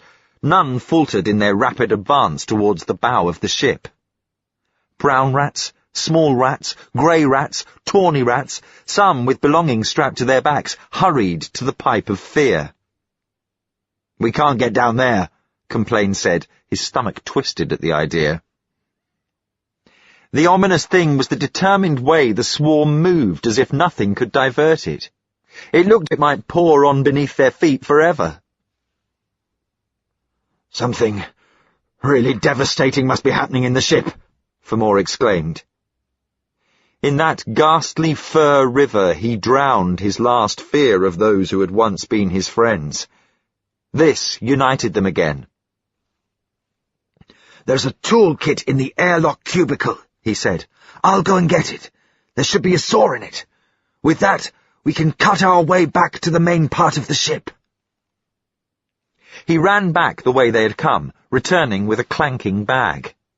Fumbling it open, he produced an atomic handsaw with a circular blade field. It crumbled away the molecular structure of a wall before their eyes. With a shrill grinding sound, the instrument bit out a shaky circle in the metal. They ducked through it, working their way almost by instinct to a known part of the deck. As if the ship had come to life while they were in the airlock, a faint hammering filled everywhere like an irregular heartbeat. Scoit's wreckers were busily at work. The air as they walked grew staler. The dark was hazed with smoke, and a familiar voice was calling for Complain. In another moment, they rounded a bend at a trot, and there were Vianne and Greg. The girl threw herself into Complain's arms. Hurriedly, he gave her his news. She told him of the devastation being wrought on the 20s decks.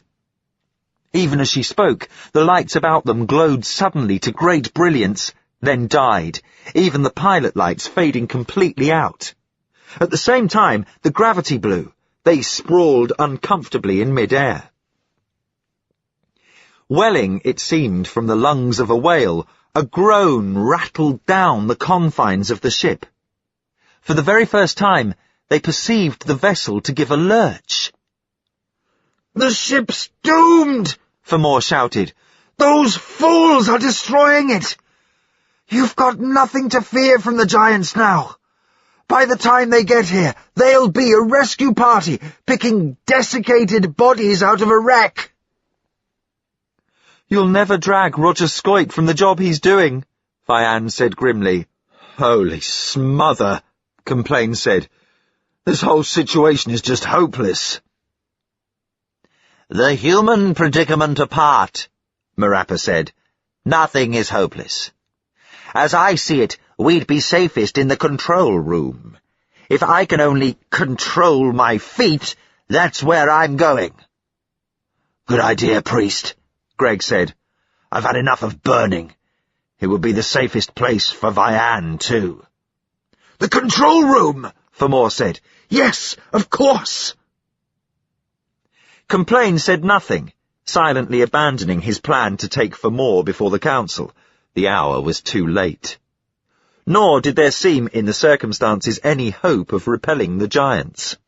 Clumsily, with agonizing slowness, the party covered the 9 decks which lay between them and the blister housing the ruined controls. At last they hauled themselves panting up the spiral stairs and through the hole Vianne and Complain had made earlier.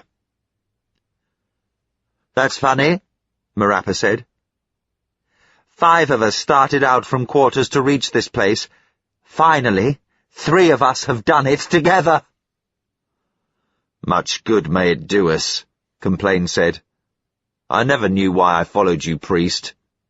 "Born leaders need give no reasons," Marappa said modestly.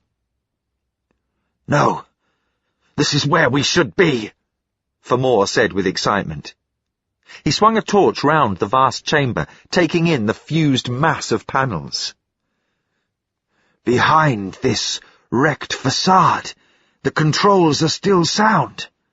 Somewhere here is a device for closing off all interdeck doors. They're made of hull metal, and it would be a long while before they'd burn, if I can find that device." He waved the atomic saw to finish his meaning, searching already for the board he wanted. "The ship must be saved," he said, "and there is a chance we can do it if we can only separate the decks." "Damn the ship," Marappa said. "All we wanted to do now is hold together until we can get off it." "You can't get off it," Fermor said. "You'd better realize the fact. You must, none of you, reach Earth. The ship is where you belong and stay. This is a non-stop trip. There is no journey's end." Complain whirled round on him. "Why do you say that?" he asked. His voice was so charged with emotion that it sounded flat. "It's not my doing," Fermor said hastily, scenting trouble. "It's just that this situation is too formidable for any of you. The ship is in an orbit round Earth, and there it must stay. That was the edict of the world government which set up the Little Dog Authority to control this ship. Complain's gesture was angry, but Vianne's was supplicatory. "Why?" she said. "Why must the ship stay here? It's so cruel. We are Earth people. This terrible double journey to Procyon and back. It's been made, and somehow it now seems we've survived it. Shouldn't... Oh, I don't know what happens on Earth, but shouldn't people have been glad to have us back? Happy, excited." When this ship, Big Dog, so christened in jocular allusion to the constellation Little Dog, for which it set out, was detected in Earth's telescopes, finally returning from its long journey, everyone on Earth was, as you say, happy, excited, marvelling. Fermor paused. This event had taken place before he was born, but the epic had often been retold to him. Signals were sent out to the ship, he continued. They were never answered. Yet the ship kept speeding on towards Earth. It seemed inexplicable. We have passed the technological phase of our civilization, but nevertheless, factories were speedily built, and a fleet of little ships launched towards Big Dog. They had to find out what was happening aboard.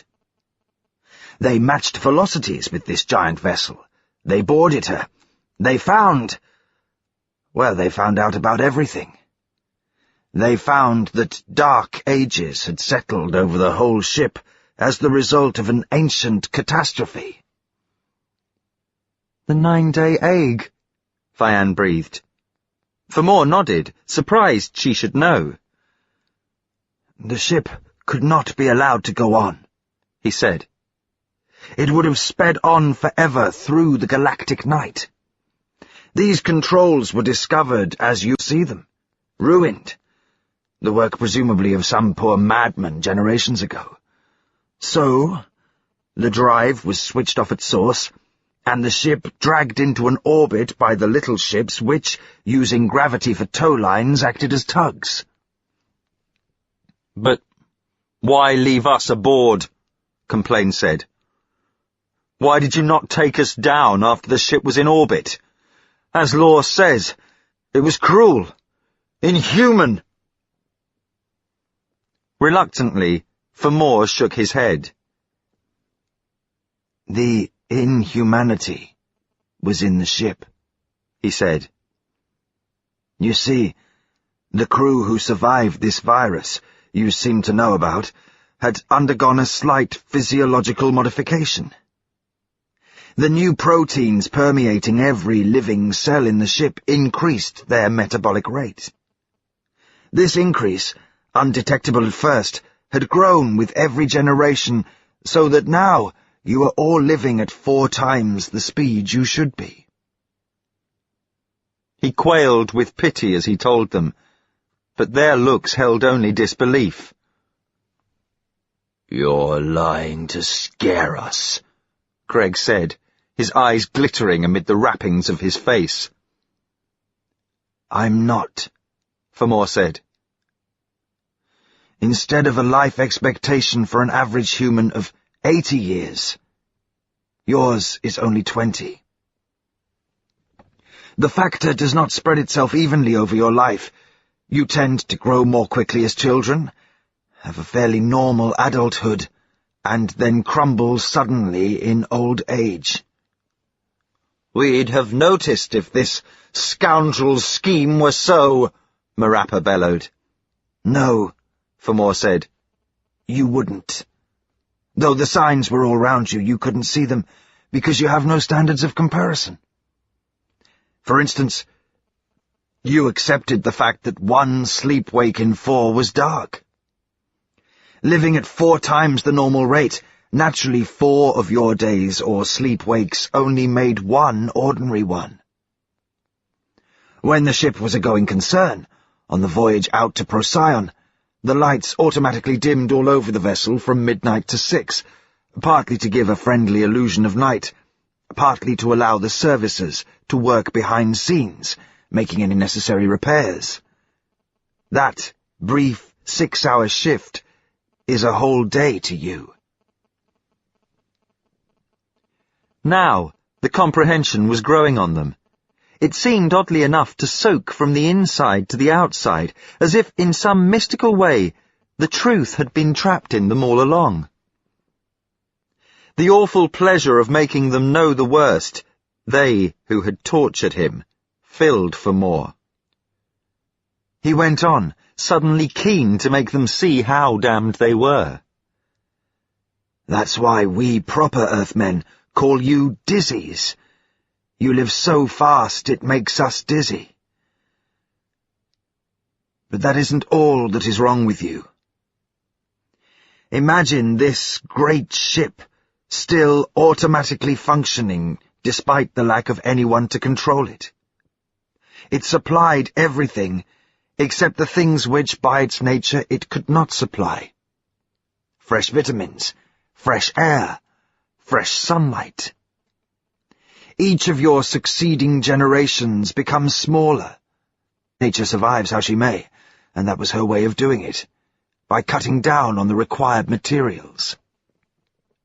Other factors, such as inbreeding, have changed you until, well, it was decided you were virtually a separate race. In fact, you had adapted so well to your environment, it was doubtful if you would be able to survive if transferred down on Earth. Now they had it, knowing it right down to the pits of their stomachs. Fermor turned from their sealed faces, ashamed of himself for feeling triumph. Methodically, he resumed prodding about for the particular panel he wanted. He found it, and they were still all standing in choked silence. Using the saw, he began eagerly to work away the seared casing. So, we're not human beings at all, Complain exclaimed, as if speaking to himself. That's what you're saying? All that we've suffered, hoped, done, loved, it's not been real. We're just funny little mechanical things twitching in a frenzy. Dolls activated by chemicals. Oh my God. As his voice fell, they all heard the noise. It was the noise they had heard by the personnel lock. The noise of 1,000,000 rats flowing irresistibly through the hard honeycomb of the ship. "They're heading here!" Fermor yelled. "They're coming this way! It's a dead end! They'll swamp us! We'll be torn to pieces!" Now he had the casing off, tearing it away with his hands, flinging it behind him. Beneath it, severed from their toggles, lay 84 double ranks of transistors. Using the side of his saw, Fermor frantically bashed the pairs together. Sparks flew, and the terrible sound of the rodent army cut off abruptly. Every deck was closed from its neighbour. All the interdeck doors on every level had clicked firmly shut, tombing off further communication. Gasping, Fermor rocked back against the panelling. He had worked the trick just in time. The thought of the horrible death he had so narrowly avoided overcame him, and he was sick on the floor. "Look at him, Roy," Greg shouted, pointing his sound hand in scorn. "You were wrong about us, Roy. We're as good as he, or better. He's scared green." He advanced to Fermor, clenching his one good fist. Marappa followed, dragging out a knife. "Someone has got to be sacrificed for all this deadly wrong," the priest said through clenched teeth. "And it's going to be you, Fermor. You're going to make the long journey on behalf of 23 generations of suffering. It would be a nice gesture." Dropping the saw helplessly, Fermor just stood there without defence. He did not move or speak. It was almost as if he saw the priest's point of view. Marappa and Greg came on. Complain and Vianne stood unmoving behind them. As Marappa's blade came up, an unexpected clangor filled the dome beneath which they were grouped. Mysteriously, the shutters, closed since the days of Captain Gregory Complain, sprang back to reveal the long windows. 3/4 of a great sphere all round the 5 of them was turned in a twinkling into space. Through the hyaline tungsten, the universe breathed in at them. On one side of the ship, the sun burned tall and strong. On the other, Earth and Moon were radiant globes. "How did that happen?" Fianne asked as the clattering echoes died. They looked round uneasily. Nothing stirred. Rather sheepishly, Marappa tucked his knife away. The view was too mighty to be stained with blood. Greg, too, turned away from Famore. Sunlight washed over them, seeming to deafen them. Famore at last managed to speak. "It'll be all right," he said quietly. "None of us need to be worried. The ship will come up from Little Dog and put the fire out and kill the rats and tidy things up. And then we'll open up the decks again, and you'll be able to go on living as before." "Never," Fianne said. "Some of us have devoted our lives to getting out of this tomb. We'll die sooner than stay." "That's what I was afraid of," Famore said, almost to himself. "You've always thought this day might come. It's not entirely unprepared for. Others before you have found out vital secrets, but we have always managed to silence them in time. Now, well, you might be all right on Earth. We've taken some of your babies down there and they've survived. But we've always—" "We!" Fianne exclaimed. "You keep saying we! But you're an outsider, an ally of the Giants. What relation are you to true Earthmen?" Famore laughed without humour. "Outsiders and Giants are true Earthmen," he said. "When Big Dog was towed into orbit, we, Earth, fully realized our grave responsibility to you all. Doctors and teachers were your especial need. Holy men were required to counter the vile irreligion of the teaching, which, vile though it was, undoubtedly assisted your survival in some measure. But there were snags. The doctors and people could not just creep into the airlocks and mingle with you, easy though that was with the inspection way system and the hydroponic tangles to shelter them. They had to be trained at Little Dog Institute to move and speak as quickly as possible, to sleep in catnaps, in short, to act like dizzies, and to bear the horrible stench of the ship. And, of course, they had to be abnormally small men, since none of you are above 5 feet high. Some of these men performing a dangerous mission you knew and liked. Dr. Lindsay and Mellor, the artist, were both Earthmen stationed in quarters, outsiders, but your friends. "And you?" Complain said. He made a sweeping gesture before his face. A moth circled there, eluding his hand. "I'm an anthropologist," Famore said, "although I also tried to help spread the light. There are several of us aboard. This is a unique chance to discover the effects of a closed environment on man. It has taught us more about man and society than we've been able to learn on Earth for centuries." Zach Date was head of one on board whom you would call outsiders. Our usual term of field work aboard is 2 years. My time's nearly up. But I can't stay here now. I shall go back home and write a thesis on being an outsider. The field work has its personal rewards. It's arduous, yet not particularly dangerous unless one runs against efficient people like Scoit. Zach Date loved Dizzies. Loved you. He stayed in the ship long beyond his term to try and soften conditions and lead forwards thought back into more normal channels, in which he was very successful, as you can see, if you compare conditions in forwards with conditions in a deadways tribe like Quarters. He was a wonderful man, Sackdate. A humanist like Schweitzer in the 20th or Turnbull in the 21st century. Perhaps I shall amass his biography when I've finished my thesis. Discomfort rose in Complain at this, to recall how he and Marappa had shot down the old councillor without compunction. I suppose, then, that giants are just big humans, he said, deflecting the subject of conversation.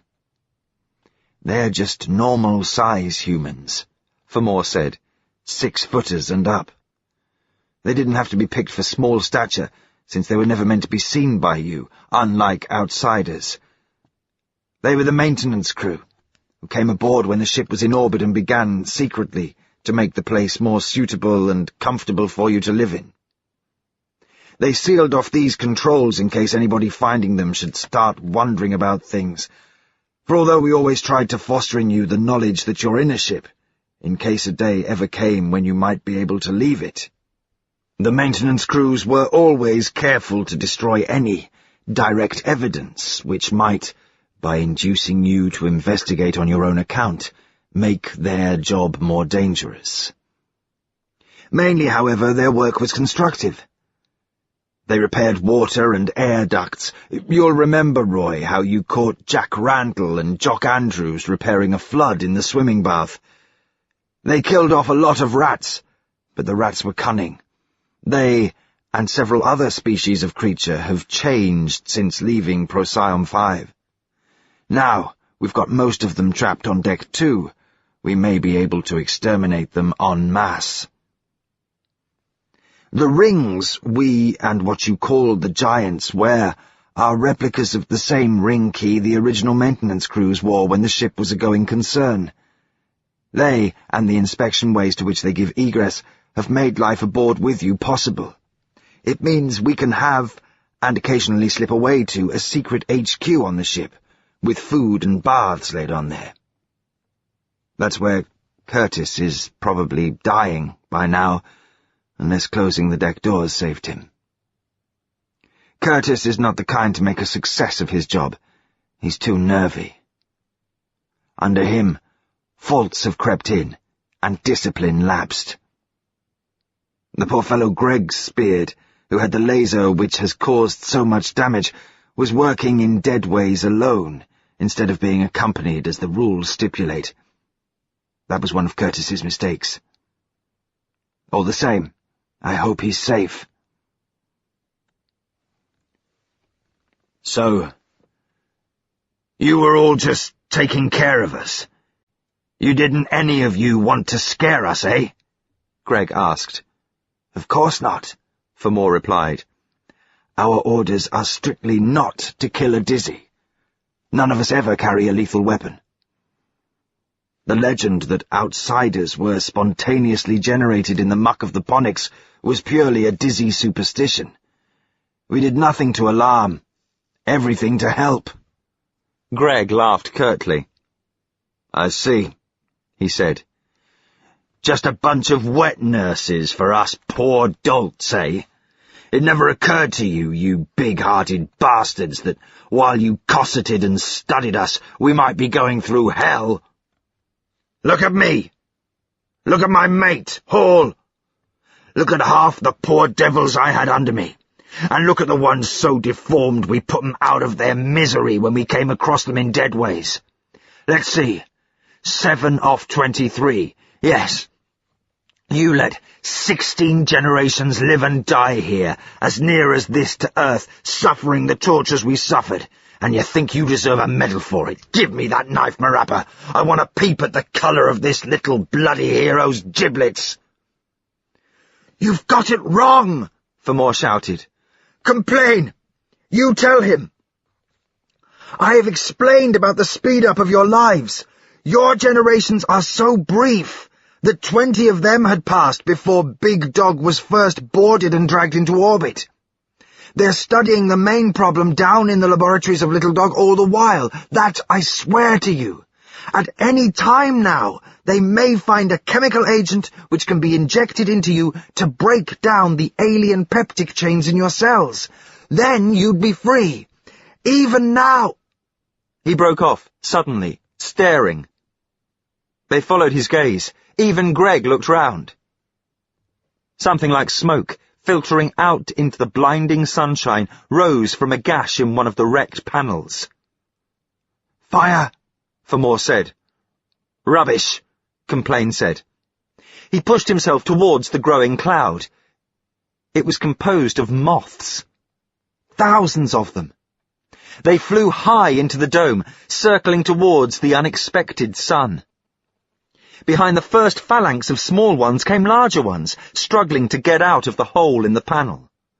Their endless squadrons, droning ahead of their rodent allies, had managed to reach the spaces behind the control board before the rats gained this deck. They poured forth in increasing numbers.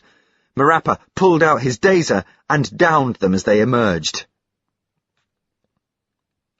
A bemused sensation furred over all their brains, half-sentient ghost thoughts emanating from the mutated swarm. Dazedly, Marappa ceased firing, and the moths poured out again. High voltage crackled behind the panels, where other hordes of moths jammed naked connections, causing short circuits. "Can they do any real damage?" Vian asked Complain. He shook his head uneasily to show he did not know, fighting away the feeling of having a skull stuffed with muslin.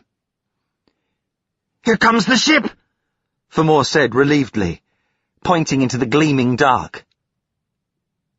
Tiny beside the bulk of the mother planet, a chip of light seemed hardly to move towards them. Head swimming, Vian stared out at the bulk of their own ship, Big Dog. Here, in this blister, they had a splendid view over its arching back. On impulse, kicked herself up to the top of the dome where the outlook was still clearer. Complain swam up alongside, and they clung to one of the narrow tubes into which the shutters had rolled themselves. The moths, it suddenly occurred to her, must accidentally have activated the shutters in their struggle behind the controls.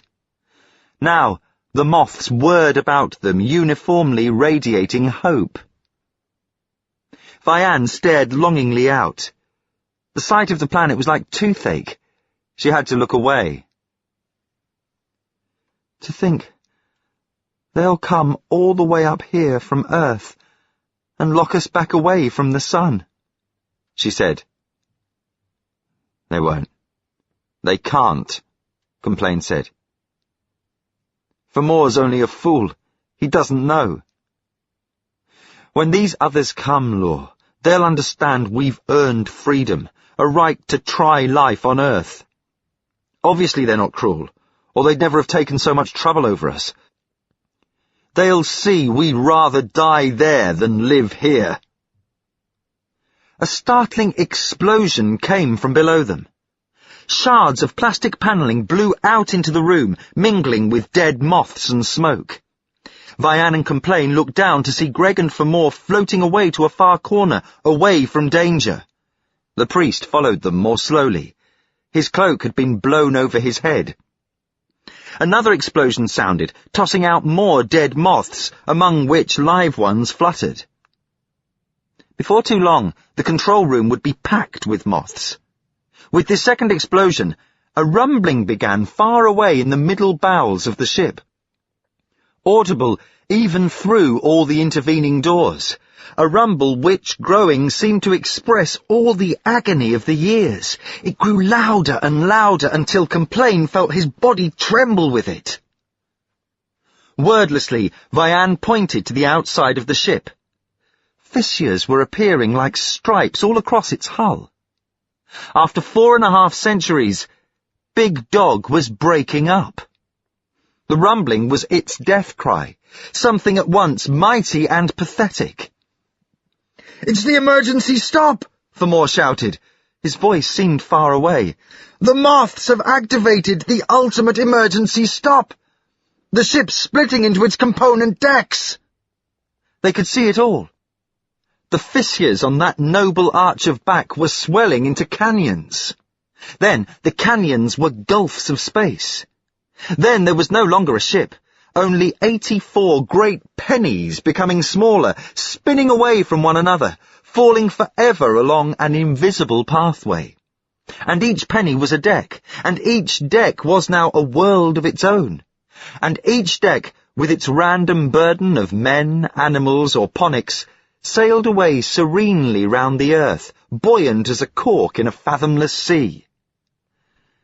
This was a break there could be no mending. Now they'll have no alternative but to take us back to Earth, Vianne said in a tiny voice. She looked at Complain. She tried, woman-like, to guess at all the new interests that awaited them. She tried to guess at the exquisite pressures which would attend the adjustment of every ship-dweller to the sublimities of Earth. It was as if everyone was about to be born, she thought, smiling into Complain's awakened face. He was her sort. Neither of them had ever been really sure of what they wanted, so they would be most likely to find it.